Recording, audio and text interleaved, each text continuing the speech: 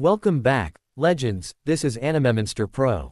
Today's story is, we will see second part what if Harry Potter awakened a power beyond mortality. But before we start, if you want more stuffs like this then please support to subscribe this channel and share with your friends. Let's start the video. Here is short summary. Abandoned and broken, Harry awakens a power beyond anything wizards have ever known. As his newfound abilities reshape magic itself, he transcends mortality and rises to become the god of magic. Before we dive in, if you enjoy powerful stories like this, make sure to subscribe to Animemonster Pro and share it with your friends. Let's start the story. Harry fought gravity, sunlight, and an overly polite wrath as he stumbled into the common room. The only new class today was astronomy, although there was a one-time flying class after lunch. Flying. He frowned. Flying seemed cool, but he would be vulnerable. On the ground his ropes could hold him in place, in the air well, much harder to defend himself at least, probably. Further thought was pushed aside by Padma poking his neck. Yeah, he is awake, just grumpy. Harry swatted her hand and turned to Terry and Hermione who were really trying to be quiet as they giggled. Food. Otherwise, let me sleep. Padma began poking faster, matching some song in her head.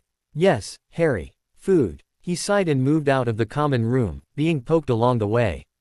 Terry gave a smirk. Look at it this way Harry, you have a new day to try some strange combination of food, right? Hermione's face of horror actually made Harry give a rough chuckle. Thanks Terry, sometimes I forget the important things. With an absent wave of his hand a wall opened and once again his friends followed the twists and turns of a magical building in a desperate attempt to find bacon. Padma had been pretty quiet, happy to randomly poke Harry or watch the old portraits that they passed. Hey, I think I remember this passage, didn't we go this way a day or so ago? The boy nodded as he ducked under a floating plant. Yes, this passage only opens on Sundays and in the morning when the previous evening had no one in the fifth-floor hallway. He waved a hand vaguely pointing to the right. Took me forever to figure it out, but something in that hall is counting people. Probably a painting or something. Terry was now watching the twisted path they were wandering with more awe. Man, how do you keep track of it all? Harry absently reached between them and acted like he was plucking a string. Bright light shimmered in a thread between the two boys. As I meet people, I tag them with a thread. Lets me keep track of my surroundings. Really useful when I was younger and trying to avoid bullies, although I apparently did it unconsciously back then. Hermione had a spark in her eye. How many people have you tagged? He shrugged. Above a couple of thousand so far. Not that many in the castle of course, well not yet. Mostly people I went to school with, friends and their families, you know. He waved a hand absently at the corridor, and they saw a pair of threads floating up through the roof. Those two are the Weasley twins. They used this passageway a couple of times before I got interested in it. They really seem to know their way around. There was a bit of a discussion about privacy, why Harry didn't really care about it that much, and how useful it could be for maps, finding people and things, and so forth. Thankfully most of the conversation started falling into other topics when Harry got to the Great Hall and began putting peaches in his milk. First came the dreaded flying class. The idea of Harry thrusting wood between his legs and lifting himself that way sounded painful. The fact that no one else wanted to protect their bits was also more than a little disturbing to him. Everyone was outside where some really old brooms were laying on the ground, clearly waiting to be shot and put out of their misery. This class was Harry's first one with Slytherins, and so far it wasn't the best impression. In an effort to not continue years of segregation, Harry dragged Padma over to the side that the green robes were waiting. The witch next to him was actually quite pretty, although her face was set with a raised eyebrow. Lost, Potter. He gave a grin. Why no, but thank you Greengrass. He gave a small chuckle at her suppressed shock at him knowing her name. That aside, I was a bit annoyed at how one-sided this class is becoming. Us and them is not exactly the best atmosphere to build friendships and future connections, no. A cautious nod brought another smile out of Harry, for a moment. Hey Ravenclaw dork, back off from her. Inwardly Harry sighed and turned. Draco's face fell like a brick. W.O. Sorry, I was by. Padma giggled a bit while Harry rubbed his eyebrows. That boy just does not learn, does he? How many times will I have to reprimand him before he grows up? He gave a surprisingly old look at the stunned Slytherin beauty beside him. Do I have a sign that says, "Please bother me," on it, or do I just attract this stuff? Her face twitched before she could hide the smile completely. I am sure you earn all your troubles at some point, Mr. Potter. His face relaxed into a smile. Please, call me Harry. And would you be Ms. Davis? Daphne Greengrass realized that right behind her, bouncing on her feet like she had a question with a huge smirk on her face, was her formerly best friend Tracy Davis. Soon to be formerly alive friend if she said anything. So you two dating yet? Yes, dead. Her self-control almost completely blocked the blush, thank goodness. Harry gave a big grin. Nope, but I have time yet, class just started. Well, so much for blocking that cursed blush. Padma was joined by Tracy in giggling sisterhood, and neither of them were paying attention to the expertly crafted glare of doom that was aimed at their hearts. She settled herself the best she could. I am not sure there will ever be enough time for that, Potter. Damn his grin. Ah, so we just need more time then. Well, I might not wait forever, you know. Her sputtered reaction was put on hold by a woman with golden eyes arriving. Everyone settle. I am Madam Hooch and today all of you will be learning to fly. She gestured to the sad brooms. Each of you stand by one of these broomsticks. Padma seemed to be having fun making faces at Hermione, since they were across from each other. Harry tried to focus on his broom, while ignoring the glares from the young lady beside him. Madam Hooch seemed pleased at how everyone was set up. Now, take your right hand over your broom and command, UP. It is a will thing, really. As Harry watched, a sickly brown thread tried to reach up to his hand. It was almost too sad to watch. In pity, he pushed a few ropes into it. Daphne had just gotten her broom to reach her hand when she heard a gasp and turned. Harry's eyes were glowing. A rich and deep green seemed to shine from his orbs, as his right hand floated a foot above his broom. As she watched, his broom began glowing, sections of runes and flashes of colors sparking as his broom began growing, flowing, reshaping. Twigs straightened, cracks shrank or seemed to seal as his gaze faded. The broom seemed to pulse with power. Harry, could you do my broom too? Frankly, this one scares me a bit. Padma thrust a broom with an obvious crack near the bristles at him, as if a glowing god fixing brooms was an everyday thing. Oh Merlin, his smile. No problem, Padma. Hermione, Terry, would you like your brooms fixed as well? Daphne looked at the other two while in shock. They were actually ignoring Harry in favor of glaring at their brooms. Terry spoke up first. Please Harry, I feel like mine died years ago. Daphne barely realized when the boy turned, but suddenly her world was full of green eyes. Daphne, would you care for me to work on your broom as well? Thankfully her new best friend Tracy piped up. Please Harry, and mine too. These things are death traps. Those eyes should be illegal. Harry chuckled as he waved his hand over the brooms near him. Each one had a weakened core, so he just used some of his own power to supplement the broom's power the same way he powered the red network at home. Connect two threads, pump a bit of energy in, then cut it. There may have been a moment where he had been concerned about exploding his broom, but that was fixed hopefully before anyone noticed. The rest was as easy as fixing normal furniture and stuff. He just had to make sure to reinforce each spell enchanted on the object as he went. Under a band of metal near the tail he also felt some runes, which he deepened and powered. No real clue what those did, but they should probably still be there. As the last broom in his group finished, he watched the glow settle into the wood. Maybe he should try duplicating it or messing with the spells, now that he had some. Amazing Mr. Potter. Oh Merlin, his heart. Jim, why didn't you tell me she was behind me? Quack. Stupid smug duck. Sorry for distracting the class, Madam Hooch. I was concerned our brooms were failing, so I was fixing them. Her eyes, eagle-shaped and golden, seemed fastened on the brooms. That is, amazing. What spells did you use? He rubbed his hand through his hair, feeling embarrassed.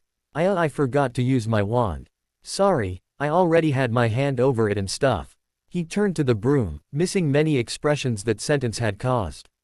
Anyway, I just repaired the wood by shrinking the stick a bit, repaired the straw, deepened the runes under this metal so they were not so faded, and filled it with more magic since the stuff inside was starting to fade. He felt a hand on his shoulder as he knelt looking at the most recently repaired broom. Daphne was trying not to giggle. Harry, you may have broken the teacher. He looked over his shoulder. Oh bloody hell. After a bit of brain resetting occurred, Madam Hooch had brought out a lot more brooms and had a grin on her face. Mr. Potter, I will give you 100 house points if you repair these. The class can wait. I have been trying to get the governor board to approve replacing these things forever. Hopefully you can make these safe. He saw a disturbingly large pile. Do you have more? I could use them as raw materials to repair the others. Her grin was almost feral. A few wand motions and a mound of broken brooms, random pieces of straw, and probably a few broken dreams appeared next to the brooms. Much of it was just wood at this point. He waved a hand and missed her expression as the pile began forming into large blocks of wood and a pile of straw. As he focused on the pile, he continued. I can tell we have a bunch of types of brooms. What is the best one we have right now? I can probably duplicate it with all this material to work with. Madam Hooch started to point toward one of the clean sweeps before she paused. If he could duplicate brooms, one moment Mr. Potter. He barely heard her as the large pile continued to separate. This wood felt interesting, like it was hugging his threads as he separated it. Somehow it felt happy to be used for repairing fellow brooms. Suddenly he felt the teacher returning. She had a grin as she passed him a broom that glowed with power. Can you change them to match this one, Mr. Potter? He glanced at it. Nimbus 2000. Sounds nifty, let me see what I can do. The rest of the students were just kind of lost. One moment they were about to learn to fly, the next they were being told to do nothing after Harry did something to a few of the brooms. Daphne was trying to ignore increasing levels of teasing from Tracy. It wasn't easy though, especially now that she and a girl named Padma were giggling over the whole situation. A claw with bushy brown hair gave Daphne a sympathetic look. Harry teased you a bit. She gave a slight sigh.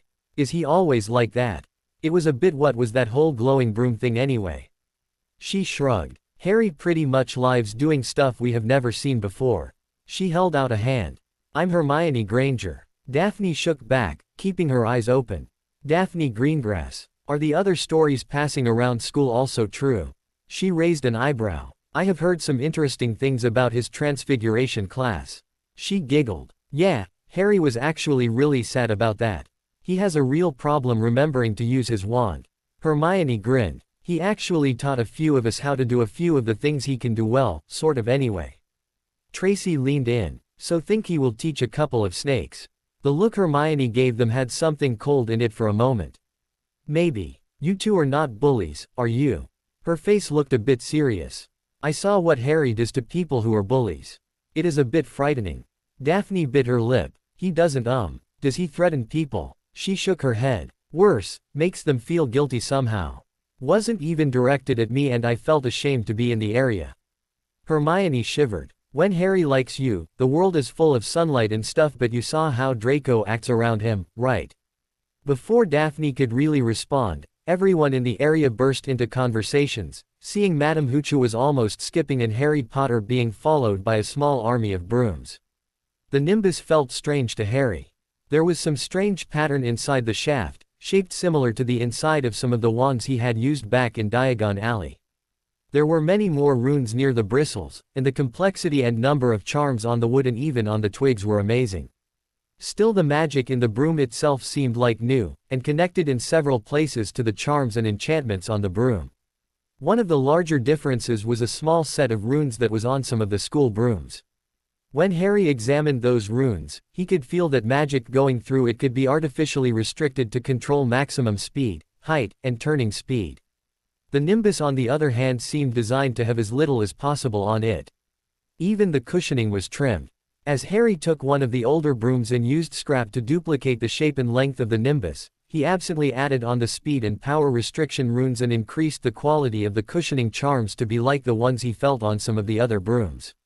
It needed more power added to the core of his creation, but power was never an issue for him before. Duplicating spells turned out to be much easier when he had existing examples to play with. Even as Madam Hooch watched with awe in her eyes and a grin, his hands glowed as a glowing broom changed shape in his hands. As he finished, he pushed feelings of calmness, of peace and safety into the core of his creation, and colored the wood a dark blue with silver twigs at the end. Solid white letters spelled Ravenclaw, where Nimbus 2000 was etched into her broom. He grinned as His fingers felt for imperfections. How many do you need for each house? Maybe one just for the referee. Madame Hooch gave him an actual hug. Young man, you are precious. Make 15 for each school and you can fly however you want for the entire period, as long as you do it safely. Heck, you can make one just for yourself and keep it with the 100 points. He jerked. Isn't there a rule that you have to be a second year to own a broom? She snorted. Pretty sure we never had 11-year-old broom builders before, exceptions are supposed to be unusual. She touched a small Hogwarts logo near the twig softly. What did you do to this logo? Harry shrugged as another Ravenclaw broom was being constructed from the pile of brooms. There are restriction runes there. Press it with your wand and tell it max speed, turning radius, and height in that order. You can also clear it by request. He pointed at his stick itself as his other hand continued construction. I also improved the cushioning charm, which required me to increase how much magic is embedded in the core of the broom. She grinned as she touched the raised logo. I will have to pass on a message to Nimbus. You can probably expect someone to come down and beg for your permission to use the new design. Seeing his raised eyebrow, she grinned. Think boy, a Nimbus broom design modified by the boy who lived. It would outsell the rest of the market easily. He grinned back. I bet I could donate my chunk to the school too, maybe prevent this from happening again. Let me see the letter before you all it and I will sign it too. After many new brooms were created, Harry absently raised a hand as he and Madame Hooch walked back to the class, which had fallen into small gossiping groups. A good number of Ravenclaw and Slytherin brooms followed behind the two as Madame Hooch examined her new referee broom, designed to be bright orange so players would see her more easily. That was probably why she didn't notice an army of brooms following along, although Harry remembered to pretend and use his wand this time. No one noticed the wandless thing, right? He sighed. Harry was not really good at subtle. Harry was just ignoring his friends at this point. Padma of course took this to mean poking was back in season. Susan and Hermione were both trying to stay awake. Terry was playing with his telescope, waiting for astronomy to start. Hannah kept grinning at Harry's annoyance. Hermione sighed. Look Harry, this stuff will keep happening because well, you are just different. She waved off his glare. All the other students just fly during that class, sometimes fall, or whatever. You rebuilt the school's broom supply using wandless magic. I mean, that just is different, right? Padma nodded, poking Harry's neck. Yep, course, different is cool. Harry relaxed a bit. Thanks. I do stuff without really thinking about all the repercussions. Terry grinned. Ah, the claw is a bit of a cub. Harry waved his hand, and a snowball smacked Terry in the face. Ignoring the funny noises the boy started to make, he tried to focus more on the class. So what is the point of this one again? Why do we learn about the stars and stuff? Hermione stretched a bit. Well, there are magical stars and stuff. If they have flares then magic here can go off. Stronger or weaker, or with strange results. A lot of really powerful or fickle rituals need specific amounts of solar magic or it will do odd stuff. Hannah was grinning. My own, I followed that. You've been practicing putting stuff in basic terms. Hermione blushed and looked away. Yeah. Harry gave me a book about teaching that covered the topic. The boy in question nodded, somehow also dodging a fairly large snowball being launched by Terry. Yeah, I want to be a healer at some point and teaching others goes well with the job. I found that just repeating raw knowledge doesn't do as much good as paraphrasing just the cool stuff into easy to remember chunks. A snowball almost hit him in the eye when it paused. Lifting it with a rope so Harry could see a giggling Padma, he raised an eyebrow. Oh my, this means war. Suddenly his team looked nervous as over 6 snowballs began forming in mid-air around his left wrist. As he lifted his hand and pointed, Terry gave a brave shout. Ladies, as we die today we shall pass the snowball on for future generations. Any reaction to that was muted as the other students in the classroom realized that snowballs were beginning to invade the room. Professor Aurora Sinistra reached the top of the astronomy tower and paused. Silence whipped through the class. Snow was everywhere, there were walls built here and there, some ice defenses, a fairly large snow duck, and a large feeling of, oops, were we caught? Flowing through the area. She looked out toward the forest. Yes, still above freezing. Snow had to be a spell. She sighed. All right, who started it? Everyone's head turned to a boy with about 8 snowballs hovering around him, a ninth one in his hand ready to throw. Noticing the looks, he casually dropped the snowball, brushed his robe off, and stood straight. "Professor, there is a perfectly reasonable and understandable reason for all of this." She crossed her arms, eyebrow raised. He nodded and gestured to a girl with bush-brown hair. It was Hermione's idea. A much longer pause before the wrath of Myone suddenly loomed over the boy and snow began flying again. Professor Sinistra considered just going back down. It would be easier. Maybe if. A snowball smacked into her hat, knocking it off. Again, the tower paused. She casually withdrew her wand. "Well, maybe as an introduction we can do something a bit different." Her wand barely moved and a large pile of snow began turning into spheres behind her. Her eyes had a twinkle, but her smirk was very subtle. "My name is Professor Sinistra, and I will tell your next of kin you died with honor." Snow happened. In large amounts. Harry had never been in trouble with a professor before. He would have to remember this if he ever wrote a book. Maybe when Professor McGonagall wasn't about to blow a gasket. Professor Flitwick seemed to be having trouble not laughing. Minerva sighed. "Professor Sinistra, I appreciate that under the circumstances you may have lost your temper, and we all appreciate that you restricted the size of your snow golems to under 5 feet tall." She tried to ignore Phileas giving her a thumbs up. The dueling champion loved making minions. "I must say that the ice prisons may have been a bit much though." Aurora gave a sheepish grin. It hadn't been so long ago that she had been in Hogwarts, and frankly the whole thing had been pretty stress-releasing. "Well, some students kept digging out the others, and I was a bit outnumbered." Phileas chuckled. "Not after the army you made." "Well done." Minerva rubbed her head. "A potion would be nice." "Harry, just why snow? It is going to get cold soon enough anyway. Last thing we need is more of it." "Oh Merlin," he had that look. "You mean sun balls. Brilliant. Just go to your house. I will be taking 20 points for causing a snow situation." He leaned forward. "Could we call it Snowmagedon?" The tall witch just pointed to the door. Harry sighed with a grin and left. Minerva turned to Aurora. "And well, next time start with the army. I prefer snow chickens myself. People really underestimate something tiny that clucks at you until it starts throwing snow eggs." Quote. Phileas had a glazed look. Ah, those were the days. That boy is much like his father.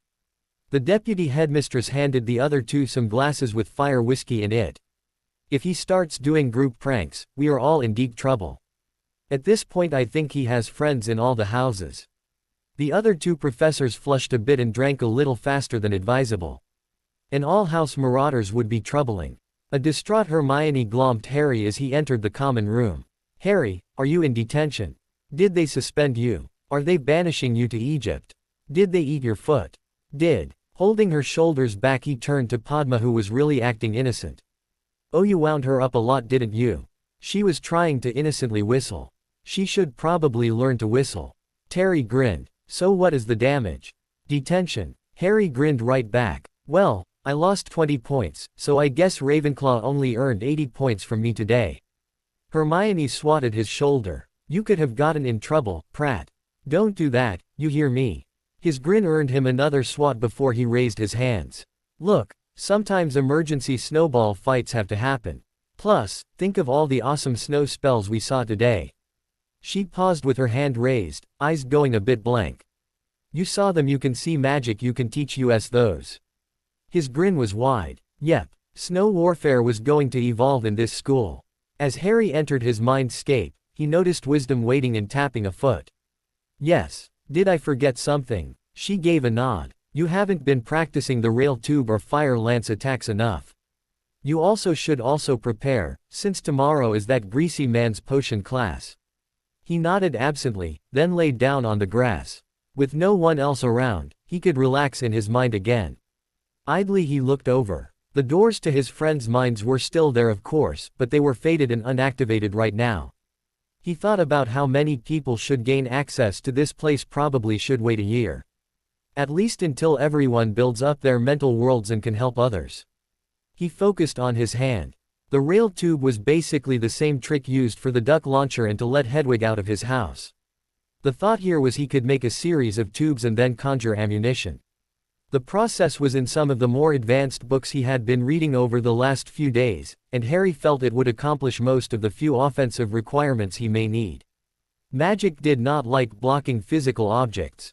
A strong wizard could block a machine gun maybe, but not forever. The magic required would be huge though, and the shooter would be fresh. Harry wanted to be able to make rail tubes at will, anywhere his ropes were. They could move objects toward or away from him, they could launch spells or objects at high speed without using up magic. A real game breaker. Right now it took several seconds, about 40, to make one tube. Harry wanted this down to less than a second for one, less than 3 seconds for 4. For hours he created them. Using different ropes, sometimes trying to build the tube out of threads barely made a tug. He kept practicing. The burning in his limbs from magic saturation was a distant memory at this point. Magic had flooded his body for so long, he probably didn't have any normal cells left. Sometimes Harry even thought magic had emotions, or opinions. Right now, he felt it was laughing at him. Create a tube, disperse it. Over and over. Left arm, right, left leg, right. With a wave of his hand, 3 tubes appeared. It was a lot of progress, but he felt he could do more later. Using both hands and a lot of focus, he began making a tube using a cable instead of a rope.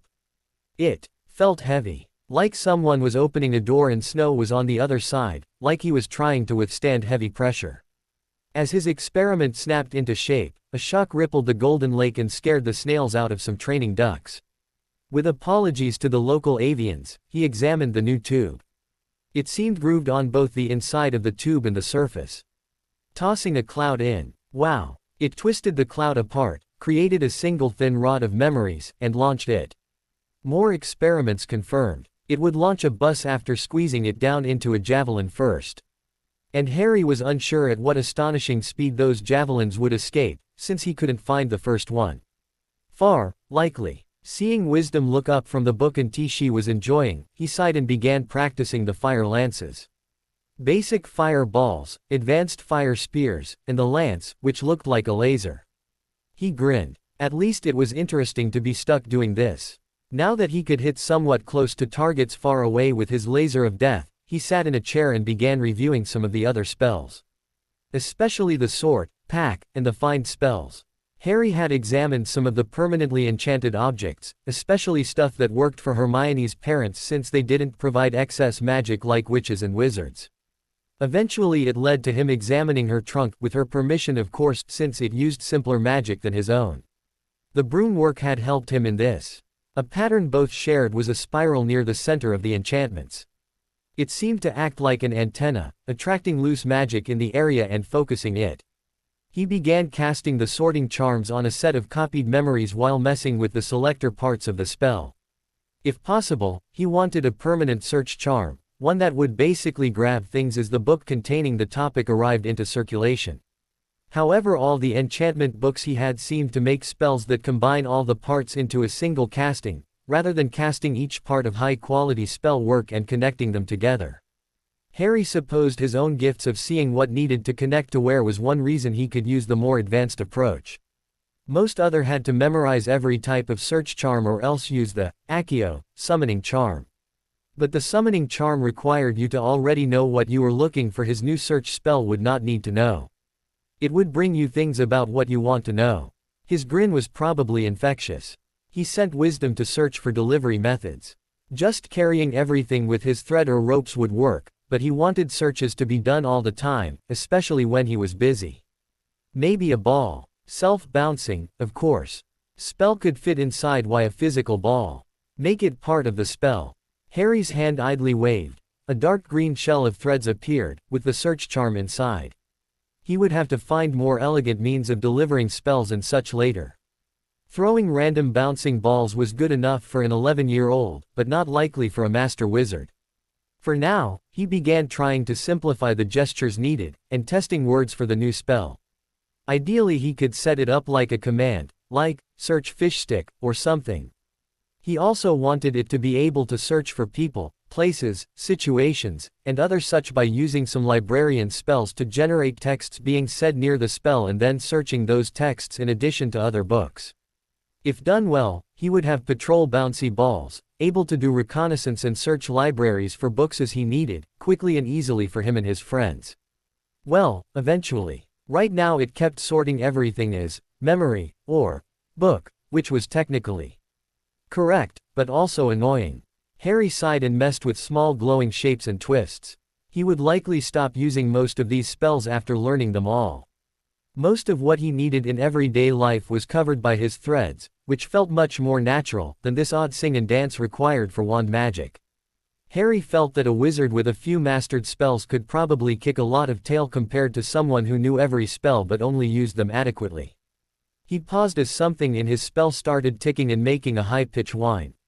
Hurling it like a snowball, it detonated, getting a few claps from the local ducks off duty. He slumped as wisdom giggled behind him. Well, that search didn't work. Unless I was looking for explosions. From behind him Wrath stepped, handing him a customized memory of fine tea. I am sure you will get it in no time, Master. Wisdom looked back at the book when Harry tried to catch her giggling. Ah well. He reviewed the memory of the exploding baseball thing. It could be useful sometime. Or at least tell him what not to do again. Several explosions and one missing eyebrow later, and Harry no longer had to wonder what caused the explosion. The answer was, just about anything.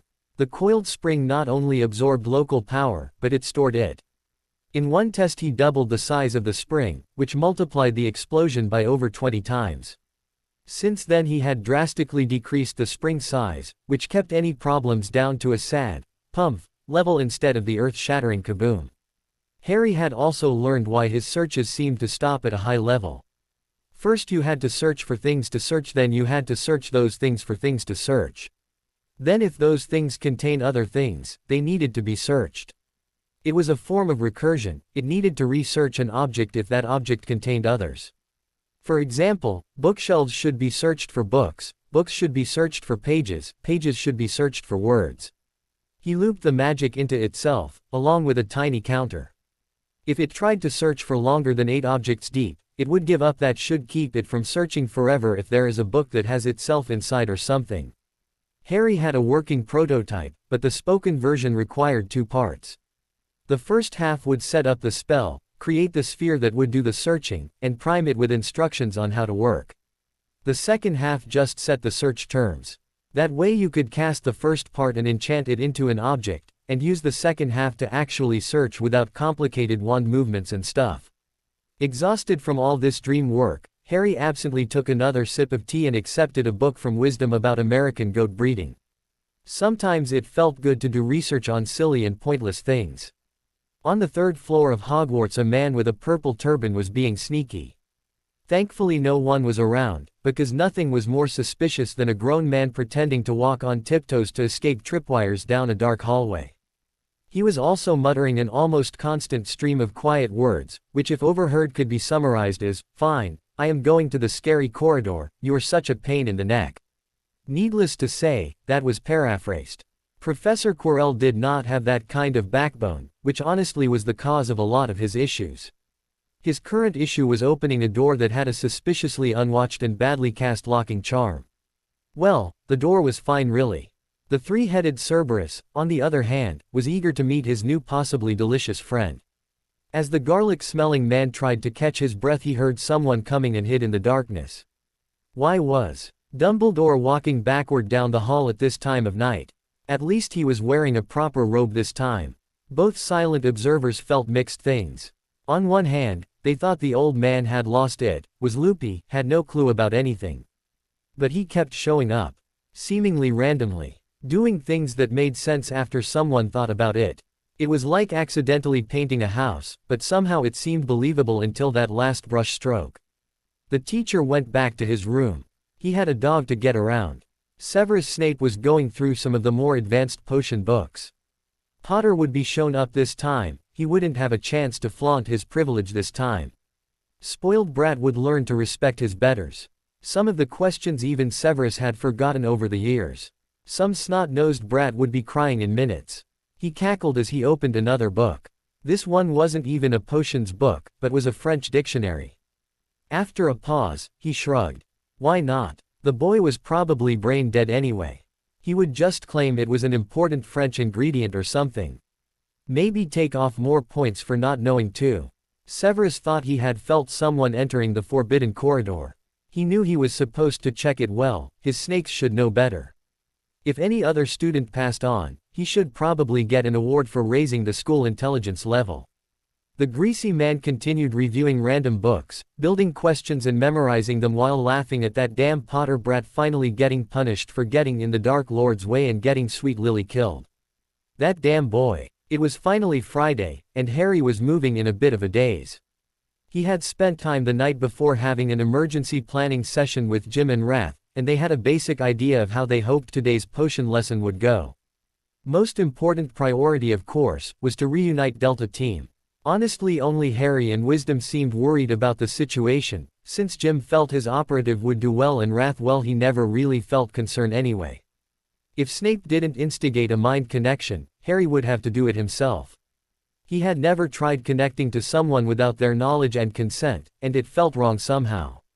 But either way, Delta Duck would be coming home. Harry did not approve leaving friends behind.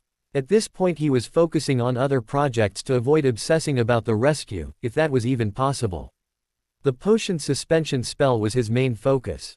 It had lots of little fiddly bits that he felt were not needed. Sure, it mattered for a potion probably that individual molecules don't gain additional spin or speed, but a muffin. If he was planning on using this as a food preservation spell, the heat cooling aspect should stay. The time aspect was the most important part, but a lot of the motion stuff could be stripped off. Honestly, from what he could tell in the theory, the ability for the spell to preserve momentum of all parts of the liquid inside is what made this a master-level spell to begin with. The motion section required analyzing the motion of the liquid, recording all flows, stopping all flows, storing data recorded about those flows into the spell itself, and finally including a self-casting charm that would restart all flows within the potion when the spell was released. The changes Harry was applying to the charm would make it dangerous to use in advanced potions, but simple to cast. It would work fine on basic potions that had no complex stages in the middle of brewing. It would work really well on food in general. As he fiddled with the wand movements, he found shortcuts and motions that would accomplish a similar result but was less precise. The food would be able to warm or cool by 1/2 of a degree, instead of taking no changes. It would age away eventually, in a few thousand years, instead of constantly adjusting itself to prevent it. It would require a wand motion now around what you wished to preserve, since it no longer had to recognize a cauldron and determine the material, heat, hot and cold spots, etc. As far as Harry could tell, he may even be able to teach this one silently to others, although he did manage to fit the word stasis to it after some experiments. The word had to be said halfway through the 4th wand motion, but it worked and could be easy to remember, and with enough practice even that shouldn't be necessary. Harry leaned against the chair in the merp room and tried to relax his wand arm.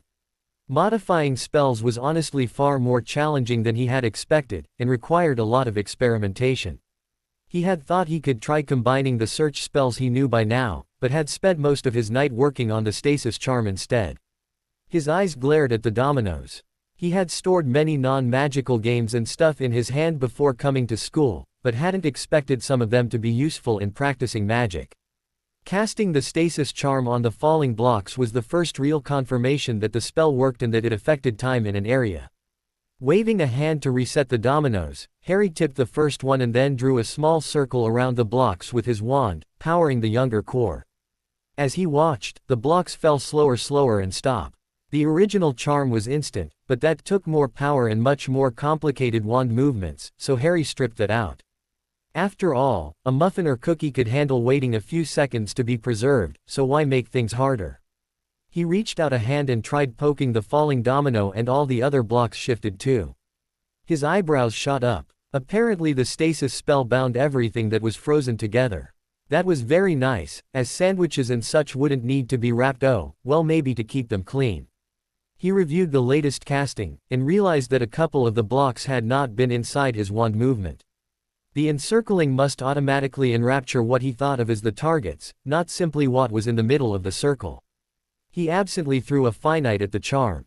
Finite was one of the game breaker spells the group had found. It looked like a small ball of spikes that basically exploded magically on a target, messing up most spells and allowing them to collapse. So far only Harry was able to do it silently, wandless, and well, yeah. Hermione had been annoyed at that. Harry pushed the thoughts away and focused on the now reordered, standing black blocks. Repeating the motions needed, he made a tiny circle while focusing on all the blocks instead of creating a large loop around them by hand. Gently he pushed a domino. He grinned as the group moved. Apparently the circle gesture would allow targeting groups rather easily. Or was it more generic than that? Resetting the experiment, he mentally targeted only every second block, ignoring half of them. As he lifted a block which lifted quite a few others, leaving half on the table, he felt a mental knock. "Sir, Miss Hedwig has a delivery for you that she would like to deliver." Harry put the blocks down, confused. "Wrath, when did you learn to communicate with her?" "I cannot, sir, but you have a connection with her mentally after your bonding." Jim translated for me, and I passed it on. He shook his head, but began heading toward a corridor with a window. "Well, thank you for the heads up. Thank Jim for me as well." "Of course, Master. Wisdom also wishes to report that stasis has been recorded and formatted for print, if you wish to activate the copy spell." Harry gave a small grin. "I suppose that would be for the best, since everyone will want to play with it after class." His mental conversation paused as he reached a window. Turning smoothly, his arm was steady as Hedwig landed with grace and slapped the back of his head with a wing. He laughed. "Sorry Hedwig, I lost track of OW. Come on girl, I was just doing a tiny bit of research, I was going to sorry, I will pay you with bacon if you would just stop abusing my head." Halfway through another head swat, Hedwig paused. Her human may work too hard, but bacon. Bacon. She stood straight with dignity and stretched her leg out so her human could take the message. He gently untied the note with his left hand. "Thanks girl, I know I was wrapped up in stuff. Forgive a foolish boy." Apparently an Alkansai. Hedwig gave a tender nibble on his ear as he read the note. "Oh, it is from the large fellow, Hagrid. He is inviting us to tea." He tapped the note on his chin. "I must admit, pumpkin juice gets old pretty quickly. I can't really feel English without a proper cup." With a slight movement a pen moved into his hand and he scribbled an acceptance note, mentioning that he may bring a friend or two over. Harry tied the note with a green thread to Hedwig's leg. "Now girl, be careful out there all right. I know you are the most beautiful and strongest owl ever, but be safe." Her snort caught Harry off guard before she launched back into the air through the window. He grinned toward his avian friend who seemed to be heading down to a strange wooden hut near the forest edge. At least it wasn't a long trip to visit the giant of a man. First impressions of the dungeons were lacking. Apparently someone had felt that a clean working environment was for weaklings. Strange stains covered the floor of the classroom, the tables had pits from cauldron failures and potion mishaps, the windows let in a strange yellow-tinted light through the grungy glass. The room didn't have proper ventilation, and the air was chilly and smelled of strange things, moldy and even slightly burnt. The walls didn't feel right, like they were not quite straight, and there was not enough light to see clearly. To add to such issues, the Ravenclaws were sharing this lesson with Slytherins, and there was a cloud of smugness that oozed from their side of the pit. Clearly they knew something the Claws didn't. At the desk in the shadows of the classroom was a bubbling cauldron, a chalkboard with fairly small text on it, and a greasy-looking shadow that was reviewing a few sheets of parchment with an evil-looking sneer. A soft bell clanked, and the man stood to an impressive height as the door slammed close, almost catching a Ravenclaw who had just entered. "I know my time will be wasted trying to harvest brilliance from such lacking sources. But as softer hearts wish that all of you could pretend to become something great, I will just have to take your money as you prove them wrong." Snape waved a wand, a class list floating in front of him. "I will now see how many of you manage to walk in a straight line long enough to reach my class. If your name is too hard to remember, just grunt when I am forced to look at you." Soft snickering came from the snake side of the room, mostly from Draco's friends. He seemed to have gained a lot of self-confidence in this class, like it was a safe place he could hide in. Eventually, of course, he reached Harry's name on the list.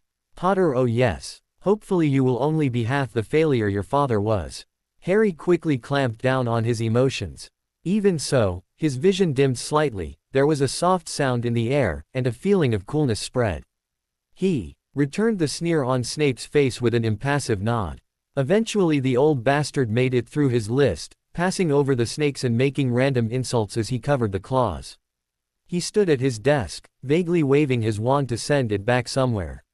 You are here to learn how to craft a series of potions. If you have any skill, you may one day learn how to truly experience the joys of exploring such a fine art as this. The world is your puppet, and with your hands you will brew lifeblood to save the dying, craft potions that can change fate and tempt luck, that will change life as you know it. His clawed fingers stirred an imaginary cauldron. It requires exact control of both mind and body to construct the beauties that may one day save a loved one or curse an enemy. This is magic in the most pure form, one that you can save and buy and sell. Even death can be held back with the right potion. His focus landed on a boy with green eyes. Potter, name a potion that uses powdered root of asphodel. Harry's eyes hardened. After a quick thought from wisdom, this would be simple. One such would be the Drought of Living Death, sir. Snape almost stumbled. That was a 6th-year potion. Damn brat. Why would you add octopus powder to a calming draft? Octopus powder increases the strength of a potion, sir. His sneer increased. Then why shouldn't you add it? Strongly affects the flavor, sir. Can cause vomiting. Snape's eyes were narrowed. Octopus powder shouldn't have even been on the reading list, since so few potions bother with it anymore. Name a tree oil that is used in a potion that treats ringworm of the feet only. Harry's eyes dimmed for a moment. Before Snape could regain his sneer, he smiled. Neem oil, from the neem tree. I believe it is one of the ingredients of Fergus fungal budge, listed in the paper, sir. Snape felt close to snapping. No one cares what you believe, Potter. 1 point taken from Ravenclaw. Next time stay on topic. He leaned forward. This dunderhead was cheating somehow, and Severus Snape was going to fall for nothing. Name the ingredient that contains an explosive fluid and is a Class B tradable material. The boy paused. I believe it is erumpent tail. Snape almost grinned. Of course not. It is an erumpent horn, of course. His pleasure over beating the brat was short-lived though. How had he cheated so badly? Clearly, being a celebrity is not everything. Ravenclaw loses 2 more points. You should have read your materials, Mr. Potter. Harry was being consoled mentally by wisdom as she tried to keep him calm. He could feel Padma secretly squeezing his knee, trying to give him support without showing weakness to the bully, while Hermione was slowly turning red in anger for her friend. Wrath was just waiting. Snape began a long rant about how important it was for people to study even if everything in the world was being given to you, how not even money could help a dunderhead, and some other nonsense. He divided up the class, and Harry and Padma almost silently began preparing the potion required on the board. Harry was in autopilot. His hands moved to the in-depth instructions from his mental library, even going so far as to grab Padma's hand when she almost added the crushed snake fangs too soon. All his feelings were numb as he tried not to kill this grease stain of a man. Severus Snape snarled over that damn brat's potion.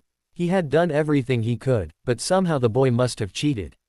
Maybe stolen Draco's work. Draco normally did much better than he had today. It must have been Harry's fault somehow. The brat's potion was bloody near perfect, no, better than that. It seemed to almost glow with power, somehow. With a snarl he waved his wand, vanishing the contents of the potion. Next time, follow instructions, Mr. Potter, Mrs. Pottle. We must not allow incompetence to endanger others who are trying to learn. 0 points to both of you on this assignment. There, the boy finally looked him straight in the eye. Nearly cackling, Snape threw a silent legilimency probe. Now he would get answers. Darkness. Cold. Bubbles. No, darkness. Claws on his neck, holding him. So cold. His mind felt something twist, a sting. Wrath held the vaguely human-shaped cloud in one hand. It had taken a lot of patience for his master to allow this Snape person to attack. Several times, even Wrath had felt his claw-like fingers wishing to dig into the man. His other hand gently pressed into the cloud, questing there. He stared at it. Master, we have retrieved the lost member of Delta Team. Should I release the greasy one? The black void echoed slightly. Wrath, he insulted Padma, her work. His fingers turning more skeletal, Wrath seemed to gain height and become more thin. His eyes, already green embers, seemed to cool into tiny green chips of ice. Unfortunately, Master, Mr. Snape was slightly injured due to falling down. The echo returned. It is indeed unfortunate, Wrath. Especially that headache he got. Wrath extended a clawed finger swirling with blackness. Indeed, master. Quite sad. He got to work. Hermione was furious. Padma was doing her best to explain that hurting teachers could be quite bad for your career. Harry was in a happy mood, which somehow just made her feel more angry. How can you be so happy, Harry? That man was awful. It was bad enough with him insulting you, and asking stuff way beyond first-year texts, but you did that potion right. It was better than mine, it was better than every one I saw, and you got nothing. He gave a grin. Well, it's hard to feel down when a pretty friend is angry on your behalf. His grin got bigger seeing her sputter. Besides, this just means we will have to learn outside of class for this one too. Padma hugged Hermione before looking at Harry. So what are you going to do about Snape? Harry shrugged. I will pass it on to Professor McGonagall. I can show her the memory and she will probably take care of it. He snapped his fingers and turned to Hermione. Oh, and I fiddled with that potion spell thing we found. Changed it a bit, and I think you guys can cast my version. Hermione's brain paused, rerouted, and now she was bouncing with happiness. Really? I saw it earlier, and it was over 100 wand movements alone. Harry grinned. That is the compressed spell. Seeing her look, he waved a hand. Well, it was a book aimed at potion masters, after all. The full, uncompressed spell had over 50 words and about 350 wand motions. After you finish designing the spell, you see how the parts overlap each other and can combine the wand motions down. He was enjoying the shock on their faces. Yeah, and the words don't matter so much either, as long as they are the right number of beats said at the right time. He turned and continued toward the main entrance. Hey, if we come up with a new spell, can we claim it or something? Are there royalties or stuff? Hermione had a glazed look as she thought about compressed and uncompressed spells. We should probably ask Professor Flitwick, he would know. Especially since he has a charms mastery. Can you teach us this one? Or is it like some of your other, only Harry, stuff? Harry shrugged. I think I can teach it, but it should be fun finding out. Where is Terry? Padma grinned. Apparently he and Hannah decided to hang out with Susan and Neville. Seemed in a hurry too. Hermione was still stuck on the idea of a new spell, but tried to focus. So where are we heading to? Harry. He waved toward a hut. You probably won't believe me, but I am headed to Hagrid's hut to find me some tea. Padma paused. Will he mind if we tag along? Harry shook his head. I don't think he would. He seems like a nice fellow, really. As it was nearing tea time, the three students wandered over the castle grounds toward the wooden hut. Built out of trees instead of planks, roughly torn and ripped into the shape of a rough stone, the house felt slightly squished but inviting. Warm light could be seen in the windows, and soft smoke rose from the chimney. As they neared it, they could see a lethal-looking crossbow, the size of a child really, resting next to the door along with a pink umbrella. A really small one. Maybe Hagrid only wanted a dry face. As Harry knocked on the wooden door, he could hear nails scratching on the floor and Hagrid's deep voice thumping from inside. Get back, you old furball, come on, Fang. Back. Don't make me put you in timeout, young pup. There was a bark that actually shook the ground under Harry's feet. The door, huge as it was, cracked open and they could see part of Hagrid's face as he pushed the creature back from the door. Just a moment, ye young'uns. Turning back, they could see that he held the collar of a monstrous dog, mouth full of teeth and a huge tongue, desperate to lick people. At the moment, Harry wasn't sure if it was safer to be liked or hated by Fang. The thing seemed made of energy. Hagrid, is this a bad time? My friends and I can come back later if you need. The door was now open, although Hagrid had a tight hold on Fang's collar.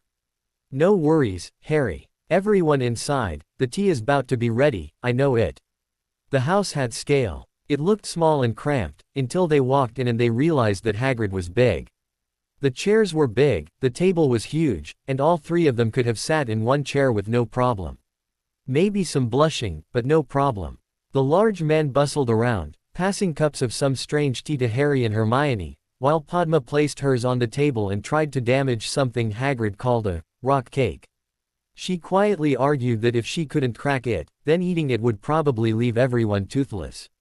Harry grinned, and picked one up while Hagrid wasn't watching.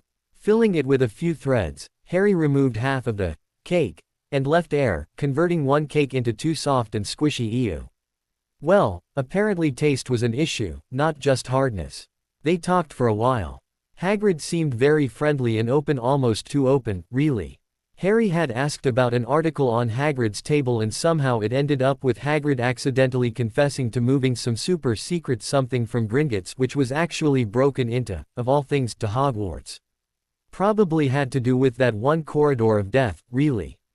He had also confessed to accidentally using the same women's restroom 3 times in one day and to hiding his broken wand inside of an umbrella, but I won't say which one, or whether or not it's pink, and many other things. So not really the guy who should keep secrets, really.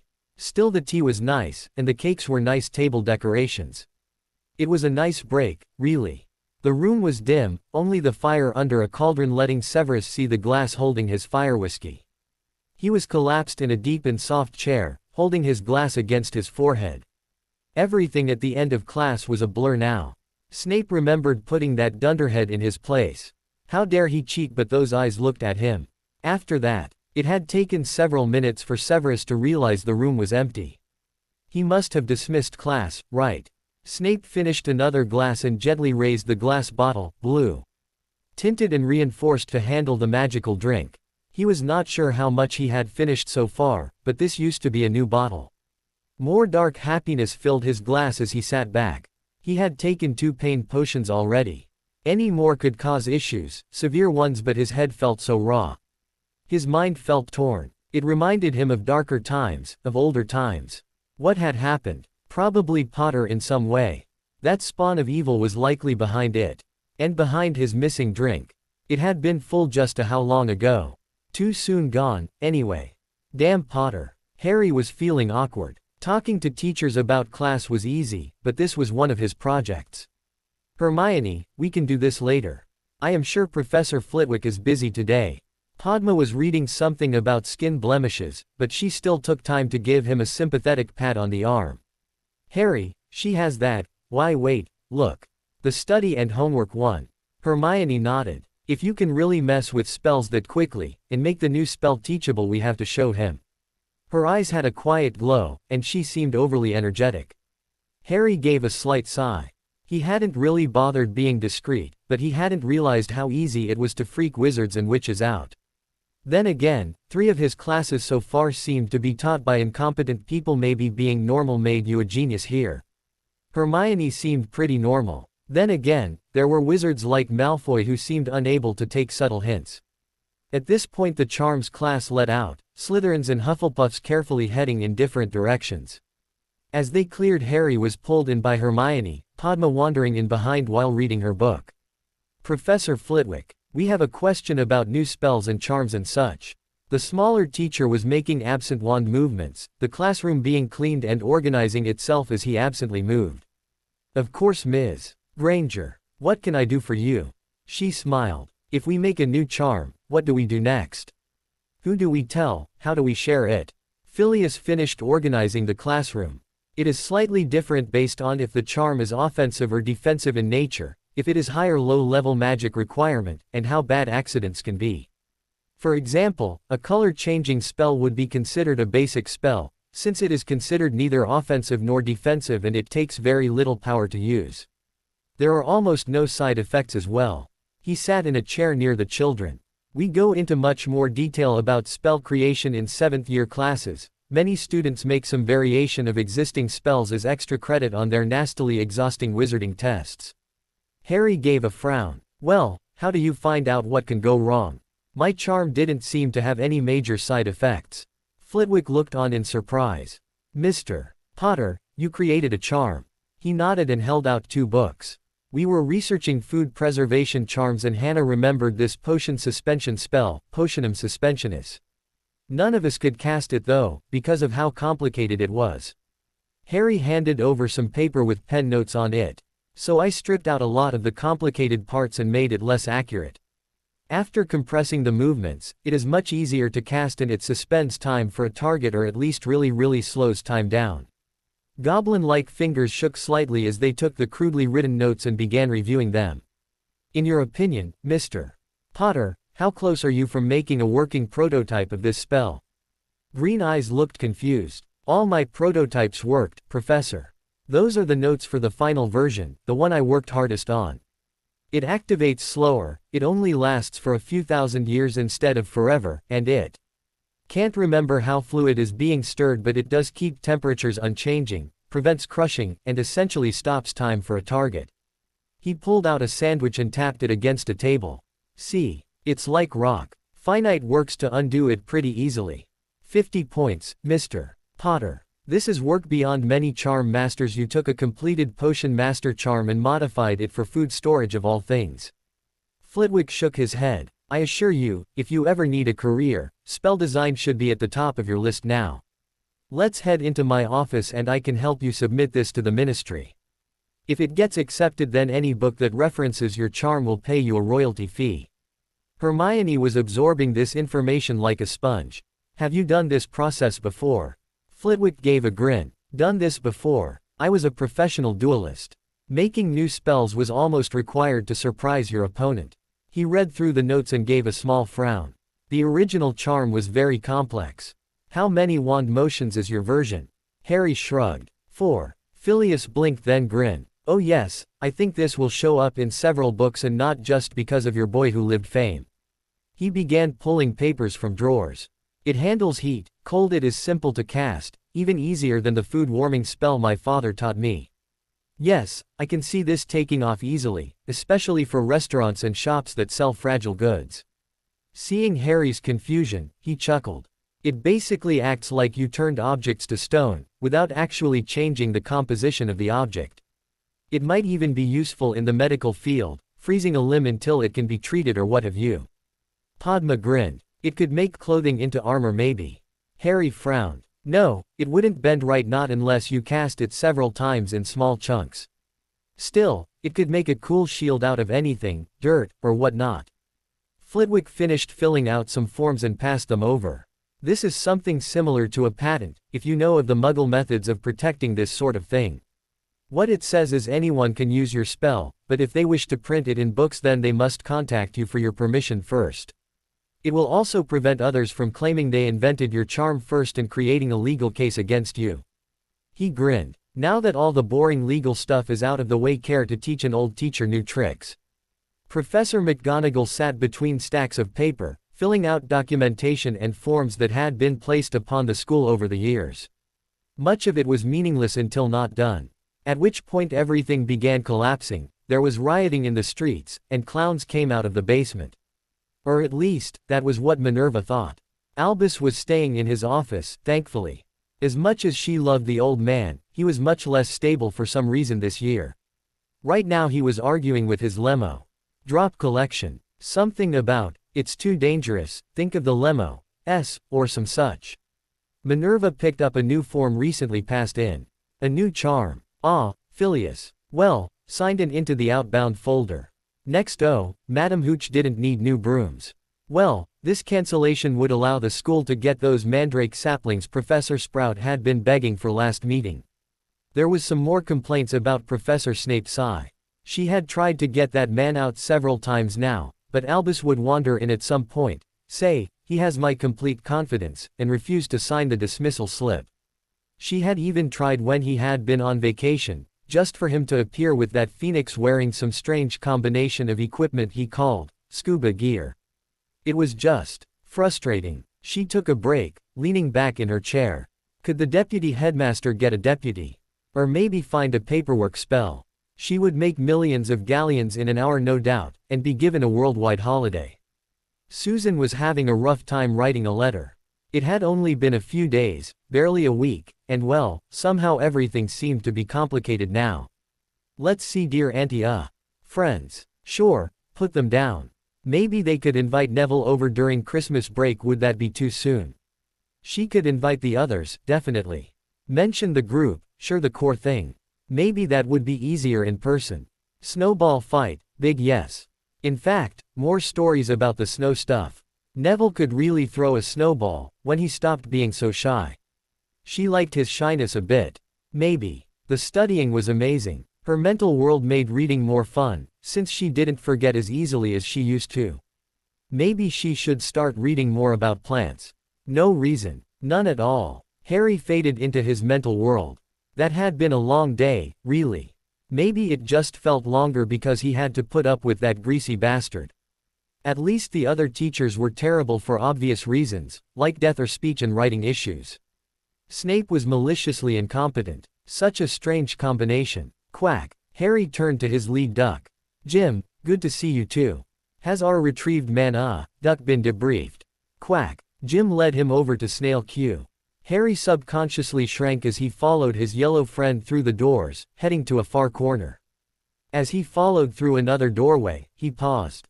The Delta team member was quite fashionable. Tight black and white striped shirt, black pants, a black mask. There was a brown bag with a golden dollar bill on it slung over his right wing. Jim, he is wearing he looks like, he rubbed his forehead. He stole stuff while he was over there, didn't he? Quack. Harry sighed. With a flick of his hand, a rope snagged the sack and pulled it over. Well, let's see what we got then. As he opened the sack, he noticed the high number of golden clouds. He looked up at the Delta member. Did you take his precious memories? Quack. Well, copying is not as horrible as stealing all the memories someone had of happiness. Still, this was private stuff here. Harry firmly moved all the golden memories into a created golden bag. He would try to avoid those. That old grease stain may dig around children's minds, but Harry was the bigger man. Well, figuratively anyway. There were some really interesting ones near the bottom here. Apparently Professor Snape knew some languages, even a few esoteric ones that were really only used for spells and certain rituals. Harry absently sent those to be added to his language center. Wisdom could handle those. Here were some potion-making reflexes, things like checking the heat automatically at the right time, cutting to exact widths, and so forth. These would be very helpful. A few fragments here and there, not entirely useful stuff other than this. Still, having a potion master's reflexes would make preparation much easier for class, and Harry loved learning languages. Even the duplicate ones like French would improve his diction and reduce his accent now that he had more memories of it to reference. Harry grinned. He should probably feel more guilty about this, but that bastard had insulted pretty much everyone Harry cared about, really. Except for his mom. Still, hurting a teacher would cut into his learning time. Well, hurting him more. That headache would get stronger each time Snape sneered. Harry sighed and relaxed on the grass. Something had felt off today. What was it? Oh, there was something hidden in this school on the third corridor. Something that someone had broken into Gringotts to try and get. That meant they were capable, slightly crazy or very crazy, and that they would likely head to here, since Gringotts had dragons and stuff and Hogwarts didn't, or did it? Probably not. A knock echoed through the bubble. What the oh? Padma was knocking on her door. Had he left her connected? Harry moved over and opened the door. Padma was grinning and had apparently knocked with her left foot. Harry, I wanted to stop by. I brought kittens. Indeed. Her arms were full of them. He laughed as he moved out of the way. I had no clue you could start the connection. Do you want me to take over the power though? She nodded. Yeah, it really made me tired when I tried to reach out here. Probably because of how far apart we are. Harry smiled and cocked his head. Want me to invite the others? Padma shook her head. Hermione would make us do useful stuff, like studying and learning and stuff. I mean, look, kittens. Harry grinned. Well, everyone needs a night of kittens once in a while, right? She nodded. For me, it's every Friday night. He blinked. But this is really the first Friday since you made your mental world. She waved a hand, which happened to only have one kitten. It is a recent tradition. Sadly, Harry never got back to work that night. But on the plus side, kittens. Professor Quirrell sighed. His body was degrading faster than he had hoped. At this rate he would need to heal his body in some way or the Dark Lord would lose his vessel. Oh, and he would die. He vaguely remembered not having a soul in the back of his head. It seemed like forever ago. He couldn't even remember if he had volunteered for this or not, way back then. All he could remember right now was something. Oh, repairing his body. He had a lot of dead tissue now. The turban actually had some garlic, to hopefully cover some of the smell. He needed to have more time. The Philosopher's Stone was so close to being in his hands. Then he would something. Stone. The teachers needed to be busy. He already had one troll down there, probably. Well, he had provided it to Dumbledore, who may or may not have used it. That man was Stone. Yes, the Stone. Another troll. He would get another troll. That would cause confusion. Then stone. Stone is good. It would take time to find another one, the last one had taken a month. Probably wouldn't be ready until Halloween. Then stone. Then he could get the stone. The merp room was normally full of students. Harry wasn't sure how he kept inviting people, but now there always seemed to be someone in there. At the moment it was Harry, Hermione, and Daphne. Tracy had started hanging out with Hannah, and they had said something about trying to create new makeup ideas for Harry to turn into spells. Harry had expected the Slytherins to complain about seeing snakes hanging around with the boy who lived, but it went surprisingly smoothly. Apparently some stories about Harry had started to spread in the Slytherin common room.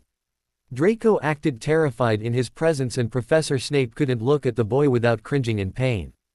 Apparently when Severus looked at Harry, sneers were automatic, so his headache was pretty epic. On the plus side, he left Harry alone, since detention or even conversation gave him a migraine. So everyone who had a problem with Harry was following their lead and trying to ignore Harry.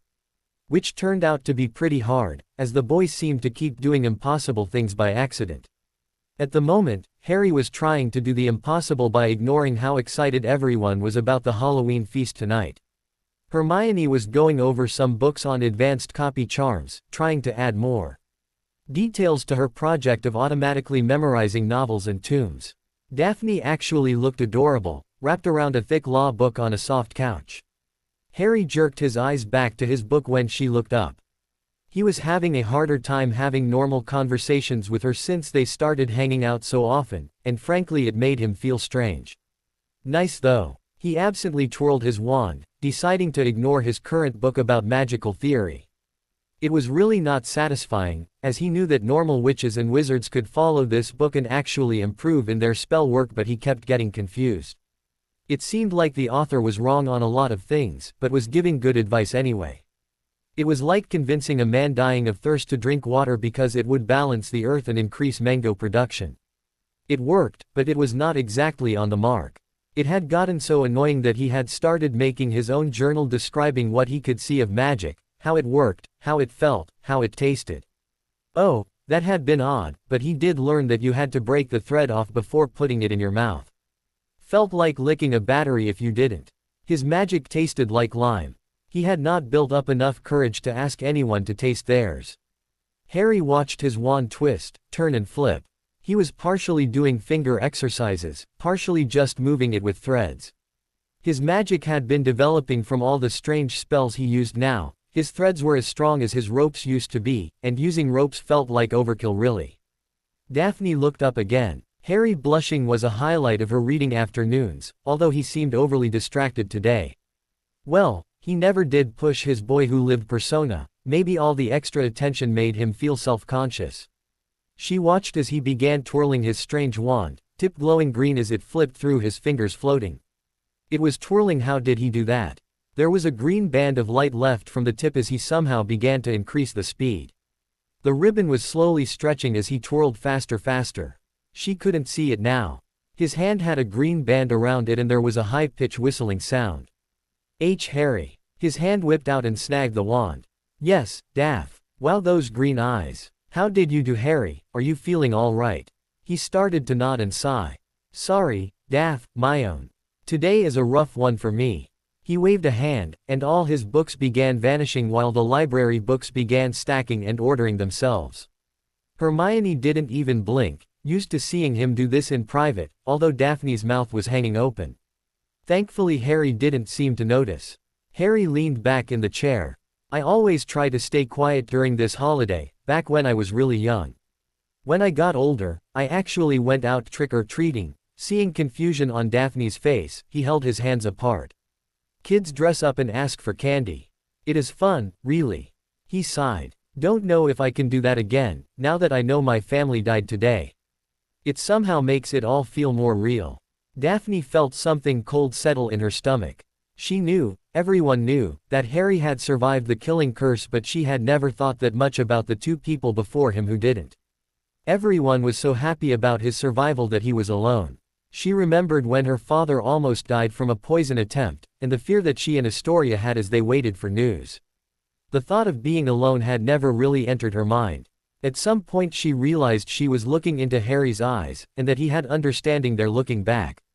She failed hiding her blush and turned back to her legal book, some section about requirements of fire protection when within 3 districts of certain potion shops. Hermione gave his arm a squeeze, and went back to her book too. She had already read it of course, but she knew Harry pretty well by now. He needed someone to be there, just not fussing over him. Even if she wanted to. Sometimes his eyes got a look that made her just want to hug him and tell him that everything was going to get better somehow. It was easier to handle with other friends like this. She was grateful Daphne had offered to hang out with them. They sat quietly, knowing that dinner would be starting soon. Harry absently waved a hand, a bowl moving from his hand storage, with stasis locked cut fruit inside. Daphne took a strawberry without looking up too much from her book, as it was getting into some interesting rent by laws she had missed last time. As Harry started to eat some melon, he paused. Quack. For a moment, his body locked up. This was bad. Hermione, Daphne, we have a problem. 4 large creatures are being led through the main entrance. Even as he talked he was standing, pulling Hermione toward Daphne and the door. As they all stood quickly Harry gave them hard looks. Daphne could feel the air somehow going colder. His eyes were glowing harsh green. You two need to tell McGonagall and Flitwick. I need you to move quickly, because I may not be able to slow them long before they reach children. Hermione got a stricken look. Harry, I can't let you. The look turned on her made her pause before she nodded. I will get McGonagall. Harry nodded, and touched her forehead. Her eyes began to glow brown slightly. Follow that path and you will reach her quickly. When you need to find me, tap your forehead and I will reverse the directions back to me. He turned to Daphne. I need you to go to the Great Hall and keep everyone in. No one but teachers may leave, understood? She nodded. He reached forward and tapped her face and suddenly there was a floating green arrow, pointing out the door. She knew the path, every edge, each corner, every secret passage that would make slightly faster, and she could feel Harry's urgency. Are we understood? Harry saw both nod, and he grit his teeth. Then time to go. He blurred away, like smoke on a windy day. Hermione pushed Daphne. Go, we have little time if we want them to help Harry. Both girls began to run. Harry grabbed his thread to the main entrance, and thickened it. As he had confirmed with both girls that they had understood the plan, he grabbed the power and pulled. He really should have practiced this before. It felt like his body was twisting, his arms broken, his legs torn and shredded, blood boiling, his heart didn't even try to beat. Every cell of his body was angry with him. He appeared in the hall. Limbs. Yes, he was here. So was a smell. Without thought he took a giant step backwards as a wall moved in front of his eyes. No, it was a slab of wood being wielded by some sort of troll. 3 were watching the 4th, who was confused that the child was not an inch tall at the moment. From what Harry could tell, this large one was the leader, even had some skulls dangling from a rag worn around his waist. The other 3 each had club-like objects, but thankfully they all seemed confused that Harry was not flat. Wrath, get ready. Harry threw both hands at the leader. Cables of green exploded from his body, cords and ropes following, twisting into the monster. His skin felt strange, like an oily surface, but he could still get some leverage as he began twisting and wrapping the beast. Harry could hear the strange language they grunted as the leader tried to move. Oh Merlin, he just told the others to help him out. Before Harry could move he felt something smash into his side like a truck. His body went horizontal till he smashed into the wooden door of the school, and he heard several things crack. His left leg had broken in 2 places, his ribs broken in 3, his left arm was it was gone. It had torn off. That was really bad. Wrath we cannot capture. End them. Yes master. Grungs, leader of Troll, eater of men, was confused. He was used to this. Confused was how trolls existed. Everything confused them. They were confused about small man food. So he smashed it. New small man food appeared next to old man food. He couldn't smash at all. He ordered non-food to smash it. Squelch, Grung's favorite non-food, had smashed man food to side. Grungs liked food flat. This is why Grungs did not like to delegate. As he reached down to pick up a bloody arm, he heard something whistle. Squelch fell to the ground. There was a hole in him. He was bleeding. Grungs turned. The door was dark. The whole side of the room seemed to be dripping in shadow. Rising proudly from the depths was a skeletal man, eyes glowing a fierce green, with one nothing but an ember. His right arm was pointed at what used to be Squelch, with small spheres of stone rotating around it. As Grungs watched, those eyes turned to Nosh. 3 stones vanished, and Nosh's head vanished. There was something was going on. Grungs roared and began lumbering toward the tiny man food. He was angry, and here was something to smash. Harry's eyes turned to the leader troll. Wrath waited. When the creature was a step away, Harry created ropes of magic, thick ones, rotating in multiple directions and speeds. Trolls were magic resistant, even fire resistant. This one burned. His scream echoed in the school, setting off screams of children elsewhere. Harry's eyes hardened. This was going to attract innocence if he didn't hurry. There was one left, and he seemed terrified, really. As he prepared to slaughter it, Wrath withdrew. Harry took steps, slowly dragging his broken body toward the last troll. With no hand movements, the creature's weapon was dissolved. As the boy drew closer, the huge muscular creature got on its hands and knees, curling into a ball, and started to cry. He couldn't do it. The threat was gone. This creature just had to be moved away. Reaching deep inside, Harry pulled the purest link of power he could, and linked his brain to the creature. Inside of Goran he was crying. His friends had died, he was alone, and something was coming for him. He was supposed to be eating man food, not alone. As he laid upon the black misted ground, Harry stood behind him. Well, he had done this before, right? Carefully Harry pulled one of the brown threads out of the creature, cringing and crying at his feet. Since he was unarmed at the moment, he guided one of his own ropes to connect. It was a rush. Harry could feel power, raw power, but also fear. Sadness. Anger. So much. He widened the connection. As he watched, the green power began invading Goran. He could feel the power entering the creature. Harry knew that what Goran needed was the ability to communicate. His mind was focused on physical strength only. The magic in his body was too close to earth and not at all like Harry's or Hagrid's, streaked with other colors. As he widened the connection, Harry focused on the boy's brain. This troll was only 14 years old. Why had his friends wandered into the castle? He would need to be cared for. Raw healing poured into the troll's mind. Harry focused on treating the troll like a slightly damaged human. More intellect, more memory, more reasoning speed.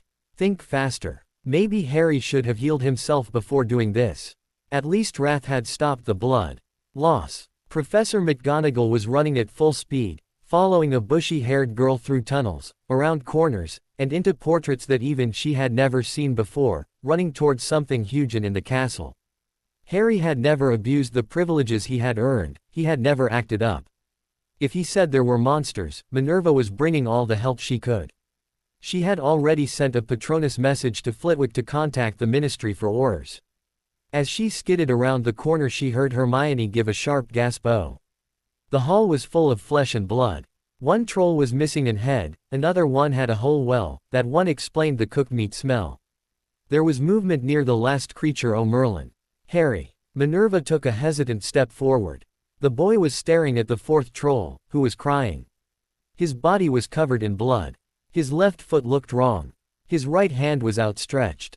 Where was his left arm? Before she could do anything, the boy looked up and smiled.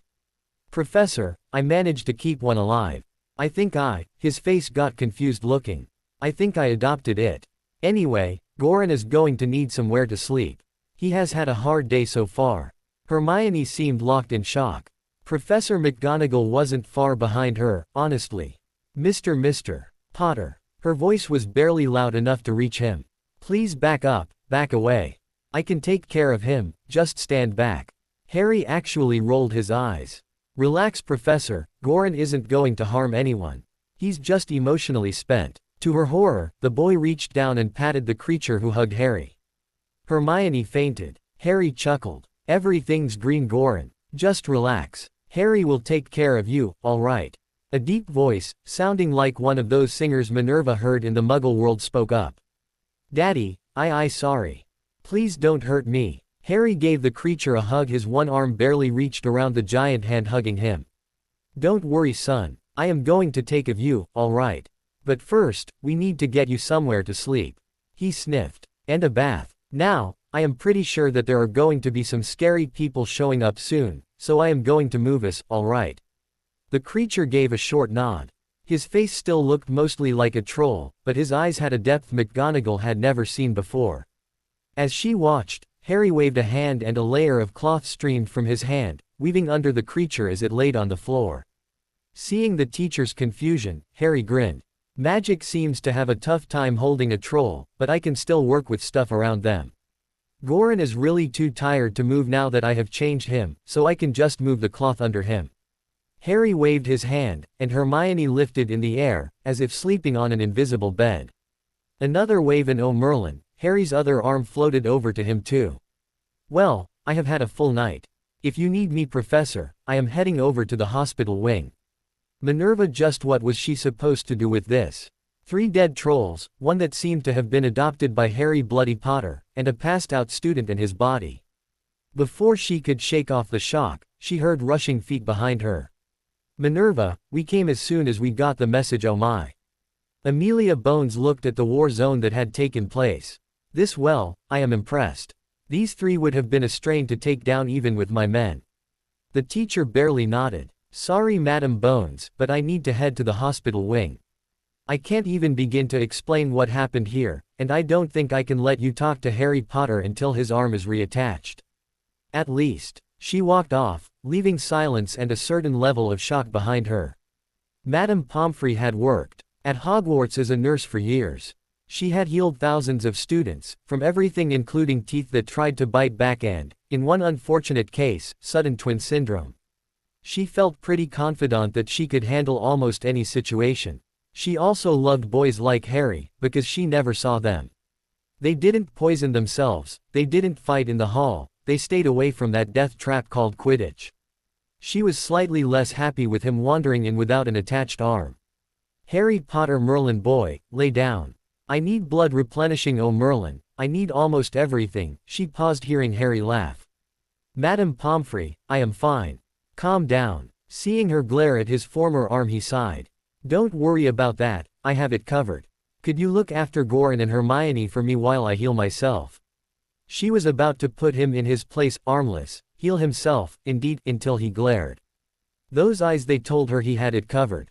And she believed him, but was still annoyed. Fine, Mr. Potter. But after you, heal yourself, I am doing a through check, understood? He nodded. Tell you what, you do the health check on Hermione and my son, and then we get to me, alright? Son. The troll. Troll. Harry sighed. Why didn't people just roll with it? Seriously. Professor McGonagall entered the hospital wing to see Hermione sleeping on a bed, a troll barely on a bed being treated by a very frazzled Madame Pomfrey, and Harry Potter flipping his arm in the air and catching it. Mr. Potter. Please just we need to get that fixed.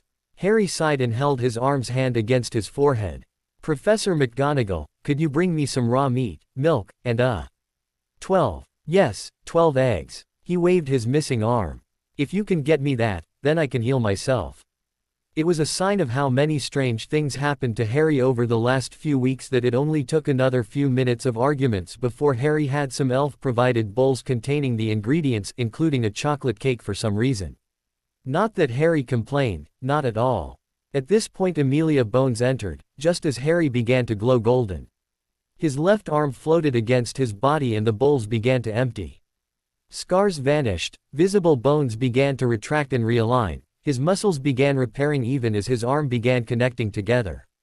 Loud snaps and crackles could be heard, making everyone, including several stunned Aurors, wincing, as they watched the boy who lived rebuilding his body. As the last bowl emptied, the child stood up, stretched, and held out a hand as the plate of cake landed in it. His other hand waved, and one of the bowls became a fork in his hand. Seriously, Madame Pomfrey, I ask for eggs and I get cake. I may have to get hurt more often. Everyone heard a snort near the troll. Mr. Potter, as far as I can tell your son is fine, just asleep. Amelia stared from the boy who resurrected, Troll Potter, and a very stressed professor. So, she paused. Where does one go from here? Turning to Harry, she held out a hand. Good afternoon, Mr. Potter. My name is Amelia Bones, and I am head of the Department of Magical Law Enforcement. Would you be able to answer questions about what happened tonight? Harry nodded. It is pretty straightforward. I noticed 4 large creatures had somehow entered Hogwarts. I sent Hermione Granger, he looked at the passed-out girl with a small smile, who successfully found Professor McGonagall to get help. I sent Daphne Greengrass to make sure no one in the Great Hall left to bump into the creatures. And I went down to stall for time. Harry grimaced. It was a group of 4 mountain trolls. The leader tried to smash me. I wanted to delay them until help could arrive, but I was only able to restrain one using my magic, and it required active attention to maintain the binding. They are apparently very magic resistant. He sighed, missing several looks the Aurors were giving each other. At that point, I gave up on a peaceful resolution. If I got too hurt, one of them could escape and hurt children, which was not an acceptable outcome. So I went lethal. His face hardened. I killed the one who hit me by launching stones through his chest. I destroyed the head of another one the same way. The leader tried to attack, so I burned him. Took way more power than I expected it to, as you may have guessed. The boy got up and walked over to the last, huge troll. Casually, almost sweetly, he stroked the creature's head. Goran was the last one. I was planning on restraining him, but he was terrified. He was at my feet, crying. And I couldn't kill or let others kill something so afraid. I knew we couldn't just let him go. So I tried something. Harry waved his hand, and there were several gasps as pure magic showed up between the two. I bonded to the troll the way wizards bond to pet owls and stuff. He is only 14, you know. So I basically adopted him. As far as I am concerned, he is now Goran Potter. Even if he isn't by blood, and won't inherit the family name, of course, I know he wouldn't be happy with it. Seeing the shock, he grinned. I used the magical connection by the way to help him a bit. Goran has a vastly improved brain, as well as memory. It may be easier to imagine him as a very large child right now. Madame Bones just filed that away. This was too much right now.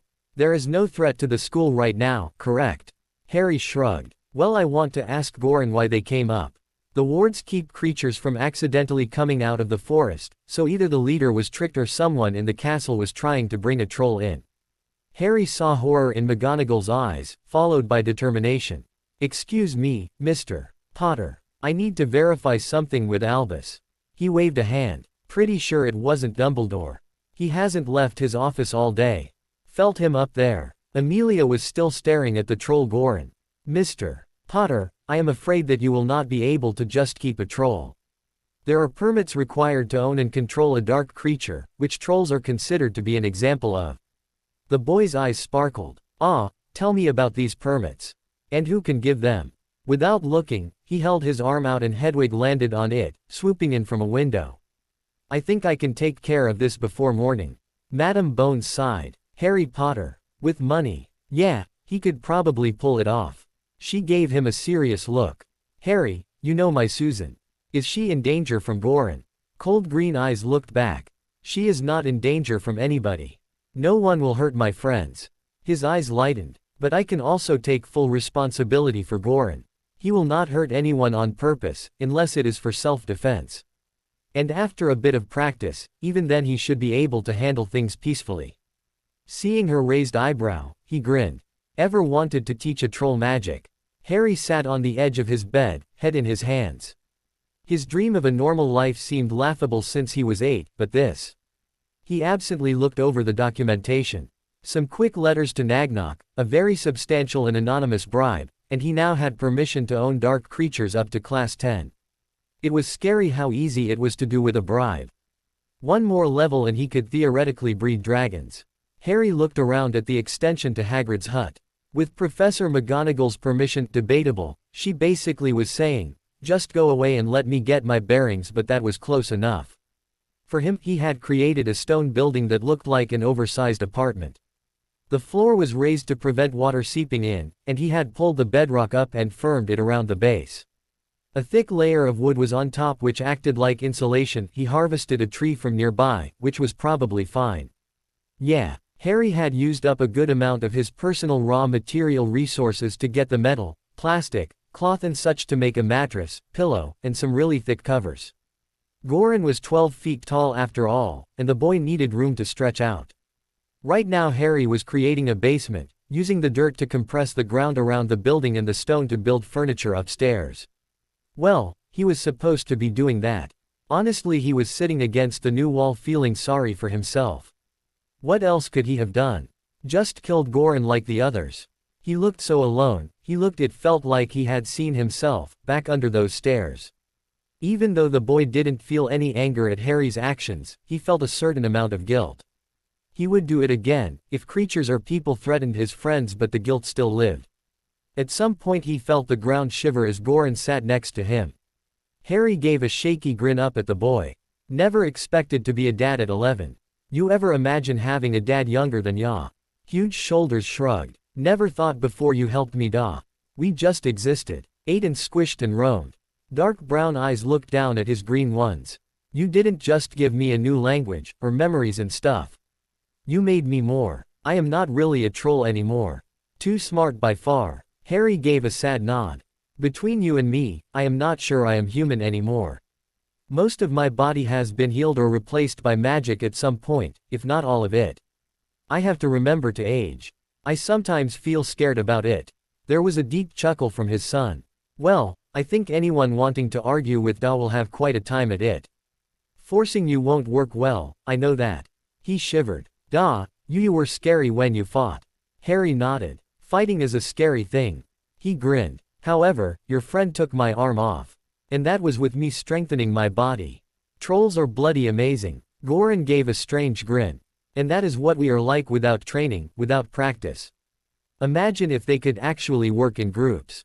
The two boys laughed. There was a bit of an edge to it, but it still helped them both find some sort of calm. Harry stood, stretching his arms. Well, enough rest for me. You've got a bed, table, some chairs, some shelves, one heavy stone door. Can you handle it fine? Goran held up one of his massive hands. I like something with a bit of heft to it. Fair enough. I all ordered some raw materials from Nagnok. Apparently my broom design did fairly well so far and he felt we could afford some extra materials thanks to the bonus. He also seems to find my new family humorous to some extent. Goran stood, following Harry upstairs. So what am I going to do? The nervousness was clear. Harry gave him a huge smile. Well, I will be stopping by often with friends, of course. I will be setting up downstairs as a new magical research project room, so Merc2 or something. As for work, I believe Hagrid would love your assistance. He has to handle all kinds of creatures that find weaklings like me tasty. Goran snorted. Weak. Sure. Well, if your friends want to come by. I will. Trolls are not normally friendly, as one would say. Harry rolled his eyes. They normally don't talk English either. I will bring some people by later, just take a good nap and I will see you after lunch. The food on that bottom shelf is all locked down in stasis, and I tied it to the shelf, so moving it off that shelf should release the charm. He grinned. I mostly stuck with large food, easy to handle. There is a grilled whole pig, for example, and a bowl of pineapples, uncut. Don't forget veggies and such. He paused as he was about to exit. In fact, I will bring by a bunch of dishes later, and we can find out what you like to eat. I assume raw food isn't the best thing you will ever taste, especially after you try bacon. Goran laid on his new mattress. The springs were huge inside, but it still felt more soft than any ground he had slept on in his life. Good night, Da. Night, son. If you need me, just call me in your mind. I will be right here. Goran nodded, already falling asleep. It had been a bit of a struggle getting him to walk this far to begin with. Apparently trolls tended to wander pretty randomly for long periods of time normally. Harry waved a hand, opening the huge stone door so he could exit. Turning, he waved again to put a small label on the outside, "Welcome to Goran Potter's home." He smiled and headed back toward the castle. Harry knew this was odd, but when did Potter do normal? There were a lot of angry eyes when Harry entered the castle. Good morning everyone. Harry James Potter. A brown-haired avenging angel strode up to him and wrapped him in a tight hug. Don't you ever fight like that again. I had the worst nightmare that you had been hurt. Harry coughed. No, of course I wasn't. Hermione froze, then began poking his left arm. You were. And you are a bad liar. Her anger was starting to fight her natural urge to both hug him to death and pester him about how on earth he had reattached an ARM. Potter, are you feeling all right? Daphne's hesitant question made him give a big smile, sharing it to the other girls and few guys who had been waiting in ambush. Harry grinned, shifting Hermione to be beside him instead of in a chokehold. Of course I feel fine. Last night there was a bit of a tussle. Terry snorted. Tussle. 5 seconds after Daphne runs in, claiming some monsters entered the castle, Professor Quirrell barely stages in and starts yelling about trolls. By the time we all got settled down there were oars everywhere and no one was allowed to know anything. We were stuck in that hall for hours. Not even the teachers got to go to bed. Neville gave a hesitant nod. I heard that there were dragons, and the troll was a cover-up. Tracy threw a hand up, eager to join in on the rumor train. I heard it was an army of Inferni, zombie warriors. Hannah stared at Tracy and took a slight step back. Turning to Harry, who seemed quite bemused by the rumors, she grinned. So, where were you? I heard Madame Pomfrey was annoyed that you had left early this morning. His face paled. Oh, I had never been in the hospital wing before, I didn't know we had to check out. Padma stopped wringing her hands and jumped into the Hug Harry campaign, currently ongoing, joined today. Harry, all they said was that you and Hermione were in the hospital wing, and we didn't know what was happening. Harry pretended to ignore the sniffling from Myone and Padma, giving them small squeezes. Everything is fine, there was a small scuffle at the front of the school. Daphne helped keep all the students safe, and Hermione got me backup to make sure they stayed safe. And the rest of you also stayed safe, which is vital. Hermione slapped his shoulder. Harry, you need to stay safe too, you Burke. We don't want you hurt. Harry honestly felt touched. It felt good, having several people, as he saw all the nods, want him to be protected too.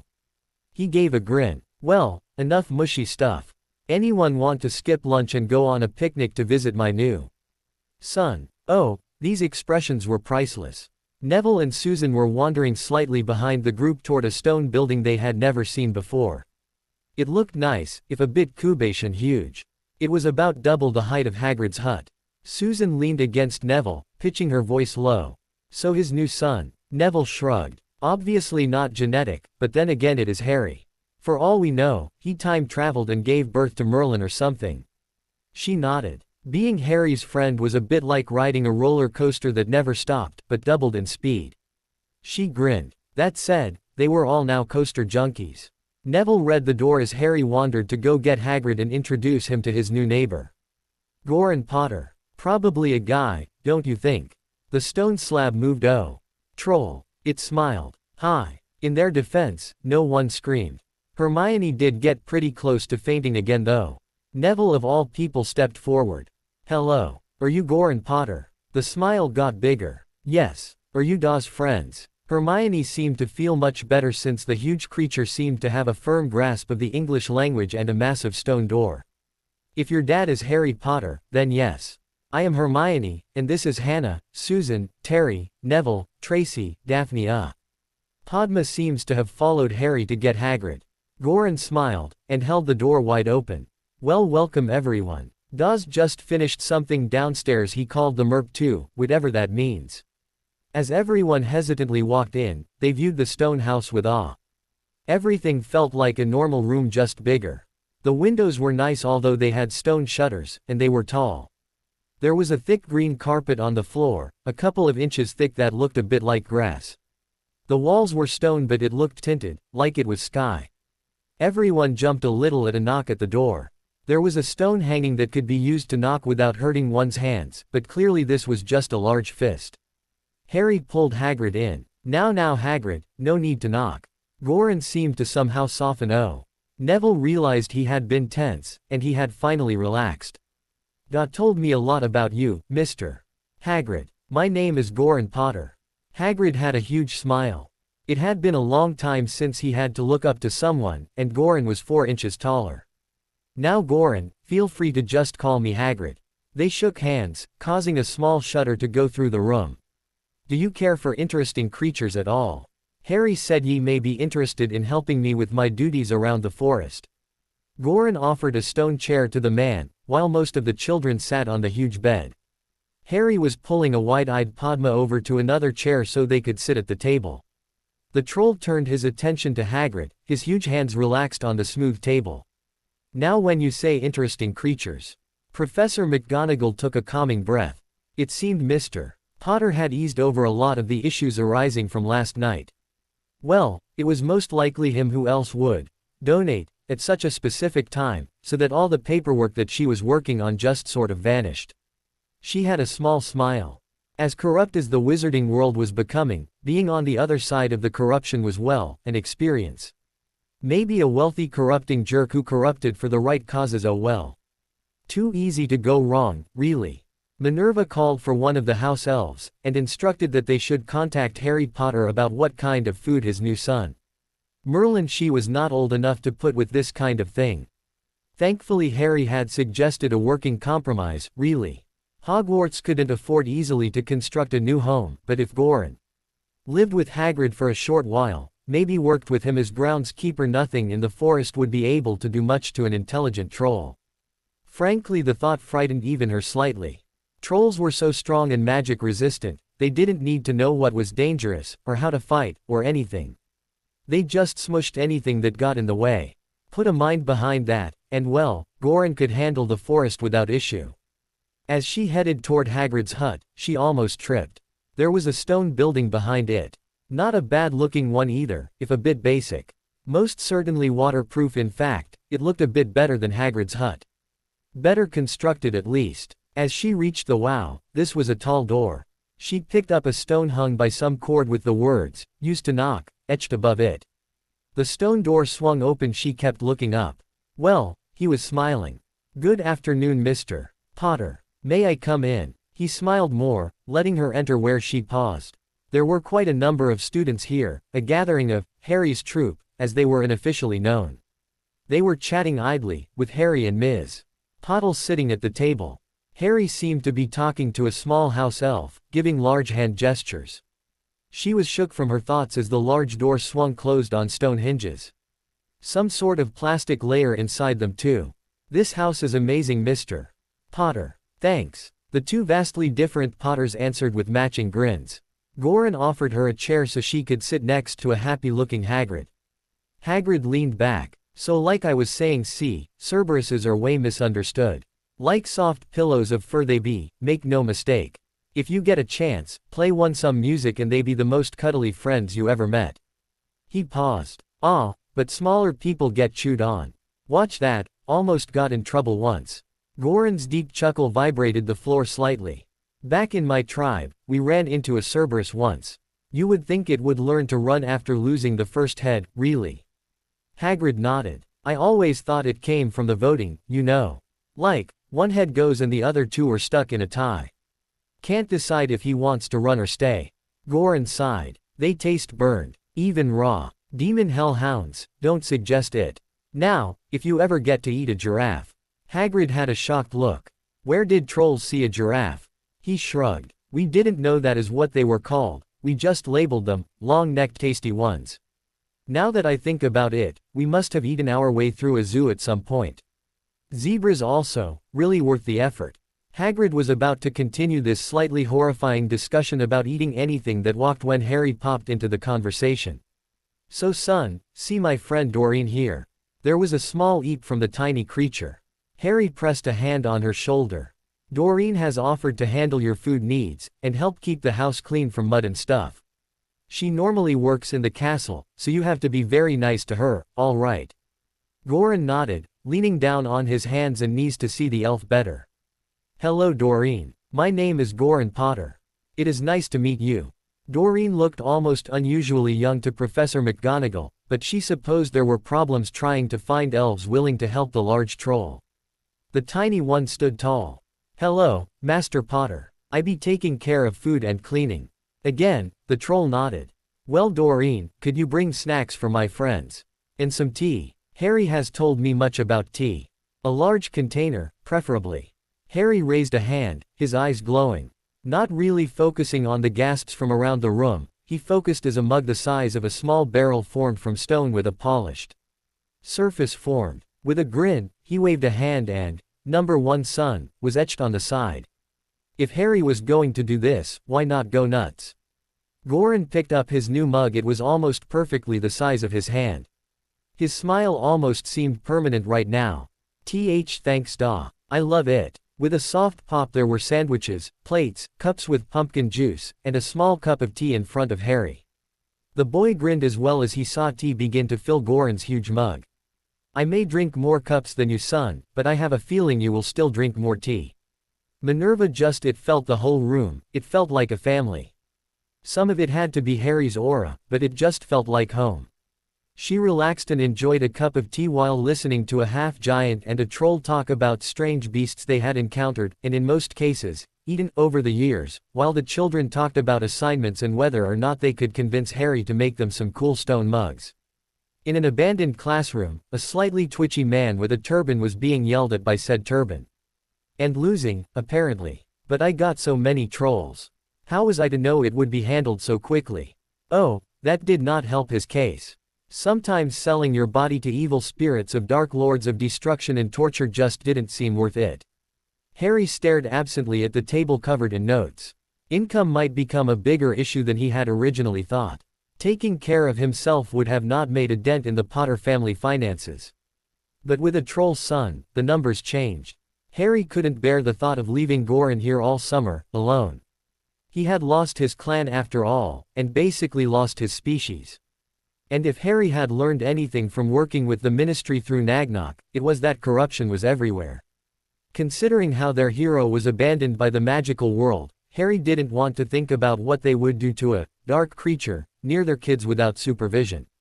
And constant bribes would really start hurting his future plans. He idly spun his wand through his fingers as he looked over some random research notes. He knew that he was going to make a home someday, apparently that someday was by the end of the year. Goran needed a safe place to go home to when Harry was not at school. Leaning back in his chair, he watched his friends, all working on their own projects. Hermione was working with Daphne trying to adapt Harry's stasis charm to be easier for others to cast. Apparently all the extra movements and words created a series of stages for learning the final spell. Since Harry could actually see his mistakes, he hadn't bothered on making a longer, louder version for younger students. He would have to keep it in mind in the future. He had heard that Tracy and Padma were still working on beauty and makeup charms. He would probably invest in what they create, since the beauty industry was so popular in the non-magical world. Harry suspected a good amount of the charms could be adapted for disguise work as well.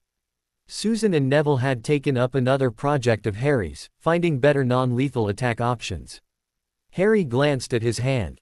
In a way, he still felt they were covered in blood. The trolls were not human, but they had intelligence. If he had some better methods of restraining them, maybe he could have given Goran friends instead of Graves. Neville had surprisingly volunteered, helped by Susan of course, and together they were gathering information about hexes and charms to restrain a person, by magic, mind, or body. Harry gave a small grin. Compared to everyone else, Terry was working on learning how to make his own Quidditch equipment, even floating rings so that pick-up games of Quidditch would be possible. Harry had helped out a little, just so he could stop thinking some of the darker thoughts. Sometimes working on a silly project could really relax a person. He sighed, looking back at sheets of notes. Harry had sent paperwork to Nagnok to begin searching for the largest amount of cheap land for sale he could find, preferably a dump or spell-cursed area. Sure, it would take time to cleanse, but Harry felt the free materials and cheap land would balance that nicely. The real problem was the wards. Harry had looked at the goblins' offerings, and had felt annoyed. They didn't seem as covering as the red network in his own home, and he wanted any new home to be at least as safe as his old place. Not to mention that the goblins charged a lot for those wards of theirs, and Harry needed funds as it was. He wasn't worried about the break-in that Hagrid had mentioned, although the large man seemed shocked that he had mentioned it at all. Great guy, but not great at being subtle, really. Harry assumed that the thief had employed social engineering to get in, not ward breakers. Security is worthless if you open the door for them, after all. And the bank is designed to let lots of people in all the time. Slip-ups will occur. Of course, the only other wards Harry had seen was the series around Hogwarts. They weren't perfect, but they were bloody complex layers of domes, spinning threads that crossed and twisted, alerts and charms woven like vines throughout it. It was almost an organic defense, grown as generation after generation of headmaster increased and complicated each ward. Not really practical for a home though. Harry glanced at his arm, watching the green ropes where his threads used to be. After the strange shifting he had done during the troll attack, his power seemed to flow much smoother, thicker.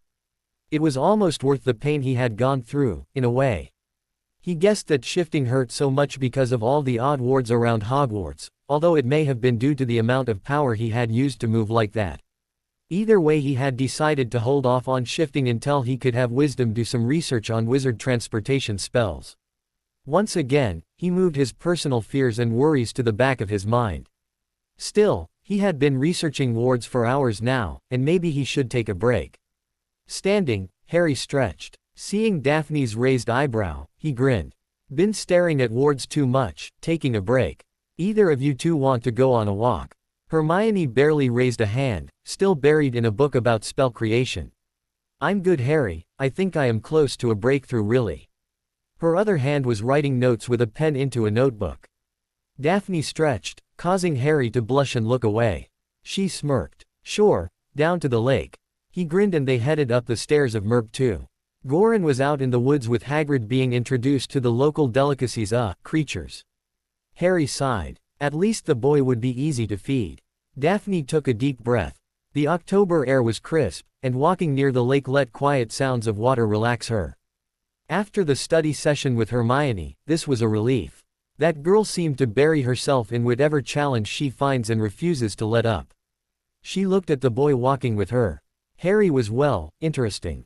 Slightly dangerous. Kind of cute, reserved. Yeah, the look in his eyes when he commanded her to warn the Great Hall had sent shivers down her spine. Still, Potter, do you think the trolls were sent to the castle? He gave a lopsided grin that made her squirm a little inside. Why, Ms. Greengrass, I doth protest thy formal language of a most extreme nature. She rolled her eyes. Harry then, I mean, those were mountain trolls, not a lot of mountains around here. Someone had to have let them in, right? Harry sighed. I think so. I didn't feel who was around when I noticed them entering the front entrance. I am not sure what they hoped to accomplish, but I couldn't risk waiting to find out. He gave a small frown. I doubt it was intended to target me, even though I took the most damage. It wasn't likely intended to push forward Death Eater ideals either, since there was no signs, warnings, or other notes claiming responsibility, which terrorists tend to do when trying to push fear. She pushed a strand of blonde hair behind her ear. Well, assuming the one responsible was not aiming for random fear, then they were either creating a mess to attack leadership at Hogwarts, creating a distraction so they could do something at Hogwarts, or testing the defenses of the school for a future event. She gave a slight head shake. Although the testing thing seems they could be trying to get Aurors stationed here at the school so that an event elsewhere would have less people responding to it.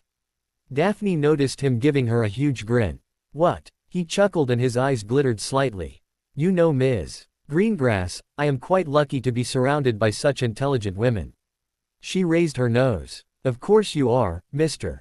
Potter. And you shall be grateful of such an honor, of course. His grin widened. But of course, my lady. I surely count my days as filled with joy and fortune to be such honored at a time as this. Daphne rolled her eyes, fighting to keep her cheeks from blushing. Something about, my lady, sounded nice. So, what should we do if this incident was not random? Harry seemed to almost collapse into a serious expression. I have started tagging students with threads, and offering ropes to my closest friends. He gave her a look. I would be grateful if you would accept one. Daphne tried to control her face. By rope, you mean your magic, yes. What are the effects? Benefits. I must still represent the Greengrass House as members of the Grey Party, the neutrals. I can't, even if I wanted to, I can't commit too much to one side or the other.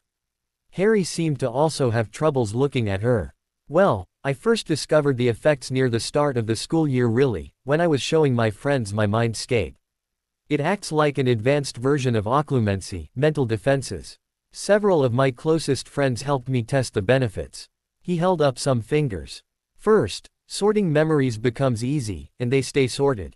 You can create mental constructs to automatically sort for you, although I am the only one who has done that so far. Time moves faster in your mind, so you can train and practice and learn stuff faster there, including reading books and stuff.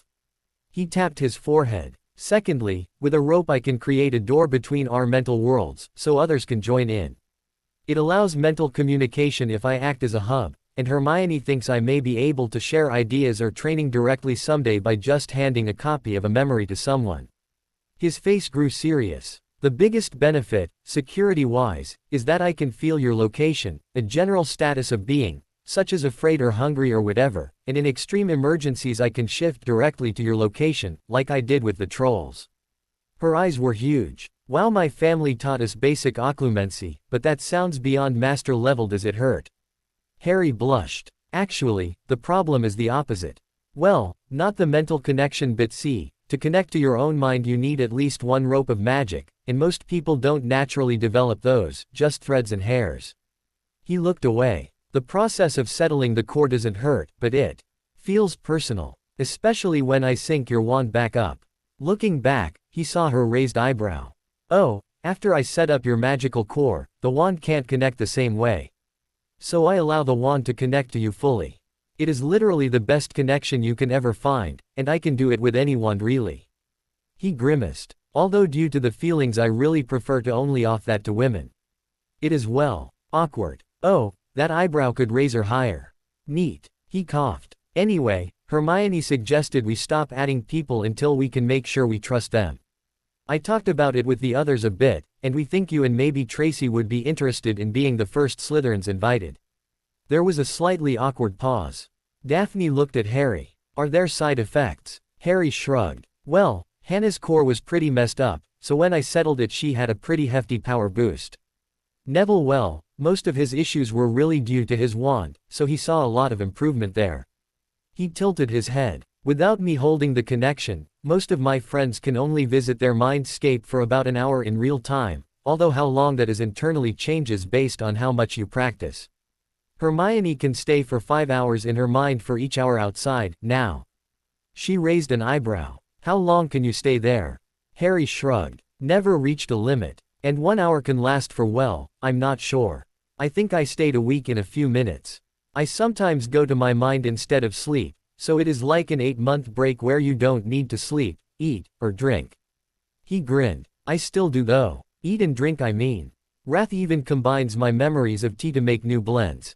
Daphne seemed to be trying to grasp onto something stable, mentally at least. Wrath. Harry nodded. I created some mental aspects, or parts of me. Jim, wisdom, and wrath.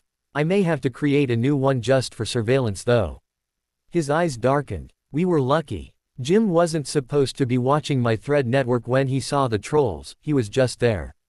Right time. Even then, they had been within detection for about an hour before they got into the hall. He rubbed the bridge of his nose.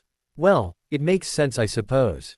Can't really require the DA to monitor so much stuff all the time and handle local defense. And infiltration I suppose. Daphne sighed next to him, as she sat in the grass, looking over the lake.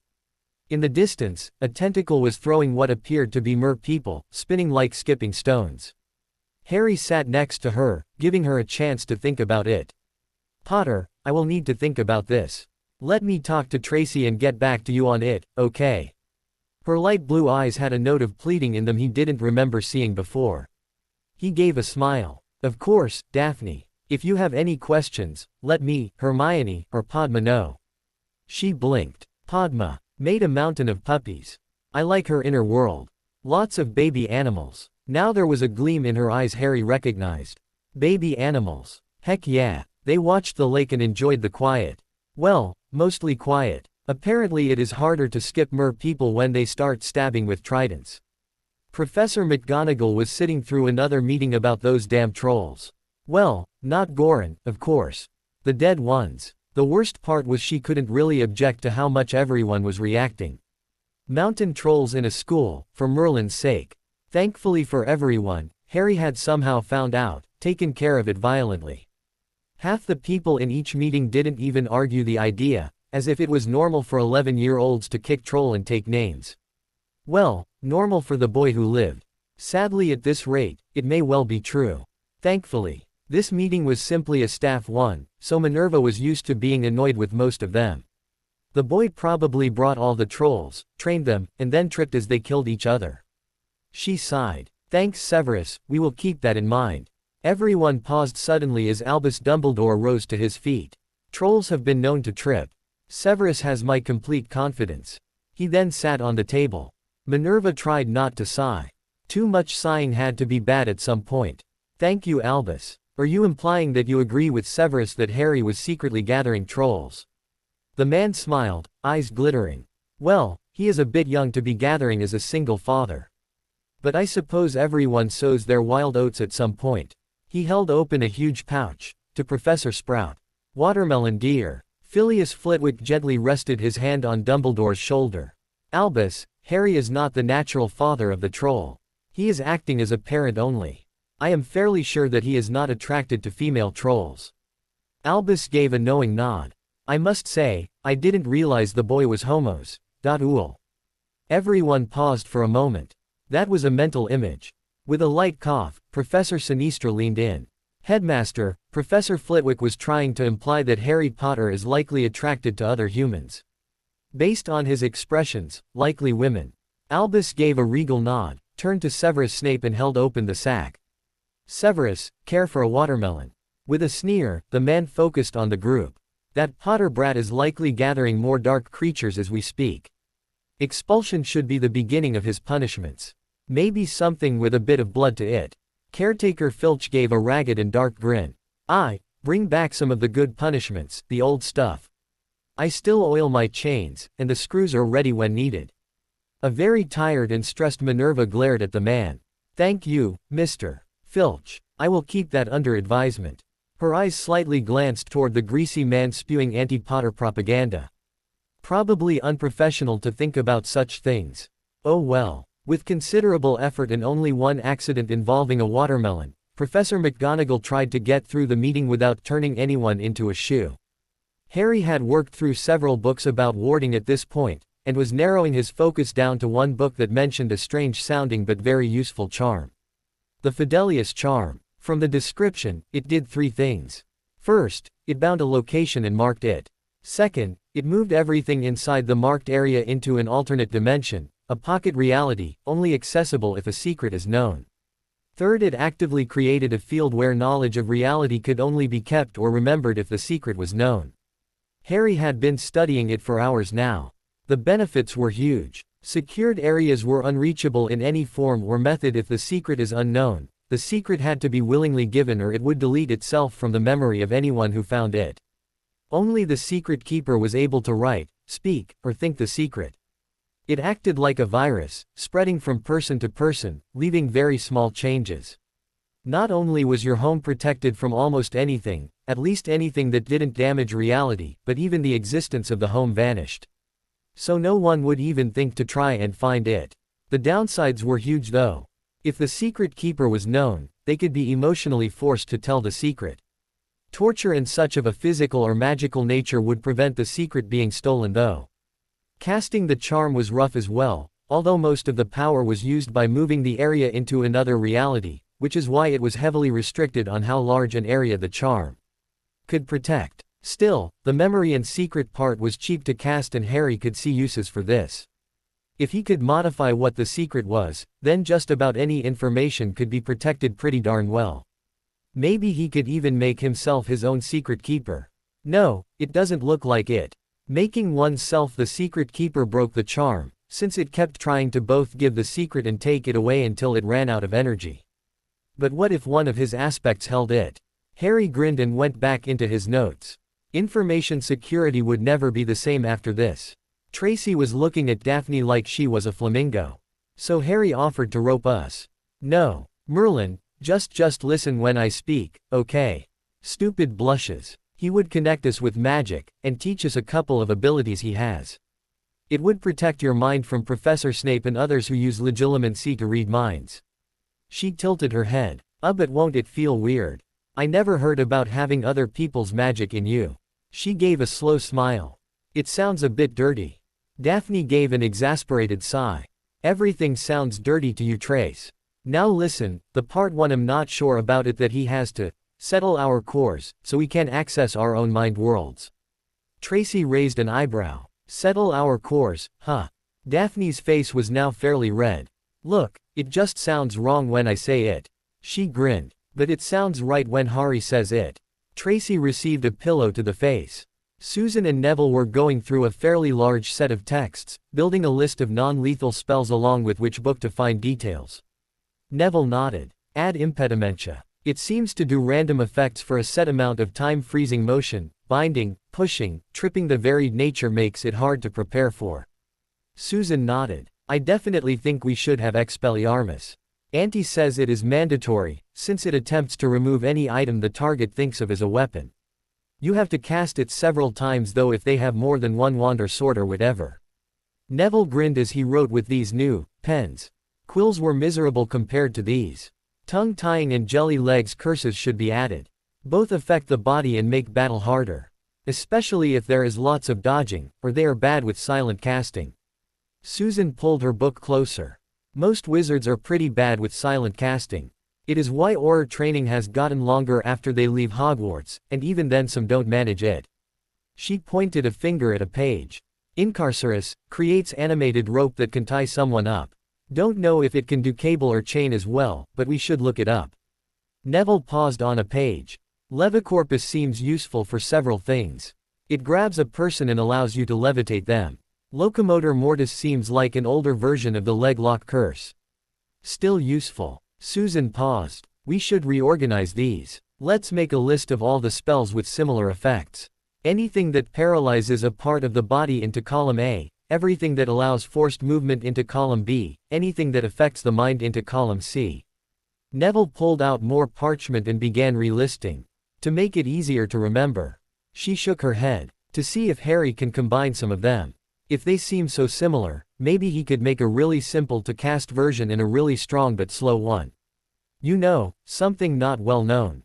It would give Aurors the edge in battle, without having to slaughter everyone. Neville grinned. Wouldn't have the same cancellations either, so they could be used in real battles to gain prisoners and enemy information.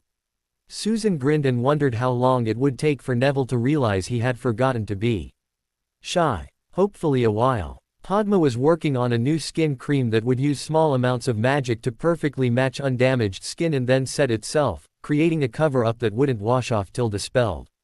She had also gotten Fred and George Weasley's help setting the counter charm to something non-standard to prevent accidentally, or in the case of mean people, purposefully messing up the look.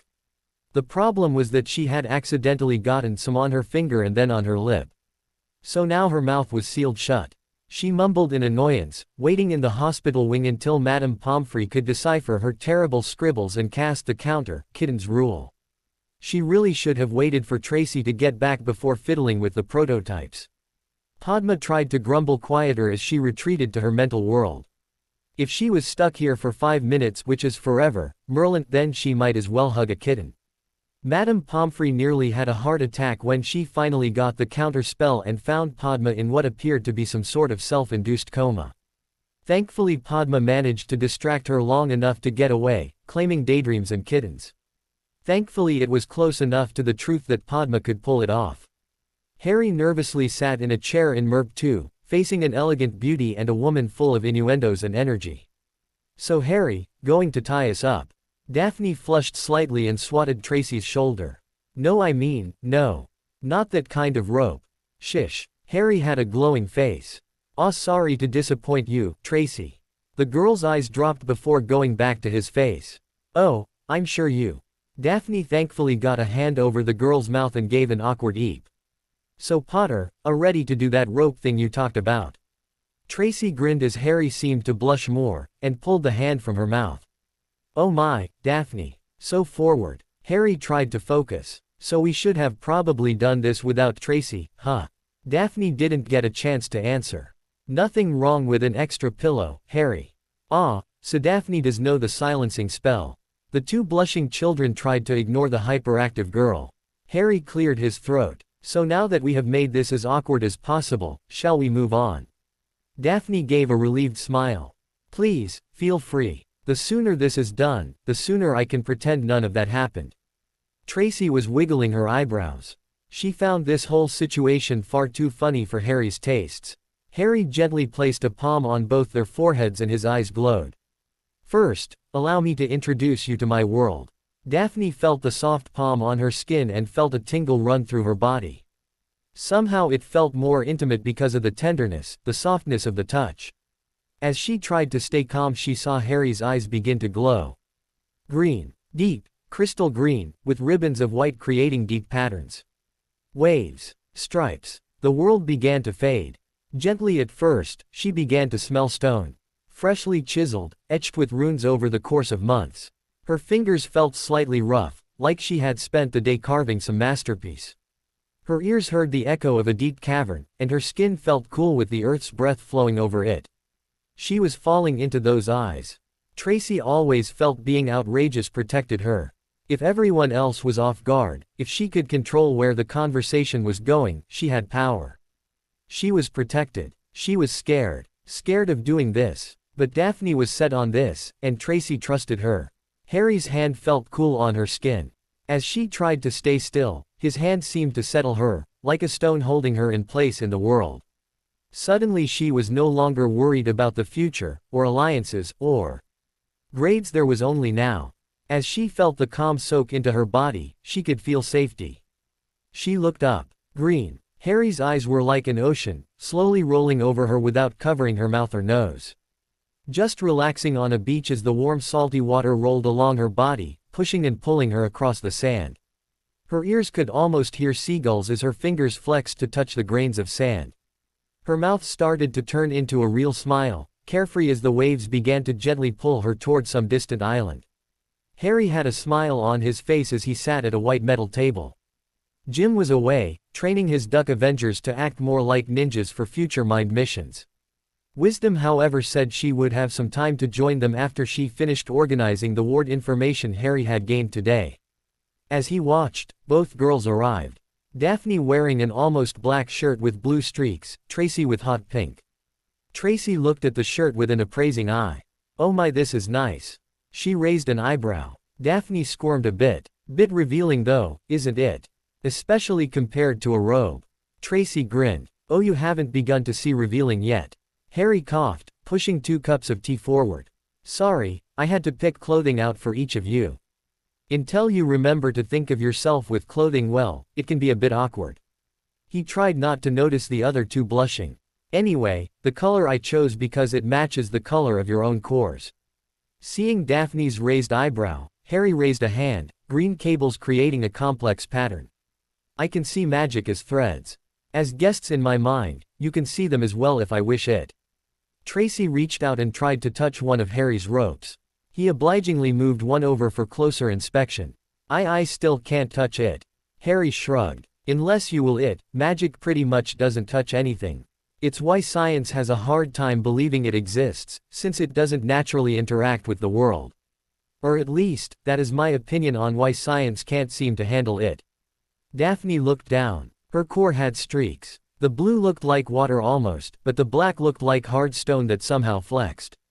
Like obsidian. Her core was beautiful. Chaotic though, like it was fighting itself.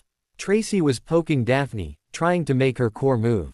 After a couple of swats she looked down at her own. It was pink, like a blushing cheek, and almost tube-shaped. She frowned. That didn't seem right somehow. Harry gave a smile. "So who wants their core stabilized first?" Tracy raised her hand. "Please, something looks wrong about mine. It just wrong." Harry gave a sharp look, eyes glowing a fierce green. Oh, yes. 1 second. He raised a hand absently and both girls heard a woman call. "Be there soon, Harry." Daphne paused. Potter, who was that?" He looked away from a slowly blushing Tracy. Having his eyes look inside her made her feel interesting. "I have created avatars in my mind. That was Wisdom. She organizes my mental library and helps me research." Halfway through his words Daphne saw a fairly attractive librarian walking up from some sort of door into the grass. The world had a crystal blue sky with clouds, green grass everywhere while she had been distracted. The librarian smiled. "Hello Daphne, Tracy. Thank you both for helping Harry get the information I need, it has been very useful." She affectionately ruffled Harry's hair. He rolled his eyes. Tracy relaxed a bit. "Well, we didn't know we were passing it along, but glad to help." Harry waved Wisdom closer. "Do you recognize what this core shape means?" She leaned closer to a now nervous Tracy with analytical eyes. Well, it is very unstable. If she received a huge shock to her system, or if she cast a spell too powerful or for too long, her core could collapse. Daphne gasped and held Tracy's arm tightly. Tracy's face went pale. My grand died that way. She tried to stop Death Eaters from hurting my mom. Her eyes started to tear up. She didn't make it. Without her magic, she was too old. The crying girl was hugged by Daphne, who was looking at Harry with desperation. You said you could help, right? You can fix this, right? Harry gave her a solemn nod. Of course. Tracy, please stand. Holding back sniffles, she stood with Daphne's arm around her. Harry motioned her back. I don't want to have anything happen during this, so give a bit of space, okay Daph? With her quick nod, Harry reached forward to Tracy, a hand on either side of her face. Gently raising her to look into his eyes, he smiled. Tracy could feel his hands calming her again. The tightening in her chest was gently relaxing. Oh, that smile. Her heart fluttered slightly, her skin tingled suddenly, warmth spread through her skin. Every inch his hands touched on her face began warming as if relaxing on a hot beach in summer. Power. Her whole body was being hugged, her soul was being held tightly and gently. Her body twitched slightly as her muscles tried to somehow be even more embraced by this warmth. Things were shifting in her, moving. It was like a kink was gone, like a strained muscle was relaxing. Her body was so relaxed. Daphne watched closely, her chest tight with worry as her best friend was being almost cradled by Harry Potter. His power flowed like green ribbons, surrounding her, holding her. As the light faded, she rushed back in and hugged her. Are you okay? Are you hurt? Anything? Tracy's face was almost glowing. Now that was wow. Her eyes got a mischievous glitter. Harry, you're hired. His face was blank. What? She grinned past a stunned friend. Whatever you just did, do that forever. Daily. Wow, that felt awesome. His blush was epic. Daphne wasn't far behind, so I assume no pain then. Tracy looked down. Her core was now a perfect sphere, with 3 pink ropes and lots of pink threads. It almost looked like a pink furry bunny or something. Honestly, I feel like something that was hurting for years just got better. And I didn't even know it. Her eyes were starting to glisten a bit, but she didn't seem to notice. Harry, if you ever need a favor, let me know. Harry grinned and squeezed her shoulder. Anytime, Tracy. Tracy nodded. Now do that amazingness to Daphne. I want to see her face. Daphne almost eeped before swatting her friend. Shush you. Harry grinned at the relief he could feel from both girls. So Daphne, what do you want to do with your core? You seem to have 2 colors. Do you want to blend them, or make them more separate? She looked down, stepping away slightly from her friend. I'm not sure, what do you think? Harry shrugged. Combining would be easy, but I bet there are cool things each color can do the other can't, or can't that well. I would keep them. Daphne took a deep, slightly wavering breath and stood tall. Then try and keep them separate, please. I wouldn't want to lose an advantage in the future. Harry had a soft smile on his face as he reached out and cradled Daphne's cheeks. He barely registered her blush as he began to focus. Oh Merlin, he is right there. Oh, that smile. His hands touched her face and she could feel her whole spine tingle, like someone had just played an amazing song that somehow shook her soul. His skin was so warm it was like a hot cooking stone. It was like a wall of soft stone collapsed on her.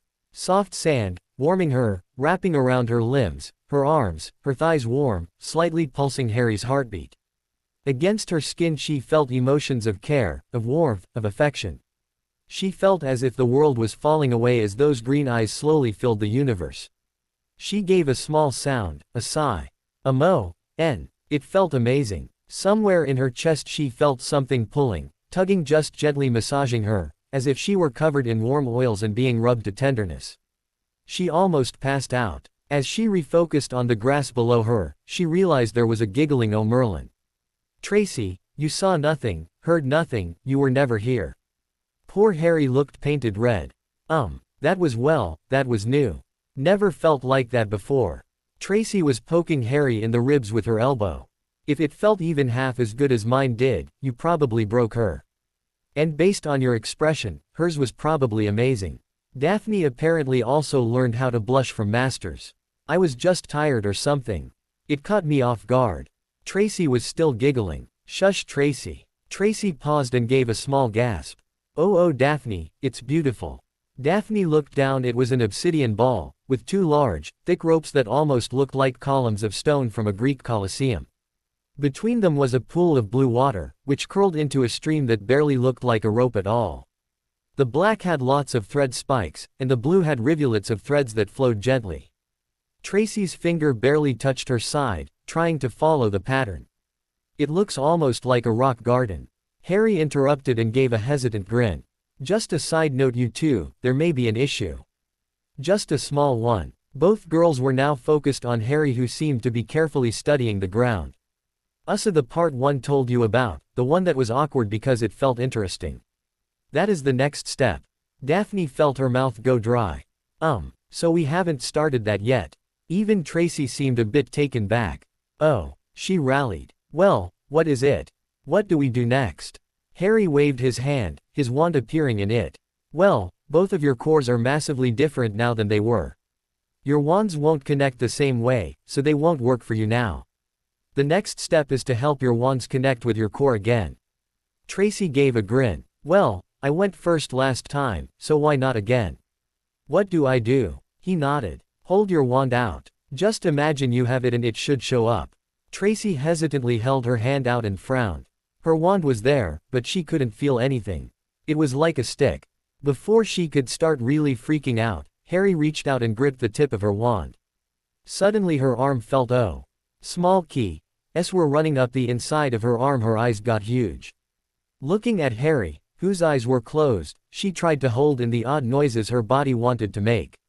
As the key dotting reached her armpit, she let loose a small eep, and made sure not to look toward Daphne.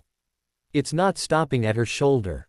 She almost whimpered as the key dotting moved down her chest and reached her core, and it felt like her real lips were being given the softest of kisses. Her eyes actually fluttered close. One down. Her eyes snapped open. Wait, how many times do you have to do that? Harry was looking at her wrist, his face red was an understatement. Your wand has 12 strands. So 11 more times. She gave a small whimper and her legs twitched. She was going to have to keep her thighs tense or this was going to be rough. Daphne was concerned. They had both finished the wand binding, but neither one was moving and their faces were almost blood red. Tracy, everything go okay?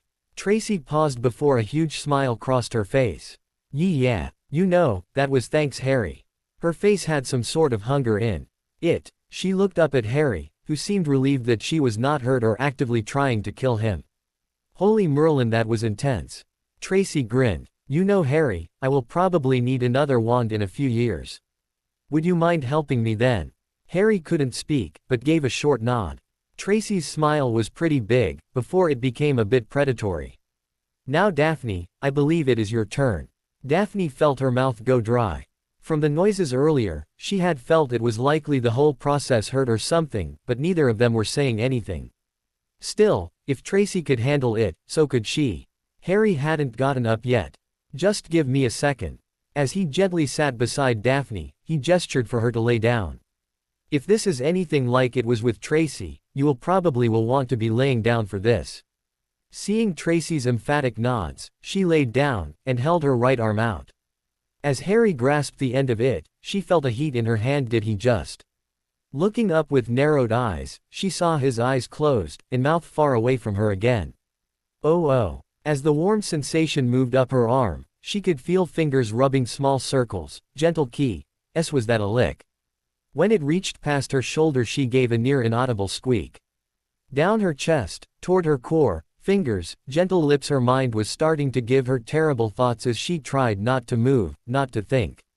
Certainly not to look toward Tracy. Not even a bloody warning. Thankfully it was near her core, as she wasn't sure she could handle much more of. Oh Merlin. It felt like hands were holding her head gently as someone at her deeply, stroking her hair. For a moment she actually tried to get closer, to return. Oh. Wow. Her partially glazed look turned to Harry. So. How many more times? You said 11, right? He was staring at her wand, slightly shaking. He coughed slightly. Each wand is different. Yours has 18 threads, so. Bloody hell. 2 blushing witches and a wizard sat on a bench near the Golden Lake, sipping tea. Tracy had meant to tease Daphne, but well, yeah. Apparently there was a bit more of a connection there magically than either had suspected. She cleared her throat. So was that normal? Harry shook his head. When I first did this, I had just turned 11, it was almost accidental. But it was only a few weeks ago. I am not sure why it felt so different this time. Daphne coughed. Did you know them before you matched their wands? He shrugged. For a few minutes. Not even a day. There was a pause. Tracy leaned slightly into the boy, who was wedged between the two. How did you feel about the girls when you did it? He wiggled a bit. Back then, it was just strong friendship, some mild attraction maybe. Except for Terry, that one felt weird. Couldn't do this for guys again after that. Daphne had a thoughtful look. I thought you did this for Neville. Harry's blush got darker. Couldn't handle it, so I tried passing it through Susan's magic. Tracy noticed the blush. Did it make it better? He shook his head. Worse. Never felt a woman like that before. Very awkward. And that was just my side. I am sure those two felt things. Daphne saw Tracy's look. They had to get onto a new topic before this degraded. Well, how about some training? You said something about our own inner worlds. Harry had a smile on his face as he fought through his embarrassment. Even now he had trouble looking directly at either of the girls. Well, over here then. These are the doors, each connected to another mind. He waved at two near each other, with snake motifs. Each of the other doors had their own school symbol. These two are yours. I used to just use the initials, but now that there are so many, I just put each person's name on it. If you want to visit someone's mind, just knock on it and see if they let you in. As both girls went into Daphne's door, Harry took some deep breaths. Wrath stepped out from behind him, an amused look on his face. Growing up so fast, my master. Harry sighed. I don't know how old I am anymore, Wrath. Time moves so fast in here, and I control my body, age, and such. I certainly don't think like a child, at least, not all the time. Wrath nodded, handing Harry some tea in a small cup. They are both attractive young ladies. Harry rolled his eyes. They are too young. So am I. Though I must admit, their magic is beautiful. He sighed and started walking toward Daphne's door. Harry leaned back. Daphne was using her stone ropes to convert her mental world into a cave system, with carvings etched all over the walls containing her memories. It was soothing watching her move the runes like they were rubber ducks floating in a tub, dragging them across solid stone. He had stayed near the door, of course. Until Daphne finished organizing and protecting her thoughts, he wouldn't dare move around. Privacy was important. Everyone had secrets. Tracy, on the other hand, was following her around and trying to get her to blush. Thankfully, the easiest topic to do that was also one that Tracy had a hard time talking about without turning into a tomato as well. Daphne was really glad Harry had stayed at the door. She had a feeling that somewhere in this cave was her memory of, well, a few minutes ago. Hours ago. Yeah, she was going to keep that memory safe. Tracy grinned as she poked Daphne and whispered, looking for a recent memory. Wow, red face indeed. Tracy leaned closer. You know, we could both watch each other's memory of it. Never mind, apparently the previous blush was just a test of the emergency blushing system. Tracy, shish. Tracy draped an arm around her friend and continued to whisper. Didn't sound like a no to me, Daph. Turns out that in your own mind, you can create pillows pretty easily. Daphne stopped throwing them when all she could see of her friend was a hand from the massive, laughing pile. Harry was startled as he realized Daphne was throwing something. Oh. Hi Tracy. She was wrapped up in a pillowcase, tied up with rope and a gag over her mouth. Harry, would you be so kind as to help Tracy find her way to her own mind? She seems a bit lost.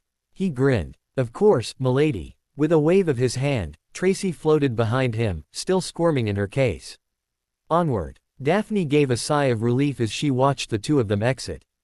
As the door closed, she began searching in earnest. Now where was that memory? When she found it, well, she would have to watch it to make sure it was the right one, of course. Just a few times. Her face had a bit of a naughty grin as she began searching the cave system. Harry grinned as he pulled Tracy's mouth gag off. So what did you do to push Daph that far? She grinned. Told her what she wanted to do but didn't want to ask. He blinked confused. Her smile had a bit of a something in it. It made him feel something.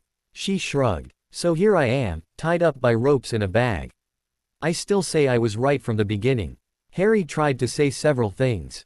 Words were failing him. You know, you seem to have a bit of a bondage thing going on. She winked at him. Not yet. Harry's face went smooth, with slight blush. Well, congratulations, you broke me. Now if you excuse me, I will drop you off at your door and go to sleep in a bathtub full of ice. Tracy giggled as Harry gently opened her door and began moving through it. He grinned at her. Joking aside, do you need any help or ideas? Or just company? I know I get pretty lonely in my head if I stay there too long. He waved her bag open as she stretched. Nah, I got a plan. Make it look like a mall near my house. She saw his expression and grinned. Mom is a muggle, so my family knows about their world better than most wizards and witches. Harry absently corrected. Non-magical, please. Muggle seems really, kind of offensive. Imagine if they called us hocusers or something. She tilted her head before shrugging. Sure, why not? She grinned. I honestly got my idea from when you helped my core. With a focused expression the pink fog moved away. The ground under them was sand as far as he could see. Waves of clear blue water seeped up through the grains. He looked around, the blue water had a gem-like sparkle to it. The sand was so warm, it was almost uncomfortable. He grinned. Know what would make this better? Tracy smirked. Topless sunbathing. Harry coughed, blushing. Oh well, yeah, probably. No, I meant this. Tracy smiled larger as 4 towering palm trees erupted from the sand, 2 giant hammocks hanging between them so anyone resting could watch the sea. Harry, this is brilliant. I was going to do beach furniture, she wrapped him up in a hug. Thanks, Harry. He gave an embarrassed grin as he half-hugged her back. Anytime, Trace. I am just glad you two didn't punch me when everything got She smirked. Interesting. He gave a guilty grin. Yeah. Anyway, I will just wait in the hammock. If you need any help or just want to take a break, let me know. I have Jim checking on Daphne, so if she should have any issues, he will let me know. Her smile turned into confusion. Jim. Harry blinked. Oh, right, you two only met Wisdom. He went over to a hammock and began trying to get comfy. Well, Jim is a great guy. Wrath has edges, but he is a part of me. Tracy gave a look at the desert behind her. Harry's mental friends later, for now she grinned. Sand Castle. Oh yeah. Harry awoke with a jerk. Something Daphne. Jim was giving a silent alert. He got out of the hammock. Tracy, I will be back in a moment, alright. A tiny voice from the top of a very tall sand castle. More complicated than Hogwarts, it twisted and his head. Sand was shaped in a way that was just not possible. Why, no problem. Well good. Moving quickly, Harry retreated to his own mind directly before moving to Daphne's. Her cave was full of dark-eyed monsters. Teeth were everywhere, many rotting or blood-covered. Deeper inside the mine, he could feel someone crying. Harry's eyes darkened, leaving only an ember of green, but that ember was aflame. His body rippled, and he flexed each hand as the fingers sharpened. No big techniques, he was inside a mind after all. Reaching the first creature, he waved a hand and created a reinforced glass bottle with a huge funnel on top. His other hand ripped into the darkness, pulled it snarling over the bottle and squeezed. All the creatures paused as the thing screamed. Black ooze began flowing into the bottle, leaving a gray and weak corpse in his hand. Harry wasn't even looking at it, his eyes already looking at the next creature, and they were looking afraid. They should be. Daphne was curled in a ball, feeling those teeth, those claws they kept cutting into her, kept hurting.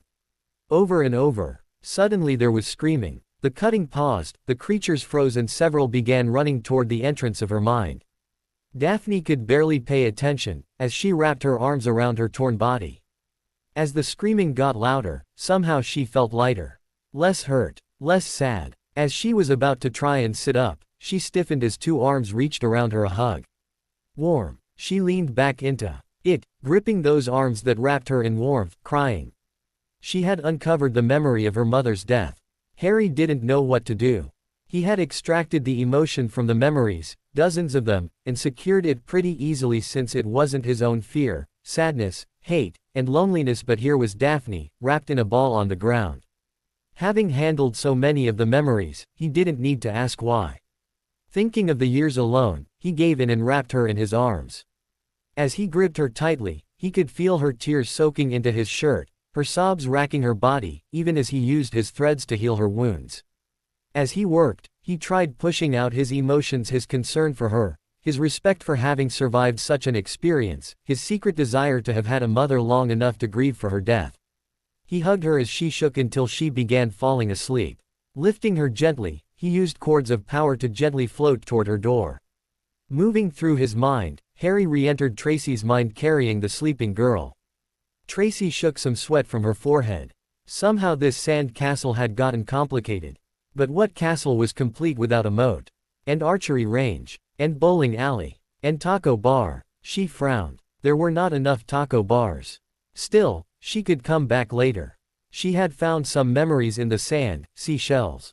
The nicest ones went in the treasure room, the sharp and bloody ones she put in the dungeon. The random pretty ones were decorations on the inside and outside of her sandcropolis. Maybe a break. She felt like she had been doing this well, forever really.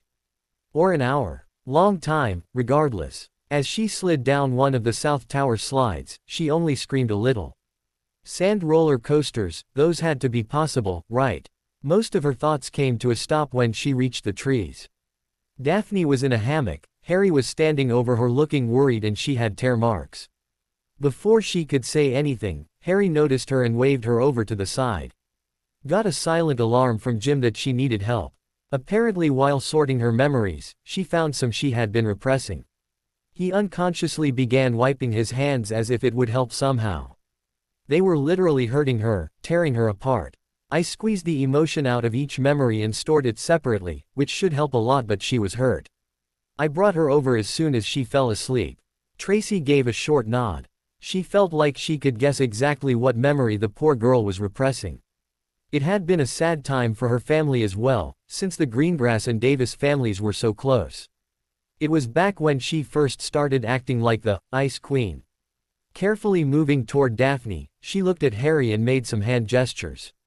Getting the idea, the boy gently lifted Tracy into the hammock with the girl who wrapped around Tracy like she was the last teddy bear on earth. Harry stood a distance away, watching the waves. Behind him, he could hear two friends having a quiet but tearful conversation. He gave a sad smile. She was a lucky girl. If only there had been someone for Harry back then, before he had learned to do it all himself, before he had to fight darkness. Still, it felt good to be someone else's support. Harry leaned against one of the other trees and relaxed. Daphne woke again, feeling the same terror for a moment. No. She was with Tracy, and Tracy was making it all right. Her eyes fluttered open, seeing the normally hyperactive girl snoring slightly, a little drool coming out of her mouth. Oh, it had been a while since she had been in a hammock. It was strange that Tracy had found one, since her home was pretty far ocean. Where the bloody hell are we? Tracy squeaked and flailed, nearly flipping the hammock. Daphne frantically tried to balance herself, somehow getting caught in the strings and half pulling Tracy to her side, while she had one leg over here and an arm over there and… Oh, good morning Mr. Potter. His upside-down, smiling face was trying really hard to not laugh. Pleasant day, Lady Greengrass. You may be pleased to know that you and I are currently guests of the great Queen Davis, ruler of Sandcropolis. Dignity was shot anyway. She sighed. Well, as long as you're here, could you please help me not be so upside down, or whatever we are right now? Harry waved a hand, lifting both Daphne and a loudly grumbling Queen. Daph, next time I want to snuggle in a bed. Hammocks are just too dangerous. Daphne's head jerked. Snuggle. Harry rested a hand on her shoulder. You bumped into some harsh emotions while building. I thought you would rather recover here, even if the issue itself has been dealt with. She leaned slightly into his hand, memories returning. In a small voice he could barely hear, she whispered. Thank you for coming, Harry. I felt so alone. He wrapped her in another hug from behind, giving a soft whisper. Whenever you need to, you can call me and I will help. She squeezed his hand as she stood, watching Tracy try to straighten some sort of sand crown around her sand robes. So she's a sand queen. Harry grinned. Nope. Tracy looked up sharply. I am too. Got a castle. Harry's grin expanded. You are a sand witch. Daphne groaned while Tracy got a huge smile. Oh, not you too, Harry. Please no puns. Tracy waved a hand. Ignore the commoner, sir. Harry. She can't handle the punishment. Daphne followed a sand-armored Harry who was yelling something about the glory of small rocks, a small smile on her face.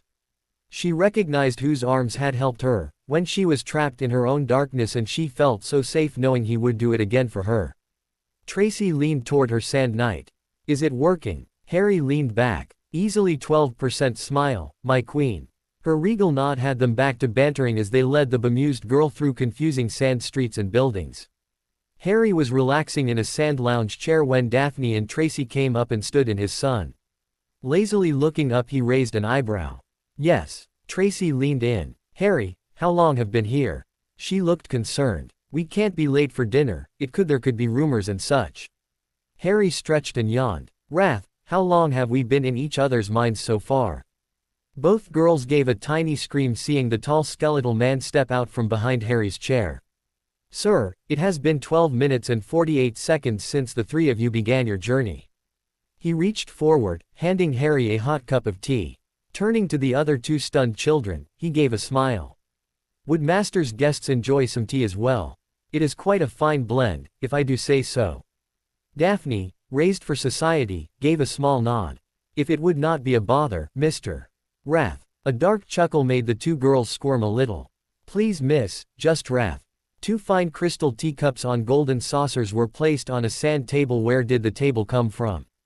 Daphne took a cautious sip, not letting her hand shake. It soothed her, flowing through her like a breeze.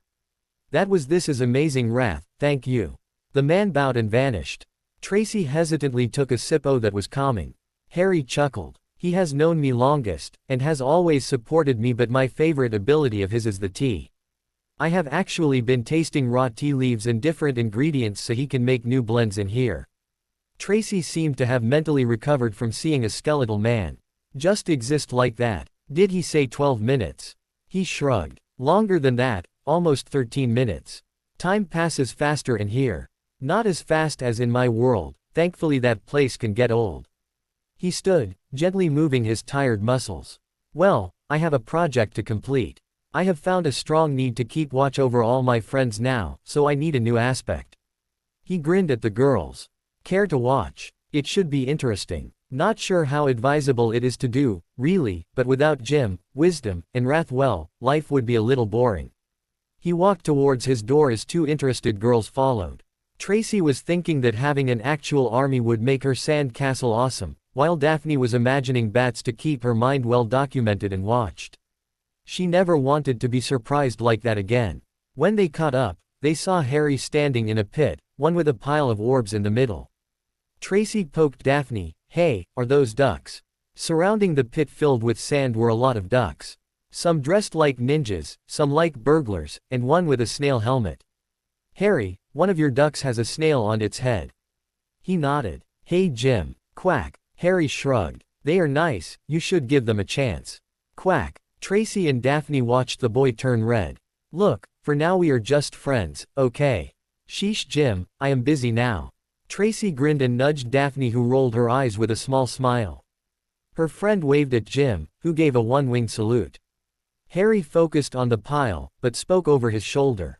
So for this, I am creating an aspect to watch my networks, my friends, and my surroundings. Nothing else. It will be aware at all times, even when I am asleep or unconscious. He grimaced. I may have to have Wrath take over if I am hurt or unconscious. That could cause issues. He pointed at the pile. These are copies of many of my memories and emotions. The fear of those I treasure being hurt, my determination to protect them from all harm, the times I used to watch families and wish I had one. His voice faded slightly. I find that including my painful and dear memories helps. I can cope better with the past. He gave a slightly sad smile at the two wide-eyed girls. Turning back to the pile, he raised both hands. Now that we have the heart, we need the body. With Jim I got lucky, he evolved really to become what he is. This one though. From Harry's arms, his chest, his whole body came a beam of green light, smashing into the pile. Inside the glowing Tracy could hear screams. Crying. Even some laughter, although not much. Daphne didn't even realize she was crying until Tracy wiped away one of the tears. She could just feel the emotions boiling in that light. It was horrifying. Harry felt his body giving. He had decided to put almost everything in this one, since it would have the most important task, telling Harry who needed to be protected. Watching over his friends, helping him protect. As he felt limbs cracking and his legs giving out, he desperately pushed in his desires, his inner need to hold his loved ones close and keep darkness away. He felt the power stop as he collapsed forward into soft darkness. Daphne was not sure if she screamed, but she knew she was running toward Harry. He had fallen, collapsed, right as the light vanished. Tracy was just behind her as she scooped the boy into her arms, trying to not hurt him, trying to feel for his heartbeat. Harry will be fine. He has used a large amount of power to create me. She paused. Unlike wisdom and wrath, this man wore white. Pure white. He was Harry's height, but his skin was black. His head was bare, smooth, not a strand of hair, and his eyes were closed. He smiled, his black teeth seeming odd to her. Good afternoon, Lady Greengrass. My name is Watcher. His black hand reached down, offering assistance. She hesitated before gripping it, him lifting Daphne to her feet with ease. He waved a hand, lifting Harry and moving him to a chair. Turning to a bemused Wisdom, he gave a short bow. Wonderful to meet you, Wisdom. You have done wonderful things with Harry. She grinned back at him. Not to cause a bother, but I think Harry may have made a bit of a mistake. He tilted his head. Oh, the eye thing. No worries. I don't have eyes because they would blind me. He smiled at her expression. Watcher leaned in. Tell me, what do we use the most to sense our surroundings? I mean Harry in particular, not just people. Seeing that Harry was just resting, Tracy cautiously raised a hand. Watcher turned to her with a smile. Yes, Ms. Davis. She shrugged. I assume it is magic, right? Since Harry did all this to track us better. He nodded. I don't have eyes, because I am directly connected to Harry's magic. I am currently watching the Red Network, Hogwarts Net, and his friend connections. He gave a grin to Daphne. I will be able to let Harry know instantly if something starts to happen, or pass information to Wisdom to track and make conclusions from. He gave her a small nod. So like he told you, he will always be there if you need him now. Watcher headed for the base. If anyone needs me, just say so and I will know it. In the meantime I will relax in the library. Always liked a good book. Reaching out, he patted Wrath's shoulder, enjoying everyone jumping who didn't notice the being appear. Of course, I will keep you in the loop as well, Wrath. Wrath bowed to Watcher. It would be appreciated, Watcher. My master was quite fearful of missing such warnings before. I am looking forward to working with you. Wisdom moved behind Harry, stroking his hair. He works so hard, this will help him relax more. I'm glad he has someone else watching his back now. Tracy looked at where Watcher had gone. If it is that hard to make an assistant, I am not sure I can go through with it. Daphne gave a small nod, as she checked on Harry. Yes, he felt fine, no fever, smooth breathing. The idea of anything happening to him had caused her heart to skip a beat. Tracy looked around. So what should we do while waiting for him to wake up? Feeling a tug, she looked down. Quack. Tracy desperately looked up at Wisdom, who grinned. He suggested you two also check out the library. I know Harry wouldn't mind, and there are lots of fun books he read for no real reason. In fact, I may have a few you may enjoy. Giving a thankful sigh, Tracy knelt. Thank you for the suggestion, Jim. Could you lead the way? Quack. The girls followed the tiny duckling. Hesitant, Daphne leaned in. Does Jim have vampire teeth? Tracy patted her shoulder. Just go with it, this is Harry's mind after all. His muscles know, his magic. As if he had thrown a truck. Harry stirred. He was in a chair still in his mind. As he straightened, he saw a black glove hand holding tea out. Thank you, Wrath. He took a deep breath. Sea breezes, the smell of rain, that salty air. These teas may not be possible to brew in the real world, but they soothed something deep inside him. Wrath straightened his clothing as he sipped. The procedure was a success, Master. Watcher has taken duties and has worked out a system with Wisdom. Harry sighed, feeling the tastes of salty wind and crisp weather as he relaxed into the chair. Jim is fine with him taking over surveillance, right? Slight worry was in his eyes as he looked toward the lake. Of course, Master. In fact, he seemed interested in building up the agent operations instead of working on the networks. Wrath noted the boy's slight relief and gave a small smile. On that note, he mentioned that your guests are enjoying the miscellaneous section of your library at the moment. Harry grinned and stood, absently handing over the empty teacup as he moved toward the purple library. Thanks to Hermione's copy spell, even I haven't read them all yet. Did a few rows in the fiction section of Hogwarts a while back. Wrath followed silently as Harry carefully navigated his way to the others. The other aspects had been a bit concerned seeing exactly how much the boy had invested in Watcher, but the stress relief was easy to see. Harry seemed lighter, less nervous, more self-aware even here in his mind. He suppressed a sigh. Wisdom hadn't found anything like the aspects in any of the occlumency books they have scanned so far, so this whole concept could be a new area of magic. Still, Master would take care of them. Daphne was really going to have to come back here again. The books were fine and all, but the addicting stuff were the memories. Wisdom had shown the girls the humor and cute shelves, unrestricted memories only, of course, and both girls were hooked. Reading a nice book was fine, but being able to feel petting a puppy. Or going to a zoo. She had a smile as she turned the page of the current memory, mostly focusing on baby turtles. Apparently Harry had spent a lot of time before coming to Hogwarts visiting zoos and watching something called videos about animals, and they were adorable. Feeling a sock-covered foot tapping her side, she looked up to see Tracy trying to shove something in her face. Look, he has a memory of muggles flying. Daphne blinked. Like on a broom. How did they avoid the ministry? Tracy shook her head as she pointed. They have these big metal flying carpets, but they cover you up completely so no wind and stuff. She turned the book back and kept turning pages. He has a section where he went to a museum and they talked about how it works, but I can't follow it. I don't think it was done with magic though, something about really powerful wind creation machines and stuff. Daphne shrugged. I got a book about baby turtles. A squeal later and Wisdom giggled, carrying the science book back to the shelf as the two girls began arguing about which turtles were cuter.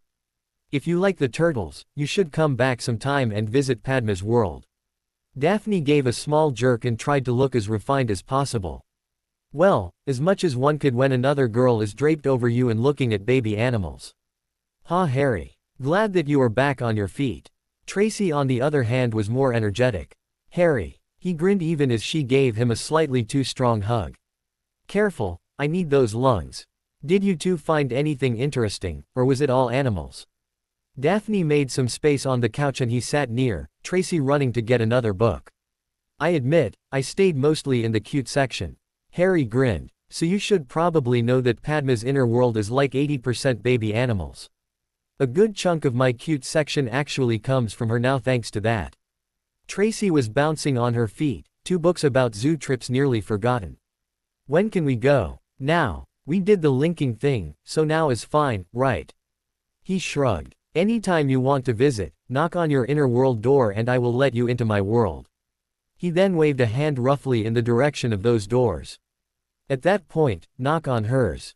When you connect to me, I will take over the connection so you don't tire out. Same for her, if she accepts contact. Tracy looked a bit put out. But how do we connect to our inner worlds without your help? Harry pointed. Connect one of your ropes to your mind and you're done. The more you do it, the longer you can stay in your mind and the longer time stretches here. He sighed and wiggled deeper into the couch, leg barely pressed against Daphne's foot. However, I think we may have to wrap this all up soon. I didn't expect for this to take so long or to have such strong reactions. The three carefully looked at various parts of the walls as they blushed. Tracy had a devious grin though. So Hermione and the others suggested us. Harry gave a nod. Did they expect the level of reaction? He shook his head. I think this deserves a girl night.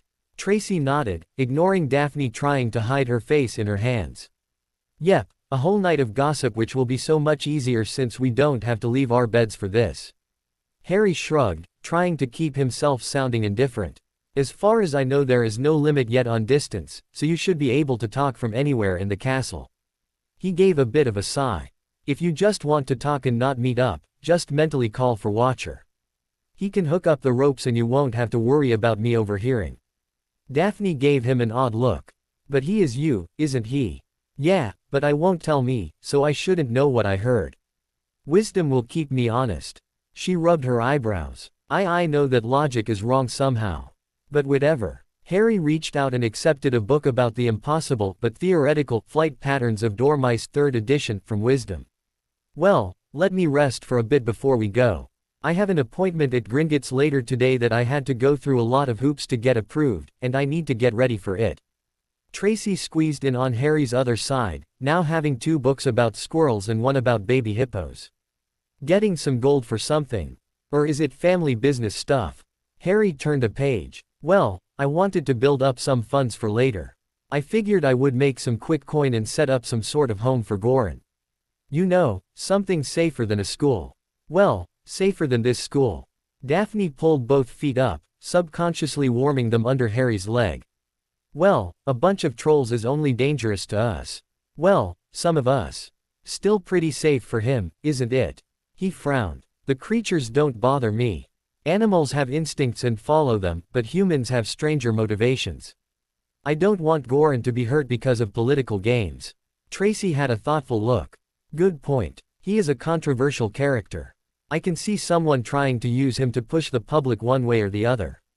Harry absently nodded, feeling warm on both sides.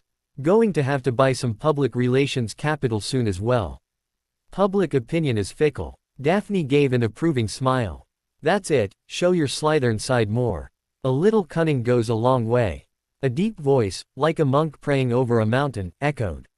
Rinpoche, you have a friend entering the Merc 2 room. Miss Granger will likely wish to meet you and your guests. Harry looked up. Rinpoche. It means, precious one, my Rinpoche. Now, don't leave your friend waiting. Tracy giggled slightly at Harry's shocked expression. Harry, you know a word that you don't know. He sighed and gave a shrug. Well, sometimes I surprise myself, I guess. Still, there are worse things I could call myself. Daphne stood. Well, my head hurts. How do we leave? Harry stood as well, dropping the book he barely opened into Wisdom's arms. Take a deep breath, and as you let it out try to relax and let go of everything. I will give a gentle nudge, and it should take us out of our connection, back to your minds, and then awake all at once. Tracy looked at her books, hesitating. Harry grinned. They will be here when you come back, Trace. Wisdom won't. Forget them. Ready. As they nodded, he gently pushed. Tracy realized that at some point, she had leaned against Daphne and maybe a tiny amount of drool. Daphne on the other hand still felt slightly off. As she looked at Tracy, she started to say. Warmth. All the feelings from earlier swept through her like a warm wave on the sand, warm fingers that trailed up her limbs. Even as she shivered she saw Tracy's expression go a bit blank for a second, her shoulders shaking slightly. Harry gave a rough cough. So apparently there were some delays between the mental feelings and the Yeah. Please Hermione, come take the awkward away. Harry, were you able to meet up? Oh, here you are. Hermione grinned, reached the bottom stair and she sat on a near chair. So, any problems setting up your ropes? Tracy gave her a look that still had a bit of something in it. Define problem. Harry stood and began moving to the stairs. Well, I am sure everyone has this handled and I got to get some stuff done, so I will talk to you later. Herms, have a good one. Oh look at the time. Well, I am really glad we all caught up and I will see you later. Tracy and Daphne, knock if you need anything. Bye. She turned a stunned look at the vanished wizard. He was in a bit of a rush. Tracy grinned. Took his time when he needed to though. Daphne threw the closest pillow she could. Harry moved with purpose through the corridors, heading to the headmaster's office. The fact that this put distance between him and those two was just a lucky coincidence. He ran a hand through his hair, trying to take deep breaths. Feeling all those emotions and stuff from 2 witches had been wow. Not bad, but wow, embarrassing. Cold shower. Maybe. Exercise was his friend. He reached a stone gargoyle and waved a hand, pulling the magic that confirmed to the runes that a correct password had been given. Not that Harry knew the password, but as long as the magic thought he did, then who cared? As he reached the top of the stair he saw Professor Flitwick, Deputy Headmistress McGonagall, and someone in a giant pumpkin costume. Harry just paused. Minerva seemed to have this in hand. Albus, honestly, you can't keep trick-or-treating. Innocent pumpkin eyes glittered. But no one will suspect a surprised trick-or-treat. That is the trick part, you see. Phileas seemed willing to give it a shot. But you can't preemptively trick someone. What if they give you a treat? The stem turned toward the small teacher and held open a bag.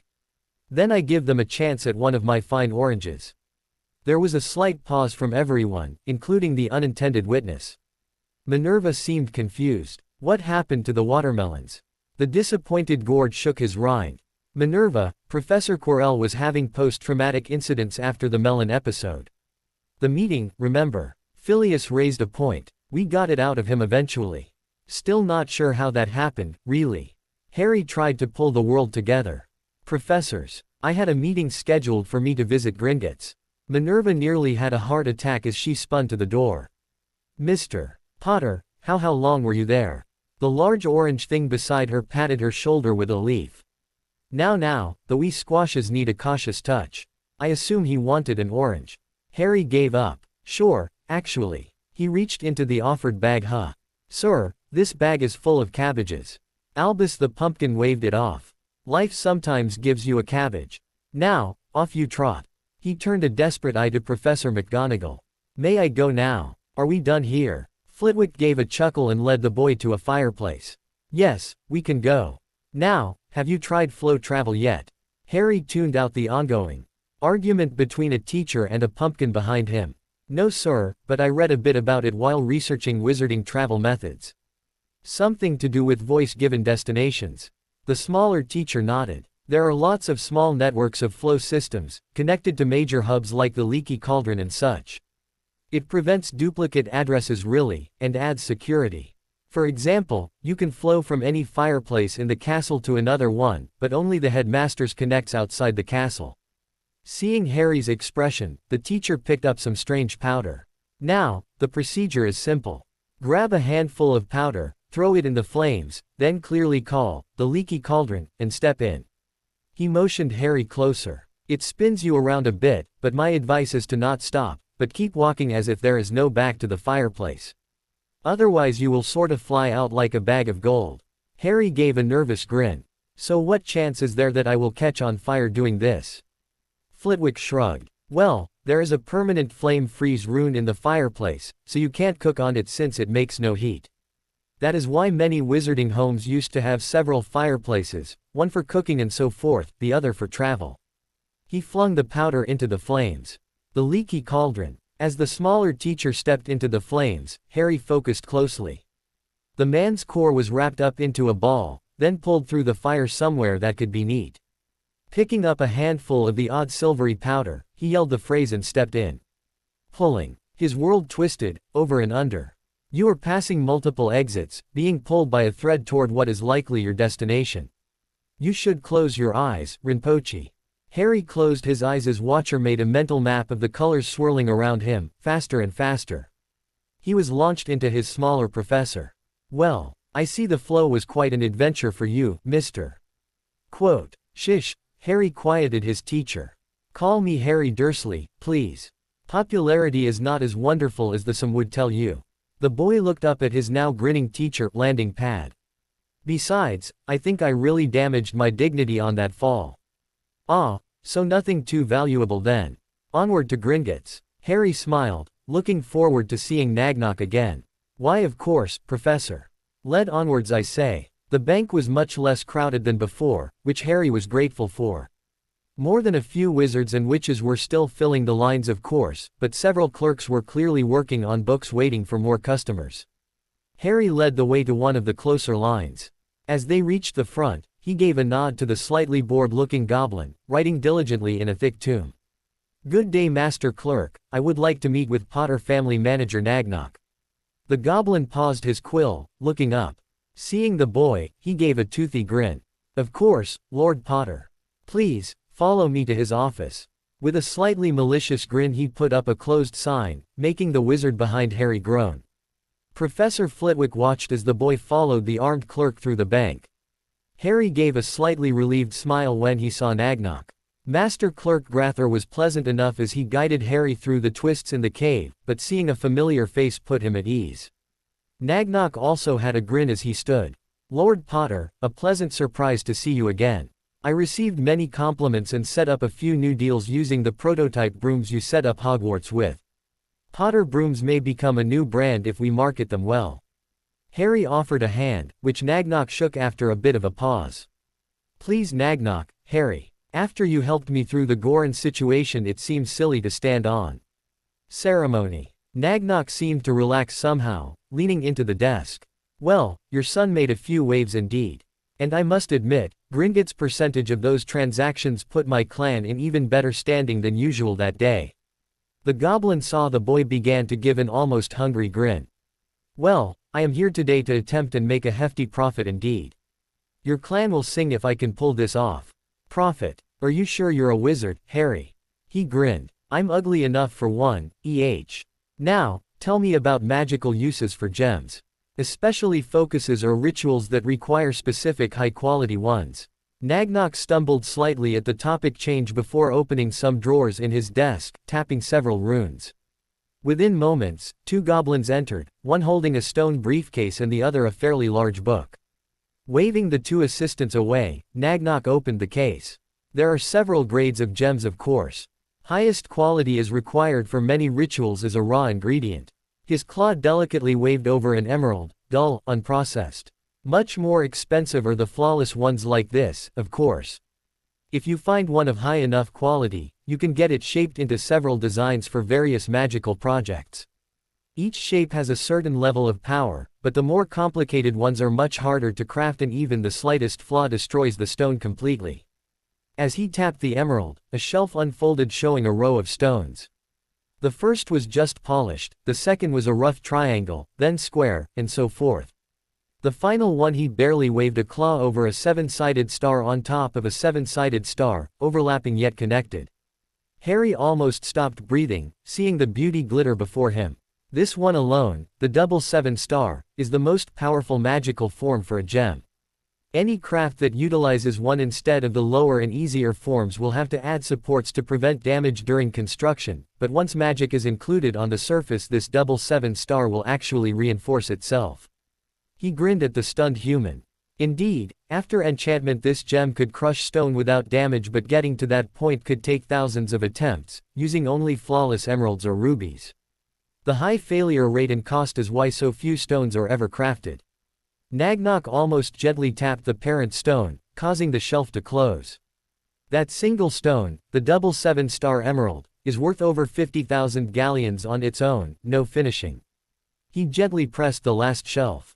Finally, after the shape is created, it can have magical runes of enhancement etched into the surface using silver, one of the finer conductors of magic and heat. Harry caught his breath. The final shelf only held four-sided gems, but each one had silver lines outlining them. As his eyes focused on the lines, he could barely see the tiny runes written, so small it almost seemed like a straight line, flowing like an outline around the edge. The runes, they repeat. Nagnok nodded. Indeed, there are three: magic enhancement, heat dissipation, and durability. The smaller the runes, the more can fit on the stone and the more valuable the stone becomes. He waved over the examples. As you see, using normal sight you can barely determine the difference between the lowest to highest quality. Why only box shapes? They are called power squares, actually. These runes can be added on more advanced shapes, but even one mistake and the stone shatters. A bad rune means a destroyed stone. He shook his head. The value of the higher shapes with runes are near amazing. I am not sure we could sell them without months of convincing people that they are real. Harry leaned back, deep in thought.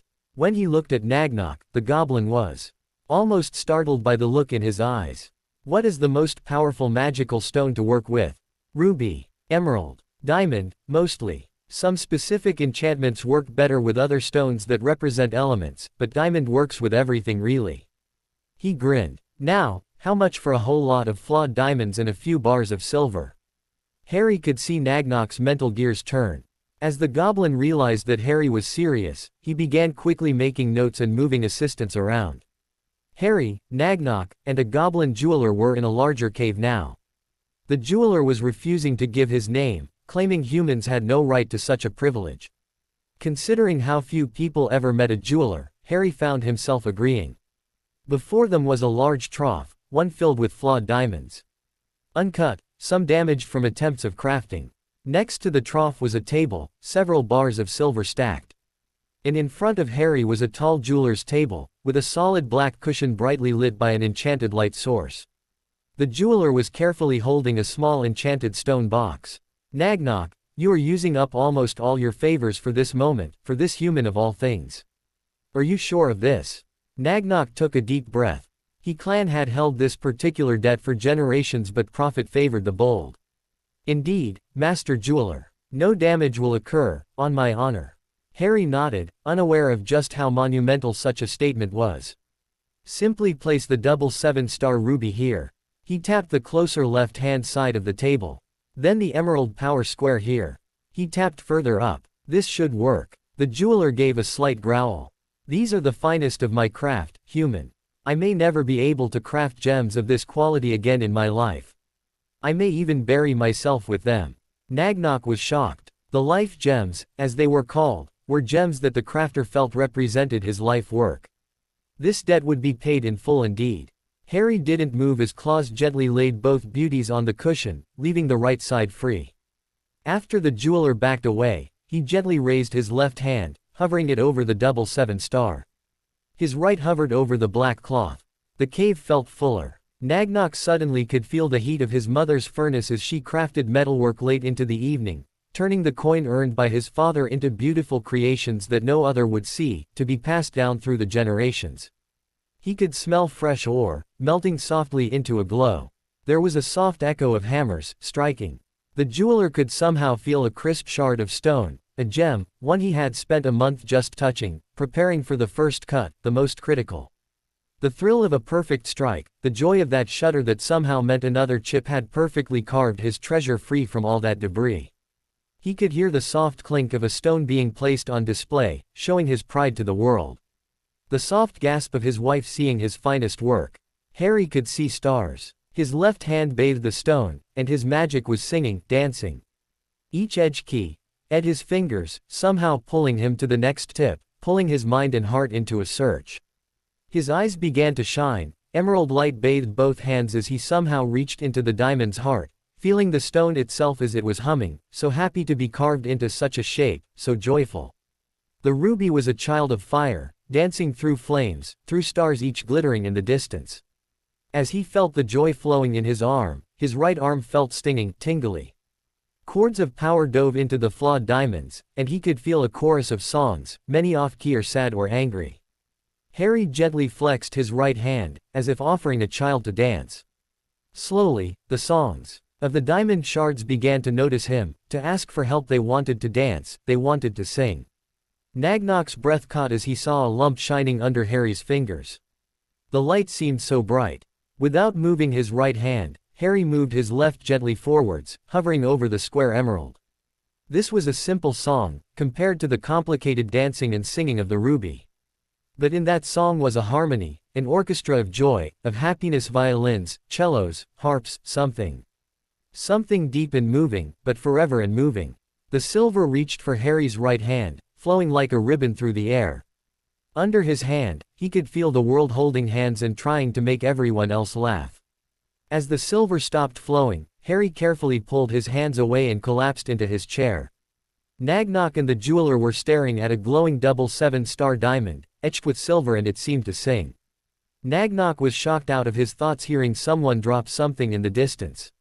Realizing Harry had fainted, he carefully pulled the chair farther away from the masterpiece, and checked yes, he was fine. Turning to the jeweler, he quietly touched his arm. Could you verify this? That this is what it looks like? The goblin was pulled from a happy memory. Quickly catching up, he gently put his life work into his private container. I am not sure but I want to. I feel the need to examine it. Feel free, Master Jeweler. Harry weakly smiled at the two shocked goblins. I have never felt something like that. I always heard a bit of song when working with gold, but I have never created diamond before. Please, examine. Like a mother just holding her new child, the ancient goblin gently touched the masterpiece. As he examined it by touch, sight, and emotion, Harry struggled to sit up. I think I will have to wait to make more of those. The double 7-star thing wasn't so bad, but activating the runes took a lot out of me. Nagnok and the jeweler both froze and stared at Harry. You activated the runes. He gave them an odd look. Of course. Why not? Nagnok coughed slightly. It normally takes 4 goblins a day to activate each one. Since this one has at least 100, it is part of the reason they are so expensive. He looked at the shocked jeweler. The stone you made alone was worth maybe 10% of your current account. With the runes left without power, that moved the value up to 22% of your current account.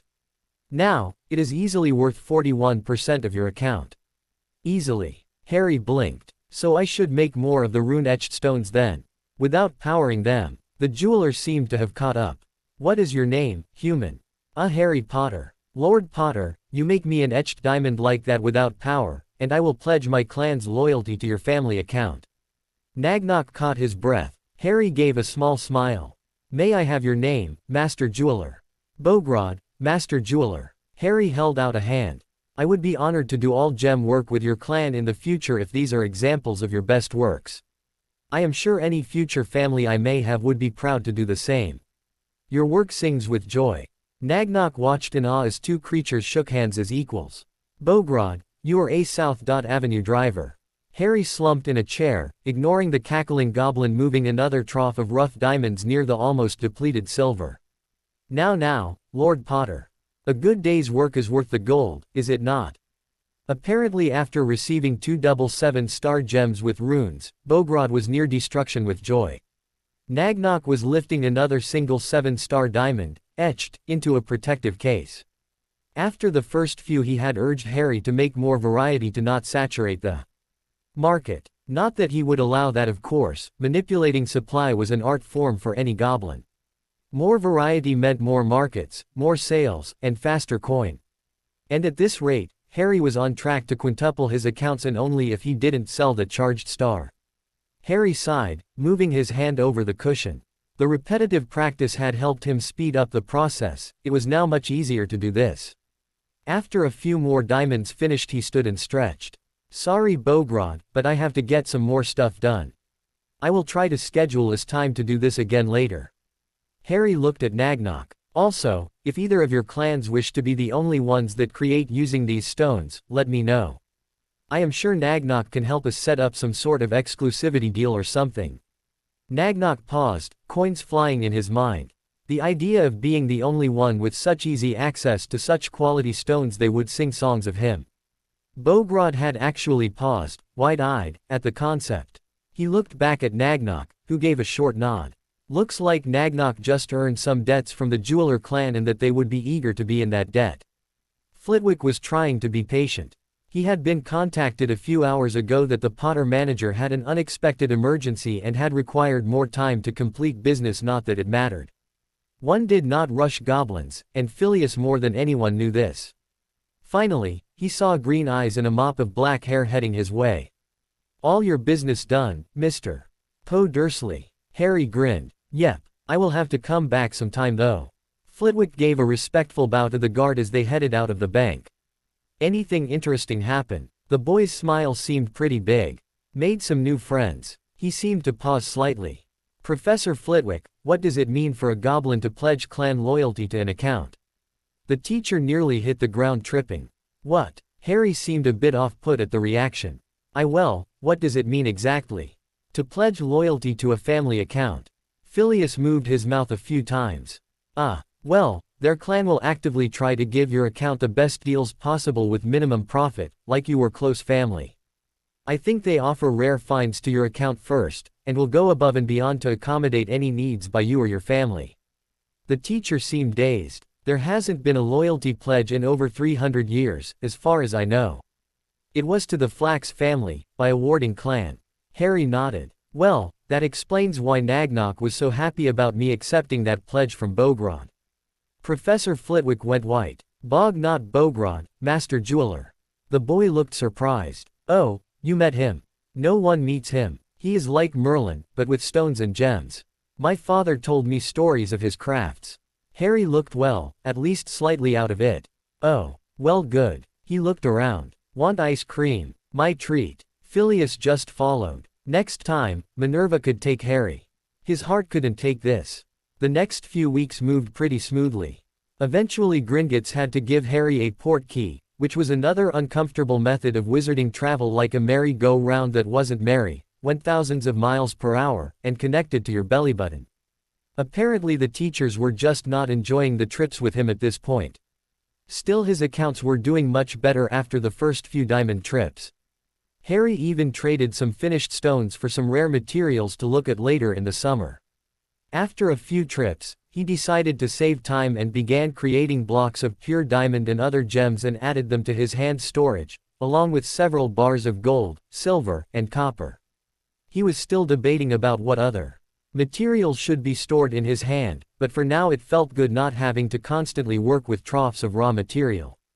Apparently the jeweler clan was very interested in the bars of diamond as well. The Potter account was doing well this year. Professor Quirrell was pacing in his office. Christmas break was getting closer, yet his goal seemed just as distant as it did months ago. He tightened the cloth around his head, as if to hold back the darkness inside. This was all going wrong, so wrong. By now he was supposed to be free of this bloody merciful master. Right. He could feel the damage building in his body. Possession was never healthy for the host in the first place, without being punished. But how was he to know an 11-year-old would take out 3 trolls and adopt the 4th? That just shouldn't happen. Looking at the flask, his shaking hand tried to convince him to just wait longer. Unicorn blood, forcibly taken. But once taken, his life would pretty much be gone. Never to taste, smell, or feel again. The Dark Lord promised that with the stone, he could fix all those issues, that his faithful servant would be made powerful. But then again, the Dark Lord wasn't the one drinking it. Right now the shuddering teacher was debating if death was worse than that kind of half-life. Aside from that damn child, there was still the Cerberus to consider. 3 heads, the size of a small hut and magically resistant to most weaker spells.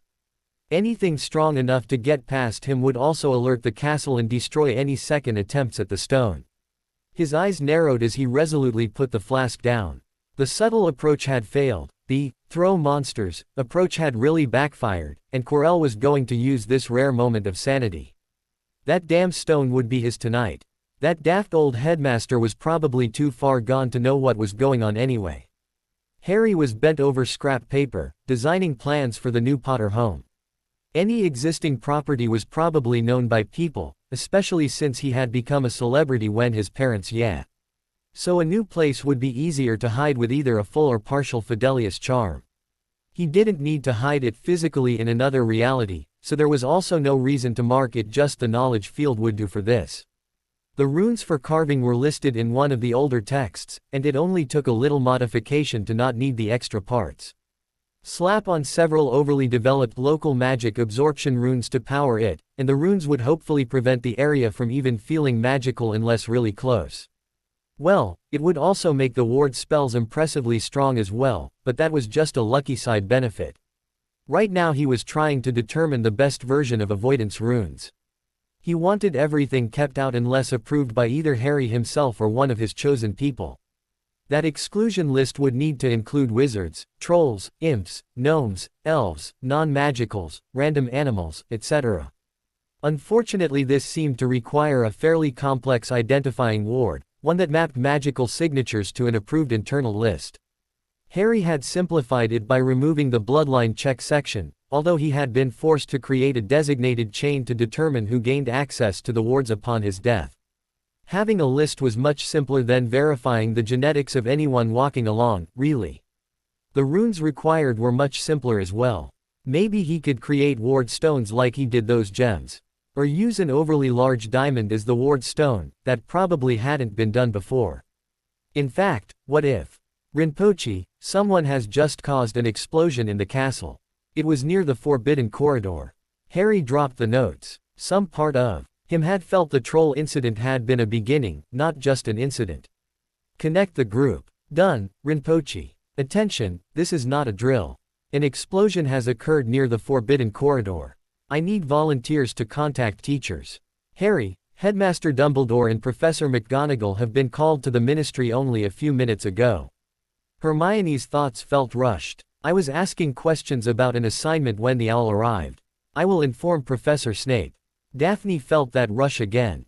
Be careful, Daphne, and only mention the explosion. That man does not like me. Harry could practically feel her eyes roll. Got it, Potter. He took a deep breath. Well, I am heading down there. Everyone, keep people away from there if possible. Padma's concern was evident. Harry, You are not going alone. Susan was quick to follow. I just finished a note for my aunt and I am on the way to the Ollery. Please wait for backup. Harry started tapping a foot and paused, taking a deep breath. Sorry, got caught up in the moment. I will wait near the door and make sure no one escapes with whatever is hidden in there. In fact, maybe the explosion is what the instant death thing was about.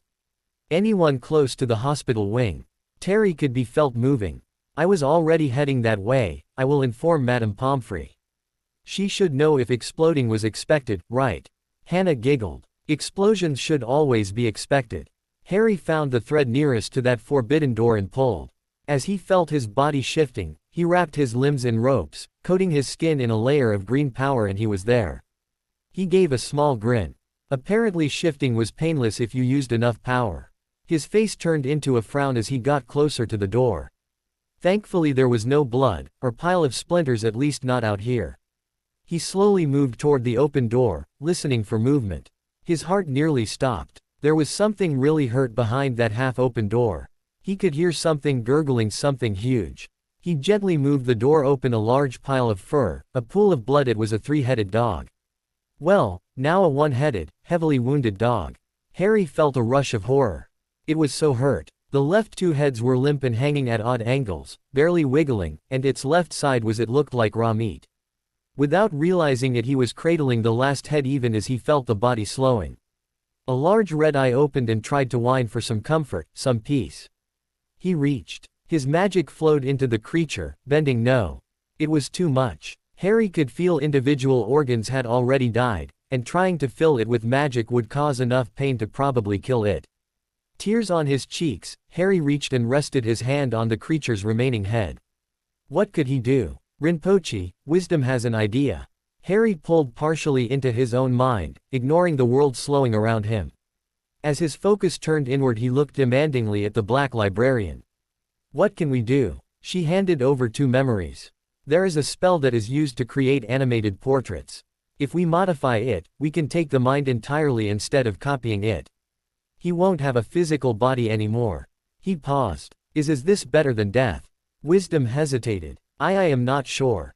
Maybe not. We have never tested this before, and I am not sure the consequences. From behind the boy, a skeletal hand pressed into his shoulder.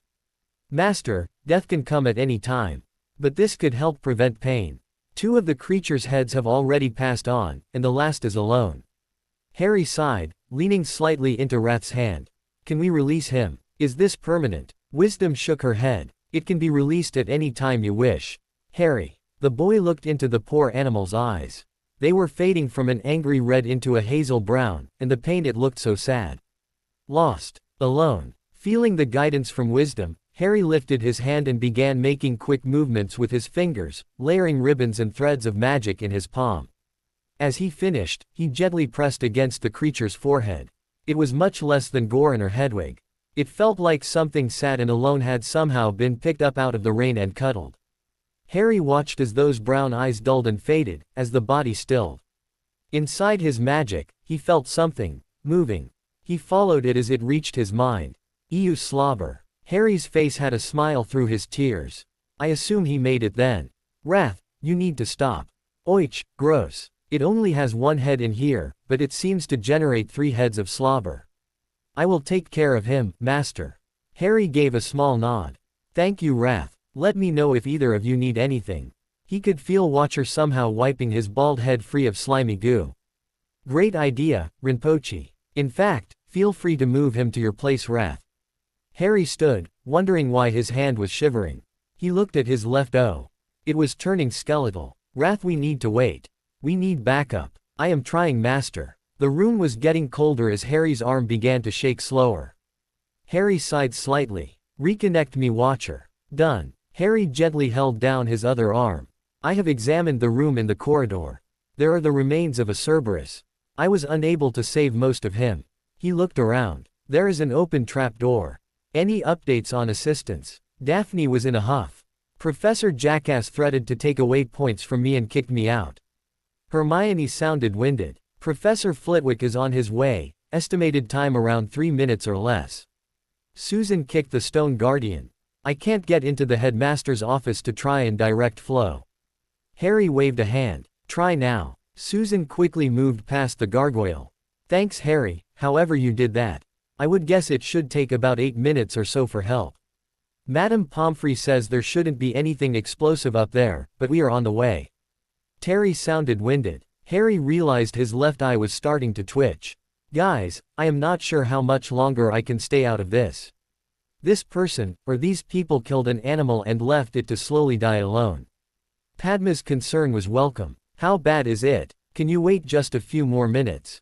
Wrath interrupted. There are 5 minutes. Beyond that, and we act. Everyone paused as the cold voice echoed. Harry coughed. Sorry, he likes animals too.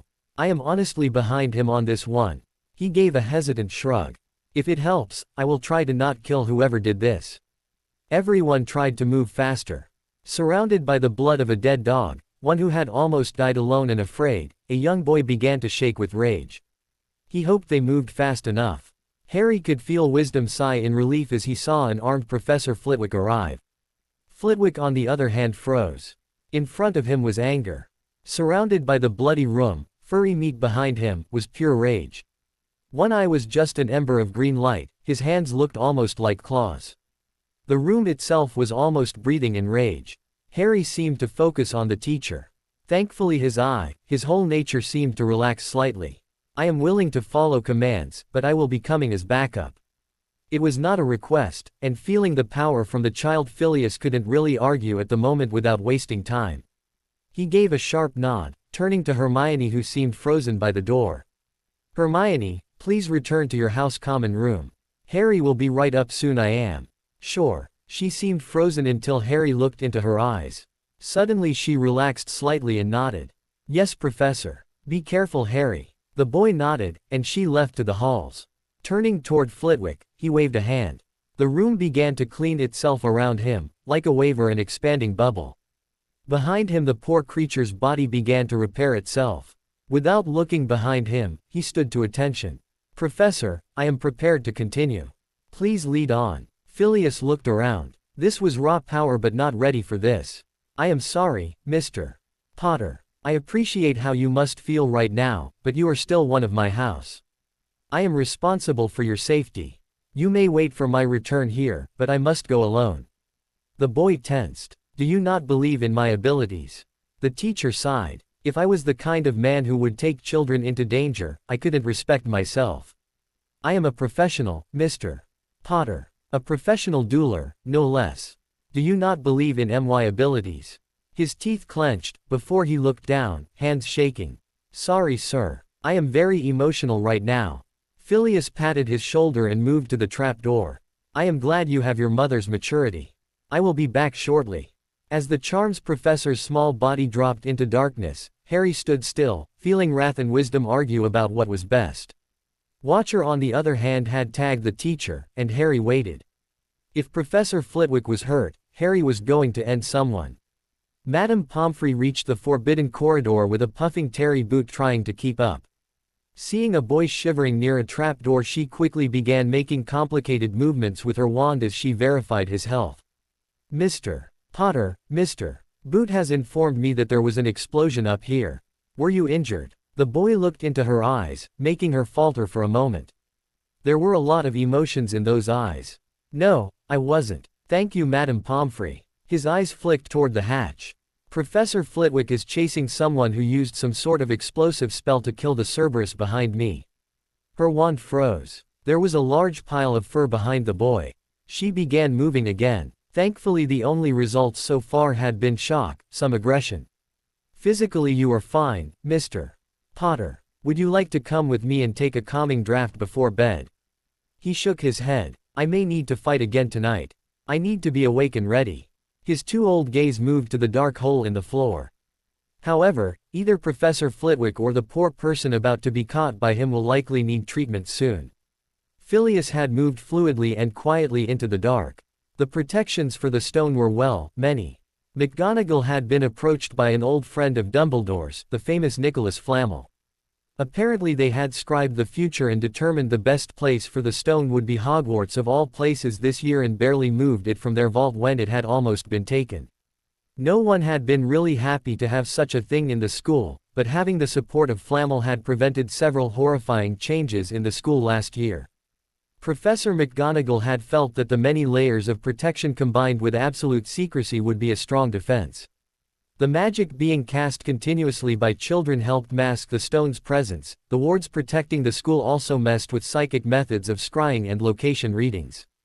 The hallway alone had dozens of wards preventing students, animals, even teachers from being able to get near the door.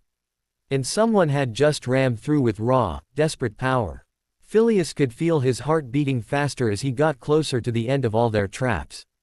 The false doors that would entrap, the time dilation fields to slow an intruder, physical and mental guards all torn to pieces.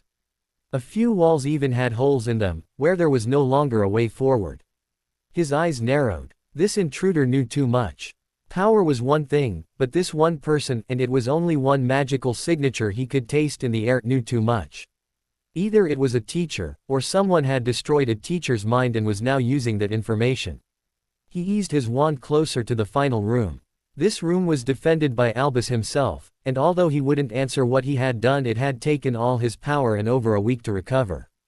It had to be enough, at least to slow down this invader. As he eased his way around the corner, he saw a large white room, filled with shelves. Each shelf was filled with blood-red stones, and all of them gave off incredible power. On the floor was a broken man. Clothing torn, body slightly bloody, Quirinus Quirrell. It was it as here, master. I which one? Flitwick froze as a soft voice wheezed. Fool, you must bleed on them. The correct stone will drip golden liquid from your blood, and that will save us both. Find it, drink deep, and you will be whole. As the man reached for a shelf, Phileas snapped his wand 3 times. A dim light struck the worn man, making him fall stiff to the ground as the next 2 flashes pulled 3 wands from his body. Stay right there, Quirrell. You are under wand. Over the sound of the crying and bound teacher was a dark laughter, causing Flitwick to freeze. Even now, my follower, you fail me. Once more I shall give you the power, but this shall be the last time. The man's broken body seemed to shudder, then stand. Joints reversed as 2 of the wands flew to his hands. Flitwick stood in horror as the turban fell a face. His hands flexed, wands ready. Professor Flitwick, this reminds me of old times. Unfortunately, I have more important things to do than show you the depth of pain you deserve. The much smaller professor gripped his wand, silently beginning a complicated charm. As his wand began to dance, he gave a bloody grin. I see you have fallen in the world, Voldemort. Let me help you find your way even further down. They leapt toward each other, lights flashing as they tried to end lives. Harry stared at the darkness in the hole. Should he go down? No. He was not required to do this. No one was in danger, except for a professional. One who he trusted. This was much harder to do than he thought. Normally he would just take over.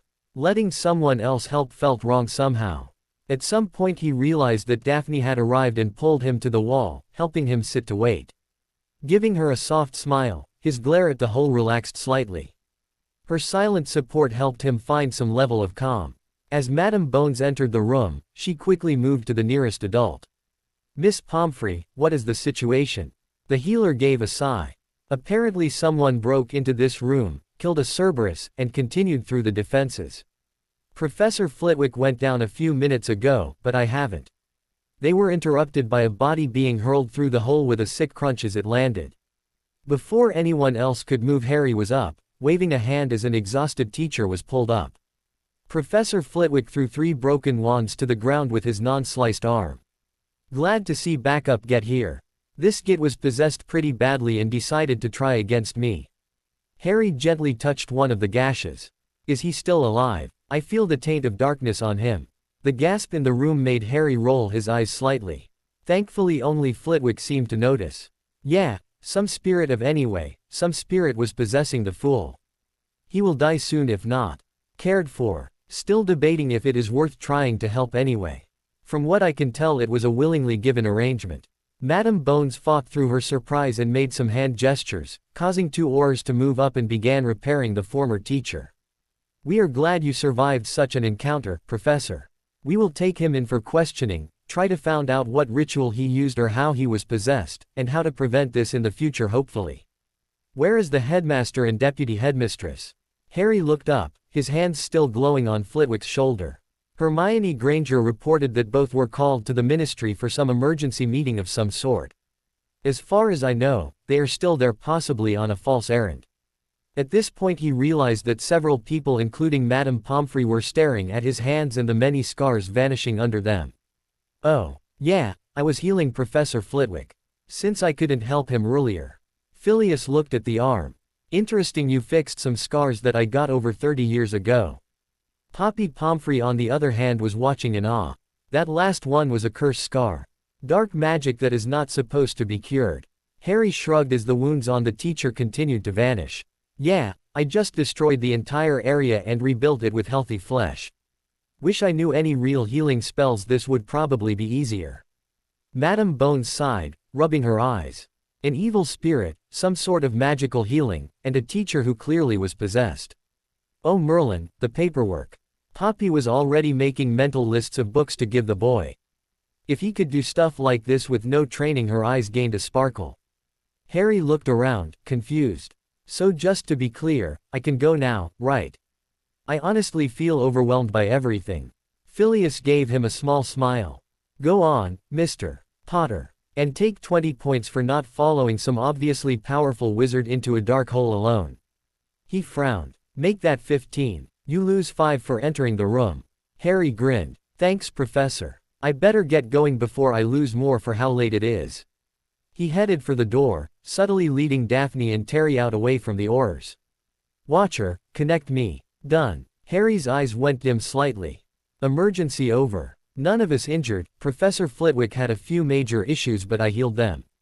Cerberus was only fatality so far. Turns out the cause was Professor Quirrell. Git was possessed by a spirit, not sure for how long. Susan stopped pacing in the Hufflepuff common room with Hannah. Combat done. Auntie is okay. Confirmed. Although she seems sad at the prospective paperwork. Hermione finally put down the book she was supposed to be reading, like she could focus now. How bad was Professor Flitwick's injuries? He shrugged, feeling Daphne lean slightly into him. It was pretty late. Some arm damage, a nasty curse on his leg that I managed to break apart with ropes before he noticed it. Padma sniffled. The Cerberus died. Well, mostly. Wisdom managed to find a way for me to take minds into my mind world permanently, so I saved 1/3 of him. Harry grinned. Apparently he drools a lot. Wrath is taking care of him now. Padma managed a small smile. Can I name him? Sure. Not tonight though, I just need to collapse. Really, holding back wrath is much harder than it looks.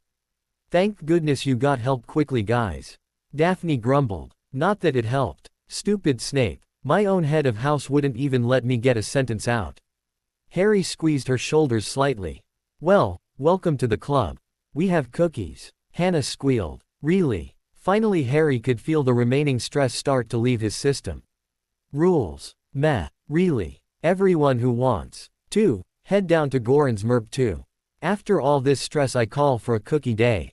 Hermione cringed. You, the sugar. I won't be able to look Mom and Dad in the eyes when I get back. Terry grinned. Well, at least you will have cookies to go with the guilt, right? Harry and his friends all started filtering out of the school, passing Aurors and students, heading toward an evening of friendship, emotional support, and cookies. Goran stared at the children. So hi. Padma raised a hand. Harry said we can come over and have cookies. Goran looked at the small crowd. Well, sure. I guess. He sighed and looked toward the shrugging boy with green eyes. Thanks for the heads up, duh. He sighed. All right, everyone come on in. I can't make Hagrid's rock cakes, but I am pretty good at peanut brittle if you don't mind waiting a few minutes. In the castle, Professor McGonagall was becoming frantic. Albus, just which one of those stones was the real one? Many were damaged during the duel, and your copies are too good. I can't. How do we know which one was real? Albus grinned. Ah, one of my more clever ideas, I think. She waited. Yes. What was one of your more clever ideas? Dumbledore shrugged. They were all fake. Minerva paused. Oh Merlin. Which where is the real stone? Dumbledore handed her a red stone from his pocket. Minerva looked at it. How long has this been in your pocket? Dumbledore handed her an orange from his pocket. She sighed, rubbing her eyes. Thank you, Albus, I will take care of it. Just thank you. I can't believe you had peanut brittle without me. Daphne rubbed her eyes. Tracy, I said I'm sorry. Everything happened at once. Tracy continued tapping her foot, leaning forward. You could have woken me up, you know. She raised her hands in defense. I was near Professor Snape's office. It was urgent. Like, really important. The other girl was looking really hard. You were with Harry when you went for Brittle. Daphne blushed. Tracy got a devious grin. So a boy distracted you so much that even after all the excitement, you forgot to tell me about Desert. She looked to the side. I brought some back, you know. Seeing Tracy dive at the package almost made the girl giggle. In an office set with hidden entrances and filled with paperwork, 2 teachers, and a school nurse, Amelia Bones was looking with deep seriousness at a pensive. Her hands seemed to flex slightly, as if to release her hidden wand from her holster, a nervous habit she had tried to get rid of for years.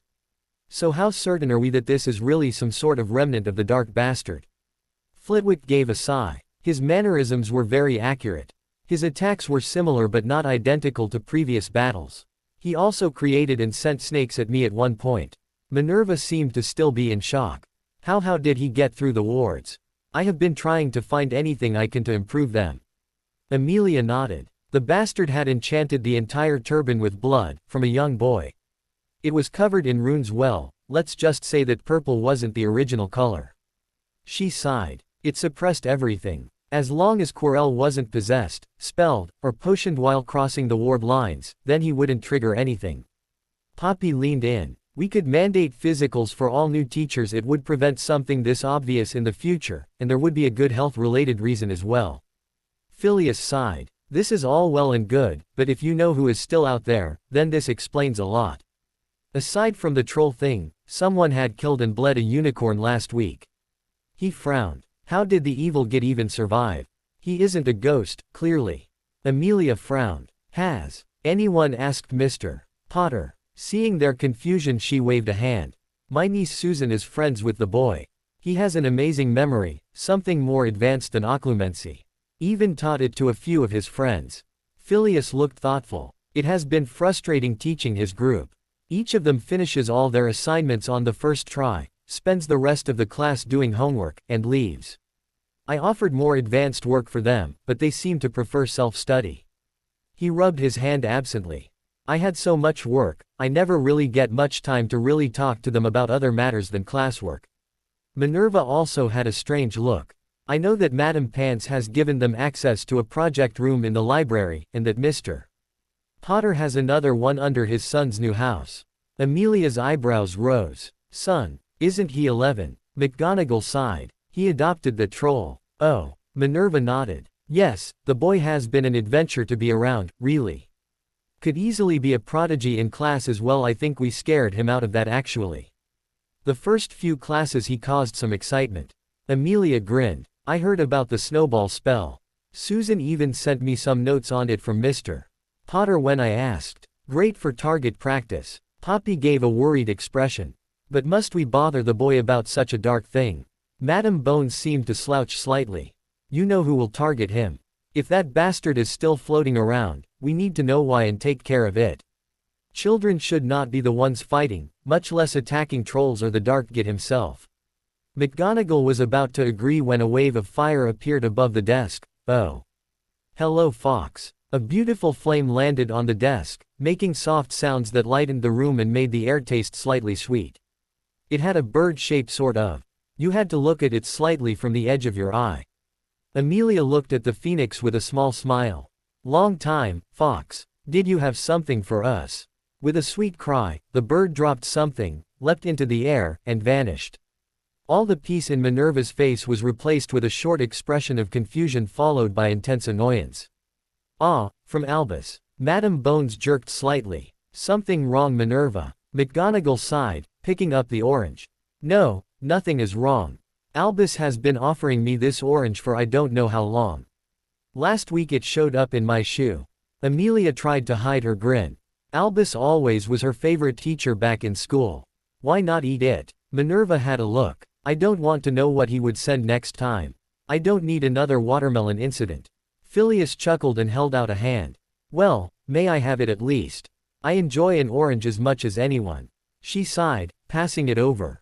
If I end up being overwhelmed with cabbages because you wanted some vitamin C, I blame you, Phileas. Amelia's face faded from a smile back to grim stone. I have another option. One of you know whose most inner circle Death Eaters in Azkaban has managed to stay mostly sane for about 11 years now. If all else fails we can use Veritaserum on him. Several faces went white. Minerva swallowed slightly. Not Sirius Black. Her grim face nodded. We won't take chances if it comes to that. We will have him heavily restrained. No risks. If that is what it takes to prevent the Dark Lord from rising, so be it. Harry sighed as he looked over the letter. Apparently most goblins had to work shifts as a wizard clerk in Gringotts, which is why Bogrod's response had taken so long and was so grumpy. He did grin slightly. It had come up during the week of gem creation that Bogrod had actually been one of the first goblins Harry had met in the wizarding world. And right now, Bogrod was really excited. Harry had sent a basic request: really, what would a 777-star diamond look like? What angles should each layer be off from each other, to be as magically powerful as possible? Would it be magically better to have a single stone composed of more than one material? And how strong would a 7-layered 7-star diamond be?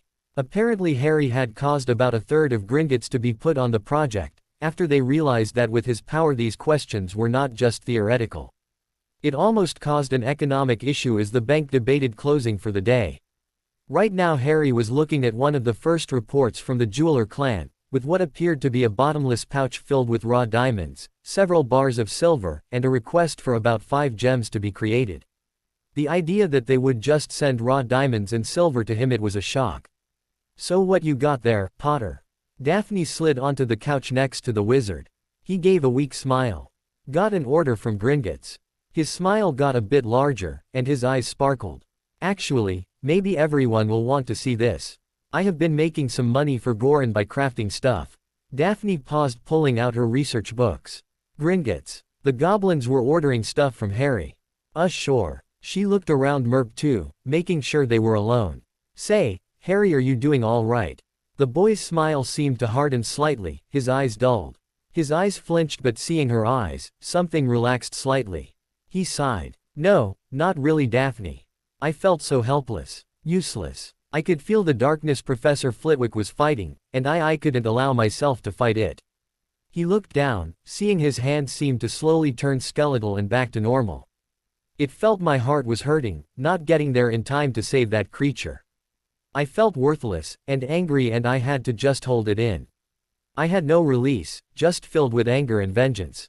Soft hands hugged his arm, startling him to look into her deep blue eyes. You did a lot, Harry. You got us organized, helped us get the teachers in place, you prevented that creature from getting whatever was being protected. That isn't worthless. His green eyes stopped glowing, and the room began to warm back up.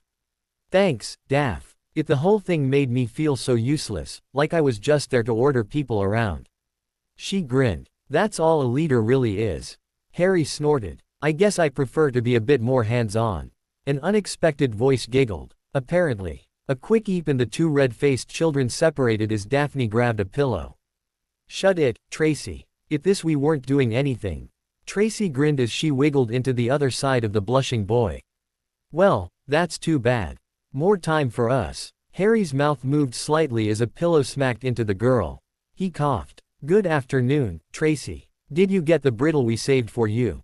Tracy's face went slightly relaxed as she hugged the pillow Daphne had hurled. It was so good. Harry grinned. Yeah, my son apparently has a bit of a talent in cooking. I had to make most of his pans and stuff by hand, but he learns quickly. Hermione and Hannah grinned as they walked down the stone steps. Hermione had a very hefty bag of books behind her, which she somehow balanced. You three look active. Harry waved a hand, pulling another couch closer so the other girls could get comfortable while still talking. Well, we were talking a bit about brittle. I also got a request from Gringotts and thought everyone would like to see a bit. Hermione slid into the soft cushions, raising an eyebrow. I thought you were researching wards. I did a lot of research on that for you, you know. Hannah giggled. Well, maybe they wanted ward help or something. The boy waved them off. No, I don't have to look at their wards until summer. This is just a short project to make me money to build a home for my family. The room went a bit quiet. He looked up. Oh, Didn't I mention that? Daphne sighed. No, Harry, you didn't mention that the best ward makers in England want you to double-check their works.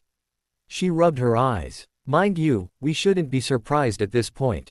But no, you didn't mention it. Harry held up some of the papers. Well, what does everyone know about magical gems?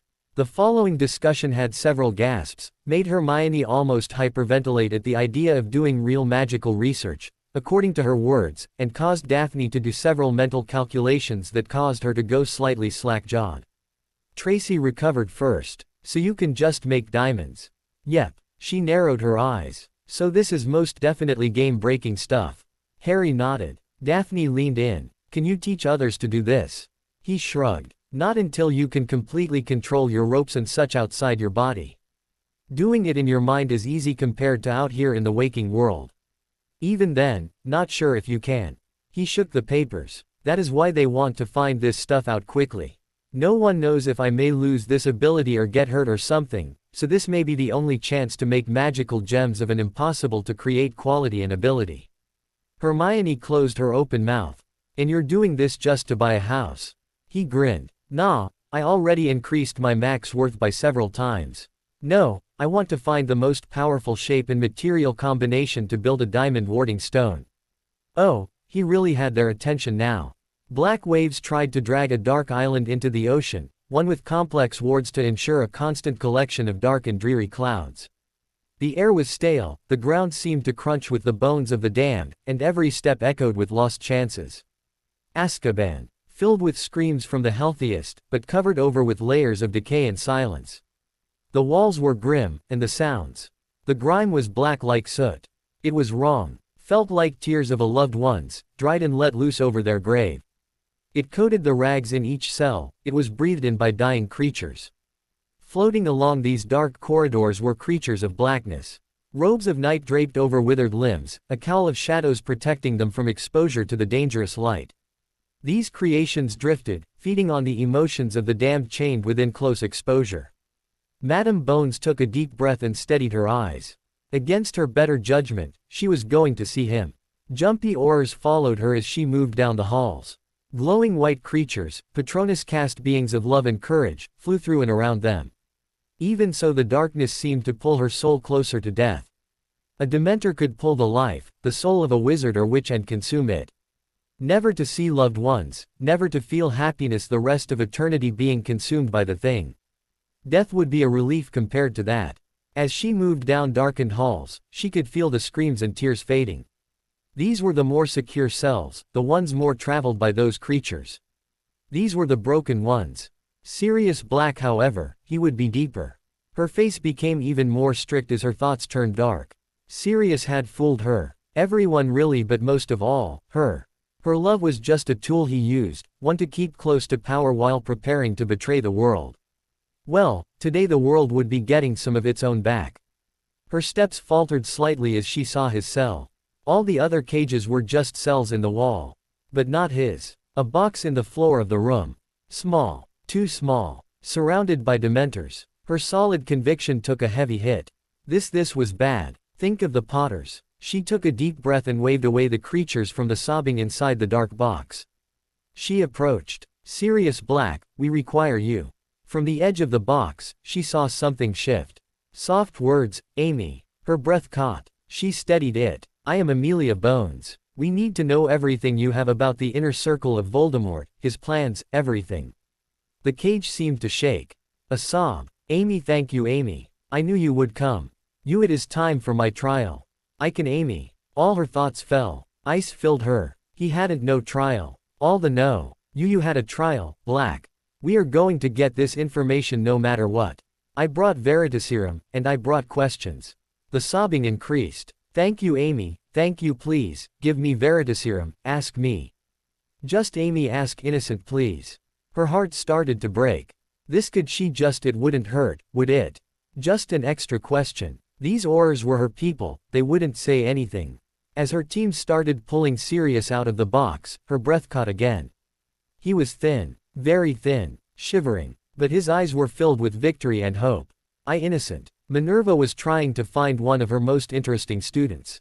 Harry Potter in some ways, more trouble than his father, the rest of the Marauders, and the Weasley twins. And he wasn't even trying to cause problems. Merlin helped them all if he began pulling pranks. After asking around, she worked her way out to Goron's home. Harry's group was pretty diverse. Every house was represented really. Some of her cubs were even calling the group Harry's house, since they spent more time in one of the two project rooms than in their own houses. And the things they did well, they were clearly created by Ravenclaws. Research into magic itself, and they hadn't even made it 1 year yet. It would be less frustrating if they were not succeeding in their studies. The boy had already made an amazing stasis charm that Flitwick was ecstatic over. Who knew what they were doing now? As she walked into the well-built stone home and moved down the stairs, she paused. All the students were in a circle, watching Harry do something. His eyes were glowing, his hand was hovering over something glittery and song. She could hear some singing, like an angel taking a shower. Moving gently, more cat-like than she would admit to, she moved closer. His hand was floating on a puddle of crystal. Some perfectly clear material was flowing under his hand, now a silver one. No, back to crystal, what on earth? It didn't even cross her mind to interrupt. Something in the air felt like she was holding her breath, waiting for something. Her stern expression softened as she looked at the boy. His face looked like James right now, like he was flying, about to throw a winning shot. Like Lily, just before she finished some complicated formula for a new potion, a new movement for a spell. There was joy there, in those eyes. Her attention was pulled away. Padma leaned forward. "Oh Harry, it is so pretty." He chuckled. "Well, sure, I guess. The point though is that 3 is a stronger prime than 2 is, so Bogrod thinks this will be more magically strong than a normal one." He looked up with a grin that turned into shock. "Oh hello Professor McGonagall." Everyone jumped and turned like a giant panda had appeared. Thankfully Minerva was distracted. "What is that, Mr. Potter?" He grinned, picking up the glittering. "Behold, the world's first triple-layered 7-star diamond." He frowned. "Now for the annoying part. If I pass out, tell me." Before anyone could really catch what was going on, his body flashed. A green glow covered his body, and his eyes seemed to focus it on his hand. The power in the room began to pulse against their skin. As McGonagall recovered and prepared to stun the child, the power seemed to swirl inwards, twist. The air, which felt so alive and sparkling, suddenly began to swirl, and no, just the magic. The magic of the room was being absorbed by his hand. As he finished, Harry staggered slightly as Daphne grabbed his arm and Padma grabbed the other. "Oh wow. That was much harder than charging a double 7-star gem." Hermione's eyes were huge. "Harry, did you just were there runes on that gem?" Harry nodded. "I was using that silver bar for it. Managed to get a few extra 1,000 runes on this one, since I practiced so much at Gringotts." Susan and Neville looked at each other. Neville hesitantly raised a hand. How many did you just charge up?" Harry sighed. "All of them." He froze, slowly looking up. Minerva was glaring at him with a mixture of fear, anger, and something. "Mr. Potter, never do this without supervision again. Ever. Powering runes should have killed you. Especially if you did what, thousands." She seemed so, her hands flexed. Her glare moved on to the others. "Everyone understand. Supervision for anything near this level of magic use. If any of you had tried to do what Mr. Potter just did, I would have corpses here instead of students." She felt smaller hands gently holding her hand, which she now realized had her nails digging into her flesh. She looked down into Harry's eyes. "Professor McGonagall, I had professional goblins from the Jeweler clan observe this procedure, and my abilities. I am actually licensed to power up to a certain number of runes solo according to goblin decree per day. It was part of my working with the Jeweler clan." He was okay. Everyone was fine. Minerva just kept running through those thoughts, making sure she knew inside that the precious little boy hadn't just tried to kill himself. She gave a stiff nod. "Mr. Potter, you will ensure that none of your friends will attempt powering such a thing in any way without supervision." It was not a request, and Harry knew it. "Of course, Professor. I was just sharing a part of my part-time job with them, not teaching the process." She took a few more deep, steadying breaths. Good. "Mr. Potter, I originally came down to inform you about a meeting in the headmaster's office in 2 hours. Please be prompt." And less of just. She got a bit closer, resting a hand on his shoulder. Harry, please don't scare me like that. You could have died. His breath caught in his throat a bit. He nodded. She squeezed and turned away. I would take points, but well. Don't let this happen again. Tracy watched the retreating teacher. So not in trouble. Seeing all the glares, she just grinned. Hey, just checking. And Harry is fine, right? Her eyes had a bit of nervousness as she checked over Harry. He chuckled, wiping one eye. Well, I am a bit drained of power, but that only took out like 80% of my ability, I think. He paused. Watcher says 85% of my maximum magical output. And 83% of that was the runes. Terry leaned in, looking at the stone in Harry's hand. It is very neat looking. Is the line really runes? Hermione seemed to have recovered. An angry teacher caused certain reactions that she hadn't overcome yet. Yes, etched gems get a lot of runes, so they have to be in really small sizes. Harry sat next to Daphne and Tracy, taking some comfort from them, slightly leaning into him. Padma's look also helped him settle. He hadn't understood how dangerous his activities would be for normal children. It had still felt nice. Realizing how much Professor McGonagall cared. In a secret ministry room, an unspeakable healer was working on the body of a hurt man with wild black hair, while a crying Madame Bones was working with his soul. Harry gently knocked on the headmaster's door. The guardian at this point just moved out of the way on its own rather than wait for him to pull on the magic, thankfully. After the incident with the runes, he felt a bit nervous about this meeting. The door opened, showing two slightly nervous professors and a stranger. Minerva gave him a small smile. Come in, Mr. Potter. She waved a hand to her left. Mr. Shacklebolt is here from the Department of Magical Law Enforcement, the DMLE. The man had hard edges but a smile on his face. He smiled and held out a hand. Kingsley Shacklebolt, Mr. Potter. As they shook, his smile turned a bit dark. I understand you were in the area when the possessed Mr. Quirrell was detained. Harry gave a nod. Do you need a statement?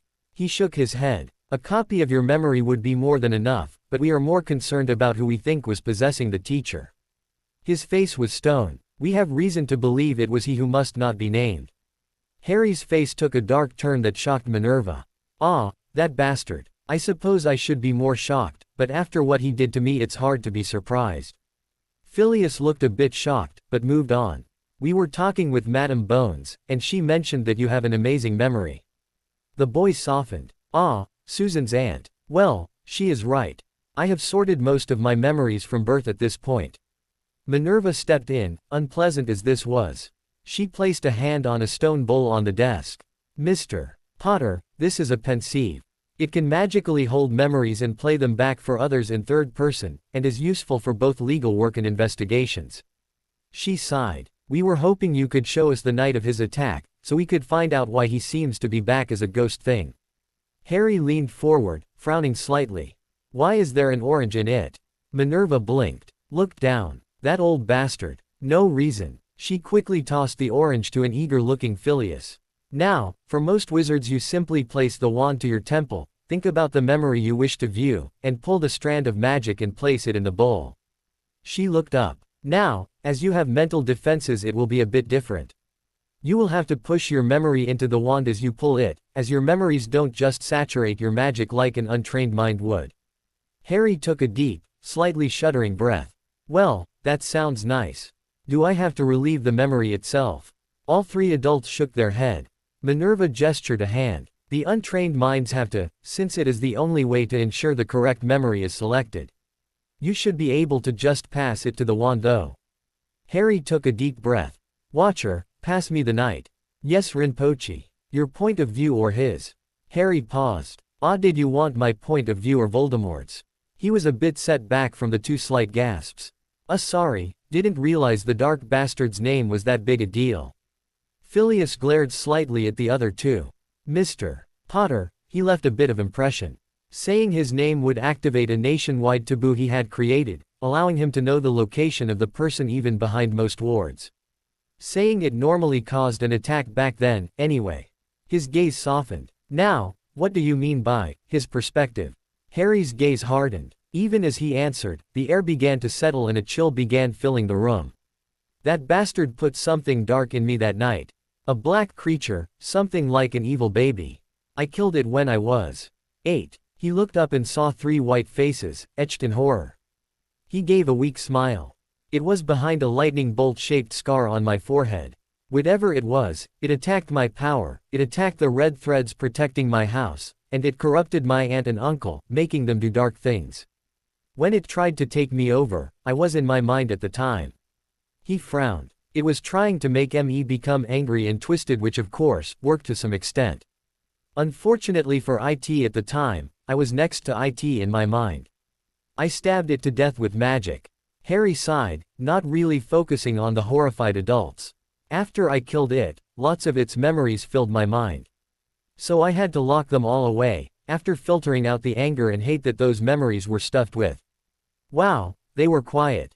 Minerva tried to take a calming breath. Mr. Potter, would you allow us to verify that the creature is really gone? Harry shrugged. Sure, it was a few years ago though. Anyway, as long as I don't have to view the memories themselves, I don't mind copying them and giving you those. He gave her a firm look. Just know, most of them were so filled with darkness, that I couldn't even review them. Deep, I just don't want to know it all. Kingsley seemed unable to talk, but Phileas stepped forward, pulling the boy to the desk. His wand flickered, and a glass bottle with a glass lid appeared. Harry, could you fill this with a copy of that bastard's memories? Harry nodded. It should be everything he remembered up till that night when he tried to kill me. He gently placed his hand over the opening. Watcher, you know what to do, right? Already prepared, Rinpoche. This will likely feel nasty though. Harry sighed. Of course it would feel gross. Darn it. Before anyone else could comment, he could feel sludge flowing through his right arm. Down his shoulder, sticking to his elbow, dragged up to his palm. Black ooze began filling the glass, clumping and dripping from Harry's hand. Even as the horrified adults watched, the obsidian liquid seemed to churn and twist inside the container.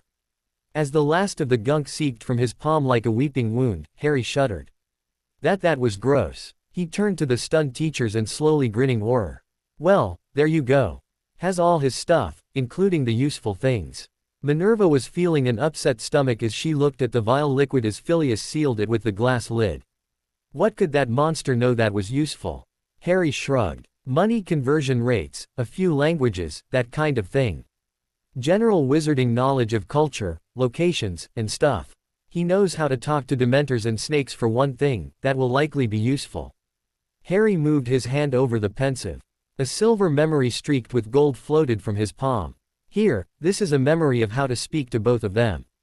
Not sure how it will work for you, since it is nothing but knowledge, not a memory of a place or a situation. He sat back in his chair, relaxing slightly. Looking at the adults, Minerva was still staring at the jar in horror, Flitwick seemed eager to mess with the gold-streaked memory, and Shacklebolt looked like Christmas had been extended to a week long. The Auror gently lifted the sealed glass.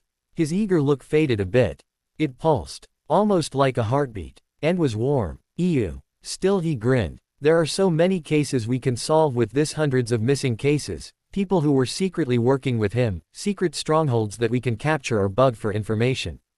He looked at Harry with a hunter's grin, full of teeth. Boy, you have done more today than anyone could have hoped. Killing the dark prick was one thing, but this may help us dismantle his whole support structure. Minerva took a deep breath. Well, thank you, Harry. Please, I am sure your friends are waiting for you. I will let you know if we need any more assistance. Harry sighed and gave a nod. His arms still felt unclean from that. He headed for the door, deciding that an extra shower wouldn't hurt any plans for today. He grinned slightly. Today he was going to continue planning and making gifts for Christmas, at least that would help him feel less corrupted and stained by darkness. Alright, so we all like Harry, right? Tracy was looking at the group. Hermione seemed a bit embarrassed to be here, Daphne was just hiding behind her hands, Padma was just smiling, and Hannah was nodding. Susan raised a hand. I like him like a brother more than anything. Anyone else? Tracy grinned as she watched Hermione debate with herself. Well, you may change your opinion if you get a new wand. Daphne squeaked. Shish, that never happened, none of it. Oh, she had way more attention now than she wanted. Hannah was grinning and ooching closer. So what didn't happen? Tracy grinned. So everyone remembers what it felt like when Harry made your wands compatible with your cores. Several red-faced nods followed. Tracy began to smirk. Well, we found out that the better Harry knows you and the more he likes you, the more intimate the feelings become. Now Daphne was getting some very interested looks. She shook her head. Nope, nothing. Nothing happened. Hermione seemed to still be having an internal debate. So what did it feel like? I noticed Harry sort of ran off after you two had your course settled. Tracy opened her mouth before Daphne jumped from the couch, launched at her, and covered most of her face. Nothing, it felt like nothing, really boring. Right, Tracy? Daphne forced her head to nod. Okay, we are done here. Good, everyone back to research. Hannah seemed to be grinning now. Oh, it must have been GOOOOD. Tracy forced Daphne's hands to nod. Padma grinned. You know Daphne, right now you are sort of sprawled over Tracy and forcing her to admit that nothing happened. Not the best argument to convince us really. Daphne paused, frowning. She sighed, sitting back in her chair. Tracy would just tell everyone when she left anyway. Tracy smirked. Felt like he was key, dotting our arm all the way to our core. Daphne went white. Why had she let go? Thankfully the rest of the room was stunned to silence. Most carefully not looking at the other girls. Hannah, still looking at an interesting part of the floor, coughed. So what did it feel like when he actually reached your core? Daphne absently sighed. Like the best key on the mouth ever. She realized everyone was looking at her and went white again. I didn't say that out loud, right? Hannah was looking at her wand. Wonder how often I can lose this thing. Susan swatted her arm. Hermione giggled, slightly hysterically. No wonder he doesn't like fixing boys' wands. Tracy nodded. Thank goodness. It would be a loss to women everywhere. Padma had a bit of dreamy look. Maybe we should get spare wands. Wouldn't want our main one to break, right? Hermione was blushing. Look, he probably doesn't even. We are a bit young, you know. For key, dotting and stuff. Tracy giggled. For now, I guess. In a year or two I might get a few dozen wands though. Hannah grinned. We could be the band of wand sisters or something. With belts covered in wands. Daphne had a bit of a look too. Oh my, what would that feel like? Hannah looked confused then blushed. I just meant storing the wands there, not. Tracy grinned. Well, I got a plan now. Wonder if I could cast with my toes. Daphne threw a pillow. Tracy grinned. So anyone want to visit my mind? I may have a memory you girls would like to see. Daphne threw all the pillows she could reach. Goran was in the middle of cooking some muffins when his stone door opened, letting his Da in. He grinned. Da, I think I found a way to make Hagrid's rock cakes edible by humans. He frowned at the oven. Or how to make them explosive. It was a fine line, really. Harry grinned. Either way, well done, son. He began organizing some diamonds and began crafting some diamond bars for later. How was your day? Heard you and Hagrid were hunting. He sighed, settling into a huge stone chair. Apparently there are these huge spiders that I am not supposed to eat. One of Hagrid's pets became the size of a house and had thousands of kids. Harry tilted his head. What did they taste like? Goran shrugged. Without sauce, a bit crunchy. I got to use some mustard halfway through the second one before Hagrid caught up. Think crunchy crab, but you don't take off the shell. Harry actually felt a bit tempted. Well, it does sound nice. How far off did you guys go for them? Troll's shoulders shrugged again. Not far at all. Barely into the woods actually. The nest is only a few dozen yards in there. The boy paused, a third diamond brick half created. Wait, there are giant house-sized spiders within reach of students. Goran nodded, watching the ovens. Probably why they call it the Forbidden Forest, really. That and the were trees. He rubbed his eyes. What is a were tree? Rabbit by day, tree by night. He frowned. It honestly doesn't sound that dangerous. Goran grinned. The change is very quick. Anyone standing on top of one of the rabbit burrows is suddenly hurled 50 meters in the air. It's pretty hilarious. Harry had a slightly glazed look. So those strange, demon birds, we see at nightfall. The troll nodded. Just random animals launched. Although some do it on purpose for fun. Harry sighed and went back to brick creation. By the way, I sent another letter to Aunt Petunia. She's not happy that I will be spending the holidays here, but she understands that my son comes first, as confusing as the concept of me already having a kid was for her. Goran paused. Are you sure you want to be here, Da? I never had Christmas before, it wouldn't be a big deal. I know I can't visit home. Harry placed the most recent diamond bar down, and moved around, hugging his son. It is your first Christmas. I created you, to a very real extent. And I will be there for you. He smiled up at his slightly sniffing boy. Besides, I am working on getting us a home. Us and future Potters, maybe even Aunt Petunia and Uncle Vernon, if they wish to join us. And Big D, of course. Goran gave a teary grin. Big D will be pretty small compared to me. Harry grinned back. I am sure he will find it hilarious after a bit. Before Goran could respond, a timer went off and his face went a bit blank. Oh, the explosive muffins. Both looked at the oven in a mixture of eagerness and fear. So how explosive was the last batch you made? Goran was putting on an apron that seemed to be made from stone. If I say run, could you shift us both out of here? Harry flexed both hands, glowing green. Today we dine on muffins or chaos. Goran was putting on heavy steel gauntlets. Dear Merlin, let it be muffins this time. Harry shrugged, verifying no one was nearby. Either way should be neat. Professor Snape had finally thought of a way to put that blasted Potter brat in his place.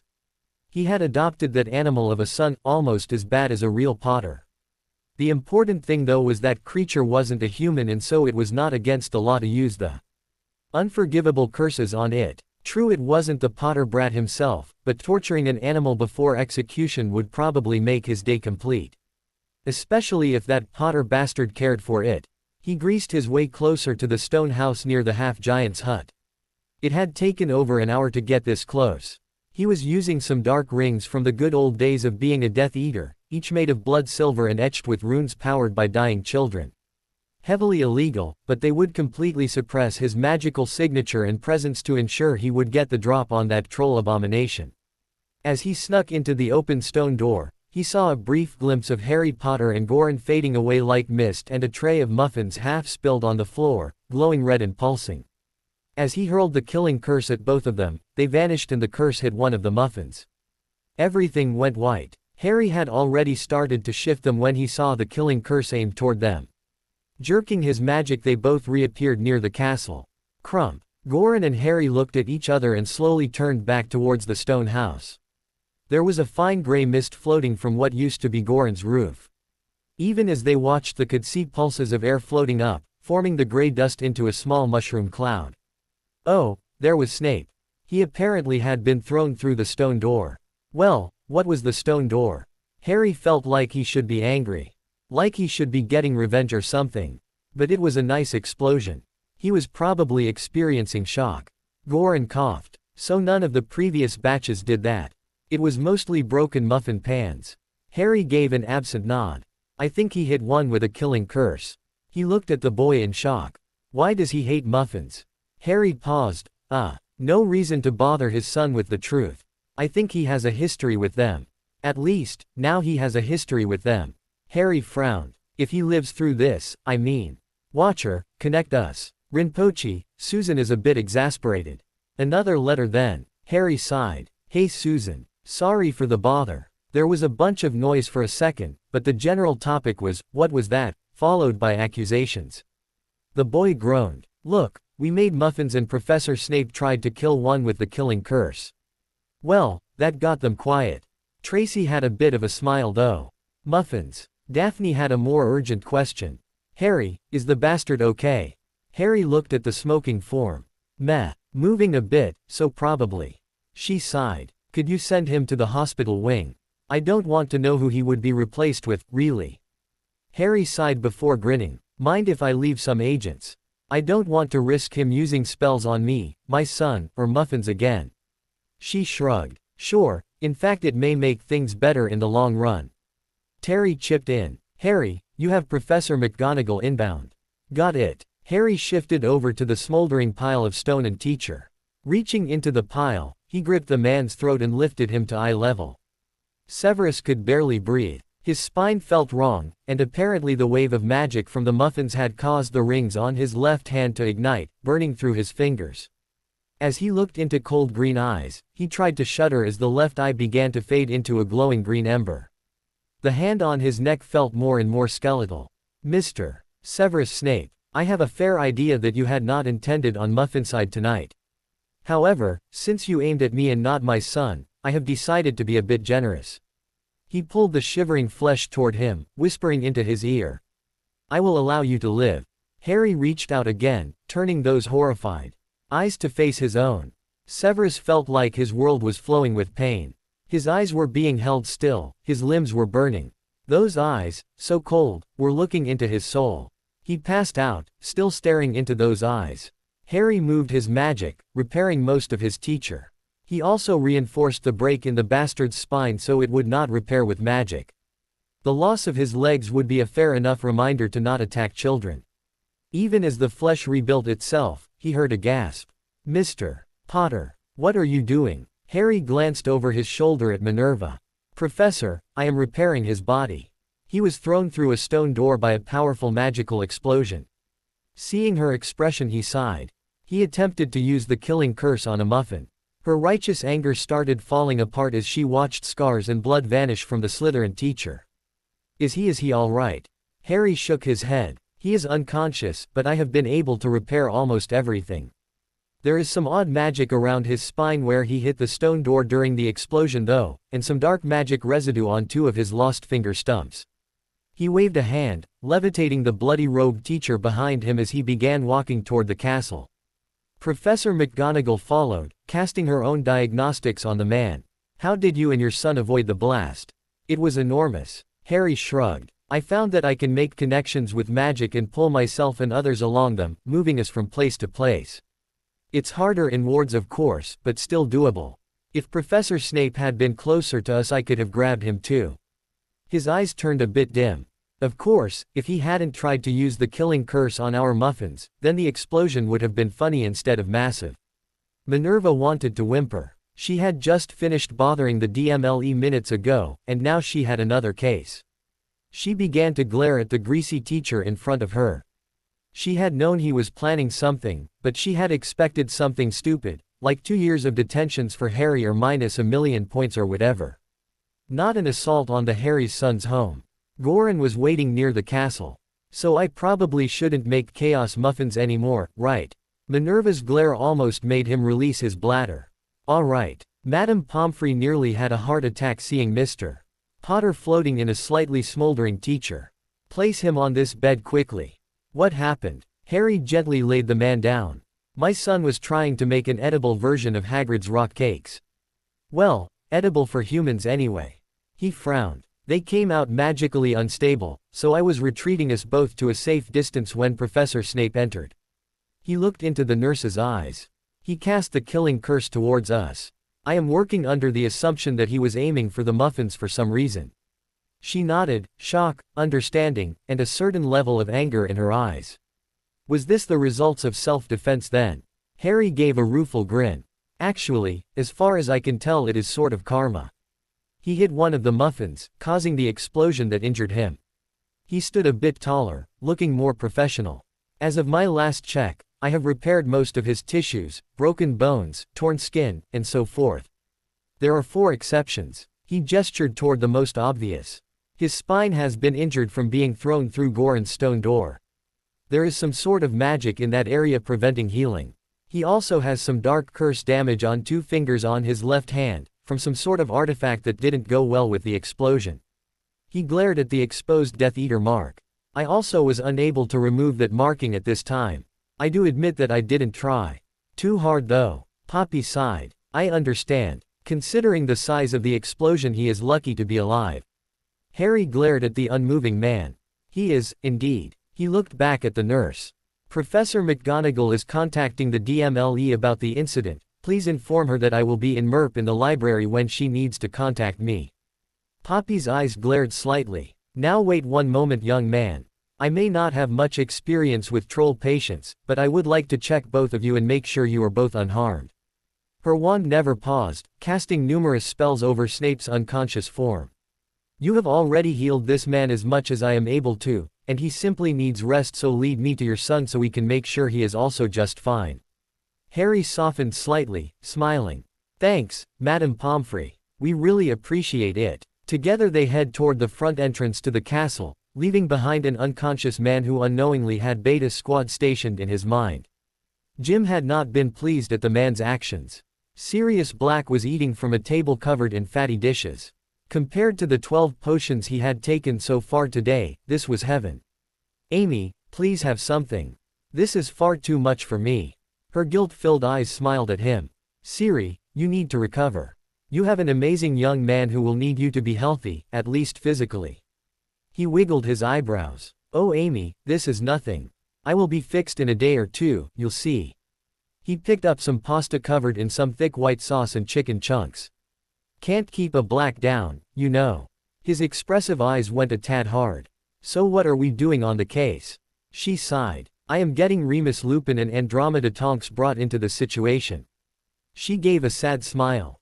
I know that they will be more eager than anyone to know you were really innocent. Andromeda never gave up, you know. Sirius sighed, rubbing at his left forearm.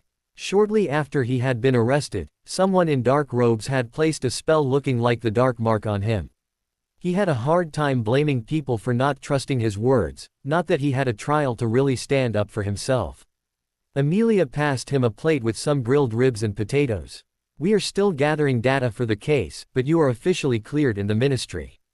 We are keeping it close to the vest so that we can try and find out what happened to Peter without warning him if he is still alive. The thin man growled slightly. Damn rat. Trusted him with everything, just to be betrayed. He took a vicious bite from the meat in front of him. Amy, if I am the one to catch him, it will be very hard to not kill the bastard. Amelia almost snarled. That creature will pay for his actions, no fear. She pulled her furious emotions back together, slightly ashamed at how expressive she had been. As it is, we now have a description of both his forms and I put Mad Eye on the case. You know how thorough he is. Sirius's expression took on a dreamy, slightly desperate gleam. Amy, I am out, right? I am here, right? This is real. She gave his shoulders a solid hug, ignoring the tears on his face. Shish, Siri. Everything is all right now. You're going to be okay. We are going to be okay. She nudged his side. Now, eat some squash or something. All that meat is fine, but you need veggies. He gave a watery smile. Yeah, Amy. Anything for you. Hermione was looking at the massive damage. Goran was looking vaguely toward the forest. Terry whistled. So what started this? Goran sighed. Baking. Hermione made a high squeak, something like a groan and a scream. Terry grinned. So what were you cooking? Muffins. Originally they were Hagrid's rock cakes. Padma leaned over Terry's shoulder. I think some of the rock is glowing. Goran shrugged. Hermione softly groaned. Please tell me there was something strange you added, like glycerin or something. Goran nodded. I added some dried fruit. She leapt at it like a safety line. What fruit? Goran shrugged. Plums. I debated adding some Saskatoon berries, but I felt it would be too much. Terry nodded. Well, I will steer clear of plums in the future then. Padma leaned in. You will regret that when you are older, you know. Balanced diet is important. Hermione groaned. This is so unfair. I thought I understood baking. Spells, fine. I am catching up on that. Baking shouldn't be underestimated. Harry grinned as a slightly stunned Madame Pomfrey paused, seeing the destruction. Hey everyone. Today Goran and I learned to never attack exploding muffins with unforgivable curses. Hermione just sighed and went back into the castle. Tell me later. Please. Recipe and everything. I need some science in this. Padma frowned. So if the modified version of Hagrid's cakes explode, what did the original ones do? Harry grinned. Nothing. Certainly didn't get digested, at least. I found some rocks that were actually easier to eat than those things. Goran waved a hand. It's an acquired taste, duh. You got to try a few before they really grow on you. Madame Pomfrey sighed and began waving her wand into interesting patterns. Sorry, Mr. Potter. Goran Potter. I am not sure how many of my diagnostics will work since your skin naturally absorbs and repels magic. He grinned. Nah, I'm fine. Da pulled us out before anything happened. Bet he can fix my place up too. Harry nodded. I wanted to wait and see if Madame Bones needed pictures or anything first, but yeah. Fixing it won't take long. I may add room for Hagrid too, since his house took damage. Terry grunted. You mean, got flattened. Harry sighed. Again, I would like to emphasize that this whole situation was unintentional. Aside from a man attacking a muffin, no one was hurt. No animals were hurt. I can fix damages. We should be fine. Madame Pomfrey sighed, patting Goran on the arm. Let me know if you feel any pain. All right, Goran. She leveled a glare at the shorter Potter. And you, Mr. Potter. He nodded. I know, I will let you know, ma'am. She sighed. Thank you, Harry. Please let me go a few months without having a visit. Take your safety more seriously. Harry grinned and nodded, watching her head back to the hospital wing. Padma leaned in. So what's going to happen to Snape? He pulled Padma's hand and led her and Terry back toward the library, avoiding a fake hallway and dodging behind a wall to get through a cloth floor. Well, he will need a wheelchair, or a magical equivalent. Walking will not be an option for him. Harry pushed a statue, revealing a staircase with every other step upside down. Jim also deployed a squat into Snape's mind while I was healing him. Harry sighed as the library came into view. At this point, they will ensure he never casts an unforgivable again. They will also prevent any plots against me or my interests from being successful if possible without giving themselves away. He frowned. I don't want to control the man, but I cannot risk another attack on me or my son. If he changes or seems to move on to another topic, Beta Team will probably withdraw. Padma leaned into him a bit. So how likely is that, do you think? Harry sighed. Not at all, really. At least this way I can ignore him safely, since that squad will report to Watcher if something comes up. Harry looked at the shelves of knowledge. I want something more in life, like healing or making cool stuff or learning new things. You know, the fun stuff. Hermione, sitting at a nearby table surrounded by what appeared to be cookbooks, raised a hand. I have at least 6 books that says today was impossible. Please tell me you have that recipe, Harry. Harry grinned and wandered over to help a fellow student explore the world of explosive cooking. Amelia Bones was tired. She had spent 6 hours after her shift keeping the man who used to be her world together as he tried to heal himself. And now Kingsley was holding a jar of black tar and looking like had discovered the Holy Grail. She rubbed her eyes. Kingsley, please tell me this is important. I was supposed to be off the job right now. He nearly giggled. You know how you said that Potter Boy had amazing memories. She sat up, her mind forcing her to focus. He remembered that night then. He was smirking. Apparently that night, you know who tried to put something inside the boy, in his head. A creature of some sort. She blanched. Something from him inside a boy. Please tell me that someone got it out of him. He grinned. Harry kicked its ass when he was 8 years old. Huh. She looked at the jar. Is this the remains of it then? He grinned again. Nope. After killing that creature, Harry found himself full of a lot of unexpected memories and locked them away. He tapped the jar. This is a copy of all memories that a certain Dark Lord had, from birth until trying to put that thing in Harry's head. Her eyes widened then narrowed. Get me the head of the unspeakable department 12 minutes ago. Sleep could wait. Harry was bored. Right now there were several Aurors outside taking wizarding photos, measuring things, and in general just standing around. One was wearing a chef's hat. Probably the cooking expert. They wouldn't let him help. Susan's aunt apparently had gotten most of the DMLE and well, a bunch of people doing all kinds of stuff. Apparently the memories Harry had provided were so large and complicated that every look was showing something to do. They also didn't want Harry to do anything. The girls had also gotten together for another girl talk evening, and Neville had asked Terry for help with a gardening project he was doing for Professor Sprout as extra credit. Harry knew better than to get involved there. Right now he was looking at one of the reports from the Goblin's Jeweler clan covering results from testing his gems. Apparently they thought that growing the gems from the middle out would increase resistance of magic passage, allowing more power to pass through the runes. It was interesting, but he was tired of staring at diamonds all day. Thankfully the most recent letter was something new. There were a large number of properties that Harry may be able to use for a new home, but he wanted one that was terrible. The more problems with it, the cheaper the land cost, and Harry had options normal wizards didn't. One property that had really caught his eye was called Drake's Island. It was only 6.5 acres in size, mostly made from volcanic stones. Not exactly a white tropical beach, but Harry wanted safety first, aesthetics second, and this place had potential. It was named after the squib Sir Francis Drake, a privateer who had actually circumnavigated the whole Earth.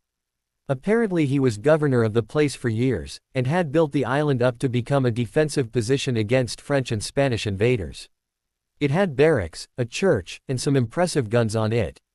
Those were apparently not included in the price though, and would be taken if purchased.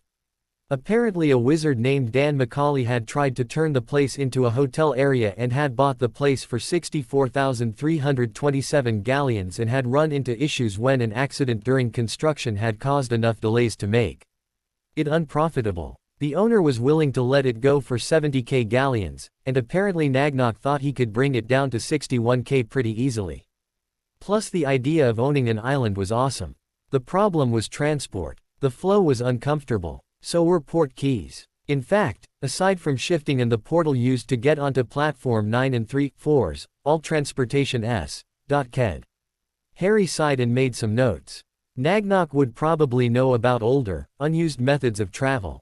Shifting didn't feel bad when used correctly, so there had to be better ways to have friends over than shoving them into a fireplace. Focusing on the island, he did see one flaw. He had some grand ideas, and there didn't seem to be enough room for them all on the surface. Harry added some more notes to his return letter. He would need aerial maps, maps of any magical ley lines that were nearby, seismic maps, and maps of nearby towns. If he could come up with some good transportation methods, buying a small house in town connected to the island would be ideal. Maybe another house near Aunt Petunia. Not like he was having funding issues right now, and having a secure network of houses could have long-term benefits. Plus if he made his ward stone too strong, it would only take over ocean instead of neighbor houses. Locking other people out of their property would be awkward. Embarrassing too, if he had to rely on the ministry to fix it. Probably would get fined for it too. He grinned as he finished the notes, wrapping it into a bundle and casting a stasis to hold it together till it was delivered. This would probably turn into a big project, but those tend to be fun ones anyway. Harry absently held up an arm, feeling Hedwig drop from the window and land perfectly. Carefully attaching the letter, he paused and pressed his forehead to his darling owl. Hedwig gave a soft hoot. She would be fine. She also would like some bacon next time, shifty wizard. Harry chuckled and nodded, watching the owl fly through a window and into the distance. Maybe he should go look at flying again. Silly brooms or not, it could be fun. Minerva was watching with soft resignation as Amelia Bones tried to talk to Albus Dumbledore. It wasn't going well. Albus, please help me. We have so much memories to go through. Any keywords or notes you may have thought of may help us find out what we are looking for so much faster. You know who was alive for over 50 years, that is a lot of memories. Albus smiled and handed her another orange. There were about 50 of them on the floor now. Honestly, where did he get these? Amelia was close to tears. She was tired, emotionally drained, and had been up for almost 2 days now. She gently placed the orange down on the desk. Albus, please. I need help. We could actually ensure he was stopped. All those deaths could be put to rest forever. My brother Edgar could rest. Please, help me. Minerva was startled by how serious Albus looked. Gently, with an aging hand, he reached down for that last orange, and held out a hand. Amelia almost sobbed, but placed her hand forward. He carefully placed the orange in her hand, and gestured for her other hand. It seemed to be causing him some sort of pain, but he gently took her other hand and placed her wand in it. He gestured. Minerva caught Amelia's shocked glance. Together, they reached forward, as Amelia tapped the orange with her wand and it unfolded. The rind slowly peeled itself, showing the inside was a mass of yellowed paper. As she held her hand like a child holding a kitten, the paper twisted and folded into a simply bound book. A Study of Horcruxes, by Albus Dumbledore. Both witches looked at the pile of fruit. Amelia looked at the wall. Didn't Professor Flitwick eat one of those? Minerva sighed. Two. He ate two. Severus Snape woke slowly, feeling a pinching pain in his back. His legs were restrained somehow. What in the bloody Merlin was going on? Before he could get a good snarl going, Madame Pomfrey came out of her office and she didn't look entirely happy to see him. Good afternoon, Professor Snape. You should be aware that there is currently an investigation going on about the incident that occurred in Mr. Potter's home earlier today. The DMLE is involved. He grumbled. Bloody brat is full of lies. Anything he said was false. She raised an eyebrow. He claimed that you tried to kill a muffin with a killing curse. His automatic denial was paused by his own survival instinct. He quickly realized that any statement such as, "I was trying to kill the boy who lived," or, "I just wanted to slaughter his child," would likely go badly for him. Of course, it was a terrible muffin. Why did his head hurt so bad? In fact, all muffins are bad. Death is too easy for them. Should be drawn, buttered, and toasted. At this point, Madame Pomfrey's expression was more concerned than he expected. Maybe you should lay down a bit more. I think you may have taken a harder hit on the head than I realized.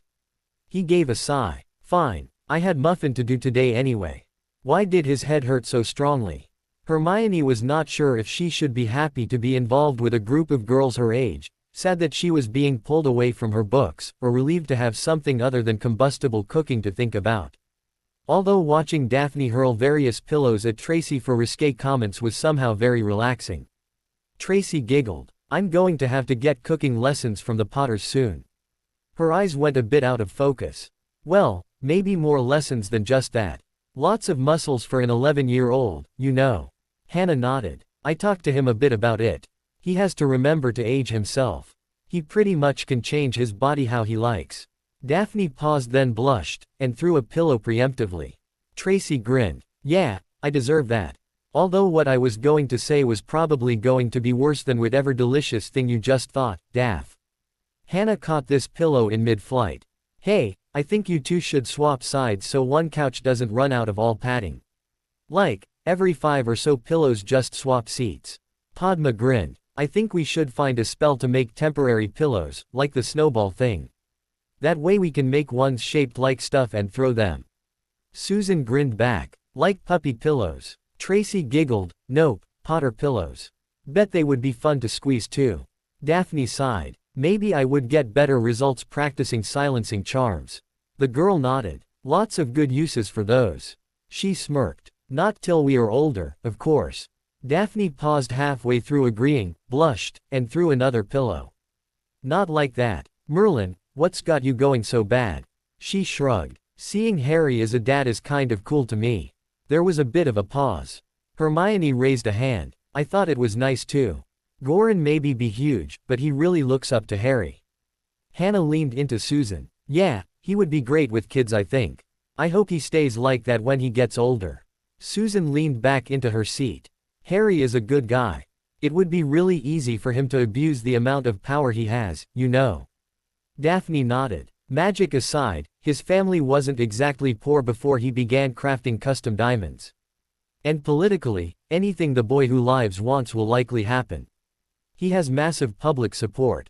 Tracy grinned. Magic not aside, if magic was fire he would be the sun. A cute son, who likes cute animals, and is good with kids, and did that why magic thing that really was nice. She dodged the pillow. And he listens when you talk, even if it isn't the best idea. Daphne hugged a pillow and whispered. If I need him, he will come and help. The other girls nodded. Hermione grinned. And he likes books. Honestly, finding a guy who likes to read is so hard. Like it makes you diseased or something. Padma raised a hand. He helped me get the baby ducks and baby chickens separated in my world. She looked at the faces. What? They were like everywhere. Feather explosion. Hannah grinned, hugging Susan. He helped my power stabilize, so I can keep up with my best friend in class. Even when I tried to join Susan with her aunt in training, magic never worked as well as it did after Harry fixed me. Susan hugged her back with a soft smile. He treats me as a person, not just as the niece of someone important. Tracy gave a deep nod. And he saved me some peanut brittle. Order of Merlin, first class for sure. Daphne sighed, rubbing her forehead. Harry took a deep breath, enjoying the salty air. It was the first day of Christmas vacation, and after some annoying arguments with several people, and a very strange argument about llamas with Headmaster Dumbledore, he had finally made it to Gringotts. And now he was on Drake Island. He looked down at his notes. The purchase had gone through pretty quickly, and at this point the few magicals on the island had cleared off and given the boy room to work. The next step could be done with people around but would probably scare the crud out of them. Most of the island was rock, some sand, and dirt. The top however had some grass, some buildings. The military barracks curved along one edge of the island, a strange backwards C-shape from the images. He compared two maps. The center of the map, of the island over there. It was really close to the only trees on the island. Harry took a deep breath. Today was clear, and he could easily see the nearby city of Plymouth. This island was about 190 miles southwest of London, so it was far from his normal hangouts, but that was part of the appeal. Being able to see the ocean was just a bonus. He carefully sat and leaned against one of the trees, looking at the schematics drawn up by Bogrod. This ward stone would be interesting. Apparently the goblin had taken up Harry's project, pushing the jeweler clan into theoretical research and having Harry construct prototype gems to verify their theories. At first Harry was going to just build a huge diamond for the ward stone, until he was told that the size was magically important as much as the shape was. The chance of finding a gem the right size but still large enough to be crafted into a magically powerful shape was part of the reason why Harry's gems had earned his account so much funding. The new ward stone was going to be smaller, apparently 49 inches across, 7 squared of course, and 7 inches thick. Each of the 7 layers would be a single inch in thickness, with 7 rings of support runes along the edge, 3 inches from the edge, just in case. He had made a prototype in Gringotts, which he had given the jeweler clan. In return, they had purchased the island, covered the costs of almost all his raw materials, and was covering port key creation for product delivery this week. Bogrod had also told him that the clan was treating the stone like it was holy. Gem crafter goblins from even the most outlying branches of the clan were traveling to Britain's Gringotts branch to examine the creation, test it, and just be in the same vault as it. Selling or using it was pretty much off the table at this point. Harry pulled another bar of diamond out, laying them in a grid pattern. He supposed he could have charged anything for the prototype he had created, but Bogrod and the jeweler's clan had supported him heavily in the last week or so, and had provided lots of raw materials for free before this. They had shown him respect, courtesy, and had treated him fairly as a customer. And he appreciated it heavily. The research the goblins had done had all been theoretical and exploratory. Since no one before had the ability to create diamonds from scratch, they had generated an entire branch of magic to both help explain what was going on and suggest methods that Harry could try to enhance the resulting products. True, there was a selfish component to it all, but the boy had seen that glint in the artist's eyes. This had been a life dream of several gem masters. The ability to test theories of stone crafting in ways unheard of, without wasting gems through bad tests, possibly losing creations worth thousands of galleons. Harry grinned. The ward tests and prototypes had been simple compared to the calculations required determining how far each 7-pointed star had to be rotated between each layer. A few prototypes had exploded, so it was vital that the math work out. And the material choices had turned something interesting up. Apparently while diamond worked great for general results, ruby worked best when tested with warding runes. With care Harry lifted the ruby brick and placed it near the diamond ones. He frowned as his hands lit with power and thick ropes began harvesting materials under his attention. 3 layers of diamond, 1 layer of ruby, then another 3 layers of diamond. And embedded in the center ruby 7-star gem would be the ward runes, written in his own silver, carefully washed in his own freely given blood. The blood-soaked silver had been a point of debate for the last 2 days. Official ministry decree made the process against the law, due to the resulting wards being nearly uncrackable, which was bad for Aurors when trying to catch villains, and the temptation to use someone else's blood, again, an issue with bad guys. It had taken several large bribes to get approval for this project, and an even larger one to keep the entire process quiet. Under his hands Harry watched the first 7-star form. The outer 2 layers of the diamond layers were built in rings, like a tree. This would prevent magic from easily passing into or out of these sections. The middle one however would be grown like streaks from the center to the edge, to encourage flow and absorption from the natural magical field. He frowned. Before, on all the other creations, he had felt the stones sing as he combined them, but just like with the prototype, this one was quiet. Not a normal quiet either, the quiet of 100 people in a room watching something important. The stone was holding its breath. As he reached the middle layer, he began creating the ruby star. This material felt like silk to his fingers, rather than the liquid gold tingle that diamond left on his skin. With a slight grimace, he pulled the silver as a thin thread of magic coated it once again in a thin layer of his blood. It didn't hurt, but it felt strange.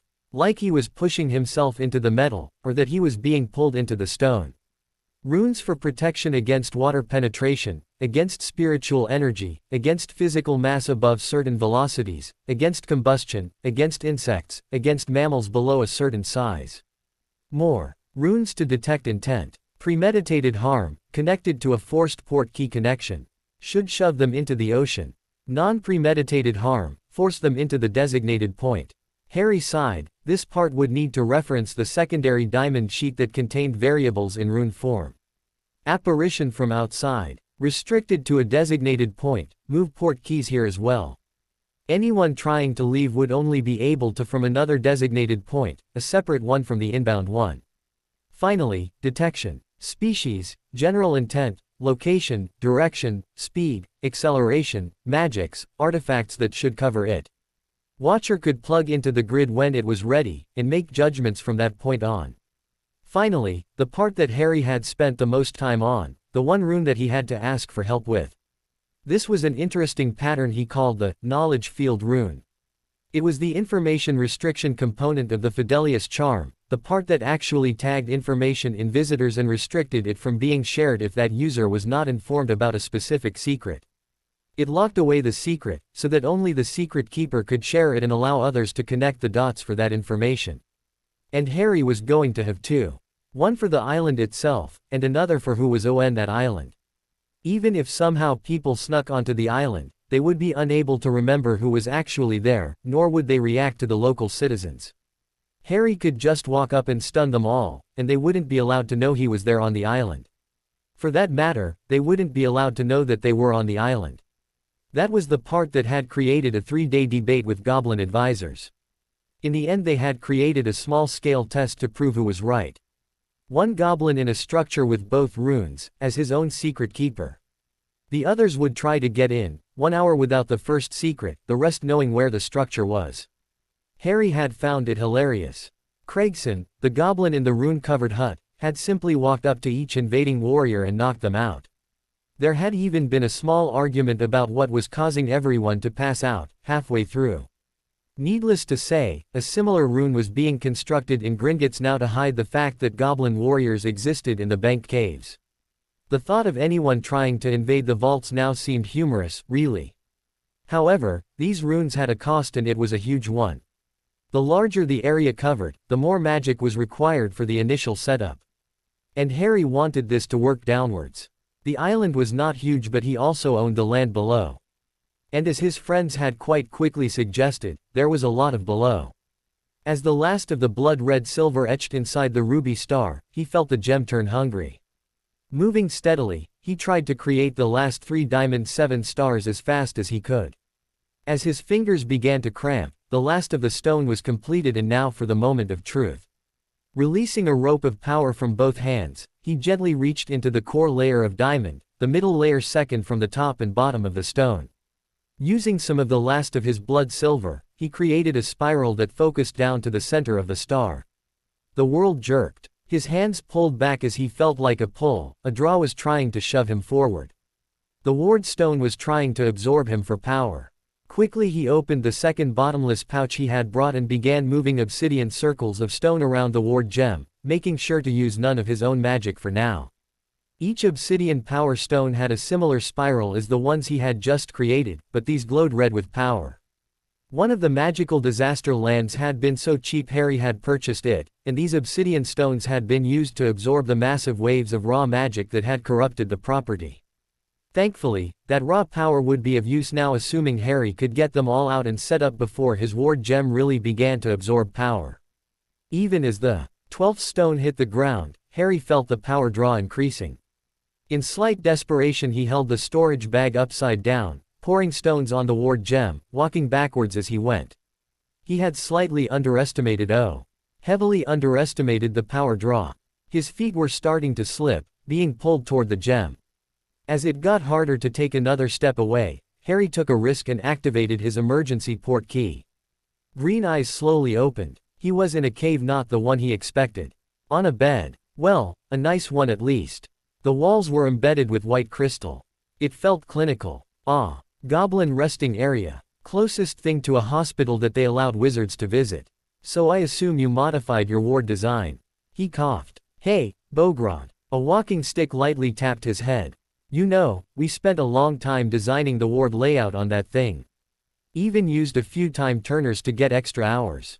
Harry gave a weak grin. Sorry, Bogrod. The older goblin sighed and sat in a stone chair next to the bed. Do I even want to know what you altered? He grinned. Bogrod rubbed his eyes. Headaches were fairly common for him now.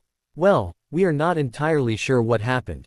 You showed up with over 90% of your power drained. Your power stones were missing, so we assume you used them. We sent a couple of human employees to check on the stone, and we can't contact them now. Harry had a shocked look. Neither had any magical creature ancestry, right? The goblin nodded. I remember the warnings you gave us. They are not responding to any of our messages though, nor can we contact them by magic mirror or reversed port key. Harry settled back into the bed. Nope, I am not surprised. You should port key them some food, water, and change of clothing though. Send along any power stones we had left in reserve too. Bogrod sighed as he made some notes and passed them to a guard outside the room. So what did you change?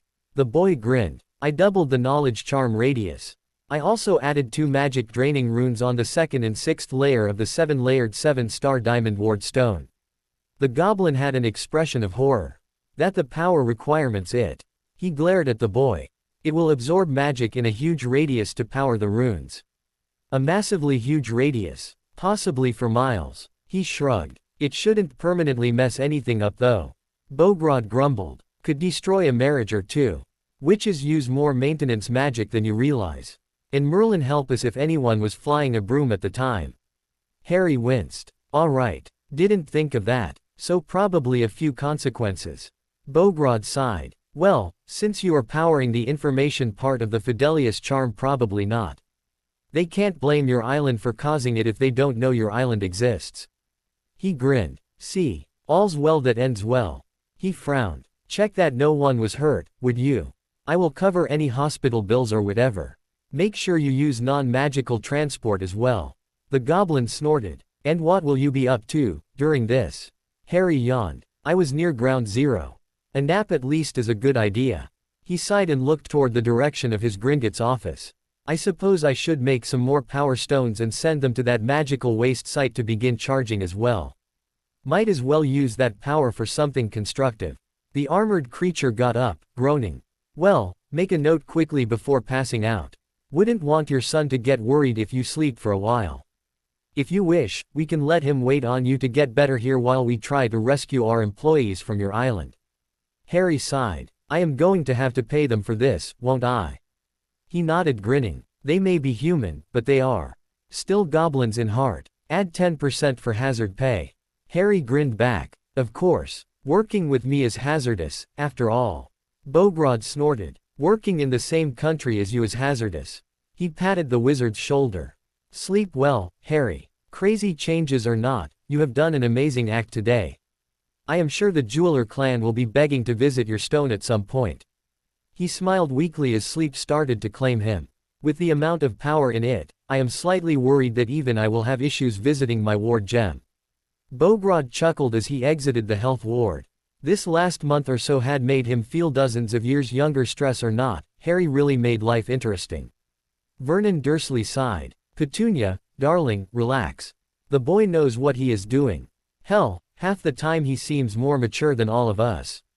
Petunia was reacting to her stress by cooking an enormous dinner.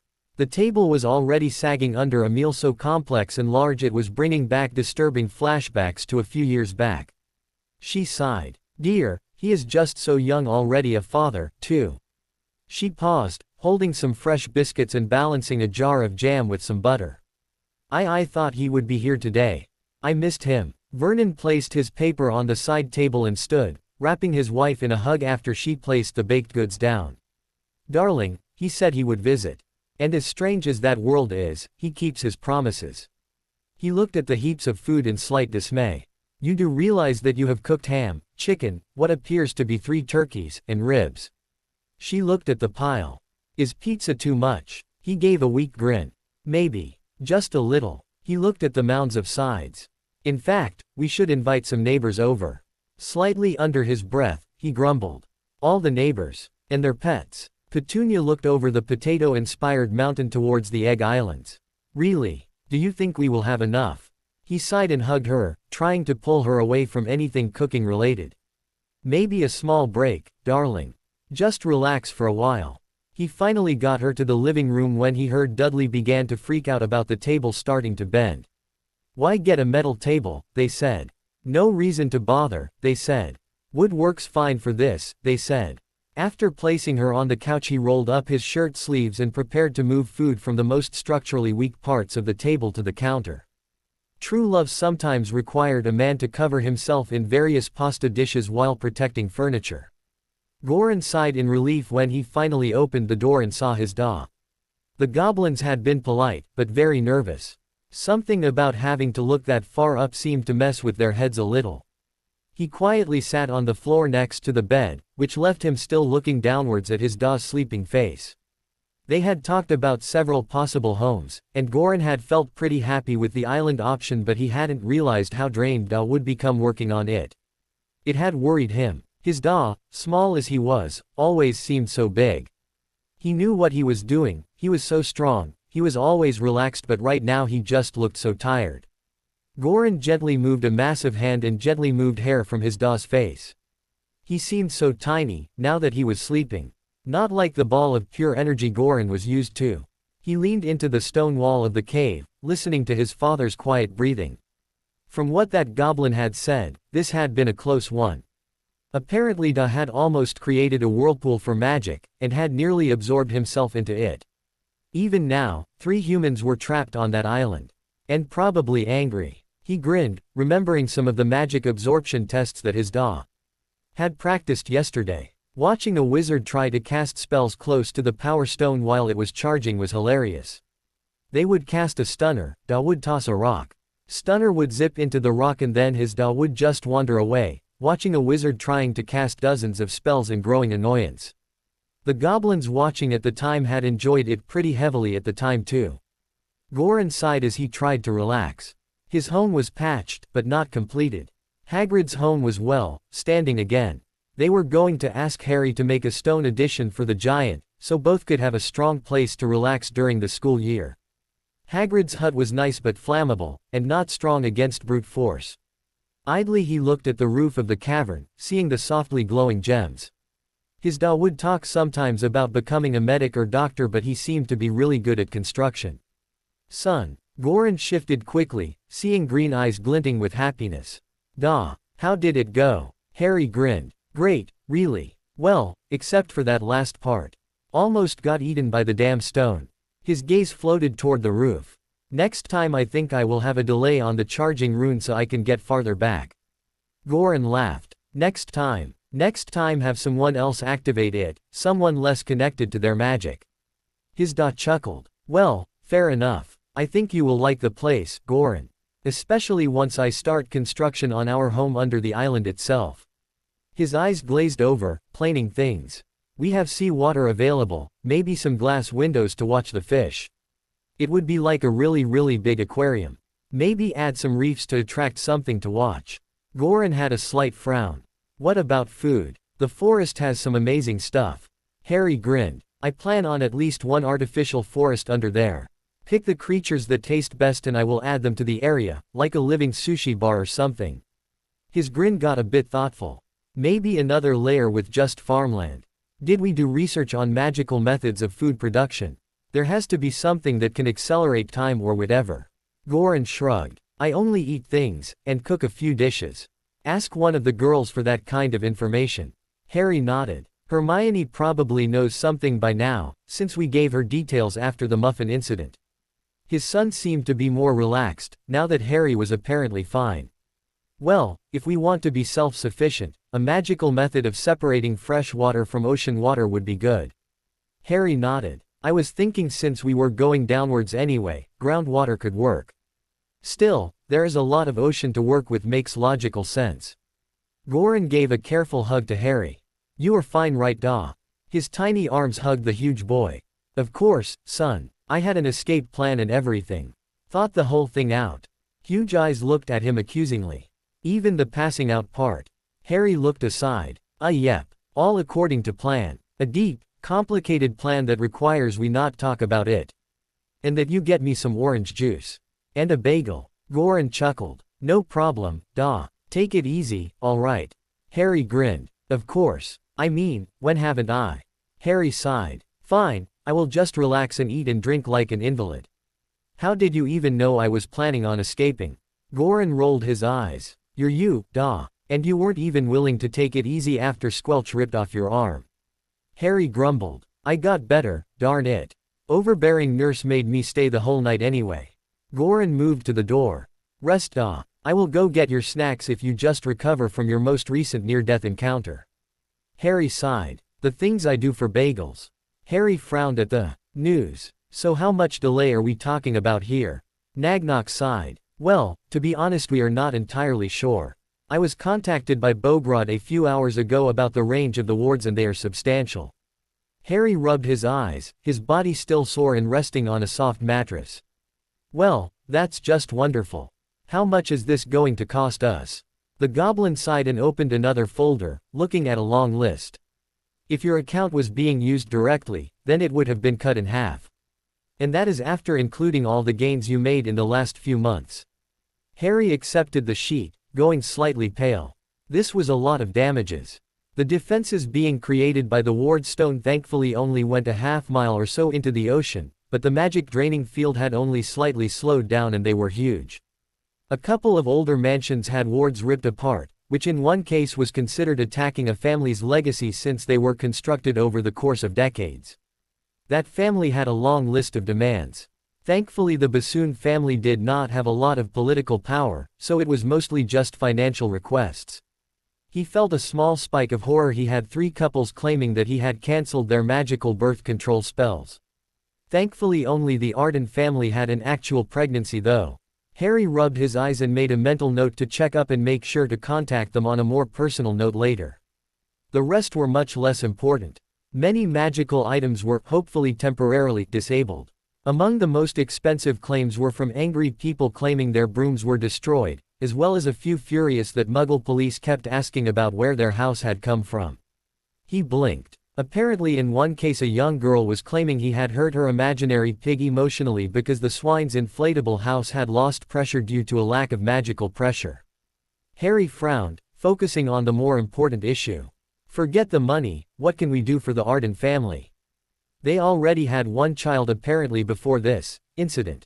Nagnok looked into another folder of notes. Their family is low income, and the mother has some medical bills due to lingering spell damage. The house itself is already being used as collateral for about 3 loans, and their eldest child is 8. They are asking for assistance in the raising of their newest surprise, due to being unable to afford more kids at this time. Harry frowned. Pay off the medical stuff in the house. The loans too. Set up fully paid scholarships to Hogwarts for both of the kids and set up a meeting with them. We can go into more details then. Nagnok looked up, surprised. Seeing the boy's expression, he quickly looked down, nodding. Of course, Mr. Potter. And if the child is non-magical? He shrugged. Set them up with a college fund instead. Same concept really. This should not be too expensive, right? The goblin gave a wry grin. Well, expensive is a relative thing. For many wizarding families it would be well, back to the point, this is nothing compared to the war damage you caused to those other houses. Nagnok looked up with a small grin. On the other claw, the jeweler clan considers the whole thing not just amusing but a great sign. Harry pulled away from the papers with a shocked look. Nagnok waved a document. They have never seen a reaction like this from a ward stone. They are offering to cover half the damage costs if you let them examine the stone for a period of a week. The boy grinned. Make sure I am the one covering the Arden family, and we may be able to make a deal on that. Well, maybe not the actual stone, still too dangerous, but my notes at least. He looked back at the list, concentrating. And I want to be the one covering the pig case. I want to know more about the girl with the porcine house damage. The goblin winced. Ah, the Lovegoods. Well, better make that one of the later visits you make. They tend to take some time to deal with in person. Harry moved the pile listing the damage to Wizarding World and settled more comfortably into the bed. So how long did it take to get to the employees on the island? Nagnock grinned. Until we determined how far the field ranged, we kept losing rescue teams. Near the end some goblins were gambling on the distance needed before we could start rescuing the rescue teams. Harry rubbed his eyes. We have confirmed that the radius is shrinking, correct? I haven't doomed the Wizarding World by trying to make a home. The goblin shrugged. Not yet, at least. The diameter of magical drain has halved already, and seems to be shrinking at an accelerated rate. That said, when we actually got some workers onto the island, there were some damages. Green eyes narrowed. Were the rescuers on the island all right? A clawed hand passed some paper. Thankfully, although it got a bit close. One young man tried to get close to the warding stone, and almost had an issue. Harry looked over the report. It is absorbing stuff. A toothy grin shone in the dim light. Like I said, the Jeweler clan is most eager to review the stone when it is safe. Anything that gets too close to the stone has dissolved. One of our working theories is that the large amount of raw magic passing toward the stone has been damaging materials around it. Either that or it is converting matter into magical energy for absorption. The boy frowned, a book filled with notes appearing from his hand and floating near his eyes, flipping quickly. I did not. That was not intentional. Nothing in my research. Then again, I never attempted magical absorption runes of that size before.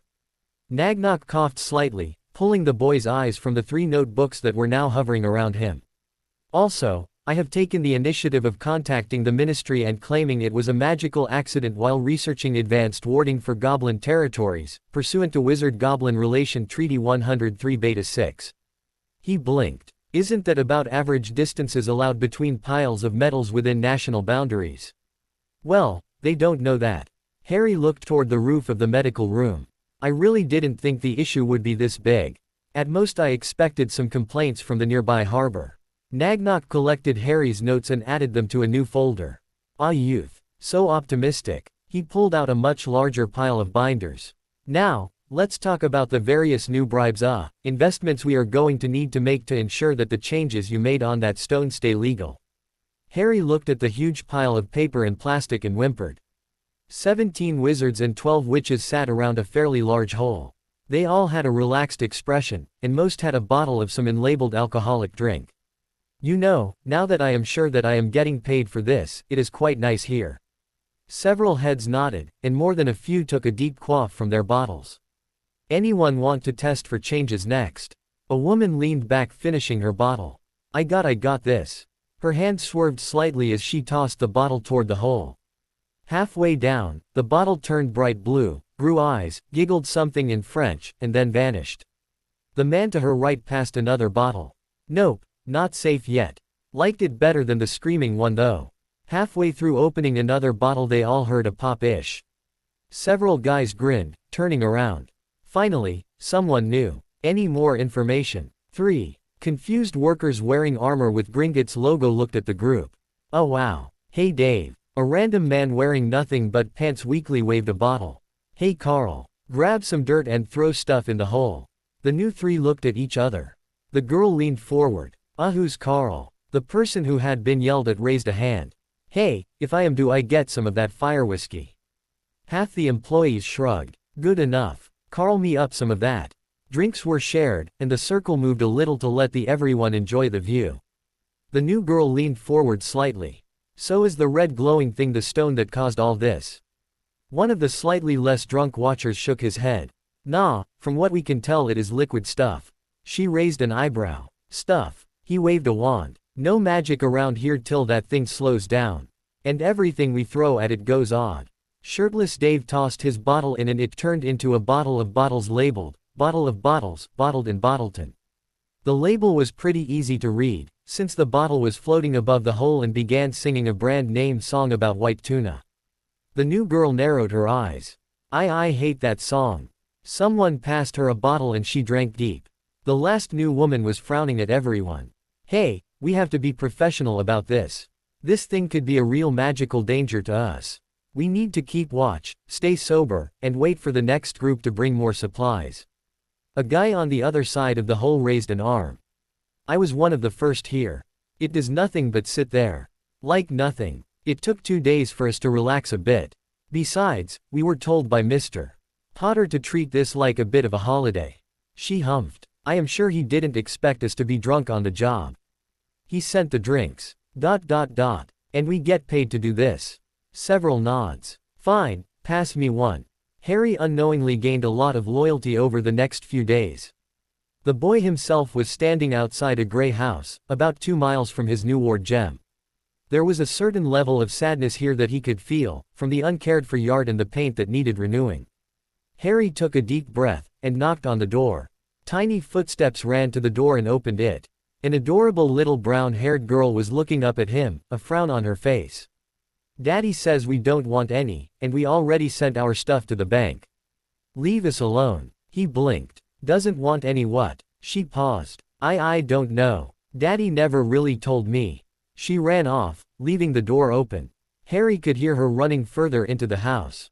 Daddy, what is it we didn't want to buy? Harry shifted awkwardly on the porch. Tiny footsteps ran back. Anything. He smiled. That is good, I think. I don't really have much to sell with me right now anyway. He frowned slightly. Well, I could sell some stuff I guess. I didn't really plan to though. She paused, considering some deep mystery of life. Wanna come ask Daddy? He should know what you shouldn't sell to us. Or something. He gave a shrug. I actually wanted to talk to your parents, if possible. If it helps, it has nothing to do with selling stuff. Her tiny face gave a solemn nod. "'Kay, but you gotta be nice. Mama hurts." He nodded, following her into a living room. She pushed him onto a chair and ran up a staircase. "So I see you met Amy then." Harry looked over towards the back of the room where an attractive woman with brown hair and light blue eyes was carefully walking from another door. She gave him a slightly weak smile. "Sorry, she has a lot of energy right now. Are you here about the pipes?" Harry gave a weak smile. "I have other reasons, but I can look at the pipes if you wish. I have done a lot of house work at home myself." He stood, concerned. "Do you need some help?" She gave a bit of a grin, carefully sitting in the chair across from him. Now, young man. I may not be all here right now, but I got muscles of iron." "Well, Iron Woman, you should be in bed resting." A fairly deep and concerned voice came from a blond man on the stairs. "Amy told me a salesman who didn't know what to sell needed help." Harry gave a small smile. "Ah well, that is more accurate than I expected, but no. Today I am here for more important reasons." He looked at some paper that neither adult had noticed in his hands. "Just to verify, you are Jack and Chloe Arden, correct?" The warmth from the man settled into a cool hardness, while the woman tensed. "Yes, although if you are here from the banks I have already given this month's payment. I have told the last man I won't accept any threats." Harry startled. "Threats? From who?" Chloe relaxed slightly. "Some collectors were not very polite. I assume you are not from a bank then." Harry tilted his head. Well, technically I am with Gringotts at the moment, but I am not here about collecting debt. My name is Harry." He frowned. "Wait, did neither of you receive my messages?" Jack seemed less on edge. "Well, no. The whole magic disappearing thing really seems to have messed stuff up. Our owl just looked frustrated when we tried to contact anyone. We had to give a message in person to that Gringotts employee who went door to door." Harry rubbed his eyes, then looked up the staircase. Seeing the mischievous brown eyes, he grinned. "Well, this should be an interesting conversation then. Do you want Amy to be a part of this?" Jack sighed, looking up at the staircase. "Ladybug, could you wait in your room for a bit?" She stuck out her tongue. Chloe giggled. "Please Ladybug." She grinned. "Yes mama." After Harry heard a door upstairs click, he turned back to the adults, who had sat next to each other. "So as you may guess, I am here about your claim submitted earlier." There was a pause while the adults made the connection, then Chloe blushed, while Jack gave a cough. Yeah, it was just bad timing really. Yeah, aren't you a bit young for this?" Harry nodded. "Well, physically I am a bit under the years so to speak. Certain issues however have raised my mental development a bit more than usual." He looked into their eyes. "I would like you both to know that I am getting directly involved in this case, if you would allow it." Jack frowned. "How directly?" Harry sighed. "A lot, really. As of now, I have already paid off all the debt that Gringotts could attribute to the Arden family." Chloe gasped, her hand over her mouth. Jack seemed to fall back into his chair, stunned. She had tears in her eyes. This, you're not kidding, are you, Harry? This isn't some sick joke, right? He gave a nod, handing over some paper. Here are the lists of payments and the list of bills paid. The top document has both magical and non-magical methods to communicate with me, if other issues come up. Jack looked over the notes, while Chloe watched him with a strange mix of joy, weariness, and fear. Seeing his nod, she gasped into her hands, crying with a smile. He looked at the boy who had altered their world. Harry, this is so much more than we asked for. I have to ask why. Harry gave a sad smile. I lost my parents when young, and for a few years I was raised by a family who didn't want me there. It got better after some circumstances, but I will not be responsible for another child going through the same. Chloe carefully got up and shocked Harry by pulling him into a hug. He could hear her trying to talk through her sniffles. Thank you, oh Merlin, we were so worried. Everything was going so bad, thank you. He awkwardly patted her back. Hey, it's okay. Come on, we still have a bit to talk about, all right. Jack was wiping something that suspiciously looked like tears out of his eyes, his shoulders somehow less heavy. Come on dear, give the boy some air. Chloe just turned her massive hug to her husband, who grinned into her hair. Harry also smiled. I am planning on offering a deal for you two, making the Arden family vassals to mine. Jack looked confused as Chloe gasped. Oh, what would that mean? Chloe whispered to him. His family would protect ours, and ours would advise his. She turned to the boy, giving him a weak smile. I am sorry, Harry. Jack is a muggle, and isn't aware of wizarding customs. Can you really offer that? Did your head of house wish to go so far? Harry grinned. Since I am the head of house for my family, I would hope so. Jack was now feeling lost. But you're so young. How could you afford all this? Harry shrugged. The family was wealthy before me, and I have personally multiplied that wealth. He looked at Chloe. Now, as the eldest magical of the Arden line, would you accept a loyalty oath to my family? She gulped, but nodded. He grinned. Well, then, let's get this started. I, Harry James Potter, head of the Potter clan, doth pledge to shelter and protect the family of Chloe Ellie Arden. Thus doth Arden become vassals to House Potter. He paused, expecting her to begin her oath. Seeing them both staring at him with open mouths, he looked blankly at them. What? He frowned, before his face cleared. Oh, I forgot to mention I was Harry Potter, didn't I? Nope, still staring. You know what, I am going to go find your kitchen and make some tea. I will be right back, alright. Wow, this was getting creepy. Well, alright then, we can try again with some tea. Harry wandered into the kitchen while two adults mentally ran in circles in the living room. Harry had finally found the teapot and had the water boiling by the time he heard movement behind him. Seeing the adults sort of paused in the doorway, he raised an eyebrow. I don't suppose you two like sugar in your tea. Chloe raised a hand awkwardly. I would like 12 cubes. Harry looked at the cup. Oh, would they fit? She shrugged. I put them in first, then sort of soak them down in tea till they give up. Jack still seemed a bit lost. So when you say Harry Potter? Harry shrugged, pouring some tea into 2 cups while his other hand waved, balancing the cubes of sugar in a third cup. Yep, although many of the books are made up. Chloe frowned. Hey, how did you do that? She pulled her wand from a pocket and waved it. Is magic back up? Harry shrugged. It technically never left, but every time you cast the spell is being pulled to my stone. She blinked. Oh, why did you do that?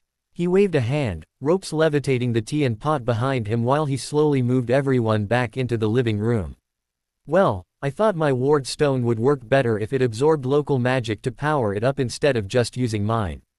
Good thing too, since it seems to be absorbing from a long way away. Harry frowned. In fact, I was a bit concerned that it wouldn't stop. I ran as soon as I finished making the thing, and it nearly ate me. Jack coughed. What the hell were you doing again? Chloe sat next to him, leaning against his body. Ward stone, you etch runes into them and they do stuff. Protection, hiding signals or the building, repelling people or animals, that kind of stuff. Harry nodded. The problem was that I was building my ward gem from scratch. No one has really created a gem ward stone before, so the results were a bit more than expected. She blinked. I thought you had. To use rock. Natural gems weren't large enough unless they were made of quartz or something, which is pretty much useless. Harry waved a hand, retrieving one of his double 7-star diamonds, tossing it to her. Well, I can make those and add runes and stuff. This was just a bigger project. She looked at the gem. What is this? Glass. Diamond. She nearly dropped it. What? It's got be worth like, lots. Harry shrugged. Well, yeah, made a few of them, really put some money in my vaults. Jack picked up the gem. It felt warm in his fingers, like hot water that was somehow stuck in a sharp shape. Wow. Chloe thwapped his shoulder. Wow, he says. That stone is probably worth more than our house. More than several times the cost of our house. Harry nodded, seeing Jack go a bit pale, holding the gem more gently. Yeah, I made a few of those. He gave a grin. So, ready to try this again? Chloe took a shaky breath, then nodded. Harry gave a nod and stood, holding his wand out as an example. One more time then I, Harry James Potter, head of the Potter clan, doth pledge to shelter and protect the family of Chloe Ellie Arden. Thus doth Arden become vassals to House Potter. She held her wand out, shaking. I, Chloe Ellie Arden, last magical of the Arden clan, doth pledge to help and advise the family of Harry James Potter. Thus doth Arden become vassals to House Potter. Both wands flashed, hers a soft white, his a glowing gold. As the power faded, Harry felt the spell attempting to connect to his core, a thin thread reaching from him to 4 others. Closing his eyes, he carefully linked the threads to his inner world, then gripped it. Expanding the power, they became thick ropes, as his power washed over the link. Chloe finished her words, shaking. This was a risk, a huge one. A bad person could hurt them with this much power. But this was the Harry Potter, the boy who lived, and he was the last rope of salvation in a stormy sea. Strange men had been visiting while Jack had been working, trying to get into the house. She was pretty sure they were collection agents, but one had seemed darker than the others and she was in need. Amy needed to be protected, and Harry could do that hopefully. As it was, having another child had always been a dream of hers and Jack, but they had given up on it happening since Amy had caused complications when she had come out in the world. The joy of Chloe becoming pregnant had quickly became horror when they realized how much this new angel would cost, and how little they had.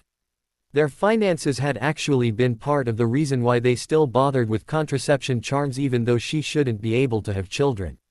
As her power got pulled, she felt more and more weak. She had hoped this wouldn't hurt her, not with the new child, but it had been a calculated risk.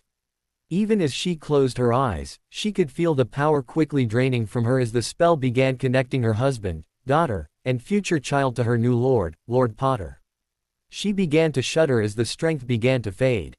Power, hope, care, love. Her body felt overflowing. Somehow the magic had reversed, had flowed backwards. She felt the connection stronger. She could feel soft satin in between her fingers, the smell of cinnamon buns somehow in the air, the sound of rain in the distance. The world felt warm. Even as she began to cry, she could feel the child inside her singing. Both of them were wrapped in power, in protection. It was sunshine in a sea of rain, it was a warm hug in a snowstorm. Her limbs, weakening as her magic tried to protect her child all these days, felt soothed, relaxed. Muscles unclenched as she heard the songs of her family echoing in her mind, full of love and a bright future. Jack had watched in fear as his darling put their family under this boy's power. She had told him this was not only a good idea, it was almost an obligation. To refuse this offer was to refuse salvation. He swore if she was hurt, this boy would never find salvation himself. Even as he stood to offer support to his woman, he suddenly felt a connection. Some sort of soft humming, as if his darling was in the other room cooking something with a soft smile early in the evening. He frowned as the humming was slowing, softening. Alive. Her voice echoed like a singer in front of an audience of thousands. Each note echoed in his ears like the first time she whispered soft words of love. Each harmony was his daughter's first cry as she was born. The world was full of light and wonder and hope. He almost fell to the floor, tears falling from his eyes as he felt such love and support flowing from his wife, hugging his soul as she sang to the sky and told them of the joys to come in the world. He had never been so happy to cry. Amy had been sitting on the top stair. Mama never said she had to stay in her room. She giggled again, watching as the strange boy was standing holding a stick. She frowned. Mama had one too. She had seen it before, but wasn't allowed to play with it. They were now saying something. She blinked. There had been a bright light. The sticks were flashlights. She grinned. She loved flashlights. Mama called them torches, but Daddy said his family had to call them flashlights because Mommy was silly. He had been in trouble for that. Amy tried to sneak down the stairs to get one of the flashlights, when she felt something humming. It was Mama, somehow like she was reading her a story at night, wrapped in covers. But it was getting quieter. She felt fear. Mama shouldn't get quieter. She needed to be loud and happy. Mama needed to be love, singing, strong, golden. Amy felt warm arms, her mother's arms, wrapped around her. Her father behind her, one hand on her shoulder. All around were flowers, each one singing a note of happiness, of change. She felt like someone was standing over her, protecting her from the rain, like the world was now farther away, walls protecting them from the winds and lightning. She tried to sing along. Harry smiled, seeing the connection strengthen. There had been something wrong with Chloe, some blood red hurt near her middle, some sort of damage. He had managed to repair it, carefully moving around her body to avoid hurting her new child, barely formed. Watch her. Did I get it all? Is she better? Yes, Rinpoche, as far as I can tell. Shall I increase bone strength, muscle tone, etc.? Can you be subtle and do it for the others? Probably. We can just blame it on the vassal spell. Go for it. As he watched, Harry saw each of the parents slightly jerk, before subtly changing. A few scars on Jack faded, and Chloe's face seemed to lighten as if strains and pains had relaxed. He heard a giggle as someone grabbed his wand. Got it. He looked down at the happy-looking Amy. Congrats. She smiled. I got the flashlight. And ran. Harry shrugged, seeing the still distracted parents. Reaching for the wand, he pulled it back, dragging the girl who was trying to pout and giggle at the same time. Hey, you can't do whatever it is you're doing. I won the flashlight. Harry raised an eyebrow. Well, I am winning it back. Ah, there she goes. Good pout. Well, fine then. It's a stupid flashlight anyway. Jack weakly waved a hand, the other one wrapped around his slightly glowing and smiling wife. Be nice, Amy. Harry Potter here is now technically our Lord. She wrinkled her nose. Well, our Lord should give me his flashlight. Harry waved a hand, pulling some metal from his hand pocket and some diamond. While the little girl stared, her mouth slightly opened, he carefully crafted a metal stick with a diamond star on the top, then covered the edges to make it smooth. No reason to make this a weapon. A few runes on the shaft and star, and the whole thing felt like cloth. The harder it was swung, the softer it should get, converting the motion into power to change the density. Well, theoretically. He grinned. Here, Amy. Have a wand. She had sparkles in her eyes. How did you do that?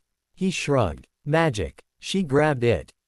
Whatever. Make it sparkle. He tapped the diamond, making it glow blue. Jack watched her scuttle out, swinging her wand like a sword while it bent like a wet noddle. He wearily turned back to Harry. You're going to be a spoiling uncle, aren't you? Harry grinned. Yep. Chloe patted Jack's shoulder. On the bright side, I'm pretty sure we got a free babysitter out of this. Harry froze as Jack got a predatory grin. Ah, Harry. He snagged the boy as he tried to move past the adults. Ever changed a diaper before? Chloe giggled as Harry tried to escape. Somehow, he felt like family now. Harry gave a fake sigh, his own smile lighting the room. He had hoped that the ritual would allow his power to fix the mother, since it was many 2 years to help his own mom. Uncle Halfway through the struggle, he felt strong arms pull him into a hug. Thank you, Harry. I am not sure what you did, but I can feel my wife like never before, and she feels so much better. He shrugged, not entirely comfortable. So should we skip the part where I paid for the kid's education until later? Chloe raised a hand. I'm keeping him. Honey, get some duct tape before he gets away. Amy giggled, thwacking Harry's side with her glowing wand as she ran past. She wasn't entirely sure what was going on, but the whole house felt better. No one was crying behind doors, or looking sad at the door as if afraid what was out there. Mama was smiling, and Daddy was holding the boy in a strange arm grip, talking about the best methods of changing babies. Plus she had a wand. Totally a great day. Harry was currently a pony. A magical pony from Magic Land.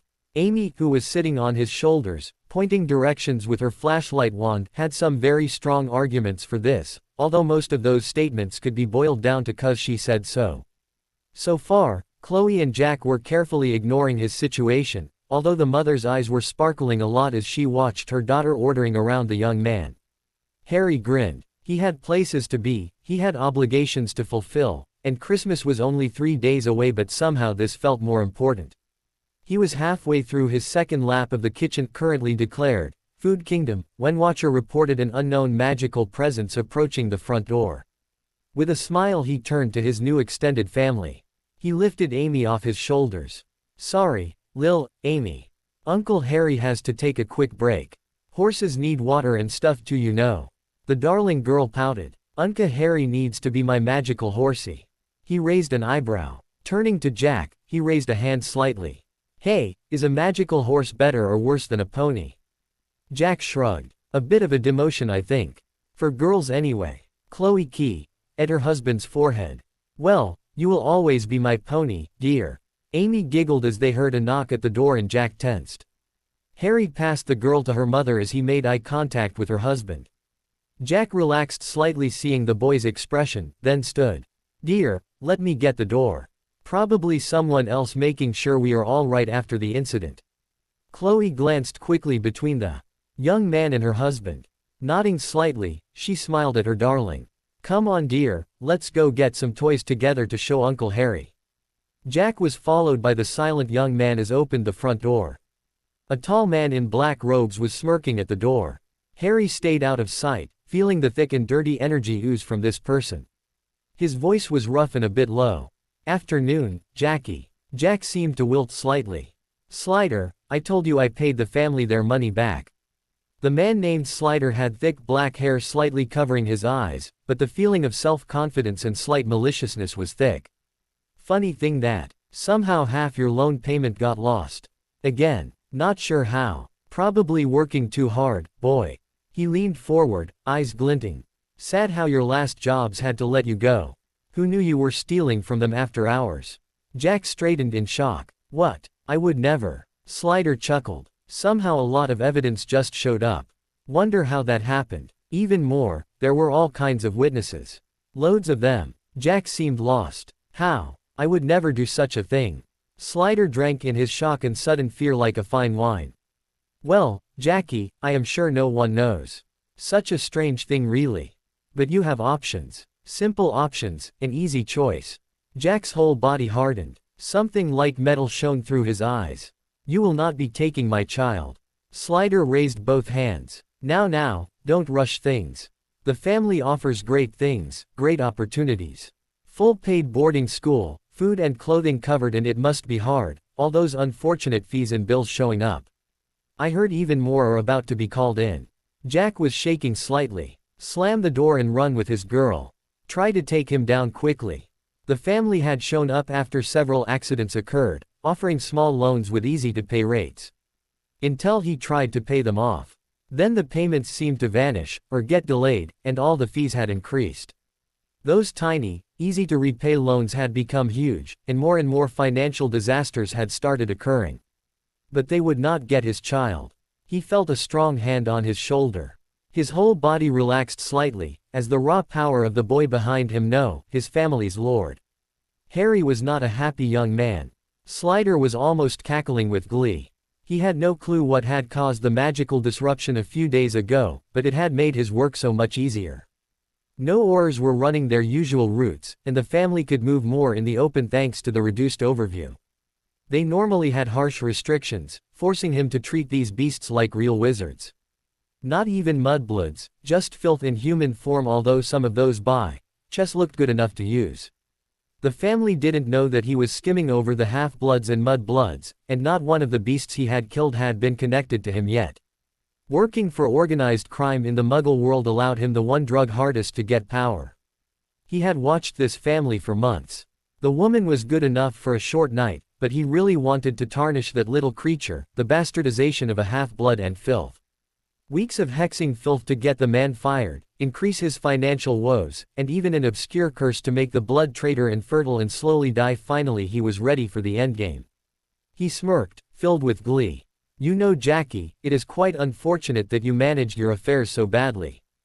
Be grateful that the family is so caring as to take care of your issues. The world slowed down. Slider tried to frown, but he seemed unable to move. Something was wrong. He felt colder, the air seemed to hurt in his mouth. Even as he began to panic, the door slowly opened wider and standing behind the filth was something. It was tall, and darkness drifted off it in waves. Black hair framed a near-white face, while two green embers sparked maliciously in an endless abyss. Mr. Slider, I believe we should take this outside. Jack could barely breathe as he felt a skeletal hand gently move him out of the doorway. When the door clicked, the outside world seemed to vanish into silence. 20 minutes later, Harry opened the front door again, a soft smile on his face. Somehow this was more of a shock to Jack than the boy's exit. Harry patted Jack's shoulder, pushing him further into the house. Jack, I am afraid I will have to cut this visit off a bit early. The young man outside has decided to help me fix this whole misunderstanding. Jack opened his dry mouth. Is he alive? Harry paused slightly. Well, of course. He is not feeling very good right now, I am afraid, but he will receive medical care shortly. He gave another soothing grin. First, I will be off to meet with some of that young man's superiors. You know how confusion can occur, accidents and so forth. I will just make sure my family has a clean slate with those good people. Jack gave a weak nod. He felt horrible at how good it felt having someone helping him. Not being able to protect his family had always been one of his greatest fears. Chloe shot her husband a quick raised eyebrows. Harry watched the two exchange some complicated shrugs and head nods and grinned. He loved how in tune the couple were. Amy finally noticed her new uncle had come back. UNCA Harry. I brought my favorite book. Read it. Harry gave an honest smile, sitting next to the girl. Amy, I am afraid I need to go do some stuff today, but I will come back soon and read it then. All right, she huffed. No, read my book, you are my horsey. He grinned. Nay. Chloe rubbed her eyes. New rule, no puns allowed. Harry shrugged. Well, I wouldn't want to be punished. Chloe gently thwapped the back of his head. Amy giggled. The boy grinned and stretched. Well, I must be going. I know that Christmas is coming up soon. Did you have anything big planned? Jack paused. Well, our finances were really tight this year, so we were going to be a bit smaller than usual. Harry nodded. Would you like to join me and my son for our first Christmas? I adopted him only a few weeks ago, so it may be a bit unusual. It will be held at my school, Hogwarts, at his new home. Chloe's eyes softened. Oh, Hogwarts, it has been so long. Would they allow Jack and Amy though? Harry grinned. Let's just say I have ways of getting things done. Tell you what, I have an unexpected appointment this afternoon, so how about I give you and your husband your gifts a bit early? Amy can get hers on Christmas Day. Jack had slightly misty eyes, looking at his wife. Lord Potter, you have done more for us than I could ever repay this holiday. He waved it off as he hugged the smaller girl, who was still pouting and mumbling about how horses were terrible story readers. That was something that needed to be done. This will be something for fun. Both adults were stunned to see the smaller boy reach somehow and two small bags appeared in his hands. Harry grinned as they took each one. The one on the right only has about 3,000 galleons, the left has about the same in non-magical currency. This should cover your expenses and needs for a bit until we can set up another meeting. Chloe was holding the bag to her mouth, silently crying as she smiled at the boy. Her husband was trying to clear his throat as he tried to talk. Thank you, Lord Potter. Harry hugged both adults. Uncle Harry, please. My family may be strange, but I consider yours to be a part of it now. Chloe gave him a really crushing hug. Thank you, Uncle Harry. Thank you. Thank you. Jack just patted the young man's shoulder. What could he say to that? If you anything you need, let us know. Harry grinned as he let go and ruffled Amy's hair. Just let me know when the newest little one is close to showing up. Amy pouted. Uncle Harry, you can't leave. I got a story. Harry began moving to the door. Make sure to bring it when I come to pick you up on the 25th. I will stop by around noon. Jack managed to grab Harry's shoulder just as he was about to leave the house, Amy being held back by Chloe. Harry, what should we do about the family? The boy's eyes went hard. It will be handled. And I have tagged all of you with my magic. If any of you are in danger, I will be here to help. I will be back later tonight to let you know how it turns out." The door silently closed. Jack Arden blinked at the shut door. In less than one day he had gone from feeling surrounded, hunted by people stronger and smarter, his only loves threatened by unknowns, and the best part of his life fading away from his arms. So much changed by a young man named Harry Potter. Chloe came in and thwapped him on the head with Amy's wand. "You are now a magical pony. Princess Amy has declared you must read to her." He gave a small smile. Sometimes life could help instead of just hurt. Jean Granger was really confused. Her darling little girl had seemed perfectly happy in all her letters, more balanced, had friends from all 4 of the Hogwarts schoolhouses. But when she came home from Christmas, she had taken over the kitchen and began ranting about explosive baking. Tom Granger found the whole thing amusing. He was currently sleeping on the couch. "Come on baby, talk to me. What is going on?" Hermione looked up at her mother. The kitchen table was covered in handwritten notes, dirty dishes, eggs, flour, random containers of water, 4 separate types of dough. She had a glint of victory shining through her eyes though. "I cracked it. All this time I thought it had to be the plums, or the flavorings, or the spells he used during preparation." She pointed a slightly curled finger toward a white-covered powder. "It was the powder." Jean paused. What was?" Hermione grinned as she pulled the powder closer. "See, Hagrid used local ingredients, and the wheat he used came from the forest. He must have thought that stuff was just normal grain, but it heated up when attacked with magic to protect it from magical predators. It basically converts magic into heat." She frowned. "Baking it in a magical oven is what made the muffins glow, and the killing curse overloaded it, causing the explosion." Jean stared blankly. "What?" Hermione grinned slightly maniacally. "Chaos muffins used flower power." Jean gently pulled Hermione away from the table. "Wanna get some hot chocolate and sit by the fire?" Hermione relaxed into her mother's arms, feeling days of stress drop away. "Please. I am so glad I finished this. I must have examined like 50 species of plums before I thought about the other ingredients." Jean moved her to a chair. "Of course. Just relax." She seemed to puddle into the chair. "Stupid chaos muffins." Tom looked lost. "So are we done experimenting with magical baking now?" Hermione grinned. "Nope, now we know where to start." Her dad gulped, seeing the glare her mother had just sent him. At least the couch was soft. The family, criminal organization operated through Plymouth, Wales, Bristol, Cardiff, really the whole southwest area of England. They had many cells of operators, and had been trying to update their image. True, they were willing to use illegal means to accomplish their goals, but over the years they also provided a needed service. Their drugs were never poisoned, were reasonably priced, and never sold to minors. Their businesses actually ran far more respectfully to their workers than most in the country to avoid government detection and intervention. The family provided protection against other organized crime groups. They had actually made a large amount of progress thanks to the recent change in leadership. Jade Chapman had taken over from her father's rule. Duke Chapman had been intelligent, fast-acting, and decisive, but also felt very little for those he hurt. It had taken 3 months to finally dismantle their South Avenue operations, and even now she was having to go through dozens of cells to verify none were collecting on the side, as it were. Still, as many problems as she had experienced so far, she had been fairly confident that no big toes had been stepped on. Clearly this confidence was misplaced. She rubbed her eyes, sitting at the conference table. "Tell me again." A man in a solid black suit reshuffled the papers. "The general summary is that we lost contact with a line of cells moving up the informational chain over the last 2 hours. Some group is trying to find the head of the family." She groaned. All she had to do was continue her sick father's existing processes and everything would have been fine, but no, she had wanted to turn the family legit. Still, she couldn't really regret it.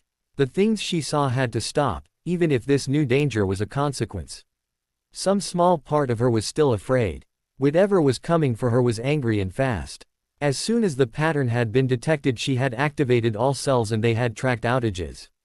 It must be a huge group.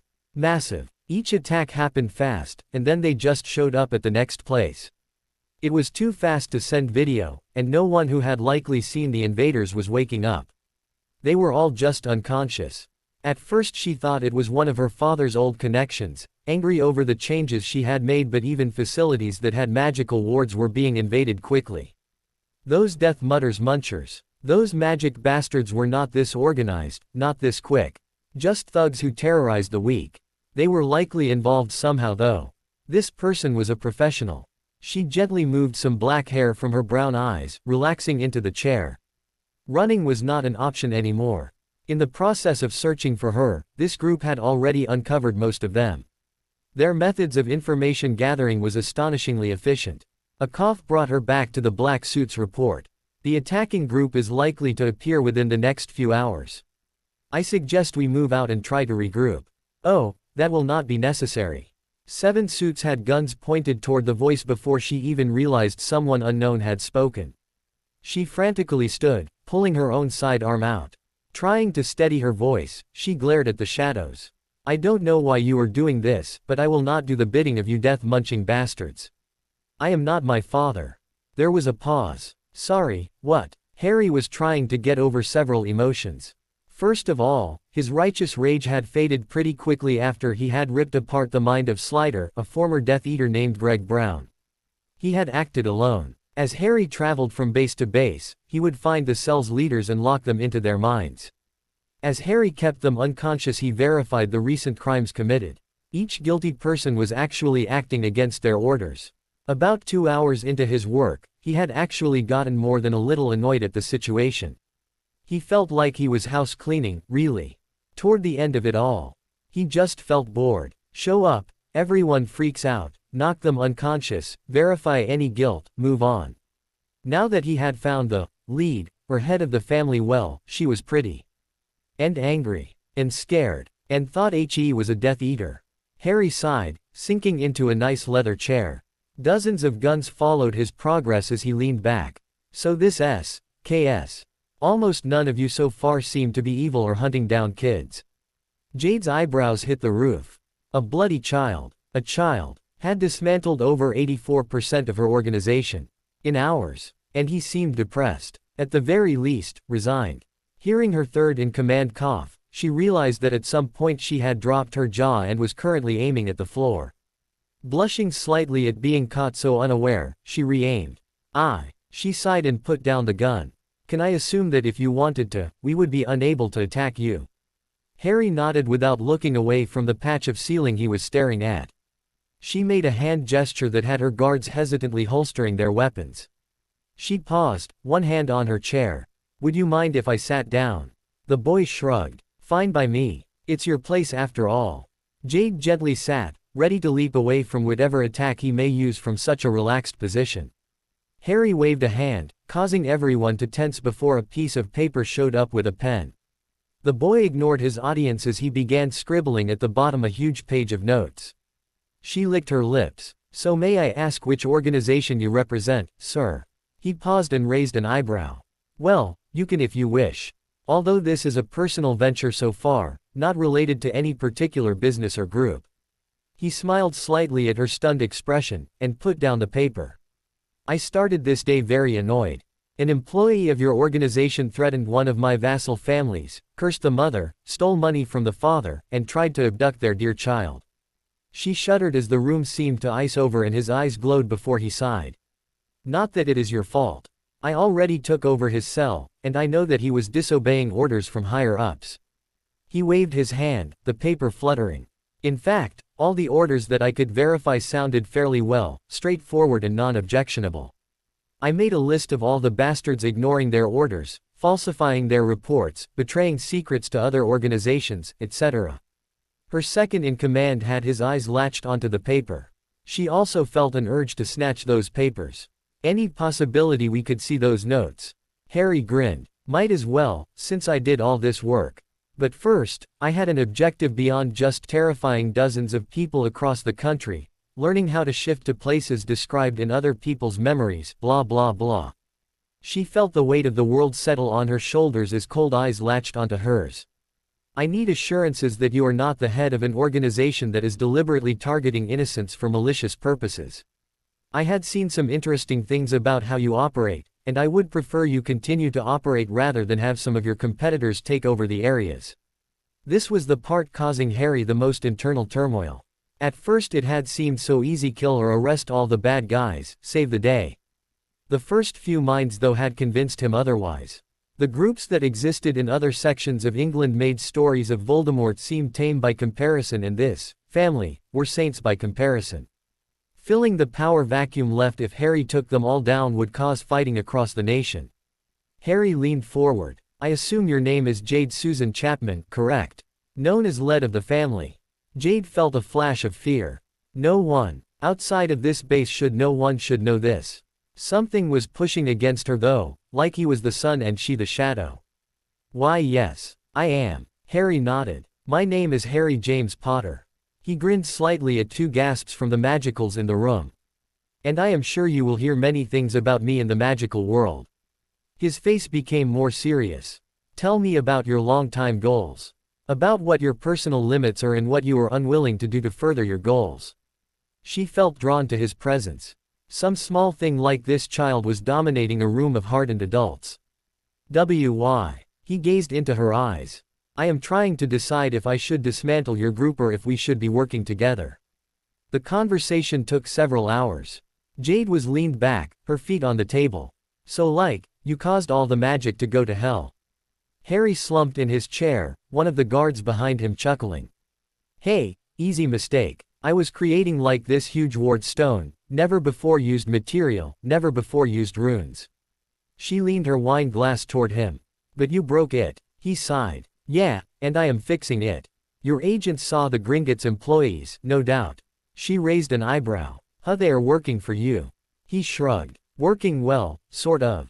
Making a list of how much I owe, really. So far it has cut the Potter account in half. She nearly spit out her wine. Half. He grinned. Yeah, if I wasn't able to make diamonds and stuff it would have really pissed me off. She rubbed her eyes. Kid, you have an active life. How come you did all this solo anyway? He shrugged. Didn't need anyone else. Frankly it is harder for me to read minds and stuff without killing. Especially when angry. As it was, I had to repair a few arms and stuff that I ripped off. Seeing the horror on her face, he waved his hand. I fixed it. Learned when I was a really young kid how to repair most of the human body, enhance it, blah blah blah. Her heart rate slowed down as she absorbed this. That sounds crazy. Why did they teach you so young? He grinned. No one taught me. Learned while trying to fix myself. His smile faded slightly. There was a time period where I was heavily injured. In several ways. I got better though. The slightly awkward silence was broken when a suit came in holding sandwiches. Harry grinned. Hey, I love mayo and banana sandwiches. Jade looked at the plate in horror. When did you ask for those? The boy grinned as 4 sandwich slices floated toward his hands. It was back when you were getting the people in the list taken care of. He turned serious for a moment. You are making sure that Greg Brown will not live to beep and kill a family again. It was hard for me to see those memories. She had a metallic gleam in her eyes as she nodded. I took over the family business for similar reasons. My father had not only refused to punish 3 men caught abusing 5 exceedingly young girls, but had actually offered my body as payoff since I caused them damage after detaining them. Harry frowned but nodded. I am a bit disturbed about how unprotected you are magically, considering how many wizards and witches you directly interact with. He pulled out a card and passed it over. Here is my non-magical contact for Gringotts. Let them know that I am authorizing 3 of your bases to be warded, the best available. My account will cover it. She hesitated as she took the card. This was a significant benefit, and more than the magical world had ever offered to her father. What would be the cost of me accepting this assistance? Harry frowned, leaning forward. First, if I need an armed force you would need to be able to supply it within 24 hours, and be able to supply at least 10 fighters within 1 hour. She also frowned, getting more comfortable. You expect combat so soon? And often? He nodded. The Department of Magical Law Enforcement suspects that Voldemort, the terrorist whom the Death Eaters serve under, is only incorporeal at this time. If or when he returns with a body, I will need assistance to protect others. She raised an eyebrow. What about yourself? He grinned. I have methods of transport that so far are not blockable. No, I am far more worried about my friends and innocent bystanders than myself. Jade paused. It seemed little enough, compared to the security benefits. Not to mention that the Death Eaters would likely attack anyway in retaliation for breaking services with them. Harry noticed her nod and continued. The second requirement is more related to your long-term goal. I plan on investing in the public faces of your own businesses, and I would like you to splinter off and reduce the sections of more questionable legality. In return for this, I will be an access for your organization to begin purchasing businesses and properties in the magical territories. She looked thoughtful. Is there a reason why you wish to increase the rate of decriminalization so far? He nodded. I think we can gain government support by becoming agents of Her Majesty. As there was a recent change of leadership, and you are currently collecting evidence and capturing internal traitors, this is a good time for such a play. Jade flinched slightly. This could go bad. Harry grinned. Depends on how we play this. Part of the cost of working with us will be royal pardons for any past actions that do not include Beep and M. Harry frowned slightly. I suppose that I should hire your organization as mercenaries if or when you need to be seen in public with me. Private armies are legal for lords in the magical world. Jade grinned. You think you could afford us? Harry smirked. Well, what I can afford may surprise you. Anyway, set up a parent company so I can legally begin funding your internal upgrades. She sighed. Mr. Potter, may I ask a serious question? Even if it may be offensive. He nodded. Why bother? Why us? I may be trying to change things, but we don't have a great track record yet. Harry looked into her eyes and she felt something in the air. The world seemed to echo, the smells were too soft, the air itself was slowly cooling. Even as she tried to move she felt soft cloth on her arms, firm tile under her feet, the sound of crystals. When she finally felt him relax he seemed amused. You have talent, drive, and high morals and power. With assistance and protection you will help the world. Even as he talked his eyes were slowly glowing more green, the room seemed to get darker. Higher and higher you will strive, but even as you search for a future you will find yourself as well. With support the family will comfort the world. The one with the power to vanquish the Dark Lord shall gather from the flocks, from the herd and alone, from the near and far. Together they shall grow, together they shall achieve. Yet the pull of power shall tempt many, and the pain of loss will be his greatest foe. The last enemy to be destroyed is death. Harry sagged into his chair. His glowing eyes faded and his expression lost. I'm sorry, I think I have been up too long. What was I saying? Jade felt heavy in her chair. She coughed slightly. You were talking about why you wanted to work with us. He nodded. Not entirely sure. Sometimes it just feels right, you know. Anyway, I have one more person to visit, and I wanted to stop by and let Jack know that Slider is being taken care of. Here are my contact details, contact me if you ever need help. She slowly nodded, and watched silently as the relaxed boy just slowly vanished. No sound, no popping, like those deaf people just gone. One of the guards fidgeted. Anyone else feel kind of useless during this? Several other guards raised their hands. As they all turned to Jade, she sighed and raised her hand too. The guard nodded. Thought so. Nice kid though. Several more nods. Jade leaned back. That voice thing freaked the fudge out of me. Everyone nodded. Harry felt drained. Like he had stayed up for 10 hours. Barely paying attention he shifted back to the Arden residence. He knocked on the door. Jim cautiously opened the door. Harry. The boy was pulled into a huge hug even as he heard a younger voice talking about Unca Harry, and slamming into his leg. He grinned. So I guess I was missed then. Chloe gave him a quick hug and rolled her eyes. I told him you were fine, but Jack seemed worried about you most of the afternoon. Harry shrugged. Well, it was surprisingly easy to chase down organized crime leaders. Not sure why more people don't do it really. Chloe blanched while Jack seemed stunned. You did what? Harry looked into Jack's eyes. I ensured that your family would not be targeted by the family. The man relaxed slightly. Chloe on the other hand was getting into gear. I'm sorry, you did what now? Harry grinned. I may have partially taken over a massive criminal organization due to boredom. His smile got bigger. And it's not even Christmas yet. Sometimes my life rocks. Chloe threw a pillow at him. No. She threw another pillow. No more dangerous stuff. Harry caught the third pillow. But that's the fun stuff. Half the couch worth of cushions smacked into his head. Then Amy jumped on him. Jack grinned. Behold, the joys of marriage. Everyone began redirecting the pillows at the man. Luna Lovegood was hungry. She was used to it. The last food from the Weasley family had run out 3 days ago. Ginny didn't visit as often now that she was trying to be more mature, less childish. It had hurt, waiting each day for her friend to show up. Daddy was still working on the most recent Quibbler issue, which meant he would be unable to remember less important things like feeding his daughter or buying food. She had given up trying to ask Daddy for anything. He would always agree, always be sweet and then forget within minutes. It had hurt so much to see him turn away from her empty plate and not turn back, at least back then. Now she knew not to ask, not to hope. A few days ago, the world had paused for a moment. The sun had stopped shining, the earth had stopped singing, the wind had waited for something. A nice man in a suit had stopped by, asking about damages done to the house. She was going to turn him away, but halfway through the thought something warm inside told her to talk to the man. The words didn't come out right, but it was all she could do.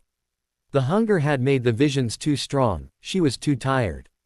She hadn't tried to get food today. There was no point. Her father was working on a huge article concerning when the world stopped. She had asked twice for a hug before she had given up. The day was fading. She had hoped the warm feeling would have helped her. It had in the past. Once it had even introduced her to her only friend. Ginny had been there for a while, before life took her back to people who loved her and held her close at night when she cried. Luna really wanted someone to hold her now, because the tears were getting heavy. Harry faded into view. This was the home to someone the goblins had called interesting. And damaging the inflatable house of an imaginary pig was certainly not boring. He grinned as he walked up to the home. After all the emotional stuff today, a nice silly adventure would be relaxing. And something about this place was pulling at him. The house was interesting, no trees near, curved and slightly horn-shaped with a flat top. Was the imaginary pig's inflatable house also imaginary or not? Would he have to pay imaginary gold? He would, of course. This was a worthy cause after all, and he had lots of imaginary money. He grinned as he reached the door, but his smile faltered. The pull was from the left. And it was sad. Harry turned to the left and moved around the curved house. There was some sort of small pile near the edge of the tower, and it looked like it was shaking. He frowned. No, this was a child.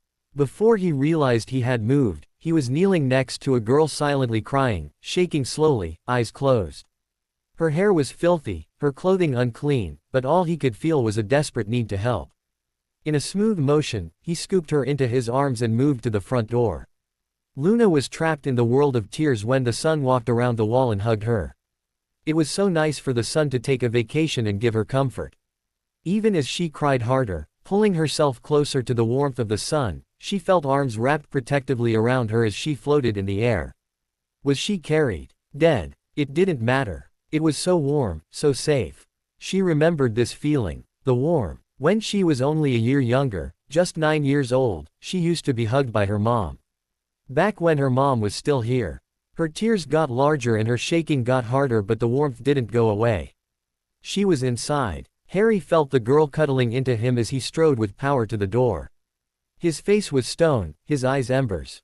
If the parents of this girl had been the cause of this, things would probably go badly for them. Wrath was not happy with this either. Both of them had assumed that this would have been something fun, relaxing, silly. A chance to unwind after destroying the minds of several evil people. Instead, he was cradling an innocent who was clearly abused. Reaching the door, he didn't bother with politeness. His power, whole cords, slammed the door open. The wards were not destroyed, he simply pulled all the threads of the wards open to make a hole in them and stepped through. Moments later his frame stood in the doorway, his eyes demanding and with more than a little rage. Mr. Xenophilius Lovegood, I require your attendance. A smiling man walked in from another room. His clothes seemed randomly selected and his expression looked 1,000 years away. Oh hello. Another fan of the world-famous Quibbler, no doubt. Well, I know you are eager for the next paper, but I am afraid we are a bit behind this edition. He turned and seemed to forget the boy and his daughter were there. One hand was already reorganizing several papers and a rock covered in notes. The other was trying to write with 2 quills and what looked like a pretzel. Harry looked down at the girl in his arms, silently crying. This wasn't intentional, the man was broken. The girl not far off. Watcher, we need to get these two medical help. It would be best to contact the goblins first, Rinpoche. Less questions, more likely to not have interference. Understood. Harry's less cold eyes turned to the lost man. Mr. Lovegood, I will be transporting us both to medical facilities. The man absently waved an arm. Harry flared his magic, wrapping all three in a tight coil of raw power.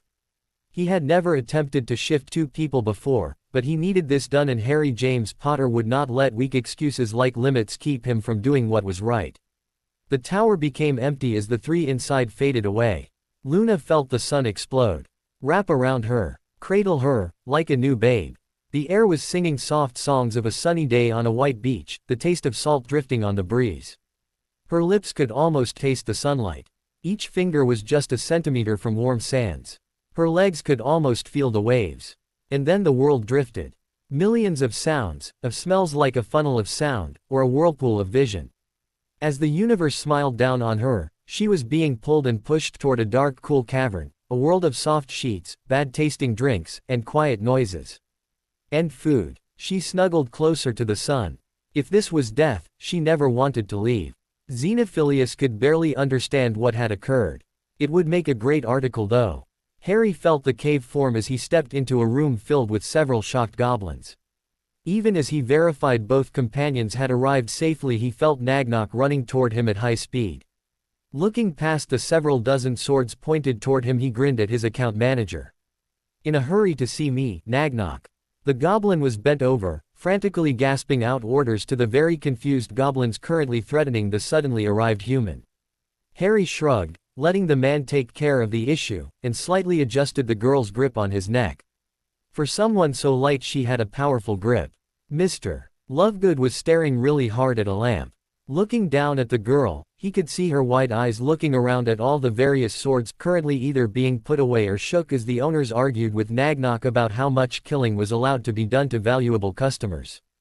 Harry gave her a soft smile. Hello. My name is Harry Potter. What is yours? Luna looked up into glowing green eyes. She didn't know the sun had a name. I am Luna Lovegood. People call me Looney. He frowned slightly. Well, I think Luna is a wonderful name. And I think that people should call you Luna. She smiled hesitantly at the sun. The idea sounded unusual but not terrible. Harry was sitting upright in a medical bed, Luna still held in his arms. The poor thing was in a delicate state of health, and the goblin medic had been unable to convince her to let go and get some rest. He had managed to get her to drink several nutrient potions, since straight food was too difficult for her to handle right now. Mr. Lovegood was also being helped by a mind healer, one brought in using Harry's account and sworn to secrecy. Harry absently stroked the girl's hair, thinking about how strange the afternoon had become. Next time he would really need to go over new projects with someone else, to prevent issues of this scale from occurring. On the other hand, he now knew how to move multiple people with shifting. If only it had been for a less serious reason. Both Lovegoods had health issues, the girl more pronounced since her young body was not able to handle starvation as easily. He caught Nagnok's eye as the goblin entered the healing cavern. The creature smiled. Can't keep you away from the healers, can we, Lord Potter? Harry frowned. Hang on, it took me forever to get you to stop calling me that. What happened to Harry? Nagnok grinned. You took another family as vassals. That also means you gained control over their vaults here. It means a lot to Gringotts, and it has been years since someone has bothered to activate those treaties. He frowned. So what do I have to do to go back to just Harry? Nagnok pointed. How about you don't bypass all our security without a heads up anymore? I nearly had several swords shoved through you. That is bad for business. Harry raised a hand. In my defense, no one told me that this place was supposed to be secure. Nagnok stared. We are Gringotts. Harry nodded. We got that whole sign. Out front. Poem and everything. The boy frowned. That security stuff is supposed to include the resting area for wizards too. Nagnok sighed, rubbing his eyes. Look, you scared a lot of goblins today. Next thing you know, someone will claim you can just appear in any vault. Harry tilted his head and opened his mouth. Nagnok held out both hands. Shish. I don't care what your next sentence is. Just shish. Harry slowly nodded. Looking both ways, he raised an eyebrow. Harry nodded firmly. Shit. Nagnok coughed. I mean, of course that is all silly speculation. And you will sign a magical contract during your work periods, correct? Harry nodded. Of course. Nagnok looked down at the girl. So what direction do you wish to go with the Lovegoods? He sighed. What are my options? Nagnok leaned back. Well, mental health isn't well covered in magical society. The non-magicals tend to have psychologists and such handle all kinds of incidents, and our mind healer says Mr.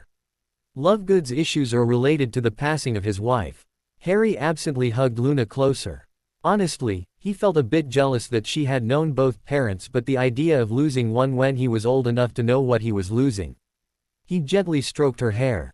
So many nights he had wanted just simple human contact that didn't hurt. Some small part of him was grateful that he could offer it to someone else now. Thankfully, spending time with the girls from school had made him have fewer issues with personal contact. Nagnok looked down at some papers. Well, first option is to simply walk away. He held up a hand, stopping Harry's protests. I know, just listing it. The second option is to hire an in-home nurse to care for Mr. Lovegood. It is unusual in the wizarding world, but is fairly simple to set up. Many half-bloods and new bloods have difficulty getting employed due to pure blood prejudices, so there is a fairly large and untapped labor market. Harry frowned. You mean, even heavily qualified witches and wizards are being turned away? Nagnok nodded. The boy frowned in thought. Well, that seems like wasted profit. Find ways for us to hire them. If one of the companies I own shares of argue with you, let me know and we will purchase majority shares of them. Get me some details about simplifying the process of starting new businesses as well. His eyes glittered. In fact, pass along a general overview of the situation to Ms. Jade Chapman that I mentioned to you earlier today. I believe she recently had staffing shortages. Nagnok made more notes and nodded. Of course. This second option however doesn't really cover what Ms. Luna would need. Harry sighed. She needs family, Nagnok. What options do we have for that? The goblin passed over several options. Well, we could have them declare themselves to be vassals as well. Or Mr. Lovegood could sign away guardianship to the Arden family. Harry paused. Another little girl in that house, with him funding it. But would they be willing? He had just swept into their world today. But his house was not ready. Heck, it may not even be room temperature at this point. Apparently from the manually moved report, Ground Zero had started melting into the earth. Well, he could at least ask. Harry leaned back. Would Mr. Lovegood be willing to work with that plan? Nagnok handed over some paper. Here is one document signed by him declaring all decisions would be made by Harry James Potter, head of the Potter family. The second one is a medical document declaring him medically incompetent and declaring you his guardian. He willingly signed both, even after explanations. Harry sighed. Well, I suppose I should be glad of that at least. A soft voice piped up. Mr. Son, why are you up at night? Harry smiled down into a pair of moon-colored eyes. Good evening, Ms. Luna. Do you feel a bit recovered? A shy smile peeked out. Yes, Mr. Son. It feels much safer with you here. The darkness goes away. Harry gave a sad smile. I am glad, Luna. I am planning on finding you a nice place to call home until your father gets better. Her smile faded and tears came back. Daddy is hurting. He doesn't hug anymore. Arms tightened around her. He is hurt, I know. I am getting him a healer to take care of him, to force him to eat and sleep. He nodded at Nagnok, who passed a note to a goblin outside the room. Turning back to those wide eyes, he smiled. You know, I felt alone like you once. My mother and father left me, trying to keep me safe from a bad person. They never came back, but I gained a new family. Almost 2 of them now. Would you like to meet one of them? Luna was gripping his neck tightly, shivering. Still she gave a nod against his shirt. Harry smiled slightly, and nodded at Nagnok. I will be back shortly one way or another. Tomorrow will be Christmas Eve, so I will need some things taken care of for me. Nagnok took the small list Harry had written earlier and nodded. The boy wrapped the thin girl in his arms and faded away, leaving a goblin looking over a last-minute list of gift requirements. Chloe opened the door and stood staring. She slowly shook her head, smiling. Harry, do you just want to stay the night? You have barely left today. The boy looked worn, and was holding a small girl who was looking everywhere. As their eyes touched, Chloe gasped as those moon-colored eyes seemed to fill the world, singing like soft crickets. "Oh, you are so precious." Almost automatically Chloe lifted Luna, wrapping her up in her arms. Harry smiled as he followed the loving woman into the house. Perhaps this wouldn't be as hard a conversation as he had expected. Jack stared at his wife. "So new kid." She nodded. Jack stared at Harry. "You work fast. Seems like just a few days ago, we were." She smacked his arm, giving him the look. Harry grinned slightly. "Sorry for all the invasions, I really wish this had all been planned out." He sighed. "I was going to meet Luna because her issue caught my eye. Her imaginary friend had housing issues due to my activities." He frowned. "I had planned to just have a fun visit, give her a few coins to repair the imaginary house, and move on, but she needed me." He waved a hand, causing a slight ripple in the air without noticing it. "She was cold, she was lonely, she was hungry, she was sad, she was hurt, she was in need, and I needed to help. My power was being pulled to her." A soft voice called from Chloe's arms. "The sun came and took me away. He brought me through the river of light to a cave of healing. He said he would help me." Chloe keyed at her forehead. "Of course, dear. If Jack and I can do anything to help, we will." She smiled at Harry. He gave a small smile back. "Well, I was honestly hoping you would be willing. Until I finish building my home, I don't have any place for her to heal and find herself again. Of course, I have already given her an account and paid for her education. She also has a trust vault to give her spending money, and you will get an increased stipend per month to help cover costs." Jack blinked. "Wait, we are getting a stipend on top of all debt being paid off and stuff?" Harry looked confused. "Didn't I mention that?" He looked at Chloe, who seemed stunned. "I did mention that, right?" Jack rubbed his eyes. "You are a great person, Harry, but it is a bit stressful as well." He shrugged. "Yeah, I hear that a lot. And don't worry about Luna's Christmas gifts too much. I am planning on spoiling her and Amy a bit this year. And Goran, of course." Luna looked up at the idea of presents. She hadn't thought those were possible this year. "Who is Goran?" Harry shrugged. "My son. And since I guess you will sort of be my sister or something, you will be his aunt."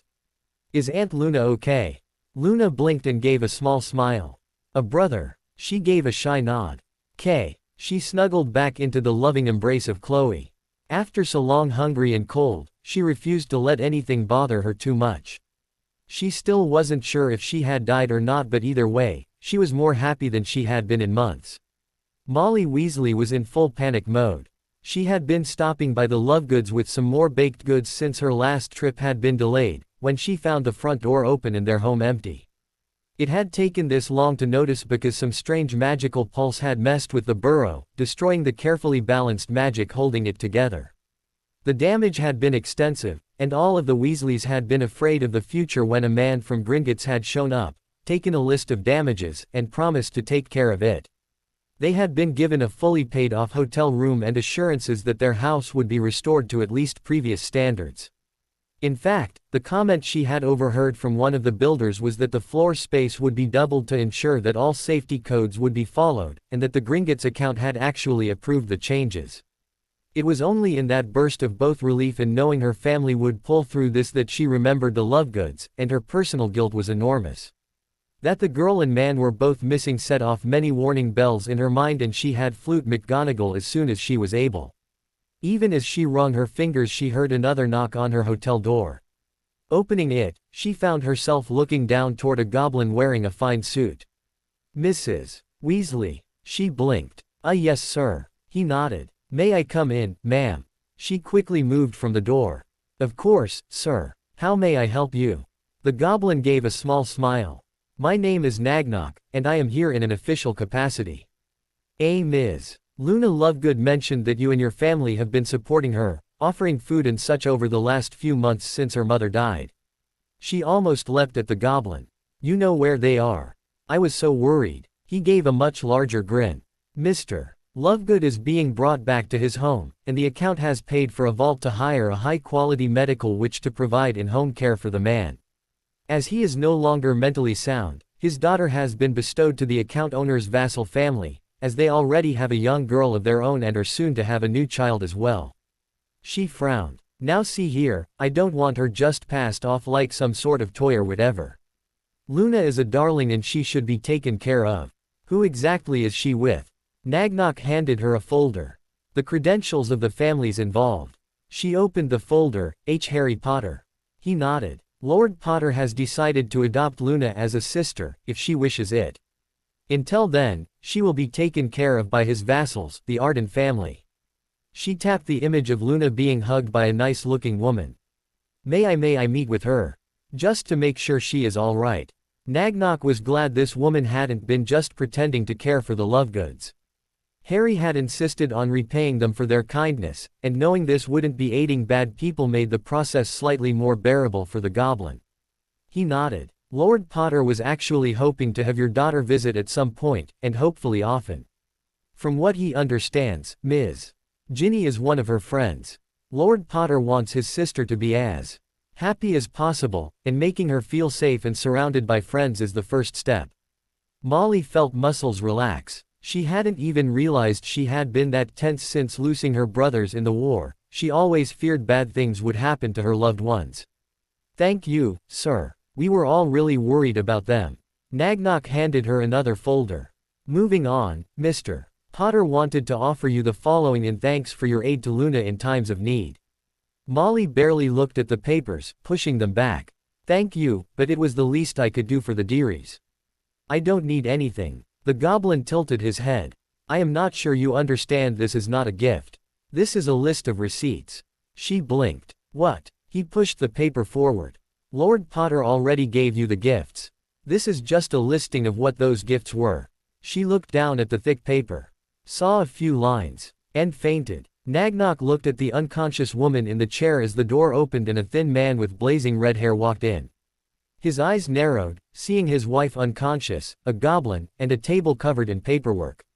The goblin raised a hand slowly. I am pretty sure this is only 12% of what it looks like. Arthur Weasley slowly closed the door. Arthur smiled happily at the nice goblin. So it was all just a bit too much information for my honey bunch then. I can see why, so many shocks in a row. Nagnok gave a slow nod. The redhead took another sip of tea. It really was wonderful. I am also glad you decided to contact her as soon as possible. The whole situation had really made her worried, you know. Another slow nod. Molly blinked, and slowly sat up in her chair. Her husband smiled at her. Good morning, my sunshine. I was a bit worried there for a moment.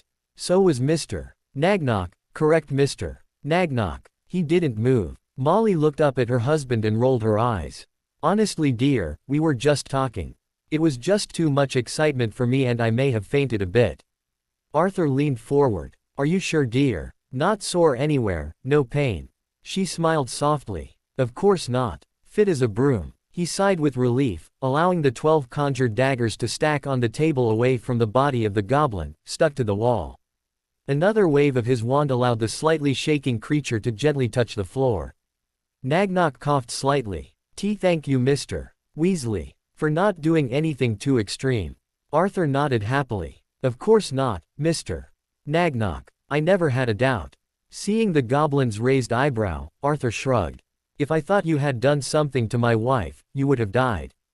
Nagnok coughed. Ah. Molly gently pat her husband's shoulder. She never understood why people said she had the temper, she only yelled at people. It was the quiet ones to look out for. Nagnok cleared his throat and waved a claw toward the paper. So the full listing is there, Mr. Weasley. But the summary of the situation is simple. He waved a hand, and a small list floated in the air. The school costs for each of your children have been covered in full and set up in their own vaults. Each will also receive a small trust vault. Nothing extravagant, but they will have pocket money. Arthur went a bit pale at that. Nothing extravagant. Not having to pay school bills for his children would almost triple their disposable income. Nagnok waved quickly down the list.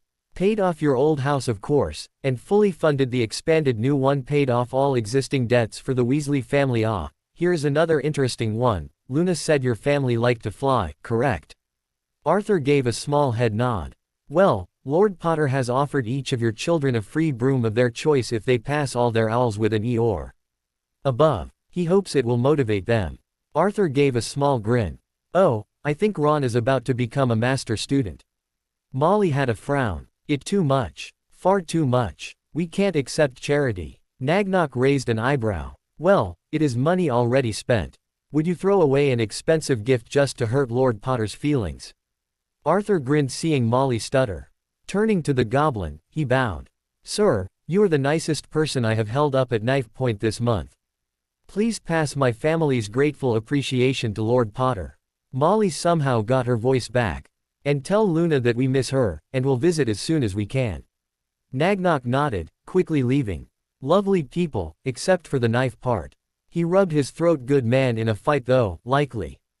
Maybe Gringotts should consider promoting that man's son. Bill Weasley was it. Goblins respected good fighters. Harry woke up confused, upside down, and with something heavy holding his legs down. Judging from the giggling, the weight was Amy. He slowly opened an eye. Apparently at some point the girl had decided to join Unca Harry last night and was now sitting on his legs while his body hung off the couch.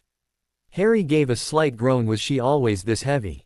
Good morning, Amy. Did you sleep well? I never saw the son sleep before. His eyes got wider. Carefully looking up he realized that Luna was on his legs and Amy was on her shoulders.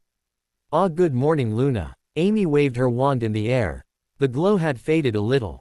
I got more ponies, Unca Harry. He tried to wiggle. Luna, could you move a bit? She nodded. Harry looked at her and waited. And waited. Amy giggled. Luna, please move. She nodded, then moved to the right and Harry collapsed off the couch. I give him 3 points for the landing. Harry looked up and saw Jack grinning from the top of the staircase. Straightening himself, he yawned. Good morning, Jack. What time is it? Jack sat on the nearby chair, pulling Luna and Amy into a hug. About 9 in the morning. We saved some breakfast for you, if you are hungry. Harry groaned as he stretched some raw muscles and unkinked some joints. Wow, I need to get going. The boy pulsed, and Jack watched as Harry's clothing shimmered and changed style and coloring. He now wore dark jeans and a dark green shirt and he looked amazingly awake. Chloe looked in from the kitchen. Up already, Uncle Harry? He chuckled. Of course. I have to get ready for Christmas and that leaves me only a few hours. Sorry that I can't wait and enjoy your cooking again. Dinner was divine. Harry reached for a destination when a vice clamped around his chest. Luna was gripping him tightly. He reached an arm around and carefully hugged her. Everything all right, Luna? I was just going to get some things ready for tomorrow. She shook her head, burying it into his chest. He frowned, looking up at Chloe. She shrugged. You were there when she needed you. She feels safer around you. Harry sighed, but nodded. I can understand. If someone had helped me when I needed it, I would have held onto them forever. He looked down, adjusting Luna's choke hold, missing the looks that Jack and Chloe exchanged. Luna, would you like to go with me today? When I get your gifts you will have to look away and pretend not to see anything, of course. She looked at him as if verifying that he still existed. Finally she looked over at Chloe. Harry leaned over. She won't hate you if you come with me. And she will be happy to see you again when you come back. Chloe didn't say anything, but came over and hugged both of the children. Of course, Uncle Harry, Aunt Luna. You're both family now. Harry ignored his sister's sniffling as he smiled at Chloe. We both are really grateful. He looked down at Luna. Are you sure you won't wait for me? I do have some stuff to take care which will be pretty boring. Well, boring for me anyway. Probably no guns or explosions. Luna giggled slightly, enjoying the double hug. Looking up at Chloe, she gave a weak smile. If I want hugs, could I have some? Chloe pulled her away and wrapped the world around her. Of course, Luna Moon. Hugs forever. She cuddled up to the warmth and nodded at Harry, who grinned. If you need me, Luna, just call, think to me. I will be right there, all right. Giving the pouting princess a quick hug, he nodded at Jack and faded away. Jack chuckled as he began wrangling his now expanding family together. Thanks to Uncle Potter, they had last-minute shopping to do for Christmas and he had a family to enjoy that holiday with. Harry faded into Diagon Alley, and took a deep breath. It was early, but there were many people wandering the street getting last-minute gifts for the season. He frowned slightly. The financial stuff Gringotts handled fine, but it was his fault that so many people were stranded on Drake's Island. He grinned slightly as he began walking down the street. Black-robed wizards searching for last-minute gifts for loved ones, angry loved ones who had really tough questions like, Why didn't you get Aunt Bertha a gift? She may be old but she is still family. Harry wasn't sure of course, but he still grinned, imagining all the various reasons they were rushing and buying anything that was on sale. Not that he should talk, he now had a sister and new family to buy things for. Still, he had some gifts others lacked and a healthy relationship with money was one of them. He frowned. Clothing was a must for Luna. What she had suffered emotionally was bad enough without being reminded of it from her torn outfits. But he didn't have a lot of experience with shopping, frankly he had created his own clothing for years now. Bought clothing never fit the same way, bought clothing couldn't breathe the same way. His outfit was woven with his own power, and it felt somehow more familiar than anything else he had ever used. There had been no point in buying anything from a store, really. So step one would be to get help. Harry looked down at the notes from Nagnok. The owl had shown up late the previous night, and had seemed a bit stressed due to the low magic environment. These notes would be useful though, as they had the address of a Weasley family, the one who had helped the Lovegoods, or tried as much as they could concerning the finances. Harry frowned at the second page. Apparently the goblins suspected a group working against the Weasley family, as their finances had suddenly dropped strangely after they had spoken out in support for various pro-Muggle-born initiatives and such. After that, the few businesses they owned had suddenly changed ownership for the remainder of their shares and had made bizarre choices in hiring and in investment. The Weasley family had lost over 83% of their yearly income in under 2 weeks. The companies invested in seemed to have vanished overnight, the employees hired seemed to vanish with funds and resources. It had been devastating. At least he had been able to do something about it. Since the various companies had lost most of their value, he had been able to purchase controlling shares in most of them. Some were so damaged he had to close them, but those properties could hold new businesses soon. Those issues would have to be covered later. He folded the notes back to the front page, trying to find the Wizard Hotel the family had been installed in. The whole place had been rented out and filled with various people affected by the magical drain. And a lot of people fit into a magical hotel. It looked like he needed the Magician's Lair, floor 83, room 407, and hopefully it wouldn't involve a lot of stairs. Stupid stairs. Ginny Weasley was going to kill 2 idiot brothers who should have known better. As soon as she could get away from all these witnesses, they would die. Slowly. Fred was backing away from her glare. Come on, it was just a little prank. George was acting as the wiser brother, using his sibling as a meat shield. Fred told me he did everything. Told me earlier. You just missed it. Ginny looked at the identical brothers. The soon-to-be ex-identical brothers. I have a simple question first. Is it reversible? Fred looked over her shoulder at her suitcase and winced. Apparently the noise powder had mixed with the coloring powder and turned everything pink instead of red, and giggling. It also wasn't reverting, which should have happened 3 minutes ago. He gave a weak smile. Probably. She gave a sweet smile, one that sent a shiver through both boys. Then they will probably find your bodies when I am done. A knock on the door gave the 2 boys a short reprieve as she turned. If it was Mom, the boys would be yelled into an early grave. If it was Dad, she may have to distract him. She took a deep breath and a smile and opened the door. Oh wow, he was cute. Harry took a deep breath, and used some threads to remove the sweat and grime he had acquired on the way up here. Another pass straightened and cleansed his clothing. He looked up at the door like it was his personal enemy. Stairs. The true evil. Never again. He tagged the door frame. Shifting. For everywhere. Merlin, he may never walk again. Not worth it. Somewhere in the back of his head he felt both wisdom and wrath chuckling. Thankfully Watcher and Jim were supporting him, or at least, not outright mocking his stair battle. He knocked on the door. As it opened, he saw a cute red-haired girl who she seemed to have taken a mental holiday. He smiled. Hello, my name is Harry. I am looking for a friend of Luna's. 2 older and strangely identical red-haired boys. Oh. Hey Fred, George. Sorry, forgot that you were Weasleys too for a second. They looked at each other and turned back. They began alternating their conversation. Did we meet you at school before? We don't remember talking to the great Harry Potter much. The girl's face turned from thoughtful to stunned.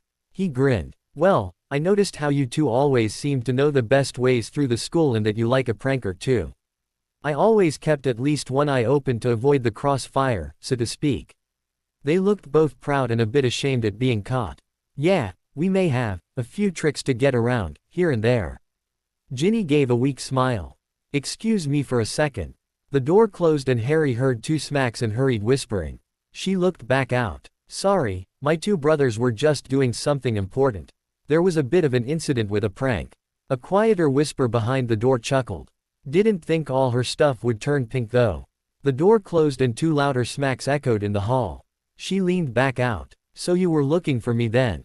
Luna's friend. He nodded, grinning. This one had some fire. I need help. I just sorta adopted her as a sister, and I need someone to help me pick out clothing for her. The girl went a bit slack-jawed. From the lack of noise now behind the door, it seemed that the two boys had also frozen. She nodded. Ah, so you were looking for me then? He grinned. Are you Ginny Weasley? He could hear a muffled snort from behind the door. She looked behind it. Do you two want a black eye? Stuff it. She turned back, a smile on her face. Yes. Nice to meet you. When did you need to get those supplies?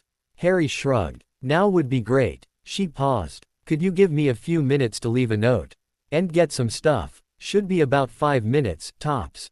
He nodded. Ginny closed the door, shoved her two brothers into another room, grabbed a pillow, and squealed so hard that other fangirls actually shivered in a 3-block radius. Having reached her inner calm again, she opened the door. Ready to go. Harry learned 2 things today. 1. Shopping for clothing s.ked. There were lots of things to buy for a girl, and several of them had him blushing pretty badly, which Ginny seemed to find hilarious. 2. Telling her that there was no spending limit and that he didn't mind getting her a wardrobe to replace her brother's mistake. Well, it had been fun at first watching what colors she turned. After that though, the shopping got intense. He groaned. I think we have more than enough robes at this point. What about jeans and shirts and stuff? Ginny raised an eyebrow. She had been overwhelmed hours ago, so her mind had sort of just put off the freaking out part. It had made everything much more fun. Jeans. Harry paused. Hey, this wizard stuff is fine and I'll want to go get some muggle clothing. Her eyes sparkled. He grinned. Let's stop by Gringotts and pick up some spending cash. Ginny seemed to be feeling awkward as she stood behind the fairly tall young man who was grinning at a goblin face palming. Nagnock looked up between his fingers. Did you kidnap Ginevra Molly Weasley and take her shopping on Christmas Eve? Harry shrugged. Kidnapped is a strong word. And technically this is sort of the halfway point really. Ginny raised a shaky hand. I left a note. Nagnock looked down his nose. Your father will slaughter us. Harry grinned. Yeah, maybe. On the plus side, we are technically just offering a helping hand since her clothing was damaged by her brothers. The goblin raised an eyebrow. How bad was it? Her eyes went blank as she thought back to the horrendous color of her current wardrobe. There may be a darkness worse than the abyss that was my clothing. I have not seen that horrid place, and may no one ever suffer so. Nagnock glanced at Harry. Harry shrugged. I am not fashionable. I admit it. She would probably look good in just about anything. Ginny coughed slightly, turning red. Anyway, I'm sure it won't be too bad. Harry grinned. Give us the cash. I will hurry us up and get us back quickly. Shifting should speed us up. She looked a bit confused. Shifting. He nodded. Imagine teleporting places to places where my magic reaches. Pretty straightforward really. She leaned forward, pulling some hair behind her ear. So apparition. Nagnock shook his head, grumbling while looking through paperwork. I wish. But we can't detect it, it's silent, and it isn't stopped by much. She frowned. What do you mean? Harry grinned as he picked up the wallet filled with money. He meant this. And they both faded away. It was a soft hug that wrapped around her body. Her ears could hear soft humming, her hands were being wrapped in a fluffy towel. She could feel someone rubbing her spine, relaxing knots and sore muscles as the world dissolved into colors, brilliant and shimmering. Her grin was etched on as the world stopped. Harry grinned back at her. So, what did you think? She jumped. That was awesome. He chuckled, waving her back a bit. Shish, public place, public. Ginny looked around at the dozen or so random muggles who were grinning at the excited children. Her face was now her hair color as Harry chuckled. But then she looked around. As far as she could see was stores. Stores and people. Where are we? He grinned. Shopping mall. Bunch of stores that sell everything from food to furniture. And when it comes to variety, Ginny dragged him away. Harry groaned as Ginny chose the last outfit for Luna, just this one. No really, I promise. Finally they could get going. It had already been over 4 hours since Harry had picked her up, and he could feel some sort of eighth sense warning him that if she didn't show up at home soon he was going to regret it. Still, she was having fun and he could tell it was unusual for the girl.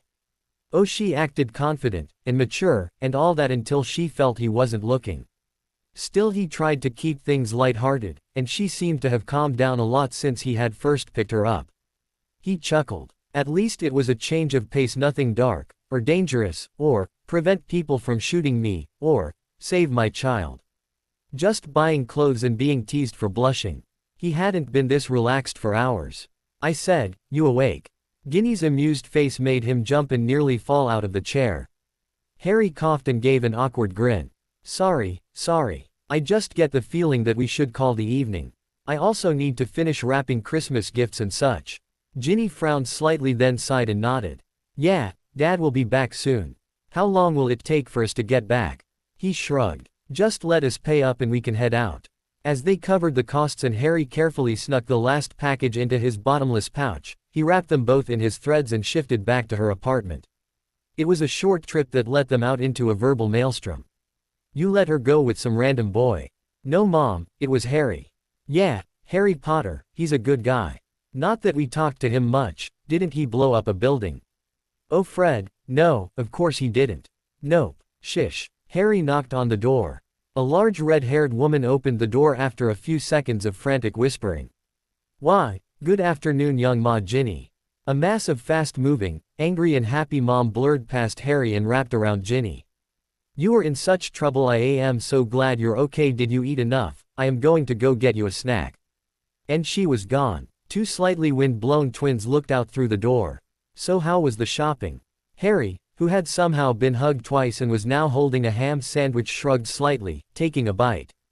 We got Ginny a wardrobe too, as a Christmas gift / thanks for helping me buy clothing for my sister, gift. Ginny had vanished into the apartment and was being given food, being hugged, and getting an earful of various questions, reprimands, and suggestions that the nice young man outside looked awfully kind and had she asked if he could stay over for a bit. She was trying to send SOS signals using her eyes, but Harry just shrugged and held up the sandwich. Sometimes mothers just had to be mothers. Molly brought over another sandwich and some pumpkin juice. Young man, thank you for bringing her back safe and sound. So much could have happened. Death Eaters or muggers or whale-copters or who knows what. Ginny grumbled over a biscuit. Honestly Mother, I left a note. She glared at her daughter. Really? Mom, I am going and will be back soon. Couldn't you have been a bit more descriptive? She shuffled. Oh, we were in a hurry. Harry swallowed his bite of sandwich. Yeah, my fault really. I needed someone who knew women's clothing and knew Luna. Molly's attention was drawn quickly. You know where Luna is. Is she okay? Her father is fine. He grinned. Of course she is. It was a bit tough getting her to let go long enough for me to pick up. Had to do some last-minute shopping after all. He sighed. In fact, I need to finish making the last of my gifts. Tonight. I already gave Ginny her gift since she was nice enough to help me with Luna's new clothing. She paused, eyes widening. Excuse me, my lord, but are you Lord Potter? He grinned. My dear lady of the Weasley clan, mother of the family and... He looked down at the sandwich. Apparently an excellent maker of sandwiches. Seriously, what did you do to this beef? It is magnificent. She rubbed her hands in her apron. Oh, you know, season the meat and such. Family spices and well, thank you my lord. Harry waved a hand. Meh, call me Harry. You're the mother of Luna's best friend, and you went out of your way even when your family was suffering to help a child in need. Frankly, I should probably be calling you Lady Weasley. She gave a weak smile. Thank you Lord Harry. And we can't thank you enough for what you've done for our family. Molly frowned, thinking about the gifts mentioned for Ginny. Now, you didn't get anything too expensive for Ginny, did you? You've already done enough paying off all the children's schooling and such. Ginny whipped her head around and stared at the blushing young man mumbling toward the floor. No, nothing too bad. Just a few things to replace some clothing damaged by a prank. I mean, I practically should give another gift really. Ginny choked on the juice she was drinking, trying to giggle. Molly frowned. Now Ginny, drink slowly. She looked back at Harry, eyes narrowing. Now, what prank exactly? He shrugged. I only heard third party really. She said Fred and George had an accident where both tried to prank her clothing during the move and the pranks sort of mixed. Badly. Molly looked toward Ginny who nodded. Harry saw the twins exchanging quick glances and quietly retreating to a back room. A few feet from the door Molly spoke without turning. Good idea, dears. Just head inside and I will be right there to discuss the timing of pranking your siblings. Especially during a family crisis. Both boys winced and lowered their heads as they entered the back room. Molly gave Harry a big smile. Thank you dear for all help you have been to our family. The Weasley family will be indebted for years, and grateful as well. Harry waved a hand holding the sandwich. Forget it, I was glad to help, especially considering how selflessly you helped a young girl and her father in need. Besides, as long as you cook food this delicious, I will likely be in your debt before too long. Especially if you visit us more often. She blushed at the compliments as she offered some buttered muffins and some baked beans. Well you know, the right thing to do really. Ginny you're too thin, have some more potatoes. Harry grinned as the girl rolled her eyes. It was a different kind of mothering, but he could feel the love in this family. He watched Ginny's grin turn into a smirk as Molly walked into the back room and began casting what was probably a silencing charm. He grinned, happy to see them get their just desserts. She giggled. I think they made it worse by forgetting to mention who I left with. I only left it out of my note because I thought she would think I was lying to get out of the apartment. He grinned. She a bit overprotective. A heavy nod. You have no idea. Love her though. He nodded back, enjoying some more food. This stuff was amazing really. You think Molly would be willing to have either you or you and your family visit on Christmas Day? I think Luna would love to meet you. That would be fine, Lord Potter. And I must say, thank you for taking such good care for my daughter while you were out. Ginny and Harry froze mid-bite. Watcher gulped. He didn't use magic to hide, Rinpoche. That was skill. Harry looked over his shoulder at the tall, fairly thin red head who was smiling sweetly at both children. He nodded to Harry. I must say I didn't expect you to buy her a full wardrobe, but we certainly must thank you for your generosity. Harry gave a hesitant smile. Of course sir. I am not understating the fact that she was immensely helpful. I have never bought women's clothing, you see. Arthur Weasley tilted his head. You should try it sometime. Quite liberating. There was an awkward pause as Ginny turned red. Dad, check in on Mom, would you? He grinned and at her head. Of course my buttercup. Harry watched him walk into the back room, letting a short burst of yelling escape. Ginny turned redder. Just don't ask. That didn't happen. None of that happened. In fact, hi, I am Ginny. Ginny nobody. No last name. Muffin. Harry grinned. I love muffins. Especially these muffins. Maybe we should pass the recipe to my son. He paused eating hearing the silence in the room. He looked up. Didn't I mention him earlier? Ginny was rubbing her eyes.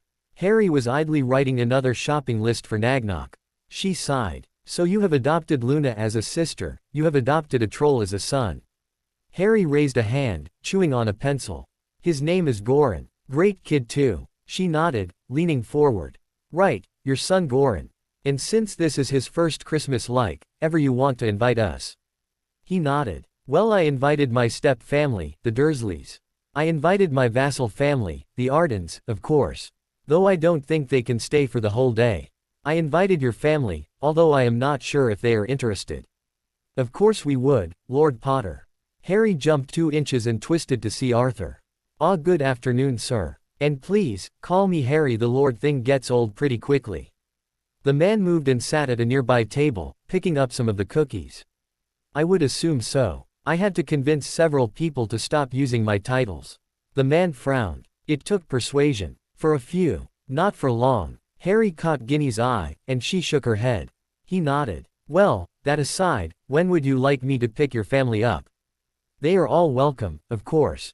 Arthur grinned. Well after we open our gifts, we could stop by around noon or so.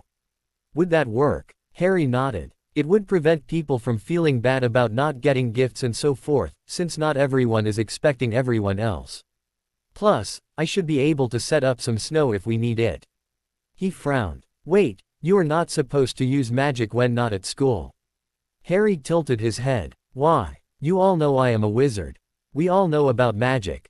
Arthur shrugged. It was an attempt to reduce the number of students getting caught by muggles before they knew enough magic to fix the situation. An adult wizard could just apparate away, or obliviate witnesses, or whatever. A child would just be taken, studied, considered insane, or whatever. He looked into the distance. Honestly, it causes a mess. He blinked. Wow. Well, I have been doing magic since years ago. No issues yet. Ginny frowned. When did you get the chance? Didn't you get your wand this year? Harry nodded, flicking his hand and the wand appearing. Yeah, although I tend to use it for the more fiddly stuff. Complex spells that I haven't studied enough, or that I only use once in a while, like the sunscreen charms and stuff. He waved a hand, creating balls of fire by rubbing random threads and having them float in a circle. Well, the basic stuff I learned before reaching Hogwarts. Wands just let you focus a strand of power from your core, and I have really good control of my magic. His concentration was pulled as he noticed Arthur poking one of the balls of green fire with his wand. The wizard grinned. Oh, this is interesting. Can't tell what spell it is, but very pretty. Harry nodded. Found it by accident. Rub two magic threads against each other and this fire is a side effect. Ginny realized she had her mouth open at some point and closed it, trying to look like all this was just boring and she knew all about whatever was going on. Ah yes. So, we can do magic when we want to. Harry shrugged. As long as you don't use your wand, I guess. Arthur absently nodded. Yeah, it wouldn't get reported. We also couldn't track you if someone caught the magic and decided to cut you open and see how you did it. Harry shrugged. Not an issue for me, but you may want to just wait for school, Ginny. Face pale imagining someone cutting her open to find magic, she nodded. That would bad. Very bad. Harry stretched. Well, I need to get some things done. Oh, and I tagged you, your daughter, your wife, and both Fred and George with my magic. If you need me, just call. Arthur nodded. Don't abuse it or you won't be found. Harry gulped as he began fading away. Ah, of course not, sir. Happy Christmas Eve. Ginny glared at her dad. Parents were so embarrassing. Harry shifted to the front of Gringotts, breathing a sigh of relief. Something about Mr. Weasley really set him on edge. Nice guy though. He nodded to the two armed goblins as he wandered through the bank. Lost in his thoughts and writing in his notes, he completely missed the stunned expressions from the various guards. Some were shocked that a boy was just wandering past security while others were stunned that the others didn't recognize the boy. Thankfully for everyone though, Harry made it to Nagnok's office fairly quickly. Nagnok looked up from some folders. Rangan, I said I was not to be disturbed. Oh. Hello Harry, I didn't get a notice that you had checked in. Harry blinked. What do you mean? The goblin moved some stuff to a second folder. Well, someone in the process messed up. Probably when you asked for me they forgot to press the right runes. Harry sat in a chair. Why would I ask for you? I know where your office is. Nagnok paused, looking up with a blank face. You just walk in here? To the secured area. Harry blinked. Well, you told me not to shift here. 3 armed goblins rushed into the room, 2 with swords and 1 holding a giant trident. It took a while to calm them down. Nagnok sighed heavily, sitting back in his chair. Harry, you're going to make me die an early death. Harry shrugged. A profitable one though. A vicious grin was returned. Of course. No better way to go. He waved a claw toward a wooden box in the corner. Here are the supplies you requested yesterday before you left with Ms. Lovegood. Anything else you need today? The boy was already looking through the pots of dye, sheets of paper, and raw materials in the box. He waved a hand and his earlier notes floated to Nagnok. Here, I wanted these items purchased and delivered to the workers on Drake Island. Did you already set up the holiday bonus? The goblin nodded absently as he went over the list. Again, we appreciate it.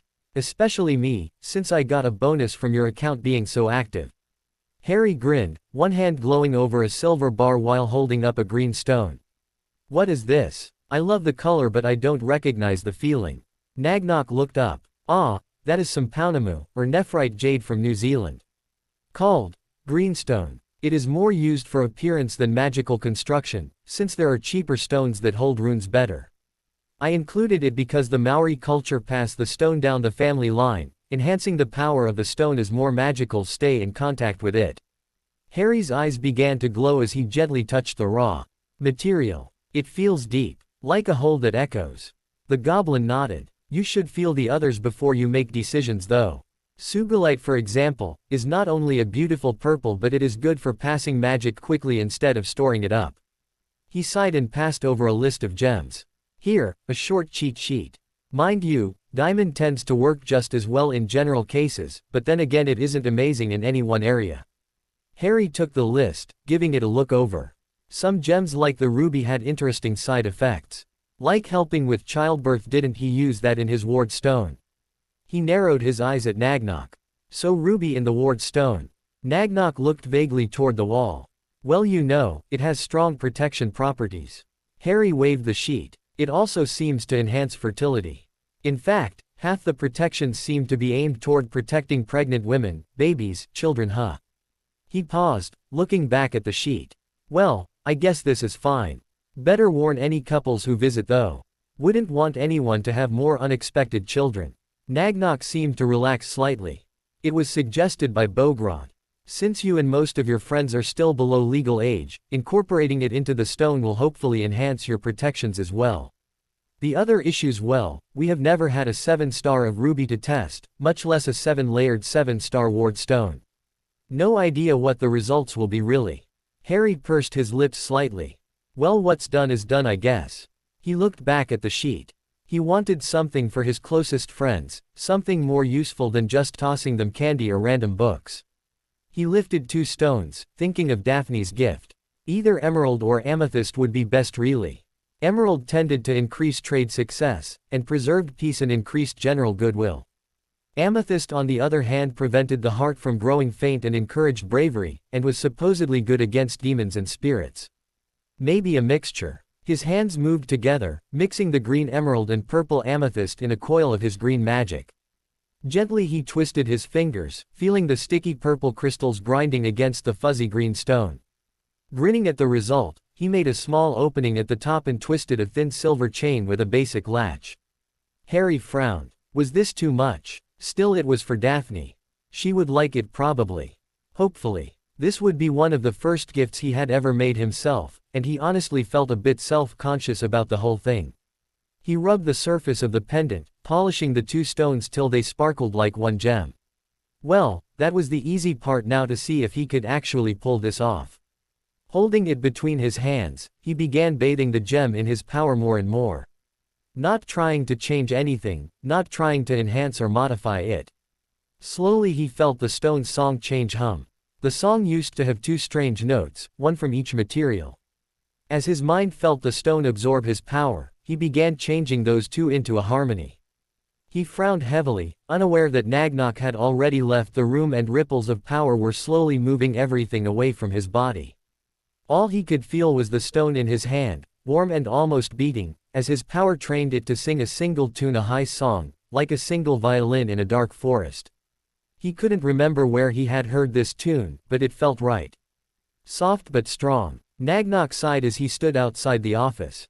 One of his guards gave him empathetic pats on the shoulder. Working with Harry was fairly stressful.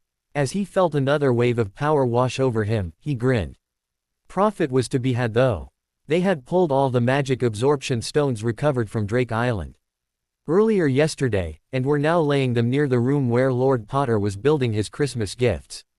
The power he was unintentionally bathing the room with was already charging 3 of them and would likely charge more before he finished. Another goblin covered in chain mail marched up. Greetings, Potter family. Account manager Nagnok. Magical Combat Division has received reports that there has been a massive magical incident in your office that may be ongoing. Nagnok sighed. No, there is no magical incident in my office. Just my client. A pulse echoed through the hall, making half the goblins smelling cookies, the other half hearing gold clinking. The armored goblin raised an eyebrow as he saw several strange stones glowing now. And what would a client be doing that would have such powerful effects? Nagnok sighed. Last I saw, he was making a necklace. The armored head shook. Any way you could get him to be a lot less magically noisy. To be honest, this is pretty laid back for him. He did cause the whole magical draining incident. The magic rift. Nagnok nodded. The armored goblin sighed, adjusting his sword. Well, that is just marvelous. If either of you damage the vaults in a non-repairable way, I will slice both of you in two. Understood. Nagnok nodded. Fair enough. The armored and annoyed goblin grumbled as he walked away, a wave of magic making his sword sparkle. Wizards always seemed to make his day more complicated. 18 wizards and 14 witches were mostly sitting around a much larger hole. The hole was much quieter now, and there were multiple bottles now resting near the bottom. Only a few now changed color or material. The current debate was whether or not this was good or bad. Several workers were arguing that this was working up toward some large explosion. They even had some popcorn from a previous shipment and were hoping for something in a purple-bluish color.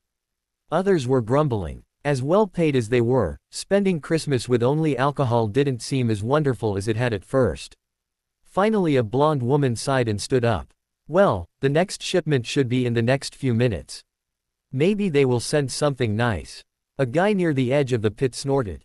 As if. They focus on profit most of all. If Mr. Potter hadn't paid for the drinks, we would have had rations only. She sighed. Well, yeah, but we can hope, right? Before he could respond a loud whomp echoed in the background.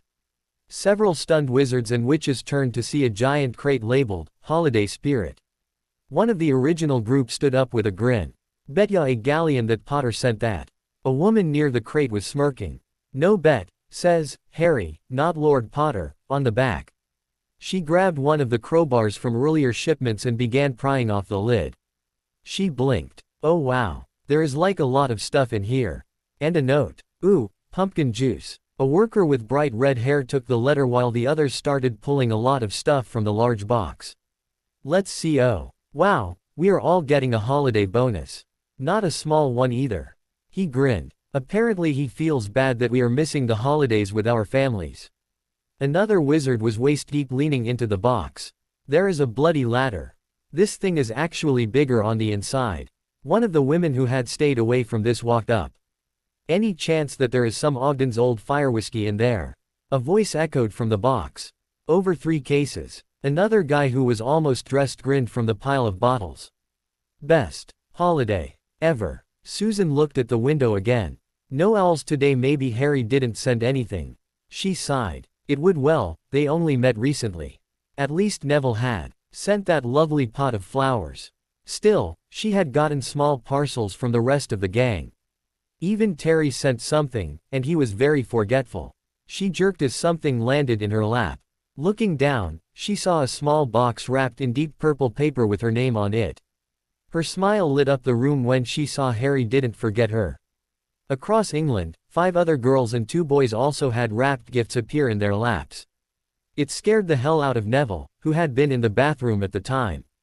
Daphne was feeling low. Away from Harry, the piece she had found felt so far away. Fake. A dream she couldn't regain. A smile was on her mask as she helped her little sister Astoria decorate for Christmas. She wished her dad would act like he used to, and sit on the couch laughing and helping them know. He wasn't even going to be home this Christmas. She had to be strong. Her fake smile firmed as she hugged her sister. Story, why don't we start piling the gifts together? It's always fun to see them under the lights. Astoria was also wearing a mask, trying to not look at the empty couch. She made sure not to cry when her sister could hear, but with Mum, well, it was hard. If only Mum was still alive. She didn't know when Daphne had wrapped arms warmly around her, or when the tears had started. It just felt so good to have someone to lean into as the tears fell. Daphne clutched her tight, looking up at the tree, whispering into her ear. Next year, you get to join us and I will introduce you to all my friends. They are much nicer than I thought they would be, and you will make many connections that will help you later in life. Astoria snorted through her tears. Connections, huh? What about all those letters talking about Harry? What kind of connection you looking for there? Daphne blushed and thwapped the back of her head. None of that now. He's just a friend. A good friend, that's all. The smaller girl giggled, then settled into a worried quiet. What if I'm not in Slytherin? Will you still be there for me? Daphne hugged tighter. Of course. Story. She pulled her sister into her lap, rocking her. My friends are in all houses, and they will love to meet you no matter what house you end up in. You don't even have to worry about it for another couple of years." Astoria sank into the warmth, letting her older sis rock her. Mum's loss had been so much. Like the sun had vanished, or had been replaced by some trick that looked just as bright but left you cold and alone. Her sister stopped her from feeling alone. Daphne leaned forward to key Astoria's forehead, and hid paper. Astoria blinked. Daphne blinked. Did you put something on my head?" Daphne carefully lifted the wrapped box. The paper was a deep blue and black, but clearly written was a short set of words. "Merry Christmas, Daphne Greengrass, from Harry Potter." Astoria giggled as Daphne stared at the box. "So just a friend, huh?" Daphne smiled at her beloved sister. "Pass me a pillow." Astoria shook her head. "Nope. You got no weapons. So I can talk all about how much you like." Daphne moved an arm threateningly up to her side as her sister froze. Wait, the Tickle Treaty of 1988 says that no parties can instigate open warfare unless the owner of the second part. Daphne lowered the hand closer. "Want to risk it?" Astoria wiggled, trying to get farther from the hand. No, Daphne likes Harry. The Tickle War was long and had 2 casualties. A weary Harry finally relaxed into a chair. Since most of the gifts were pre-made, they just required minor customization, such as the wrappers and minor stasis charms to ensure safe delivery. Speaking of delivery, Watcher had helped a lot by working with Wisdom to figure out how to remotely deliver objects using shifting. It worked the same way as Harry moved people, by wrapping them in magic and pushing them along the path. He finally relaxed. The first dozen or so gifts so easy. Most of his friends got high-quality chocolate, although he got Hermione a rare book about potion making using non-magical ingredients. She had seemed really interested in magical cooking. Oh, and Terry got 3 season tickets for Quidditch. And Neville, of course, a non-magical book about plants. The rest got really nice chocolate. Harry knew that most of the girls had a heck of a sweet tooth, and until he knew them better, basic gifts were best. The pendant, though, was his risk.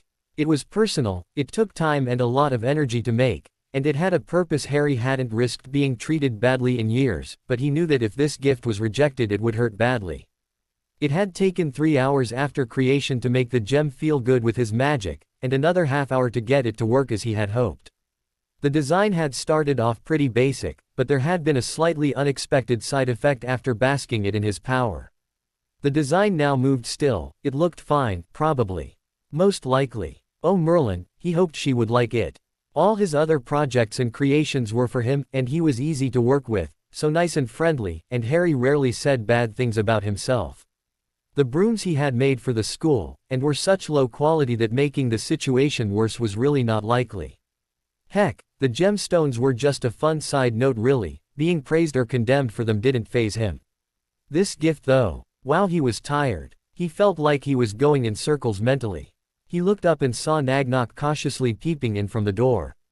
He looked around at the room. Oh. Harry's eyes widened. The room was now massive. Somehow the magic Harry had released had expanded the whole thing. He could barely see the far wall. Oh, and the stones under him had a 7-star pattern made out of various stones that used to be in the walls. Harry frowned, realizing that he was partially sunk into the floor. He wiggled. Help. Nagnok looked down, grinning. Of course, Lord Potter. Harry winced. Crap. What did I do? Nagnok shook his head, holding out a claw for the boy to pull himself up. Well, aside from upgrading my office. He looked around. It is actually nice, don't fix it anyway. Your magic started interfering with the wards in the nearby vaults. Harry blinked, then went white. On a scale of 1 to, run screaming, how bad is it? Nagnok finished pulling the child out of the floor, and smirked. Thankfully you somehow increased the density of their magical coverage. All the magic shoving against the vaults contracted their wards, making gaps smaller and all effects more powerful. He waved a claw as he began walking toward the direction his desk used to be. I am trying to convince them that we planned the whole thing, which would involve you getting paid for this. On the other hand, if you had damaged those wards, both of us would be, well, bifurcated. Split in 2. Likely dead, at least for me. Nagnok frowned, then looked at Harry. Cutting you in half would kill you, wouldn't it? Harry shrugged. Depends on the angle of the cut. If you mean cutting me off at the waist, then no. Nagnok paused, then continued the long walk searching for his desk. Have I mentioned how much Gringotts has not bothered you, and how much we like you as a person and please don't rob us and so forth? Harry rolled his eyes. Yes Nagnok, I know. Don't scare the goblins, I know. Doing my best to follow it, too. Short Eyes turned to look at the boy. Try harder. They actually deployed a response team. This time because they were sure 300 wizards were attacking the bank. Harry chuckled. Wow, and that was when I wasn't trying to release magic. Nagnok slowed to a stop. Seriously, don't mention that. To anyone. In fact, I didn't hear that. No one did. Harry waved a hand and frowned. How long are we going to walk this way? The goblin shrugged. Till we get my desk back. Had some good drinks in the bottom drawer. The boy sighed. Can I head home to get ready for the holiday? Or do you need my help moving the desk? Nagnok shrugged. I got people to do that, you can move along. Halfway between steps the boy vanished. In the dark, 30 goblins stepped forward. A massive amount of weapons in their fists, and awe in their eyes. The captain moved up to walk alongside Nagnok. So all that was one boy. Nagnok shook his head. His age is not physical. Treat him like a warrior, like a sage, like someone to treat with respect. If he asks you to call him Harry, go with it. He has the power to break us, but he has for some reason decided to work with us, and in the current crisis actually work for us. The captain looked at the massive cavern. This is all inside only, isn't it? Outside, the office is the same size. Nagnok chuckled. Yeah, nearly bit my tongue when I walked in. All the magic absorption stones filled again, I am not sure, but I think he is actually stronger than when he made the ward stone. Using up his magic seems to just make him more powerful. Captain made some hand signals, and watched lights shine in the distance. How large is it? Nagnok shrugged. Well, I sent 3 deployments into this room and only yours has made it back so far. So pretty big. The armored goblin grinned, his vicious teeth making him look even more devious. This space is magically stable. We can build here. Nagnok's grin was even more vicious. It is actually more stable than the rock caverns in Layer 12. The Architect clan has already provided me access to a new office next door, hoping Lord Potter will repeat this accident in the future. Somewhere in the distance they heard faint shouting. Nagnok chuckled. Ah, sounds like they found my guest chair. How much longer till we reach my desk do you think? The captain shrugged. Another 3 minutes at full run. 12 minutes or longer at this pace. One of the other goblins groaned. We are going to have to map this, aren't we? Captain had a smirk as he looked at his crew, who all started grumbling. Ah, the sound of eagerness. Well, get on it, warriors. Harry faded into existence 2 feet over Goran's bed and fell into it. Goran, who was sitting at the stone table drinking from a massive metal cup, nearly spit it up. Merlin da, warn a fella. The boy vaguely waved his hand in the air. Shish son, I am tired. Share the bed, won't you? Goran shrugged. I'm a bit too excited to sleep. Hagrid helped me get a Christmas tree. Harry looked up and saw the massive tree in the corner of the room. He frowned. How you know that is an oak tree, right? He shrugged massive shoulders. Well, it felt Christmassy. Did you wanna help me decorate? The boy looked up and saw the eagerness in his son's eyes and let out a deep sigh and a smile. Of course, son. I got some raw metals and plastics, and some pretty colors. Let's make some decorations, how about it? Goran's face lit the dark, and the 2 strange family members began working on the massive branchless Christmas tree. Harry blinked. Oh, and we are going to have some guests tomorrow, just so you know. Not sure the exact number really. Goran lifted a newly created plastic model of his club and stabbed the metal spike into the trunk. Who's stopping by? Harry was in the middle of making a single-headed Cerberus for the side of the tree. Well, my sister Luna for one, and the Arden family since they are my vassals. Oh, and at least a few of the Weasley family, so Luna can have friends. And I will invite our friends mentally if we get some time. Oh, and Nagnok and Bogrod. Well, Bogrod's schedule is kind of hectic right now, though we will see. Goran paused as he was about to pierce the tree again with a glittering model of his home.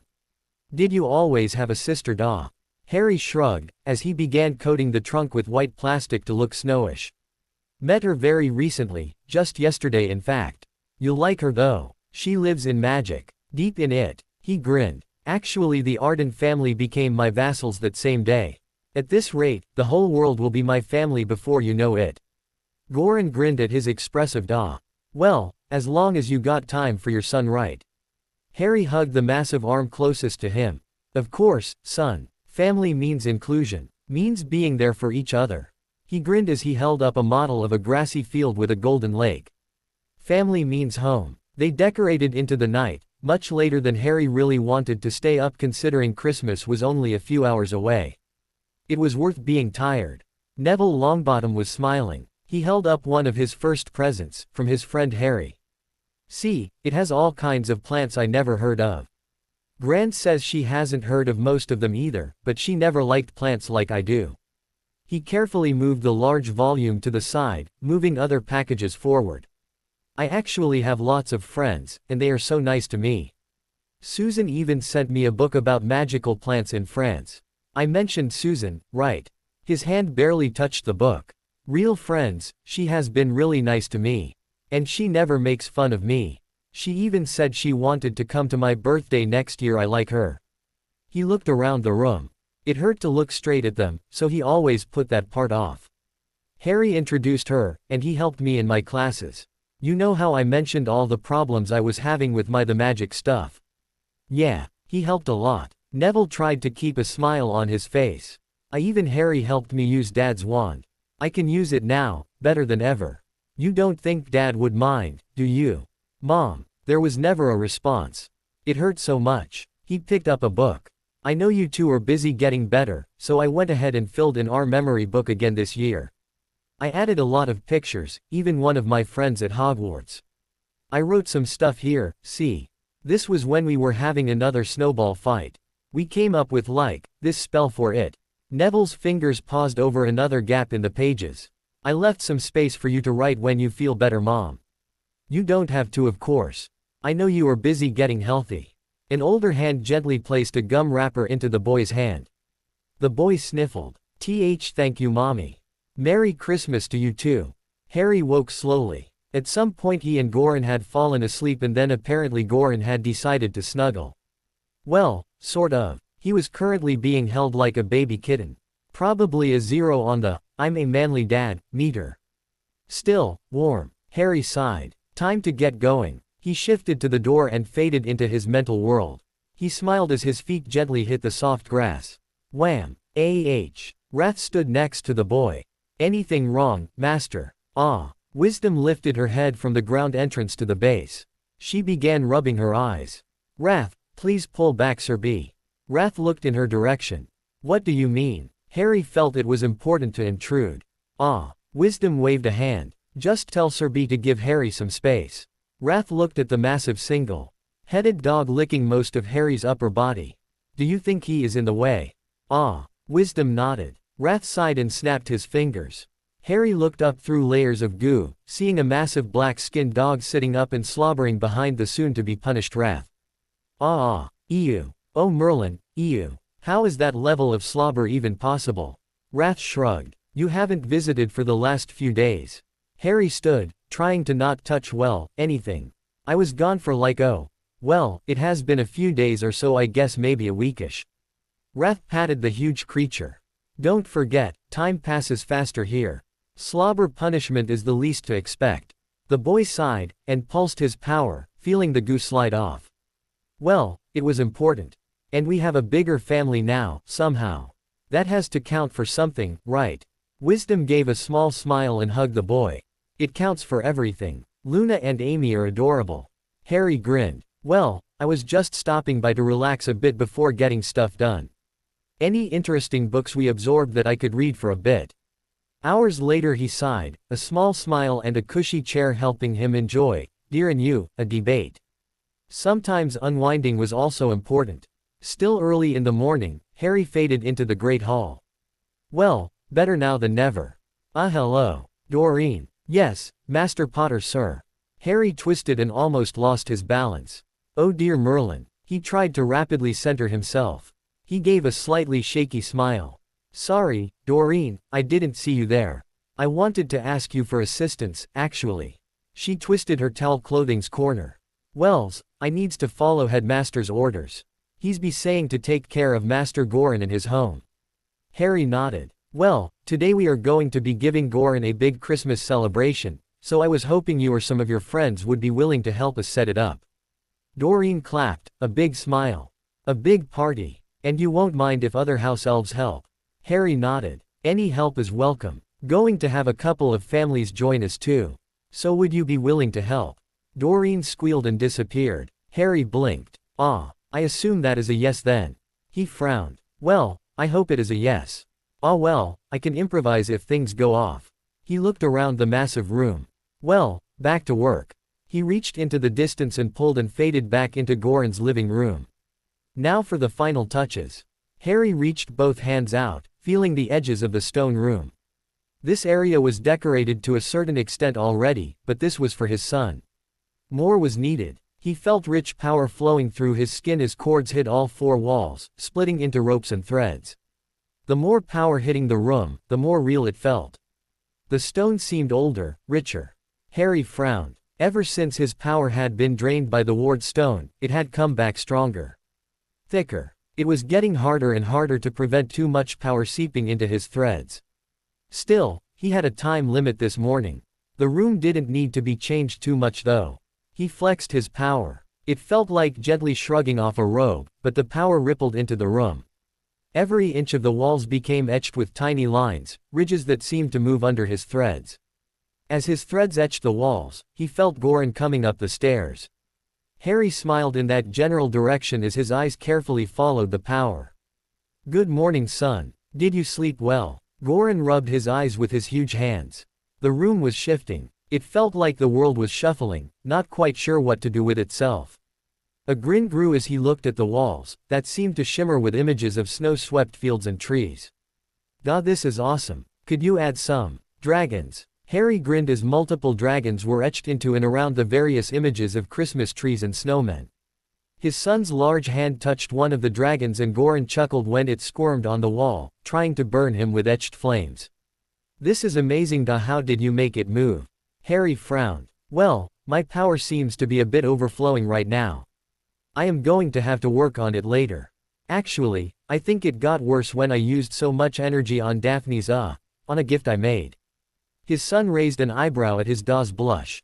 Huh. His smile came back as he touched one of the trees, watching it sway in the wind. "Still, this is amazing." Harry grinned. "And you haven't even seen your presents yet." Goran seemed to glow. "You get presents. This holiday is awesome." He grinned. "Yeah, I always like it now that I get a few gifts too. When I was younger." Harry's face fell slightly, remembering dark nights crying in a small cupboard, listening to music and happiness behind his rotten door where the happiness lived. "Well, it's much better now. And we are going to have family over too." Goran seemed to notice the hitch in Harry's voice and focused on the small pile of gifts that had magically shown up under the Christmas trunk. This tree was really too big for the room. Maybe he should have listened to Hagrid or at least had chopped the tree closer to the top instead of near the base. Ah well, it looked fine. Thanks to Da's efforts, the trunk was now pierced with swords and sharp metal candy canes holding various models and ornaments. The trunk itself was covered in white plastic to make it look well, sort of snow-like. More importantly, he could feel the effort his Da had put into the whole thing. The memories of how long they had stayed up, laughing and making silly decorations for that tree trunk, they made him feel warm inside. He pulled one of the gifts closer before he felt Da hold it still. Isn't it time to open them?" Harry chuckled. "Of course. I just wanted to wait for the rest of our family." Goran's eyebrows almost hit the roof. You mean the Dursleys? They are coming." The boy nodded. "Not just them. My new sister Luna and our extended family the Ardens will be stopping by." Goran paused. You mentioned something about that last night. I don't remember the Ardens." Harry grinned. "Let's just say I had a busy couple of days. Oh, and I met some nice mafia people." He shrugged as his hands began shaping the ceiling. "Well, some of them were nice. I had to mind wipe a few getting information." Goran paused then shrugged. "Da didn't really do normal." Petunia Dursley heard the door knock and dashed there. Harry paused, one hand held up. Hi Aunt Petunia. Everything Wow, that was a tight hug." She was mumbling into his hair as she hugged him. "Oh baby, I missed you so much. Even with your letters it felt like you were forever away. Did you get taller? Are you eating all right?" He chuckled as he returned the hug. "Well, I am eating a lot I guess. And I got more family now. I wanted you and the family to come visit." He felt Petunia tense slightly. "Ah, is there going to be a lot of you know what there?" Harry frowned slightly. "Oh, Vernon. Yes, my son is partially." He looked around and hugged closer. "Magical. And his home is at Hogwarts, my school at least it is for now. Will Uncle be able to handle it?" She sighed. I don't think so. He never came out and said anything, but he really feels uncomfortable when I use the little magic you taught me. I actually have to cut back around him." Harry felt a slight pain in his stomach. He had felt Uncle always pull away when he did anything magical, and some part of him had expected a problem once he started using his skills in a more open way. A child having a magical son though would apparently be too much for the man who always wanted to be perfectly normal. Harry gave a fake smile and hugged his aunt. "Well, he is welcome if he changes his mind. Will Dudley be able to come?" Her smile got bigger. "Of course, he has been talking about this for days. He even has some drawings he did while at an art class at school he wanted to share." The boy's green eyes softened and his smile felt more real. "Well, I need to pick you and Big D up. I learned a lot in the few weeks I have been gone. Got everything for a short trip." Petunia gave him another squeeze and pulled him toward the stairs. "Dudley Kins, Harry is home." A kaleidoscope of noises occurred as a ball of energy mostly composed of Dudley smashed and banged his way downstairs and jumped at Harry, who collapsed into the carpet. Harry was laughing as he lifted the larger boy. "Hey Big D, how was Smeltings?" The boy frowned as he floated over the floor. "Floating is cheating. Take your tickling like a man." "No." Dudley sighed. "Fine, cheat. You know I will just get you later with a water balloon or something." Harry waved a hand, several snowballs appearing while he began an evil smile. "So how much do you like snow wedgies?" Dudley quietly floated, while Petunia was chuckling. He raised one hand in a peaceful gesture. "So truce. At least until I can summon snow too. Or fake it." Harry grinned. "A long truce, no." "Fine, truce." Lowering Dudley turned out to be a bad decision, as Petunia had joined the enemy in a hug-tickle attack. Several minutes later, with most of the combatants armed with hot chocolate and cookies, they settled into the living room. Harry pulled another cookie to his hand as he waved his cup. "So I need to drop you two off and pick up other people who will be showing up." "Ready to go." Petunia looked toward the kitchen. "Well, I did have extra food prepared. Would you mind much if we took some?" Vernon was a bit overwhelmed when I went on a bit of cooking spree. Dudley looked up over his cup. "Mum, you made over 10 pounds of cookies alone. We had to give away baskets to most of our neighbors." She coughed and looked embarrassed. "Well, I got into a rhythm or something. And everyone likes a bit of something to eat, right?" Harry grinned as he stood. "Well, I can bring what you want. Not supposed to use my wand though, so I can't use stasis on anything. Better package it for travel." Petunia paused halfway through a sip. "What is stasis?" He grinned. "Spell I made, it preserves stuff like anything. Liquids, solids, random collections. Keeps things clean too." Harry frowned, looking at his hands and the various threads that seemed to twist now along his skin. "Haven't gotten it down so I can cast it without a wand yet." Petunia had already started pulling boxes of food into the living room. "Well, we can send a few of these at least." Dudley was dragging in some buckets. "I got the pudding and ice cream. Not going to go near the pile of entrees though. Too unstable." Harry's eyes glazed a bit as he looked at the growing pile of boxes. "So you had time to cook a few things." Dudley made some frantic shish faces and waved his hands as Petunia brightened. "Do you think you have room for more of the stuff I put in storage?" Catching Big D's hint, Harry shook his head. "Ah, maybe later. I need to finish collecting people." Petunia looked at the chest-high pile of sandwiches, lasagnas, hams, and other foods with worry. "Are you sure this is enough? We can go get a few more boxes." Harry looked at an imaginary watch. "Yeah, gotta get going. Now, everyone stay still." Dudley tilted his head. "Why?" He shrugged. "Never. Moved someone else who was moving. Wouldn't want to miss a part of you or something." Dudley froze. "Kidding. Maybe. Maybe not." Harry had a nasty habit of telling the truth in situations that were unbelievable. Like when he had made half the house into candy. He wished he had believed Harry before trying to use the stairs. Gummy bears make terrible support structures. Even as he debated, a warm breeze enveloped him, like a sunny wave of water. His limbs relaxed almost against his will as he felt like he was floating, while his eyes were filled with soft lights. Oh, whatever that was, it was tall. Twice the height of anyone he had ever seen. Huge limbs, huge hands. He watched Harry walk over to the huge thing and hug it. Petunia, Dudley, I would like you to meet my son Goran. Goran, the lady on the left is my aunt, who took care of me when my mother died. The young man is her son, Dudley, but you can call him Big D. The huge man-like creature seemed to blush and hold out a huge hand. Hi. Dawes told me a lot about both of you. Dudley looked way up. Can I ride on your shoulders? Goran gave a quick look at his Da, who nodded. Sure. Dudley grinned. Awesome. Harry's always been too short to give me shoulder rides. Goran gave a hesitant smile. Maybe this wouldn't be so bad. Petunia hesitated slightly, then gave his huge arm a hug. It's lovely to meet you, Goran. You can call me Auntie, like your Da does. She felt a huge warmth wrap around her his other hand.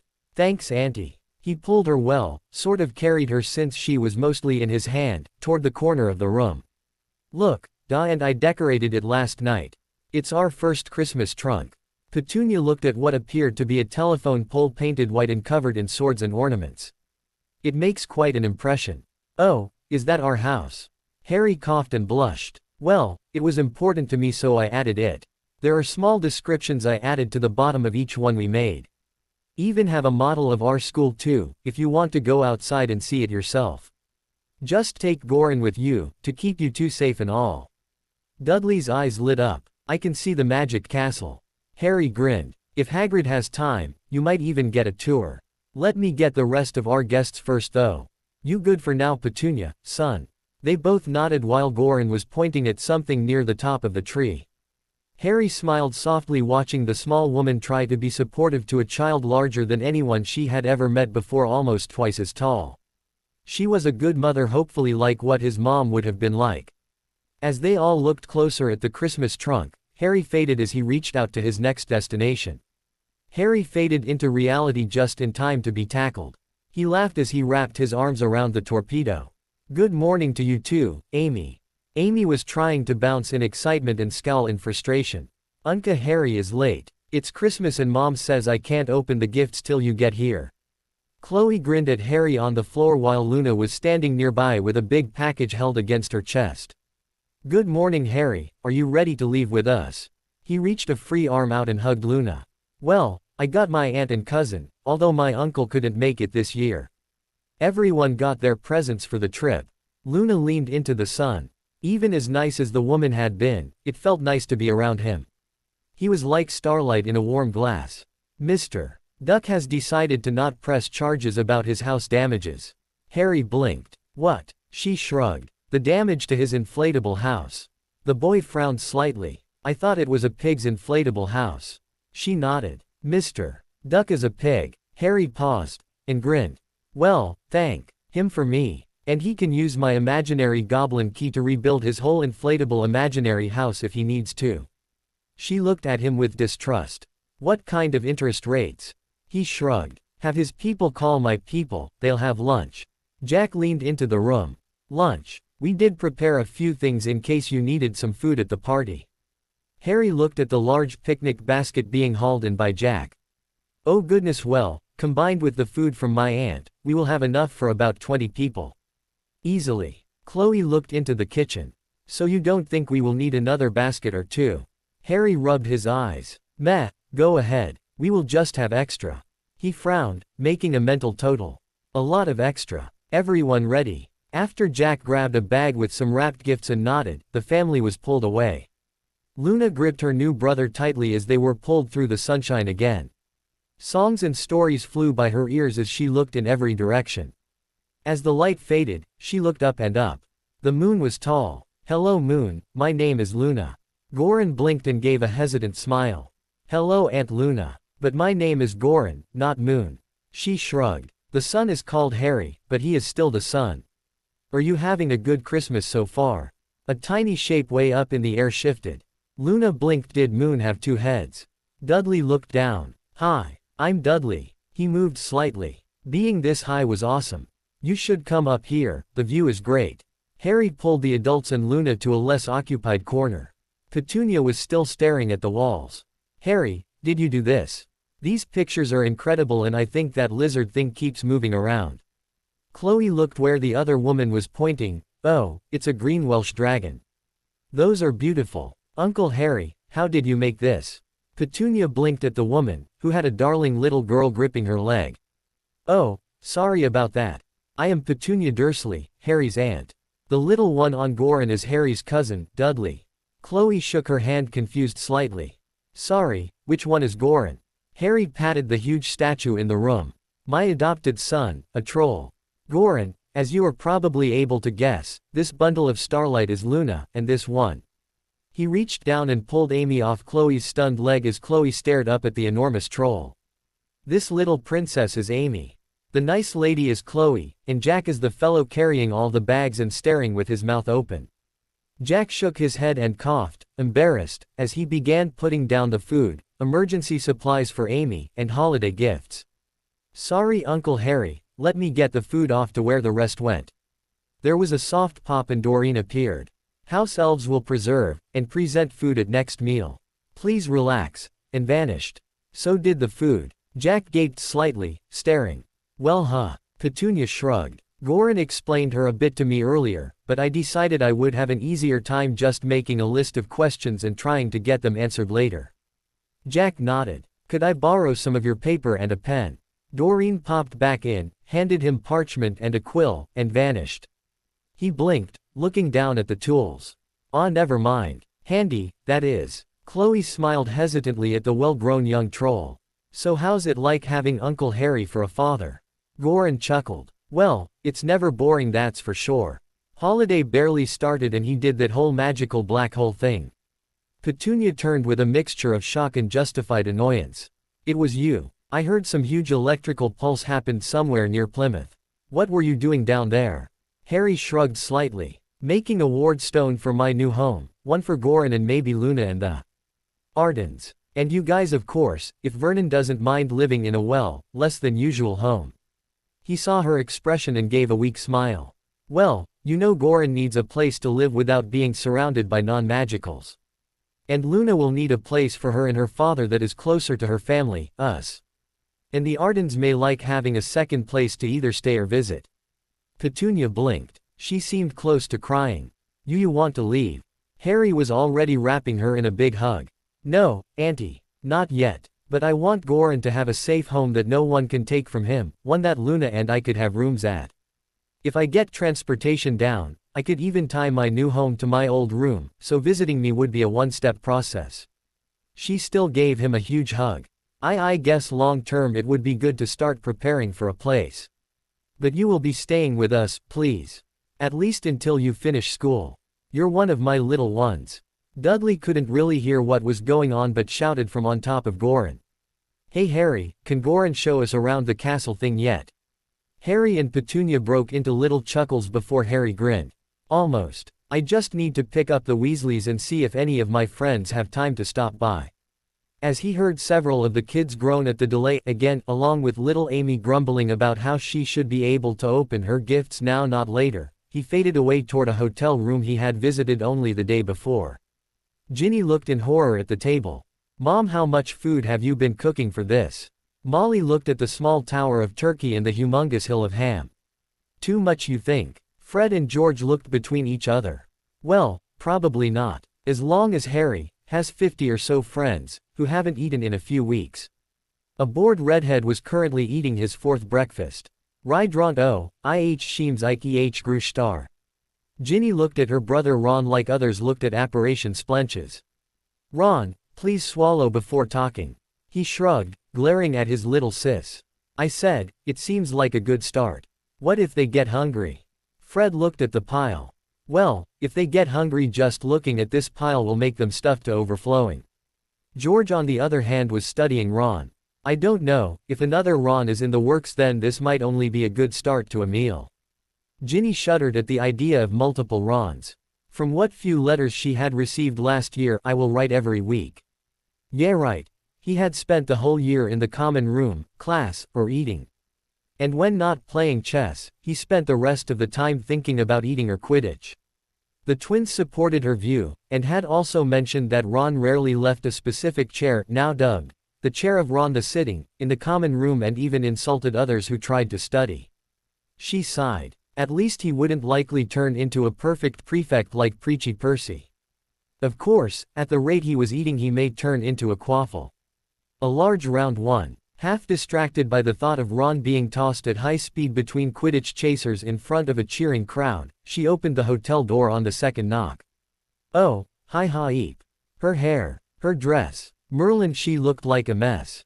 She dived at the other room and frantically began getting ready for the day. The other Weasleys looked at the slammed door in surprise, before looking at the direction Ginny had run at full speed. Fred leaned up and gently wedged the door slightly open. Oh, good morning, Harry. Harry looked at the door in a slight state of shock. Knock knock, girl with red hair, scream, slam, and then Fred. Oh hi. Did I catch her at a bad time? Fred shook his head. No, catching her at any time would be good in her mind. Someone inside, female, and angry appeared, smacked the back of his head, and ran back to her room to try and fix her hair. Fred coughed. I meant, hi Harry. Merry Christmas. We will be ready to go in a few minutes, although Charlie won't be here cause he needs to work with the dragons this year in Romania, and Bill is doing some sort of secret thing with Gringotts, some sort of magic black hole thing. Harry blinked. Oh well, if it makes you feel any better, I think I sent him alcohol. If he is working with the team, I think he is. Molly appeared at the door, arms full of bags with shrunken food inside. Sorry, what was that, dear? Harry grinned. I said I sent Bill some supplies, assuming he is working on the magical black hole issue. Sent a whole bunch of stuff, food, clean clothing in their sizes, and so forth. Least I could do after causing all that. She blinked. Oh, apparently she was too rushed to really concentrate on the issue. Here dear, take these 2 bags full of bread products and Fred can hold the one with various vegetable dishes. His face blanked in horror. So you have food to bring then? Fred gave a solemn nod. George had a bagel in his mouth. The unknown boy Harry could see in the room hadn't looked up from his plate of eggs and bacon yet.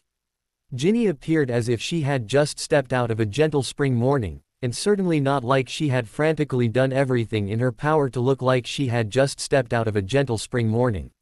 She smiled at Harry. Well, are we going then? Harry nodded. Just waiting for your father, assuming he is coming with us, of course. Molly shook her head. He said he had been called into the ministry. Someone they were looking for or something. She sighed. Still, he said sends his regards and offers a happy Christmas to you and your family. Harry sighed, looking at the pile of food and giving a wry grin. Well, everyone gather around and hold what you need. He mentally groaned as he pulled the bags of food with him while shifting. Those bags were bigger on the inside, and were much heftier to shift than he had been expecting. Just how much food could one woman make in an evening? Molly Weasley felt like the world just blurred and they were somewhere else. The walls glistened with carvings that looked like a snow-covered forest, filled with decorated Christmas trees and dragons. Snow wizards too. She blinked. Oh, right. Harry had a troll son. She hesitantly gave a smile. Hello. Are you Goran then? Deeply intelligent eyes turned to her. Oh, and there was a young boy riding on his shoulders. Yes, and you are. She gave a small bow. I am Molly Weasley, and these are my children Ginny, Ronald, and Fred and George. The twins looked at each other and sighed. Sorry, close mom. I'm George and he's Fred. She blushed. Sorry dears, it must have been the stress. They grinned. Kidding. And ran toward the other side of the room laughing and waving at Harry as they left. A brown-haired woman with blue eyes chuckled and leaned in close. Pleasure to meet you, Molly. My name is Chloe Arden, and my husband over there is Jack. Our dear Amy is the one on Goran's other shoulder with the wand. Molly smiled at the tiny angel currently patting Goran's head with a star-tipped wand. Oh, she is just precious. Are you friends of Harry? Jack ambled up, chuckling. Ah, yes. Uncle Harry has accepted us as a vassal family. Molly blinked as she looked at Chloe, who nodded. She looked back at Harry. And how exactly did that happen? Harry blushed. Ah well. The magical black hole thing kind of messed up a lot of magic. Chloe leaned in and whispered. Including the contraceptive potion and spell I was using. Jack chuckled seeing Molly also get a beet red face. Yeah, awkward for everyone.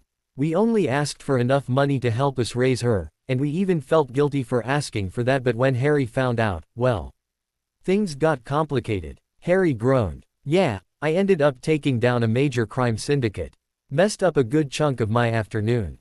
He looked at the roof, missing several shocked glances at him. Worth it in the end though. And their leader was a nice woman. Jack blinked and shrugged. As long as it was taken care of, whatever. He smiled at the stunned woman.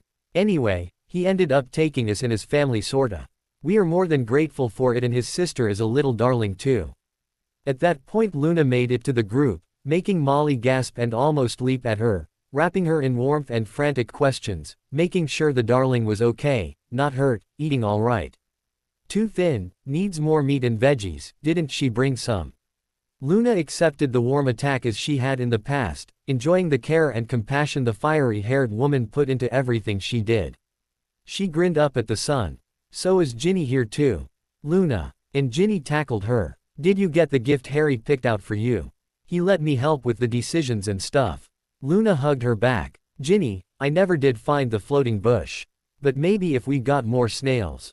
Harry chuckled as the two girls began a strange conversation where Luna would talk about something bizarre and Ginny would somehow miss most of it and talk about something else entirely.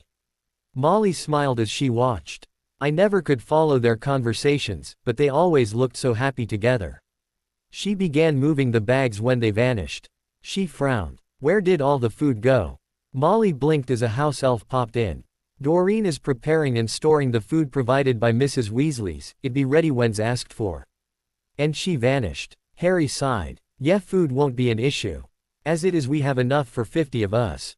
Ron looked at all the strangers pensively. Are you sure? You can never have enough, you know. Harry sighed slightly. Well, you may disagree after this. I had one more I was planning on inviting, although I'm not sure if she's willing to come or not.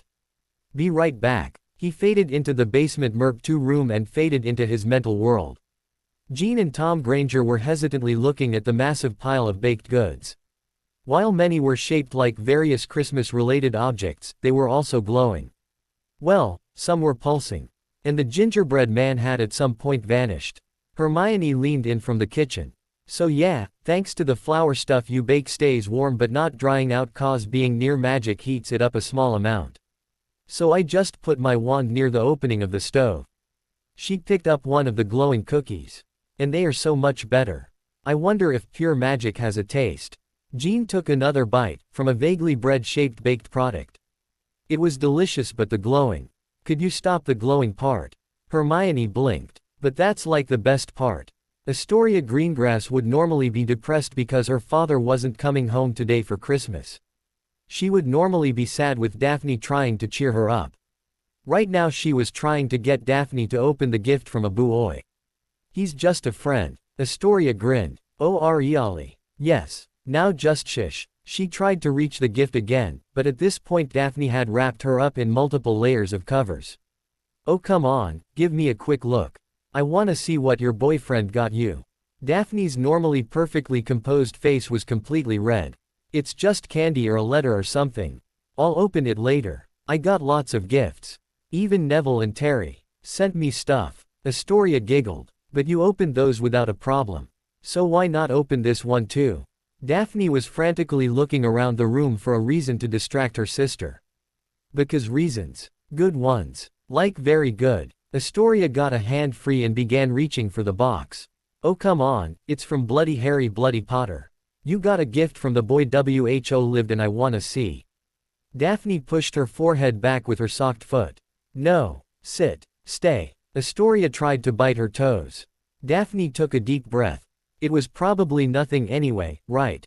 She only knew him for a little bit, so it wasn't likely anything special. Maybe it was like a small book about magical search spells to help her project. Or it was class-related. Just open it. But what if it wasn't? Was it worth risking being teased by Story? She narrowed her eyes. Well, Astoria would tease her regardless. Daphne looked down at her sister, who was trying to inch her body toward the box inside. Fine, if it would get you to back off on the whole b-boy thing, then whatever. I'll open the gift now. Happy. Astoria was face first against the paper.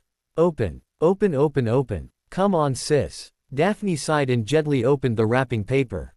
Oh Merlin. A soft black cushion was holding a small, galleon-sized pendant. Edged in silver with a silver chain, the pendant was a rich, deep purple stone that seemed to slightly glow. As she reached down to touch it, she gasped and jerked her hand back. A rich green serpent was slithering into view, made from a deep green stone, its scales and eyes clearly marked by silver as it moved across the pendant like it was water. The hissing felt like soft sheets moving on her skin. It had a strange rhythm. Daphne heard a slight gasp behind her ear. Oh my Daph. It's wow. Can I touch it? She shook her head. Something about this felt strange. Not bad. Just not normal. There was some paper on the side of the box. The amethyst purple encourages bravery and strengthens you against demons and spirits. The emerald green should help in bartering and helps with inner peace. I also used a lot of my own power while making this to try and store a feeling I had. Happy Christmas, Harry Potter. Daphne blinked. He had made this himself. Almost without thought her finger reached out to touch the serpent. He had gone through so much. Calm. Peace. As her finger touched the snake, she felt warm, familiar arms wrap around her, protecting her, promising that he would be there if she called. She didn't even know she was crying until Astoria started wiping away the tears. Daph, are you all right? Is it like cursed or something? Daphne shook her head. No story here, just touch it. Astoria hesitantly reached down and touched the almost purring snake. Oh Merlin, it felt like Dad. Like he was hugging her, telling her it was all right, that things would get better, that she just had to be strong for a little longer. Some small part of her she never knew about seemed to relax, to begin healing, to feel safe. Daphne was barely whispering now. He managed to put one of his feelings in this pendant he made. This was the feeling I felt when he helped me feel better about Mom. Astoria almost flinched away from the pendant. They never talked about Mom. Not anymore. But even those harsh hurts were being soothed. As she touched the snake that wiggled playfully around their fingers, they could feel nothing but pure care and consideration, like a warm bath on their broken and torn bodies, healing and helping them. Reluctantly Astoria leaned away, but the feeling didn't vanish. It just started to fade, but not forever. Her smile was soft, and she was crying like her big sis, but it was a real smile. Someone knew about their pain, and cared about it.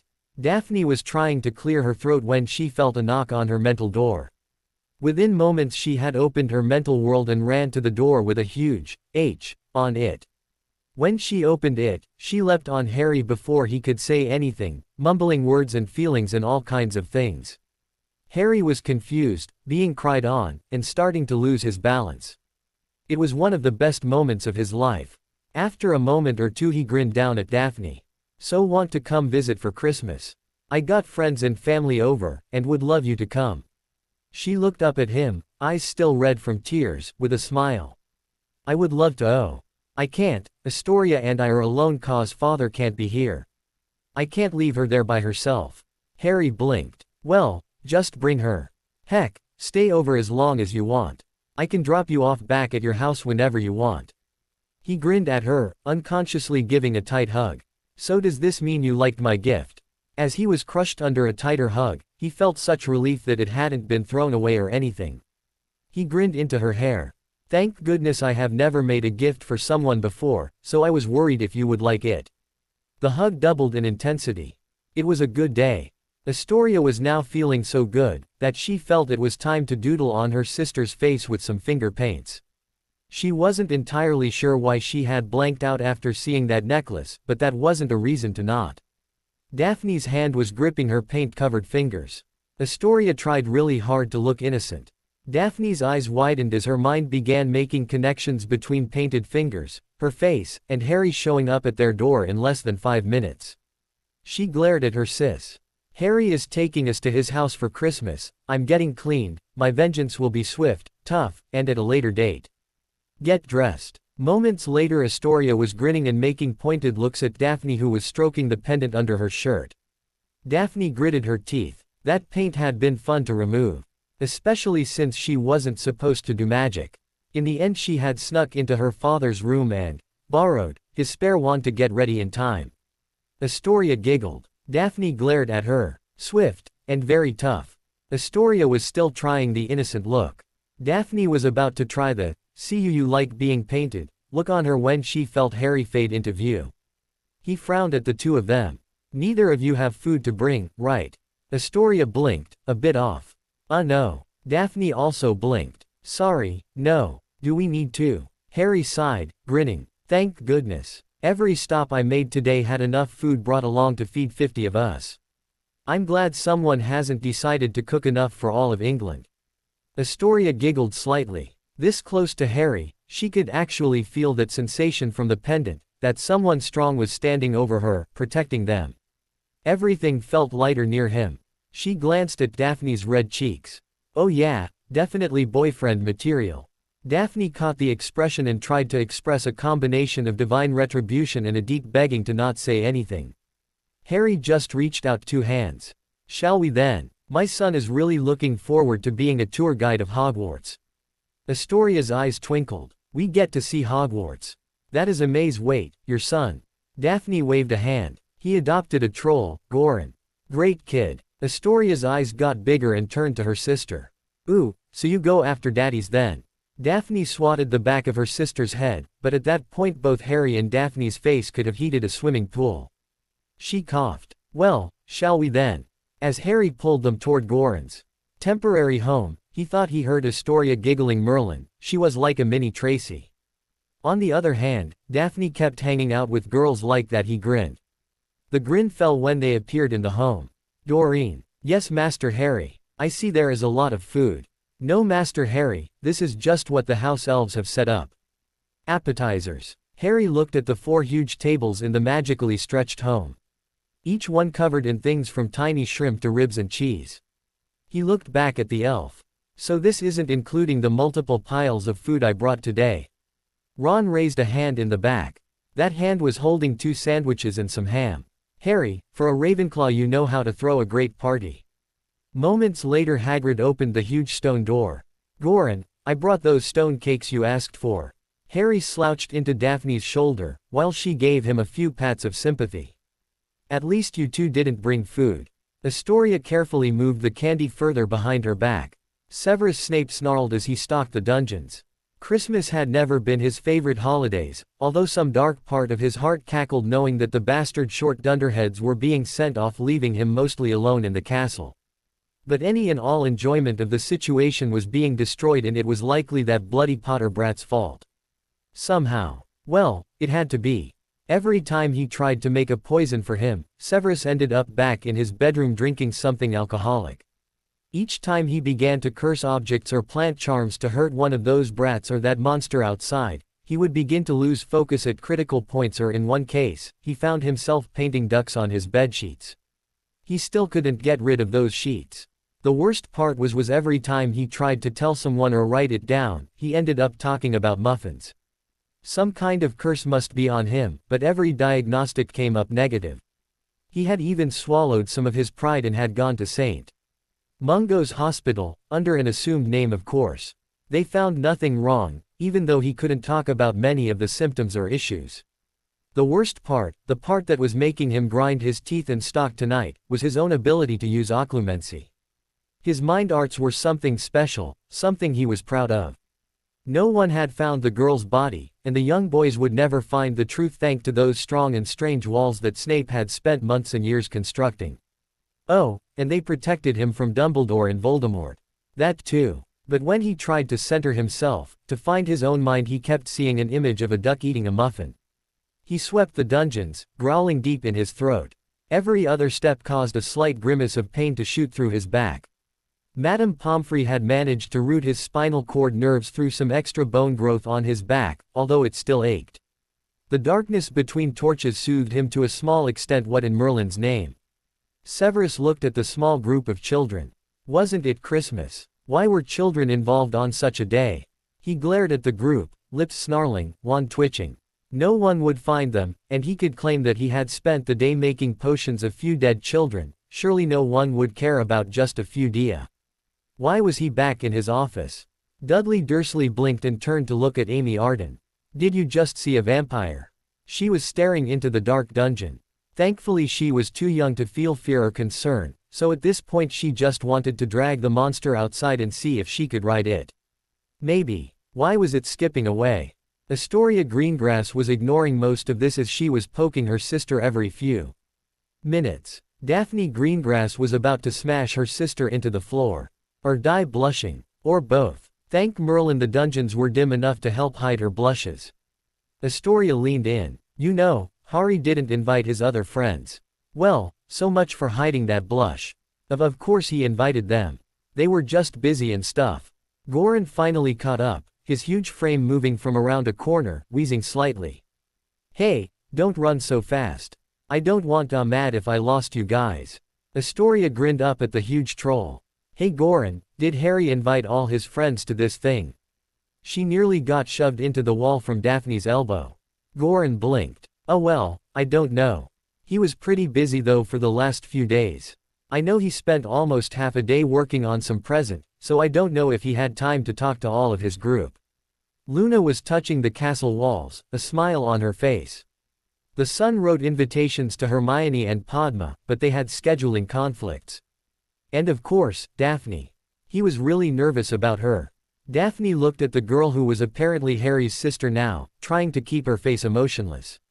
Why nervous? We wouldn't have said no. Luna waved a hand. The Sun spent so much time worried. Will she like it? Luna, would you like it? Maybe I should have gotten something else, blah blah blah. She missed Daphne's reddening face and Astoria's gator-like grin. Anyway, he seems much brighter now. His feet haven't touched the floor since he came back from getting you too. Goran frowned. Yeah, I noticed that. Does Da know he is floating? Amy was trying to climb some armor, which was tilting dangerously as Dudley tried to hold it still. Unca Harry does the floaty thing a lot. He floated me when giving me a horsey ride. She frowned slightly as the boy below her tried to push various metal pieces into a stable structure. Unca Harry didn't notice it though. I think it is a happy thing. Daphne was carefully not looking at the smirking face of her sister. So, anyone want to see some of the towers? The dungeon is not the best part of the castle. Astoria leaned in. So have you seen Harry's tower? Seeing the shock on her sister's face she grinned. You know, the tower the Ravenclaws live in. Right. Daphne's hand clenched. Needed pillow. Harry was staring at the huge table of food in the localized black hole known as Ron Weasley. So how long can he keep this up? The twins shrugged. Not sure. Little Ronikins has always liked eating. And by liked we mean loved. And by loved we mean unusual and wrong loved. Yeah, something dark and twisted that involves egg salad and baked beans with toast. Harry just looked on in a mixture of shock and some awe.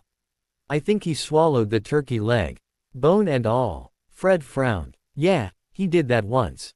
Mum freaked, but apparently his magic absorbed it anyway. George leaned over to Harry. We think it might be our fault. We tested lots of pranks and stuff on him as a baby, and one of them was supposed to make his tongue larger but he swallowed it. Don't tell Mum though. Harry blinked. Should I try to fix it? The twins shrugged. We offered, but Ronnie told us no. Why would I want to eat less? Was his opinion. They watched as pies, small hills of eggs and platters of shrimp, and a small tray of biscuits covered in some kind of gravy all vanished into the Ron. Was he even able to taste it at this point? Jack poked his head in. Uncle Harry, you want to come play some chess? Chloe is trying to show me the differences between normal and magical. Ron's head snapped up, some ham half into his mouth. Chef. Meef twu. Harry blinked. I think Ron wants in. I think I will just head into the castle. And round up the kids so we can open some presents. The human black hole was already making emergency packets of food using napkins and careful packing methods. Chess and enough food. Best Christmas ever. Now we just need some Quidditch now. Who wants to lose a game or two? Harry waved him away as he moved toward the castle, the twins following rather than watch someone eat continuously while playing 2 or 3 games of chess. It was something between amazing and disgusting. He shivered, one hand absently rubbing his chest. What was causing that? Every few minutes it felt like someone was gently stroking his chest and it felt nice. Fred grinned as they reached the castle. So, how do we find the Whittle Tykes? His twin was doing something with some spare parchment. Harry smirked. Well, I tagged all of you with a bit of magic when I brought you guys over. So, which way do you want to go to catch up with them? The easy way, the fast way, or the silly way? George blinked, pushing the parchment back into his pocket. What is the silly way? Harry grinned. Well, it is the fastest way through the castle, but it doesn't always make sense. And you have to do what I say exactly or you will end up somewhere really far off. The twins made eye contact and lit up. Oh yes, it would be grand, to go the silliest of ways. Harry grinned. Covered in pink glitter, one finger in their ears and their left leg carefully held at a 12-degree angle, the three boys were trying to stop laughing as they fell into a corridor. Fred began pulling marbles out of his pockets. How did you set that up? Why was there a giant duck in the tunnel? Harry took off a shoe, pulling out the cards and toothpicks. It was supposed to be a sheep. Not sure when it changed. George frowned as he looked at the hot dog. How did this end up in my ear? Fred snickered. You didn't rotate twice in the upside-down staircase, you rotated 1.5 times. Harry grinned. Yeah, you were lucky that you hadn't rotated 3 times. From what I can tell, the hot dog goes into an awkward place. Hi-da. The three blinked and turned to their audience. Harry coughed. And so we arrived. As I said, the silly way is fastest but hardest to do correctly. I mostly stick to the more simple secret passages. Amy leapt into the air and tackled Harry back to the ground. Pony. Astoria giggled as Goran scratched his head. Hey da, why you got a ribbon in your hair? Harry blinked and looked up. Well, that didn't help. Nice ceiling. His hand went into his messy hair, feeling glitter, some dust, and awe. He blankly looked at the sparkly pink ribbon. How long has that been there? Fred was still pulling small hats out of his pockets. I think after the rope swing but before the slide. George grinned as he tossed a paper horse out of his shirt. Nah, I saw it near the beginning. Thought it looked good on him. Amy looked at the ribbon. It does. Unca Harry, put it back. Harry whimpered, but the little girl didn't let up on the cute. Fine, fine. Daphne, could you help me with this? Astoria giggled as Daphne tried to elbow her sister on the way over. Don't worry, Harry, I got this. Astoria was now cackling with Dudley as they watched Harry's hair getting braided with the pink ribbon. Harry was trying not to blush, but feeling Daphne's fingers run through his hair felt nice. Very nice. Daphne actually finished putting the ribbon in a few moments ago, not that she would tell anyone soon. Her fingers kept adjusting the ribbon as she felt his soft hair and scratched. Amy missed most of this as she nodded. Perfect. The best ribbon accessory ever. She blinked. Unca Harry, why did you come out of the roof anyway? Harry coughed a little, feeling delicate. Fingers run though his hair. Well, the adults and I thought it would be a good time to give out a few gifts and open our own. Daphne's fingers lost their purchase as Amy dragged Harry roughly toward the entrance of the castle. Presents. Astoria giggled at the girl's sad expression. So you wanted to keep your fingers on Harry. Oh, that was a good blush. The twins caught a glance and grinned. So awkward siblings aside, anyone else want to catch up with Unca Harry? Chloe blinked. She reached out and gently lifted a large square of sparkly material from Harry's shirt. Jack took the square and grinned. Petunia was trying not to giggle, but not only was Harry covered in glitter and such, but he had the most darling pink bow holding his hair together while a little girl Amel. No Amy, right. While that adorable girl was dragging him around the room, pointing at various things and talking at high speed. Molly Weasley was trying to wrangle the children into a giant sort of circle, the kind that kids around the world created when hyped up on sugar, presents, and general holiday joy. It helped that one of the children was still 6 feet tall when sitting, since he couldn't move much. Amy was almost reaching critical mass as she bounced and giggled and talked about presents. Harry was between Luna and Daphne, with Ginny sitting next to Luna and the twins. Goran was between Daphne and Dudley, and appeared to be telling a story about giant spiders and how to roast them even with extra legs, making the balancing more difficult. Goran leaned close, well, technically over Daphne. So what did Da make you? He wouldn't tell me. Daphne blushed slightly and pulled out the pendant. Amy appeared out of what seemed to be thin air and was looking at it with sparkly eyes. Ooh, it's pretty. Harry was ignoring the ongoing with a soft smile. Thank goodness she liked it, he had been so worried. Maybe he could make stuff for the other girls. It went well once, right? His breath caught as he felt something like fingers on his skin again. Astoria, who had been staring at him, blinked and looked at her sister, who was stroking the pendant again. Hey Daph, could you do something for me? Her sister glared suspiciously. What? Astoria slid next to her and pointed. Look at Harry and rub that. Daphne blinked. She looked at Harry and saw him looking confused and rubbing his chest. Looking down at the pendant, her mind began making connections and she began to blush as she frantically tried to remember how many times she had been stroking it since this morning. Oh Merlin. Astoria was getting impatient. Go on then, do it. Daphne hesitated and then gently stroked the serpent. Harry nearly jumped. Astoria grinned. Hey Harry. The boy blinked and looked at the two sisters.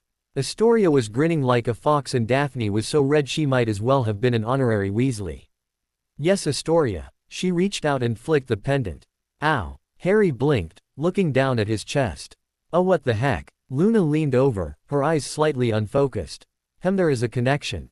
A strong one. Is that the present you made? Harry nodded, rubbing his chest, a slight frown on his face. Yeah. It took a lot of time to make it feel right, but why can I feel that? Daphne pulled the pendant away from her sister, putting it back inside her shirt. Luna seemed to be looking at something farther away. How much power did you put into it? Harry shrugged, blushing slightly. Well, a lot. I had to sleep after. I accidentally expanded a goblin office into a cavern in the process. Luna grinned at Daphne. It seems like the young lady holds a strong connection with you. Daphne was trying to squish Astoria, turn invisible, and stop blushing at the same time. Harry sighed. Sorry Daphne, I guess I put too much power into it. Sorry. Do you want me to try and fix it? She shook her head, her face stunned. No. Seeing her sister's vicious grin she blushed again. No. Don't worry about it. Astoria leaned forward. So the feelings you put into it are those actually in the necklace, or is it just what you currently feel? Daphne lightly touched her shirt. Well, it feels mostly the same as before, but slightly embarrassed. Goran grinned, seeing his Daw's face. So current then. What does it feel like to you, Daphne? She blushed more and shook her head.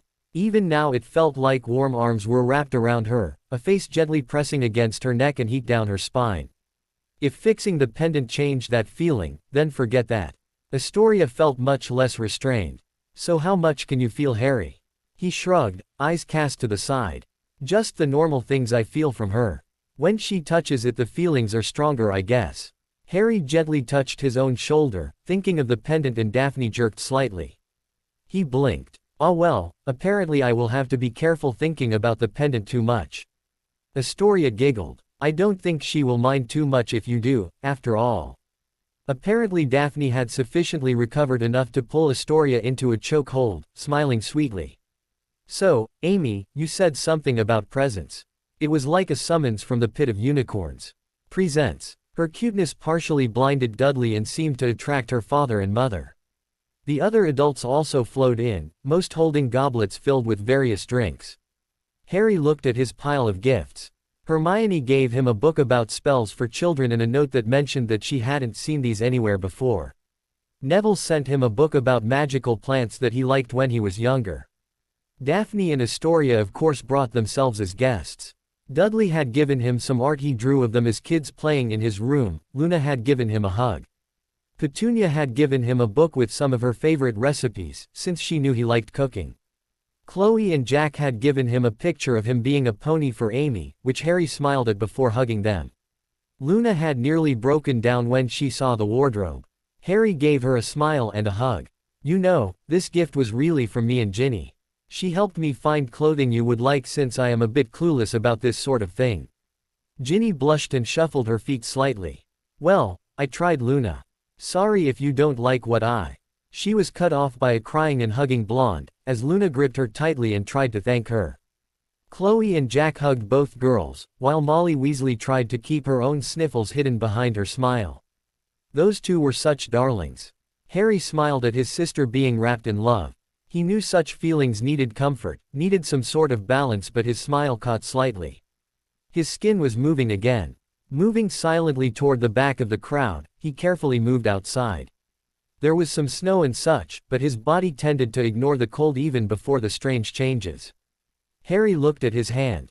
The magic wasn't even in his skin now, it was oozing over the surface. Hairs, threads, even a few ropes were randomly waving away from his body then being pulled back. Watcher, why aren't you preventing my magic from doing this? Sorry Rinpoche, I am trying. I was having problems ever since you used up most of your magic on the ward stone. Why is it so hard to control? Well, after you used up so much, the amount of power you have has increased. By a lot, almost doubled. When you made the pendant, things got worse. Harry felt his heart pause. He hadn't made something dangerous for Daphne, did he? How, in what way worse? Well Rinpoche, not only did you use a massive amount of magic making it, but the pendant itself is almost acting like a second core of your magic. Making the thing has almost doubled your power again to begin with, but with the second core trying to heal itself it keeps adding to your reserves. Harry felt himself begin to shake. So what should I do? Watcher waved a hand toward Wisdom, who moved some information around. Here are the options. First, we can destroy the pendant remotely, and bind your magic. Harry shook his head. I may need that power to help people. That spirit thing basically killed a teacher this year. Watcher nodded. Well, the second option may be better overall. Right now your magical level is so great that it is leaving your body and interacting with the natural magic in the world. Most of your problems come from that. Harry nodded, thinking about how the world was bending around him right now. Things he touched became more and more changed. When he had tried to walk, the floor had begun to change texture and had shifted into some sort of black mirrored stone. It was why he had floated through the building. Even now, touching anything not alive caused fundamental changes. Watcher created an image of Harry before the changes. This was likely to happen eventually, since you have had so much power since birth. As you can see, your power had filled most of you for years. Only these sudden surges have accelerated the issue. Harry sighed. So what should I do? Watcher grinned. Make a core. Compress your magic into something manageable again. He frowned. Will that cause problems? Right now we are connected to several networks, not to mention the mental connections. Watcher shrugged. I will have to disconnect us, but I will leave them notes. Harry looked at his hand. It was covered in threads like fur. How urgent is it for us to do this now? Watcher sighed. Well, pretty important. Worst case scenario, you may explode. Harry gulped slightly. Well, let's get started then. He fell back into mental world. Oh Merlin. The grass was over 50 feet tall. Harry barely had time to recognize this before he was again tackled by a huge and slobbery tongue. Stop Sir B, Merlin stop. Seriously, I need wow the goo. Wrath was already standing next to them, just somehow not stopping the massive dog from using Harry as a popsicle. Everything going all right sir? A gooey voice came up from under the giant dog. Merlin Wrath, move this dog off me before I throw him into the stratosphere. Wrath probably didn't smirk. Of course, sir. Wisdom giggled slightly, leaning against the huge grass. Good day again Harry. I see that Daphne liked the gift even more after she realized it was a live connection. He glared at her as his power moved the huge dog away. Oh. Well, hurled him 50 feet. He looked at his hands which glowed a thick green. Oh, right. My power. Watcher appeared behind Harry as he looked down at his hands. Again, sorry to rush you Rinpoche, but it may be a good idea to hurry up. Harry's eyes glowed like suns as he looked at his body. It was overflowing. The green power was flowing so quickly, trying to keep it contained, that it seemed like he was boiling in power. This was bad. Even as he began gripping his power, Harry realized there was an issue. His power already felt gripped, even as it flowed tightly and in complex shapes. His concentration was slightly shook as Watcher tapped his shoulder. I have put blocks on your outbound connections. It will loop the last input until you finish adjusting your power. Harry looked at the massive coils of green power, like snakes as they dug into his body. Well, any ideas? Watcher sighed. Not really Rinpoche. Good luck. Harry looked at the power, trying to feel something deeper. He felt his eyes absorbing more and more power as the light glowing from them began darkening. He moved a thread in front of his gaze. The power itself was light. There was space there, between the hair and the thread. Space he needed back. Harry reached both hands over his chest. He remembered how Hermione's core felt, how Daphne, Padma, how all their cores had been centered in their chest area. If Harry was going to build a core, then it should be in roughly the same area. He reached into his own body and it felt like he was trying to scratch his nose using his eyebrows. Well, that wouldn't do. Centering his mind, he tried to focus on the location for his core instead. It felt strange, since he mostly focused on his hands or eyes when controlling his power. Feeling his chest was slightly strange, like trying to find fresh water in the middle of the ocean. Still he focused on the area, and began compressing. From here it was like holding foam, and compressing it into a solid mass, pushing the space and air away from his power. Harry looked down as he began to see a small green rock forming in his body. The power without air or space was solidifying, thickening like warm fudge instead of hot chocolate. As more and more power was poured into the green crystal, it became a deeper green, like a crystal shining with some unknown warmth. As Harry focused on the crystal, he felt his skin tingle, almost itch. The power was now back inside of him, instead of floating around his body like a halo. His energy must have been seeping into the world around him for years. He frowned. Hopefully that hadn't been causing problems for people. It also explained how the ward gem had managed to grab so much of his power when it was only supposed to grab ambient magic. Apparently, Harry was ambient magic. Great. He focused more and more on his power, feeling it settle into his chest. It was strange, like a heart that beat to an unusual rhythm. Harry pushed more and more power into the core, feeling his power begin to naturally pull into itself. Even as his power began folding into itself, the world began to sharpen. The grass had already reverted into normal height, and apparently the lake had stopped boiling. But even now the world was somehow settling. A slight fuzziness that Harry had never noticed seemed to become more solid. Smells that had seemed vibrant now thickened and strengthened. The sun was brighter, and Jim's squads seemed more adorably yellow than usual. Harry looked at Watcher, his power draining into his core at a faster and faster rate. "Hey Watcher, what's happening?" Watcher leaned in, his closed eyes gently opening.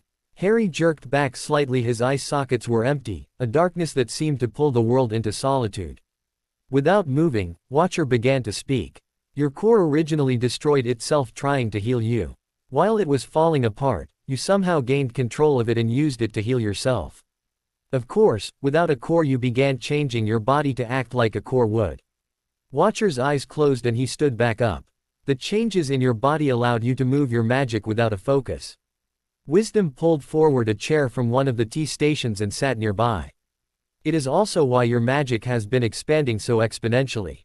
Normally magical cores slow their growth due to the strain of pushing against the surface of itself. But your magic was just raw, so if it wanted to grow it did." Harry looked up, even as his power began spiraling into a core. It felt strange, as if the world was slowly getting heavier and denser. His limbs felt heavier. How long had he been enhancing his body with magic? He didn't feel weak, of course. His body was mostly muscle and bone with enough fat to keep everything running. But before each limb felt like steel, now he just felt human. It was kind of nice. Wisdom smiled, seeing Harry's face relax somehow. All that power running through his body had been a stress on his mind and organs and muscles. Now that he had a core, hopefully it would allow the boy to relax more. No normal child would spend each night studying, practicing, and experimenting without breaks for months. She knew that he was trying to work off the energy that his body had been overflowing with, and hopefully having a core again would allow him to settle into his power in a safer way. Of course, this would be the point where Sir B felt like tasting the hairy stick again. Oh Merlin the Goo! Astoria and Amy were staring at the boy sitting on the snowy ground. Well, sitting was pushing it. Floating 5 inches off the earth, really. Honestly, snowy is also inaccurate at this point. Directly under him it looked like spring, with green grass and some flowers. It slowly returned to normal snow coverage after you get a few feet away. Right now the two girls were putting marshmallows on sticks and toasting them near Harry. Amy leaned against Astoria. "So you've never toasted marshmallows before?" Astoria was looking at the lightly browning sugary awesomeness with joy. "Are you sure this isn't magical?" Amy giggled as she started blowing on her next bite. "I don't think so. Not until we add the chocolate and the graham crackers." Astoria looked away from the green glowing boy who Big Sis liked. "We get to add chocolate to this." Amy was already pulling the supplies out. We're kids, we get to add chocolate to everything. It is like kid law or something. Uncle Harry adds ketchup to stuff. She frowned. I don't like ketchup and syrup. Astoria was putting more white joy near the burning boy. Less talking, more chocolate and marshmallows. Dudley was looking outside at the glow. Hey Daphne. The girl looked up from the conversation she was having with Luna. She wasn't sure what the conversation was about really, but it was confusing enough to be interesting. Yes Dudley. The boy pointed. Amy and your sister are cooking using your boyfriend. Daphne blinked. Harry's not, I mean what? Dudley leaned out the window. Yeah, Harry seems to be on fire.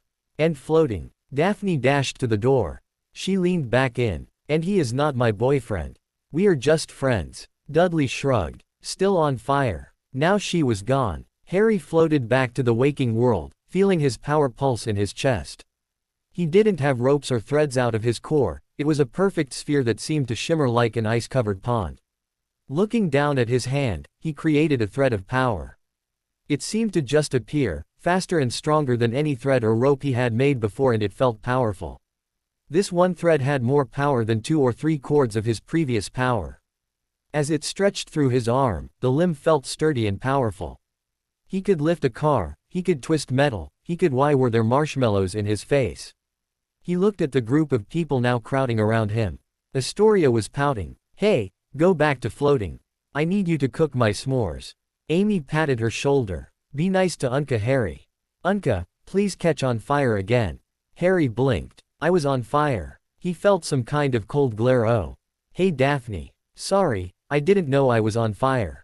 Daphne was trying really hard to not tap her foot. Harry, couldn't you have at least warned me that you were going to catch on fire? He shrugged. I would have if it was planned. Apparently I was growing in energy and had to either control my power or explode. Her expression went blank. He chuckled awkwardly, running a hand through his hair.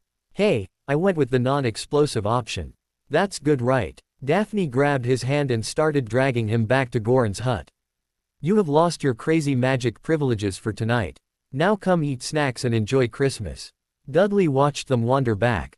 Yep, he's lost. Astoria frowned, looking at the floor.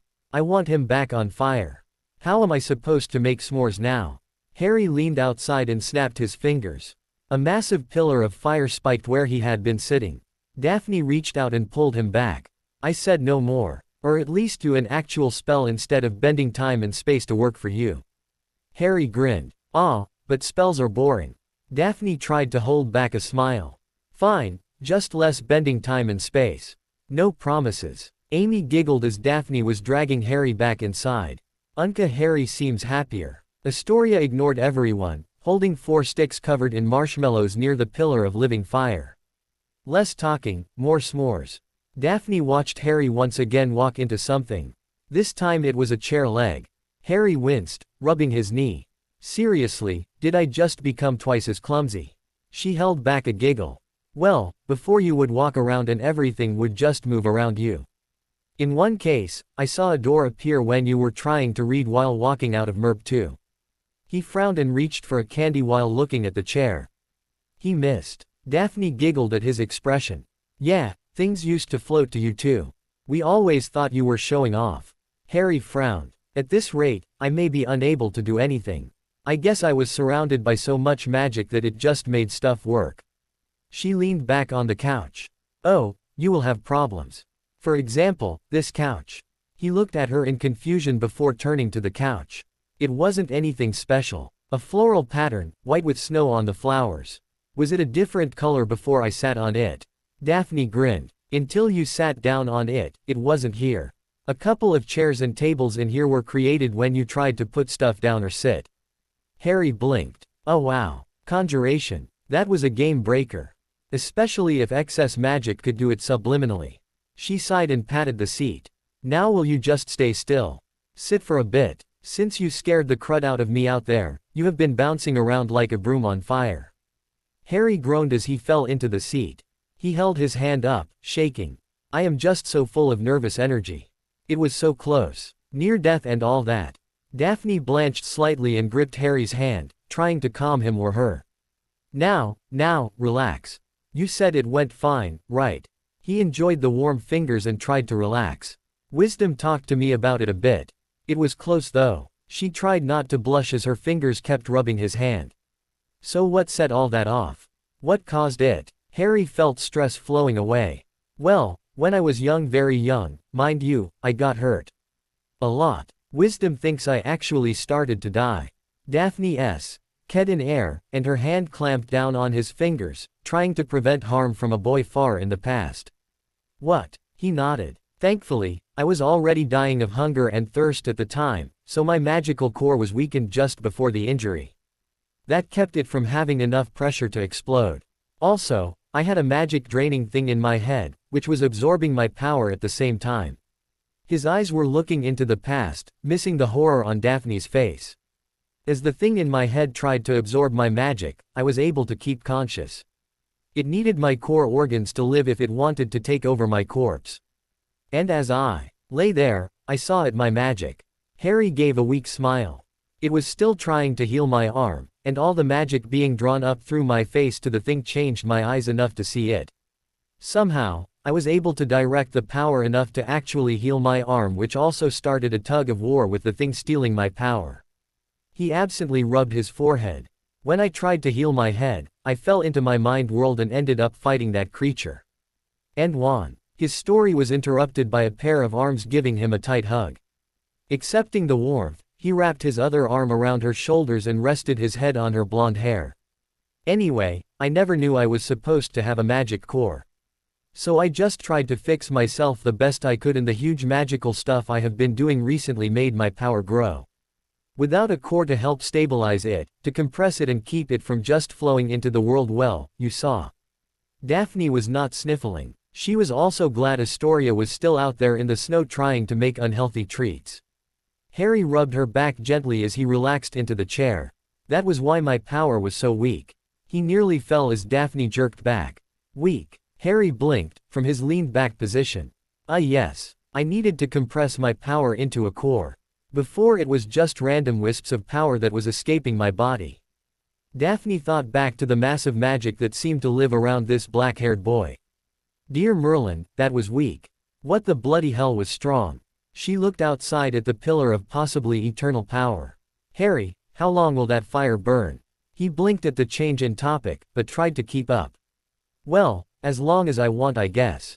I didn't bother using a spell, just rubbed two threads together and left them there.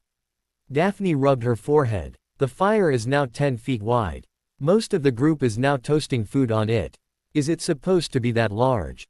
Harry shrugged. Thankfully Goran came up from the Christmas tree Christmas pole, distracting Daphne before she began hyperventilating at the idea of a wizard with this much raw power being used as a cooking assistant. Goran frowned, holding up two packages. I'm not sure who these two are for. He held up one which was wrapped in blue cloth and covered in black wolves, stags, and dogs. This one says, Son of Prongs, from Padfoot. Harry blinked, looking at the second package, which was bright orange with blue dots that seemed to be humming various songs, all off-key. And the second one. Goran carefully read the label. This one says, Melon. The package was almost round and seemed to wiggle. Daphne blinked, and turned to Harry. Well, don't start with that one. Harry lifted the blue-wrapped gift. The cloth felt cool on his skin, but easily unwrapped as he tugged on it. It was a book. Leather-bound, no title. Opening it curiously, his breath caught at the pictures inside. Green eyes like his, deep brown eyes. Mom. Dad. Seeing her happy, instead of viciously angry and defensive, was new. Already he felt wisdom carefully duplicating these images internally, each one becoming a treasured memory. Page after page he turned, seeing them laughing, chasing each other, one of his mom throwing a hex as his dad dodged and laughed. He felt a hand on his arm and turned with a smile to Daphne. I only saw them when they died. They look so happy. Daphne squeezed his arm, ignoring the tears that were streaming down his face. Page after page he turned, feeling support from her as he watched unknown people interacting with his parents and even a few with an infant. She squeezed his arm. You were pretty cute as a baby. Harry chuckled, wiping an eye. Yeah, though I had some bad hair even back then. Hey son, this messy-haired young man was your grandpa. The redhead was your grandmum. Goran leaned over them. Can I borrow it next? Harry carefully closed the book, one hand absently caressing the front of his new treasure. Smiling up at his son, he carefully passed it into the enormous palm. I guess we should spend more time finding out about our family, right son? Still, it's something. Daphne poked the wiggling orange package. Well, now it was bright green and had blue stripes, but whatever. Do you think this is related to your family too? Even so, I would be a bit scared to touch it. Harry tried to subtly wipe his eyes as he leaned toward the wiggling gift. Well, hopefully it isn't anything alive. No air holes and all that. She grabbed the tag. Does the handwriting look familiar? He carefully examined the stiff material. The letters were loopy, but not anything he had seen before. Still, he could vaguely smell Lemo, drops an age. Maybe Dumbledore. It matches his style at least. Daphne backed up an additional few inches, her face concerned. That old man, he always seems to be one card short of a deck. Harry shrugged as he pulled open the strange package and found shimmering cloth. Oh, and a note He frowned as he read. Dear you old coot, take the bloody cloak already, both Lily and I are tired of you trying to borrow it to get snacks without Professor McGonagall catching you. Harry won't need it for a few years anyway, and we are stuck in this blasted house. Now stop sending your bloody flaming bird every 5 minutes. Still friends with you, now leave us alone, James and Lily Potter. Daphne blinked. Ah yeah, crazy old man. Anything else? Harry also felt a mixture of shock and camaraderie, knowing his own family also found the most powerful wizard in the world a bit off. Still slightly dazed, he turned the card over. Oh the back has a note from Mum. Daphne smiled slightly and leaned into him. Well, what does it say? Harry blushed as he tried to summarize the contents. Just a list of curse words followed by Mum complaining that some firebird woke me up and made me cry. Goran was lifting the strange cloth and grinning. Hey it feels strange. Like sunshine or rain or something. Daphne stared at his hand. Can you still feel your fingers? The troll jerked slightly and dropped the cloth. Why? Do you think it was cursed? She shrugged. Probably not, but your fingers vanished. She grinned. I think it may be either a confusion cloth, an illusion sheet, or a chameleon robe. Harry picked up the soft cloth, and felt something strange. He frowned as he gently pushed the cloth from his skin. What is the difference between them? Daphne leaned back into the couch. Well, confusion cloth is fun. It makes you forget or easily mix up what you saw under it. People can still know you were there, but when it comes off they only remember you going under and coming out unless they have strong minds. The middle part gets muddled. She waved a hand slightly. On the other hand, an illusion sheet tries to show what is behind the person holding it up. Only works in one direction, and the bigger the object the more strange it looks on the other side. Her grin got a bit predatory at this point. Now the most fun is chameleon robes. It leaves a bit of an outline but it actively blends in with the background on all sides. Magic is drawn from the person wearing it, and they really only last for a few years before the power involved makes it fall apart, but they are great for pranks and stuff. Harry grinned and tried to dramatically sweep the cloak over his shoulders. Pranks, Well, this could be fun. So how do we figure out which one is which? His smile started to drop as he saw Daphne stare at him. Daphne. She jerked. Yeah, that isn't I think that is an invisibility cloak. Harry's smile started to shine as he quickly tried to see his body, spinning around a bit like a cat. Now this is a cool gift. Goran nudged Daphne, nearly knocking the couch over. Hey, why didn't you mention those? Having been nearly shoved through a cushion, Daphne glared at Harry's kid. Because I didn't think that was an option. I've never even heard of one of these existing in England. They are nearly as legendary as phoenix eggs. The only one I heard of was from a children's story. Harry paused in his attempts to do dramatic cape swirls, which was probably for the best since he couldn't see the cape anyway. Well, the note did kind of imply that Dad used to have it. Daphne frowned, gently biting her lip. I suppose if you had one of these no one would really talk about it. Wouldn't want it to get out or it wouldn't be as useful. Goran grinned watching his daw's head floating around the room. Not sure why Professor Dumbledore decided to give this to a student though. Harry frowned. Because it's mine. Or my dad's. Whatever, I got invisibility. Daphne grabbed him on his third pass and shoved him back into the couch. Calm down. Why are you so hyper? He grinned and shrugged. Emotional roller coaster followed by receiving an inappropriately powerful artifact. Not to mention all the sugar and stuff I have had so far. She looked over at the massive tables filled with food. About that, what are you going to do with it all? Harry waved his left hand. I already took some of each type, put them in stasis, and stored them in my hand room. Hand room? He nodded. I tried to make a bottomless bag and accidentally stuck it in the back of my hand. In fact, it seems to grow the more powerful I get. Stuff gets shrunk when it goes in. Staring at the boy didn't seem to help her move on, so she ignored this information. Anyway, how much did you store? He sighed, some of his overcharged energy draining. Well, enough for 5 or 6 holidays, I'll say that much. I tried to make some of them take it back, or at least not bring more, but no luck. He looked at his hand. At least under stasis I won't have to worry about food for a few months, maybe years. There is a lot of food in there.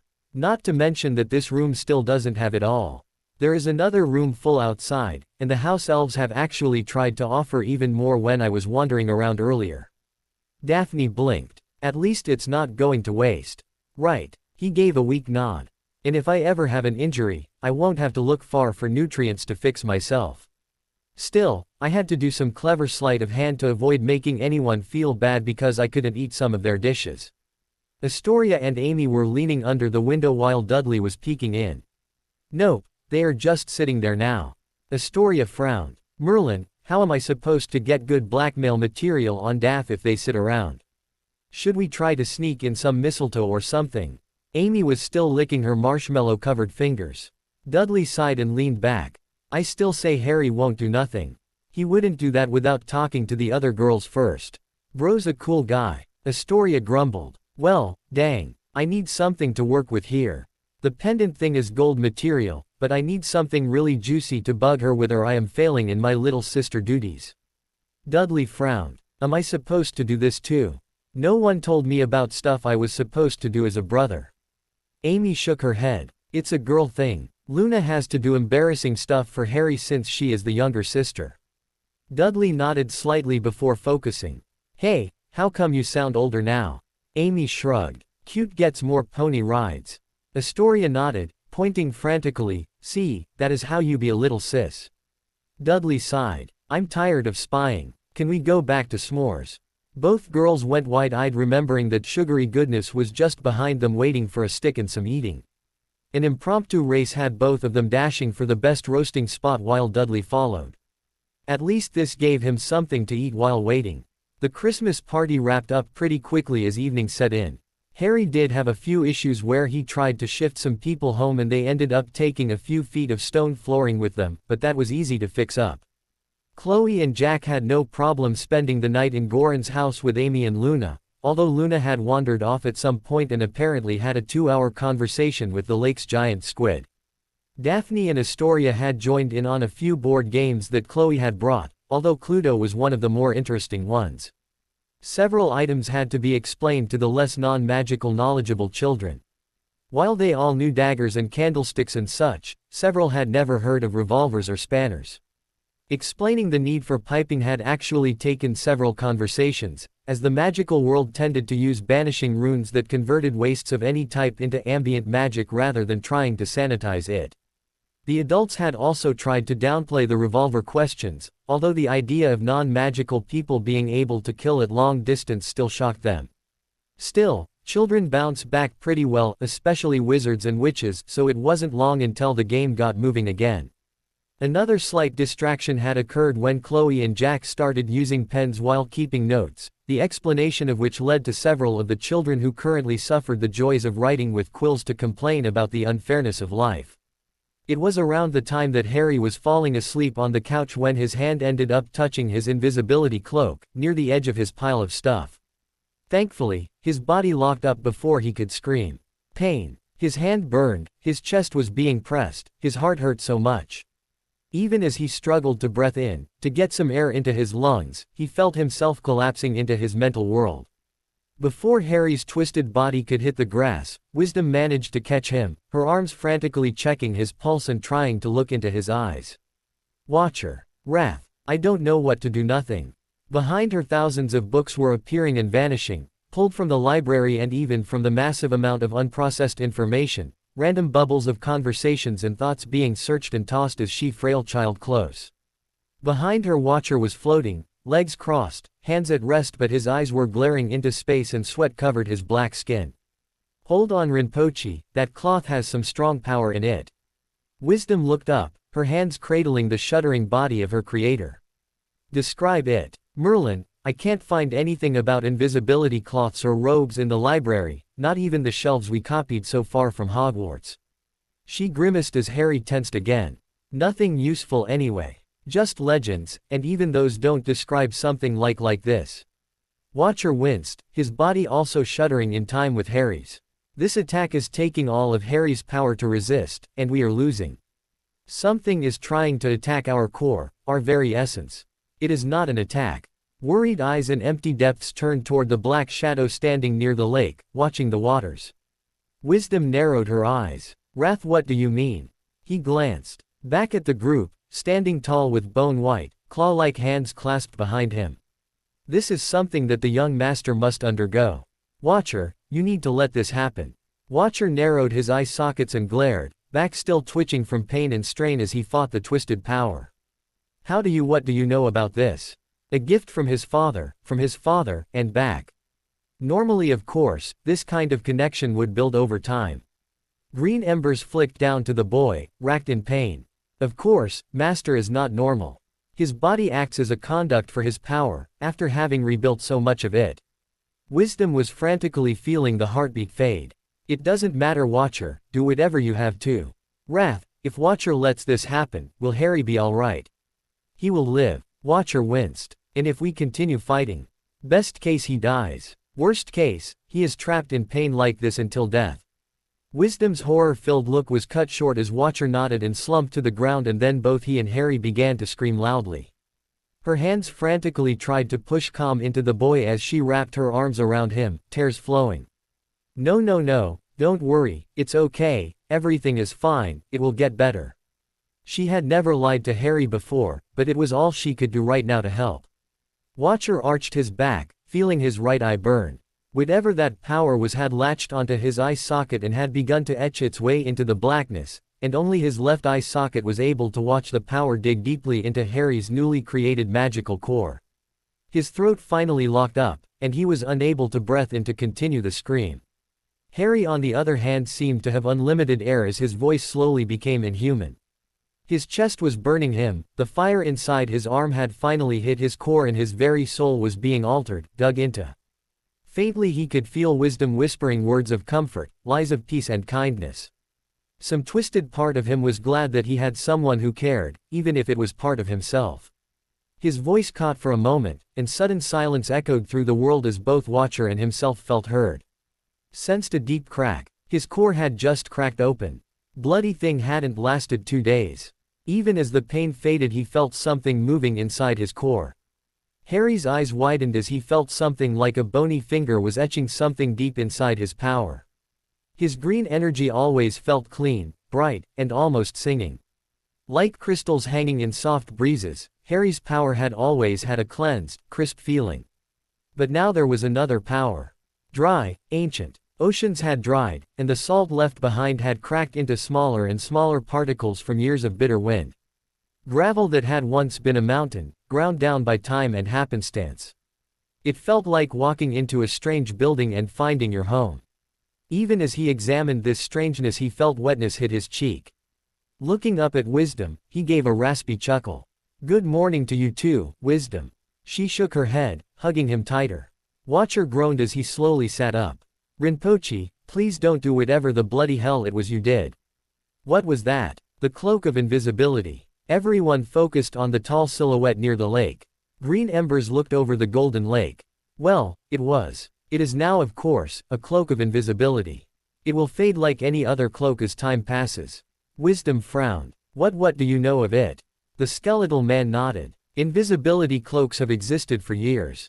They degrade rapidly after creation, based on the quality of materials used and the strength of the enchanter. The cloak, of course, was something more. Harry felt his power healing. Torn muscles, strained joints, and his sore throat. Still his voice was a tad raspy. So, what made it special? Wrath slowly walked toward the group. It repaired itself when injured, it stayed at full strength for generations, and it could hide one from death. Well, normally. The cloth had been altered slightly by someone using the Elder Wand. They were unable to alter the core power of course, but they did add a magical trace to the surface. Someone must have used the cloak for either nefarious or embarrassing ends. Wisdom had a frown. Hide from death. The Elder Wand. Are we talking about that child fable? Harry sat up, with a slight chuckle and coughs. Care to share with the class Wisdom? I don't remember many a tale from my childhood at least. She frowned, a book being pulled from behind and landing in her hand. There are several that refer to them, but one of the most well-known is, The Tale of Three Brothers. It waxes on of course, but it basically revolves around three incredibly powerful items given by death. Cloak of Invisibility, the Elder Wand, and the Resurrection Stone. Harry looked back at Watcher. Have you felt anything like hang on, what happened to your eye? Everyone turned to the Black Monk. He sighed. Apparently since I govern magic for us, I was marked as well. He gestured at his right eye, where a bone-white triangle surrounded the eye socket. Hurt when it was added, but it feels much better now. Wisdom sighed and rubbed her eyes. Well, that supports the whole, Deathly Hallows, argument. Each of those items were represented by a symbol. The wand was a vertical line, the stone was a circle, and that was the one for the cloak. Watcher was looking into a mirror Harry had pulled from a memory. Well, at least it is a bit stylish. Harry looked between the two. So the cloak lets you hide. That is kind of neat. Wisdom waved a hand. The cloak let you hide from everyone and anything, especially death. Supposedly death gave the three items as an attempt to kill three brothers who had avoided their own death in a river. Like genie wishes, where you basically get more than you expected. She frowned. The Elder Wand was supposed to be unbeatable, until the owner bragged and got killed in his sleep for it. Skipping forward in the book, she nodded. The Resurrection Stone only revived the soul, and caused pain to any soul summoned if kept here too long. That owner killed himself to rejoin a loved one. Looks like the cloak is the only item without a bloody history, passed from father to son. Harry absently rubbed the cloak between his fingers. So if the story were true, then the Potters were related to one of those brothers. He noticed Watcher and Wisdom staring at his hand. What? Wisdom gently lifted the cloak. When did this show up? It is in the real world, not here. Harry paused. Oh, had he created it from a memory? No, it was just there. It was always there. Wrath leaned forward, handing Harry a cup of tea. It will always be there from now on. It is a part of you, as it has been accepted into your core. The cloth it came from is now a very lovely copy. Watcher absently lifted his hand and grabbed air. It came away into a duplicate cloak. Interesting. Why are there two? Wrath shrugged. There are not. We are all part of the master, so we all are part of the cloak. There is only ever one. He absently waved a hand, another cloak appearing and vanish. We are in the mind though, so numbers can be a bit subjective. Harry gingerly stood, Wisdom helping him over to a chair next to a table. Well, can't say this hasn't been an interesting holiday. So what, does the story say anything else about these Hallows? Wisdom sighed, wiping her tear-stained face and trying to calm down as she took a cup of tea. If you collect them all it says you become the master of death. He frowned. That sounds ominous. What, you have to approve all dying people or something? Wrath shook his head. Not that much really. Immortality of course, and you gain a certain desire to prevent others from creating or continuing travesties of life and death. You can ignore it of course, but it is like an itch. The longer you ignore it, the more annoying it becomes. Harry sighed. Terrible. Immortality alone is something that worries me. Wouldn't want to watch people pass on with you left behind. Wrath shrugged. Wouldn't be a huge change for you, sir. Age and injury won't slow you down for long as it is. Death will likely have to be a choice when it comes to you. He frowned. That had been one of the conversations that had haunted him when he had been younger. The first time Harry had forced himself to grow older. The idea of having his friends grow old, of him being alone again no. Later, not now. Harry took another sip of tea. Do I have to do anything? Can I just ignore them? Wrath nodded. No effort needs to be done on your part, sir. In fact, I would be shocked if you could avoid them. It may take days, years now that you have been recognized by one, the others will come looking. Wisdom leaned back in her chair as Harry grumbled into his tea. Watcher was floating again, looking much less stressed. Well, if we are going to be around for so long, I suppose I should prepare us for future issues. Rinpoche, I will alter our core to handle incoming power better so it won't be so dramatic next time. Harry groaned. Oh Merlin, we have to go through that 2 more times. Why do I need a wand anyway? I barely use mine now.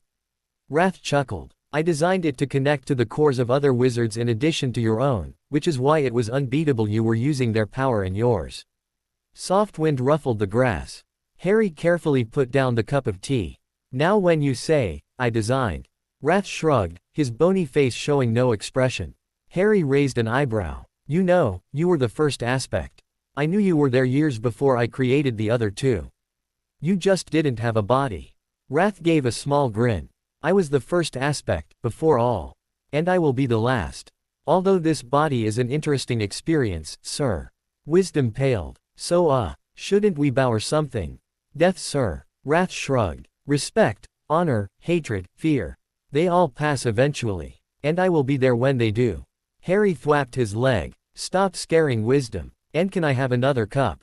Of course sir. Wisdom dropped her head into her hands. Harry, could you please freak out more about this? Please. He accepted the new cup of tea, something that smelt like sunrise. Death and I go way back, apparently. What can I do but accept it and move on? Watcher shrugged. Have more tea. Harry grinned. God, I love being British. Hermione was positively bouncing as she searched the crowd at platform 9 3/4. Sure, she may have blown up an oven and, after a long lecture, 4 easy bake ovens, but she had made progress. Hagrid's flour had several interesting properties, such as keeping moisture better, made baked goods not dry, but the most important one had also been responsible for that massive explosion. It warmed up in the presence of magic. She grinned, half lost in her thoughts as she searched the crowd for that mop of black hair. Sure, Christmas had gotten in the way, she had lost a whole morning. Honestly, there was research to do, but it had paid off. Finally she found him, surrounded by some of the girls. Harry, I figured out the muffins. Harry blinked. Good afternoon to you too, Hermione. I would like you to meet my new sister, Luna Lovegood. And this is her best friend Ginny Weasley. Did you have a good Christmas? Hermione waved a hand. Yeah, look, I got Dad to get me some thermochromic pigment that actually changes into multiple colors based on the exact temperature and mixed it with some of Hagrid's flour and wait, you have a sister now. Luna blinked and gave a small, hesitant smile. Hi, I am Luna. The sun found me and helped Dad. He's my brother now. Hermione was still off balance. Son, Goran found you. Harry shook his head with a grin. No, she calls me the sun because she sees magic and stuff and I am a bit bright. Plus it makes sense for the sun and moon to be related, no. Hermione blinked, and moved the whole conversation into the, something about Harry, mental tree. She could work out that stuff later. Science now. So you know how those muffins glowed and exploded. Harry nodded, while Daphne seemed distracted as she was trying to both hug Astoria and muffle her comments. Her sister would not start school for 1 more year, so was trying to get in extra teasing before Harry went back from holidays. Hermione pulled out a box covered in white wires. Yes, so the glowing and stuff was because of Hagrid's flour. It gets hotter when exposed to magic. The muffins exploded because of how much magic Snape hit them with. So I made this. She waved a box frame that almost looked like an instrument, white threads woven in a grid. I mixed the flour with glue and some thermochromic pigment and... She trailed off seeing the blank looks. She sighed. Fine, it changes colors when near magic. The green-eyed boy raised a hand, stopping her and ignoring her, Turning to Luna, he wrapped her tightly into a hug. Sis, I will see you later tonight just before bed. I'm going to send you home, all right. Luna sniffled slightly but squeezed him back. Come back to me, son. I need the light. Harry tweaked her nose just as she vanished. Turning to Astoria, he grinned. So you want to head home as well, or visit Luna for a bit? Astoria grinned. Luna, please. We're going to watch those movie things Amy told us about. Harry absently waved a hand, fading Daphne's sister away. Turning back to a toe-tapping bushy-haired scientist, He grinned and waved his hand again, moving Hermione's and Daphne's luggage into the air and behind him. Magic detecting powder could be interesting depending on how accurate it is. His eyes narrowed as they walked onto the train, looking for a good compartment. If the flower caused the glowing, then does that box double as a grenade then? Hermione leaned against the edge of the corridor, letting 2 other students run along. Well, sort of. The important thing is I can use it to see magical fields, like a really weak version of what your eyes do. Daphne was moving, keeping an eye open for Tracy and Padma. What is a grenade? Harry shrugged. Non-magical explosive, throws metal shards in high speed. Although considering the amount on those strings, it could be worse than that. Hermione ignored Daphne's ashen look as she waved the suddenly horrifying object around. Oh, don't worry so much, I did some tests on smaller samples. The glue and the pigments really weaken the explosion stuff. I think. Haven't tried hitting this with a killing curse, of course. Harry grinned. So did you have a good Christmas? She paused, putting the box back in her bottomless pouch and giving Harry a quick hug, missing him blushing. Thank you for that copy of Magical Mundane Potions. It actually helped my research. I have no idea where you found it. He coughed as Daphne giggled at his face. Well, you seemed into that muffin thing just before we left. Even as he finished, his head was thwapped by Neville. Harry, you're a great friend, but don't ever deliver gifts that way again. Daphne blinked. Oh yeah, mine landed on Story's head. Did yours get damaged, Neville? He blushed. Scared me right silly it did. I was indisposed at the time. Harry looked thoughtful, then leaned in and whispered something. Neville smacked his arm, his blush doubling. No, I was just in the bathroom. Daphne had a smirk as she raised an eyebrow. Wonder what the boy who gifts was thinking about. Hermione blinked. I don't get it. Harry coughed and started shoving everyone toward an empty compartment. Well, would you look at that, suddenly we are here and obligated to change the topic as we put things away. He proceeded to walk into the door. Daphne giggled. That's the 5th door. Never gets old. Hermione grumbled. Things were always complicated when her friends were around. Nagnock nervously straightened his armor as he stood outside large golden doors. Not real gold, of course, the inside was composed of layers of metal, magical materials, even thin layers of dragon scale. The sparkle stuff was to keep invaders off their edge when attacking.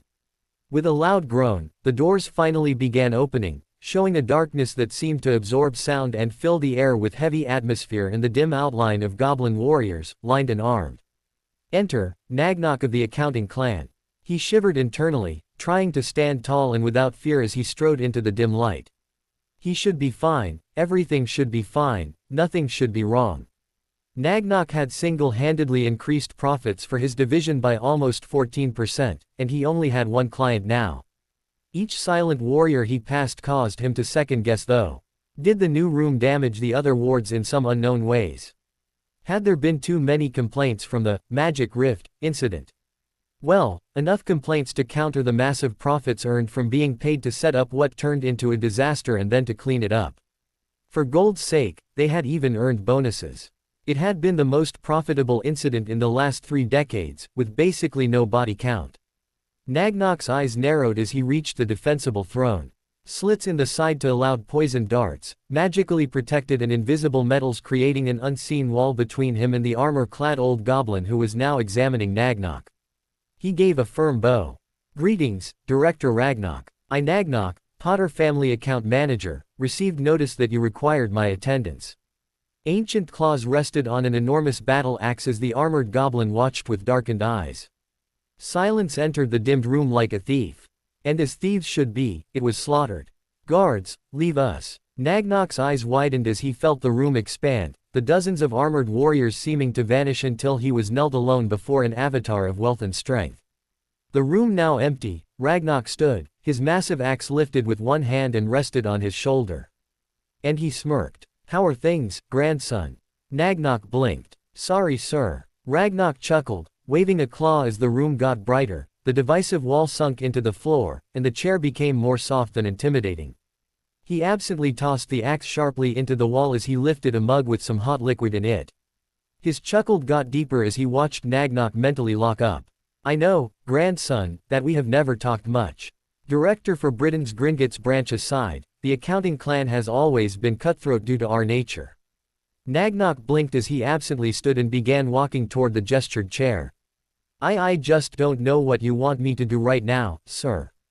The older goblin chuckled and pushed some goblin wine. Over. Drink with me and we can straighten this out fairly quickly. Nagnok's jaw dropped. Forget the honor of meeting his grandfather in an official setting, goblin wine was only for the most important of occasions. It was as similar to human wine as gold was to cats. Strong, deadly, and tasted vaguely of figs. It was a magical drink so fierce that a goblin could only have 5 shots in their entire life, else they would go mad and stay drunk until death. Most families would have a glass when their parents died, their firstborn child, and at their wedding. This was important. He looked up at the knowing look of his director and gave a nod before drinking deep. His lungs filled with air as the world glittered. Goblin wine did not cause drunken stupor until overdose. It caused clarity, occasional prophecy, and caused one to tell the truth. Not due to any real magical cause directly. One would tell the truth because any impurity such as lying would lower the pleasure of the drink, and Nagnok knew somehow that this precious moment was worth more than some lie.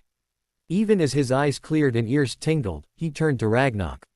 What in Gold's name is this about, Gramps? Somewhere in his own mind he cringed. Politeness was a type of lie, really. Just a nice one. Ragnok laughed out loud and he drank as well.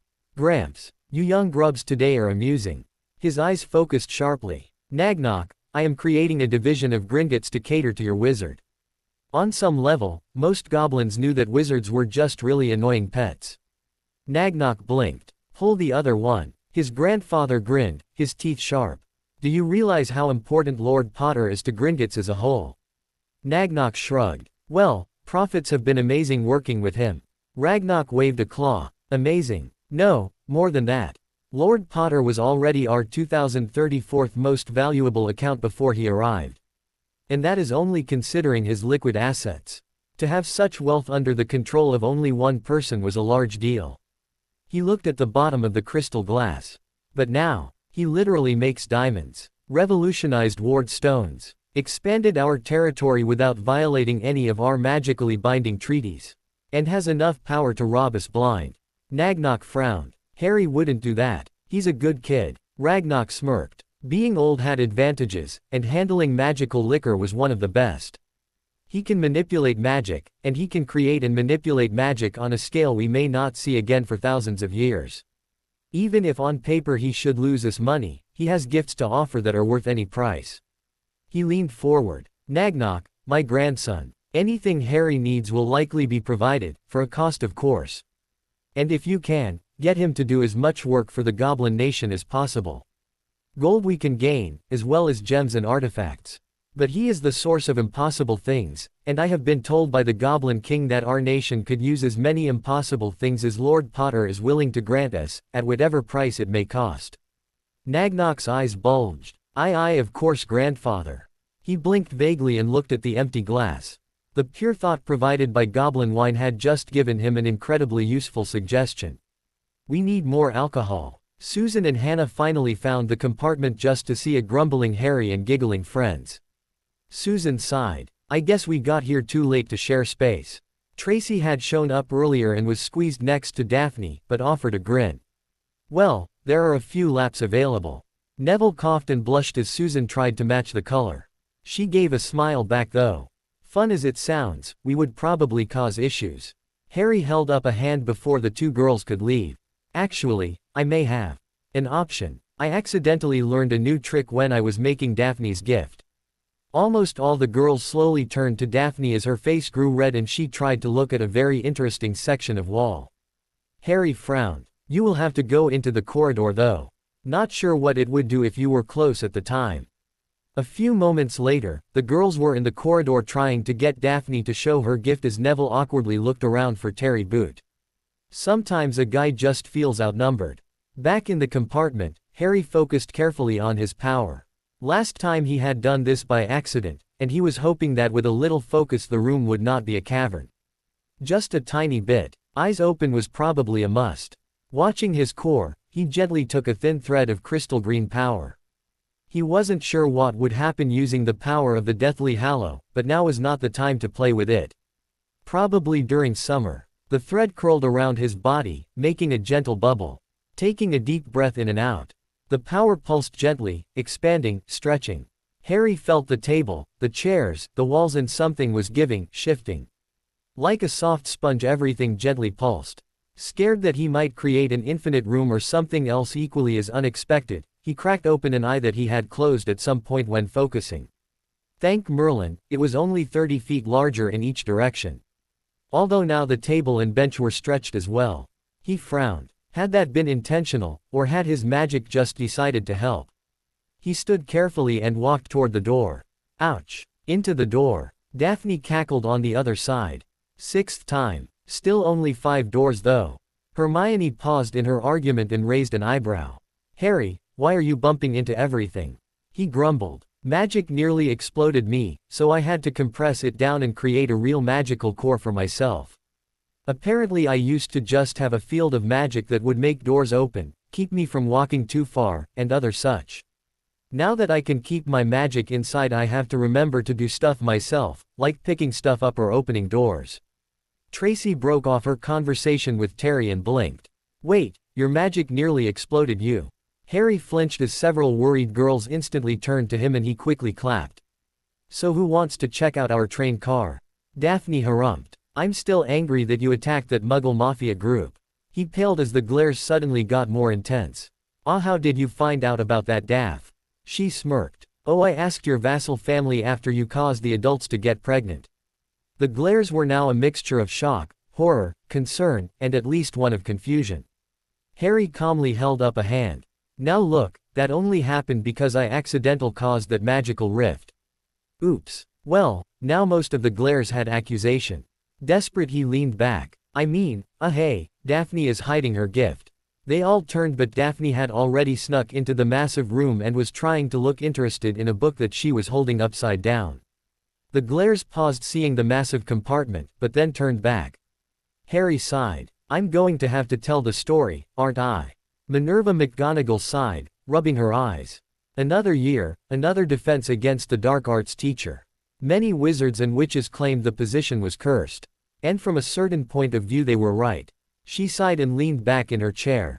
The curse was Lucius Malfoy. His power was strong and insidious. He was on the board of directors for Hogwarts, and ensured that no half-bloods or Muggle-born witches or wizards could teach. If he had this level of power years ago, poor Professor Flitwick would have never been hired, much less Hagrid or some of the others. With only the so-called pure bloods available, defense was nearly impossible to hire for. For Merlin's sake, it was hard for her to say his name, and she had actually fought his minions. Of course, she had learned the habit because the dark bastard had made his name into a national taboo, to help hunt down his enemies. These other so-called teachers were just scared. The few pure-blood teachers who were worth their salt just laughed at the small budget that she could offer thanks to Malfoy's aggressive politics. A malicious smirk crossed her face. Not this year. Thanks to Lily's boy, they had not only stayed within budget for this quarter but had actually increased in funds. The brooms not only didn't have to be replaced, but she had actually sold one of each to a collector for a massive amount. Brooms for Hogwarts crafted by the boy who lived. Pure gold. Her smirk faded slightly into a frown. As wonderful as little Harry was, he had grown old. It was like a smaller man was talking to her, not a young 11-year-old fresh in the world. Minerva wanted to help teach and guide him, but class seemed so uninteresting to the child. Sure, he passed every assignment, achieved any spell requested, and helped his fellow students. But while other students studied and practiced, he wrote notes in that strange book or seemed to meditate in class. Oh, he seemed to know what was going on, but well, it made her feel useless as an instructor. At least this time she had gotten a good instructor for defense the rest of this year. A young Auror who would likely get removed by next year, of course, if Malfoy continued his work. Probably because students who could defend themselves would be harder to control. Her thoughts were interrupted by a soft cough. Looking up, she gave a small smile at Phileas.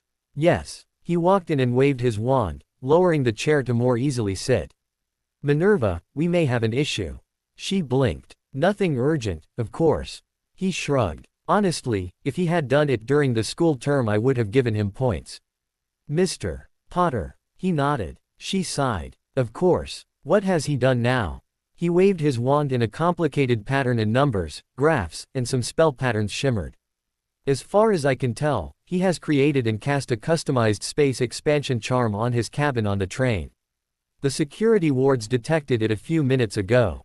She frowned, looking at some of the stranger and unknown sections of the floating spell. It has been years since I have worked on spell creation, can you give me the overview? I thought the train was unable to be expanded, too much magic used for safety and avoiding discovery and so forth. He nodded. All the spells that are currently known would interfere indeed. But Harry's spell expands the magical space as well. She sighed and rubbed her eyes. Look Phileas, I've had a long holiday. Just is this going to cause problems for the Hogwarts Express? Not really. Maybe some competition to sit there. She started going through the paperwork for today. Then just let's move on. Let Mr. Potter know I would like to meet with him after dinner tonight. Professor Flitwick nodded, already distracted as he wandered back to his office.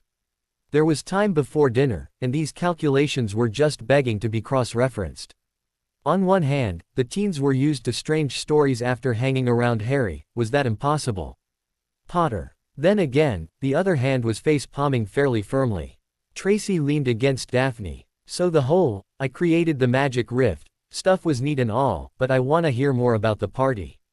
She pushed Tracy back. It was nice. Astoria and I got to meet Lord Potter's new sister and his vassals. Hermione's eyebrows started racing to the sky.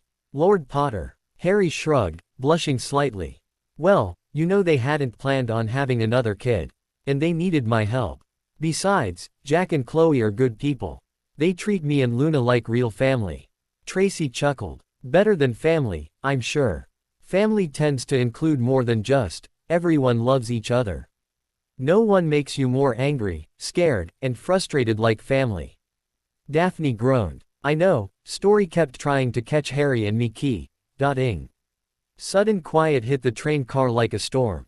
Hearing the conversation suddenly stop, she looked up confused before noticing everyone was looking at her. Blushing bright red she coughed. Not that we were sisters and their wild imagination. In fact, we are like distant sisters. Barely related. Hermione, you said something about magic detecting tools that explode made using muffin flour. Tracy was grinning. Smooth Daff, I'm sure no one noticed. Hannah raised her hand. So are we open season on the boys yet? Susan pulled the hand down.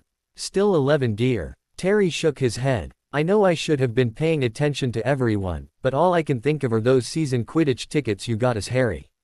Mom is going to be sending you cakes every week for a while I think. Dad tried to adopt you. And no, I am not exaggerating. Harry blinked, slightly horrified at the idea of more food, considering that he had so much stored in his hand that he could probably feed a village for a few months. Still, it was a nice sentiment. Oh wow. Glad you liked them. He glanced over at the other male island in the currently talkative female storm. Neville was still buried in the book Harry had bought him. Neville was as obsessed about plants as Terry was Quidditch, but at least no one was smacking metal balls at you with bats. He had retreated once the girls had started hyperventilating. Harry never pretended to be an expert on women, but he had severely underestimated how worried the girls would be. Near death from being absorbed into a stone, assaulting heavily armed civilian facilities, doing magic dozens of times against non-magicals, it was his first year. No one said kids were not supposed to do magic in front of criminals. Kidnapping a family and basically adopting their child as a sister, kidnapping another child to buy clothes for the first child, etc. It honestly sounded much worse when you pushed all of it together into one fat incriminating ball. He sighed. The end result was that he was no longer allowed to be unsupervised. The girls insisted on at least one of them being around on vacations and holidays from now on, if for nothing else than to prevent another continent-wide disaster when he was cooking or something. It would be infuriating if he hadn't felt so touched. Knowing his friends cared enough to change their plans just to spend time with him even if a side effect was less global wizarding issues made him feel warm inside. Focusing back on the group, he gave a grin. Well, now we have a basic idea of what Hermione and I did this holiday. Anyone else have any neat research results or whatever? Several guilty looks went around. Neville tried to crawl into his book.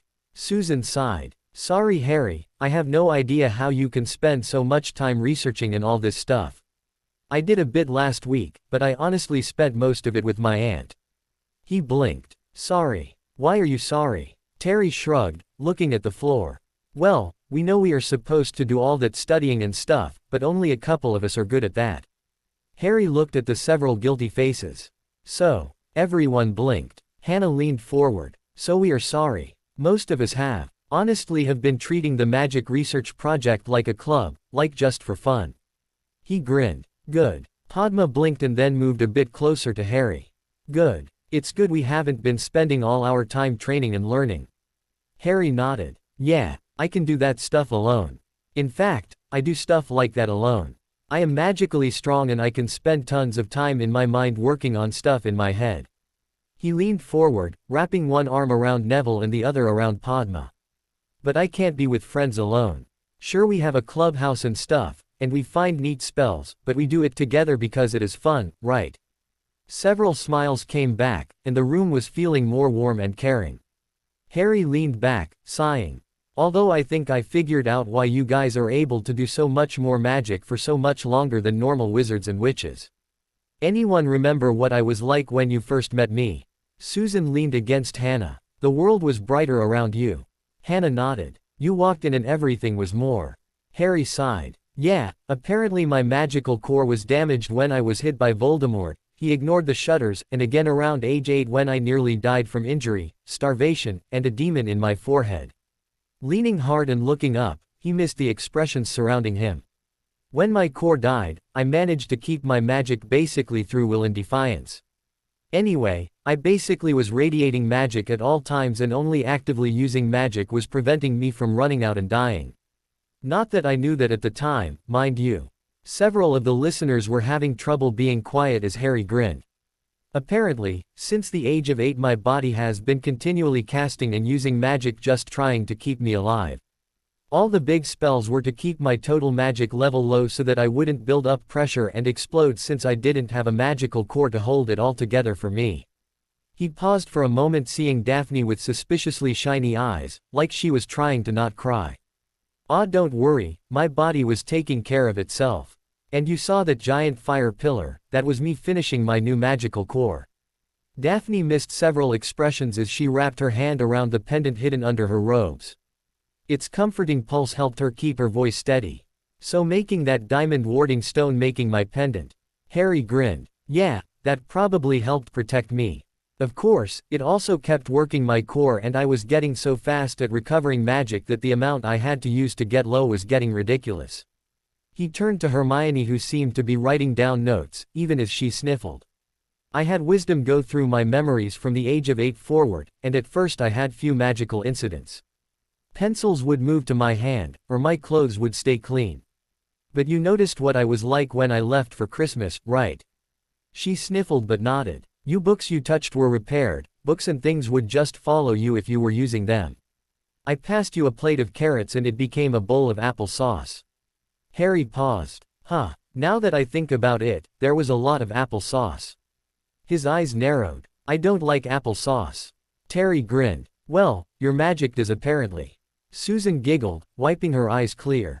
Maybe your magic was trying to tell you something. He grumbled. If my magic wants apple sauce it can bloody well sawed off. Hermione made a gesture to Padma who thwapped his shoulder. Language, Harry. Harry looked in shock between the two. Wait, are you allowed to reprimand me transitively? Terry blinked. What? Susan grinned and leaned over. The transitive power of arm slugging. Hermione asks someone else to help Harry be polite. Terry frowned. That does seem a bit unfair. She grinned. We can give you a few examples to help clear up the issue. He winced. On further review, feel free to use Harry as a punching bag. Neville nodded. Thanks for taking one for the team, Harry. Harry blinked. Anyway, I should be good. If my core ever gets destroyed again I now know how to rebuild it. Hermione was chewing on one of her mechanical pencils. So, why does all of that mean we are stronger? He shrugged. When I formed your cores, you were flooded with my raw power. Your body is now acting a bit like a wand core.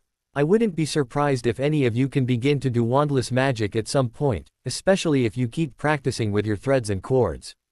Harry grinned at the stunned looks.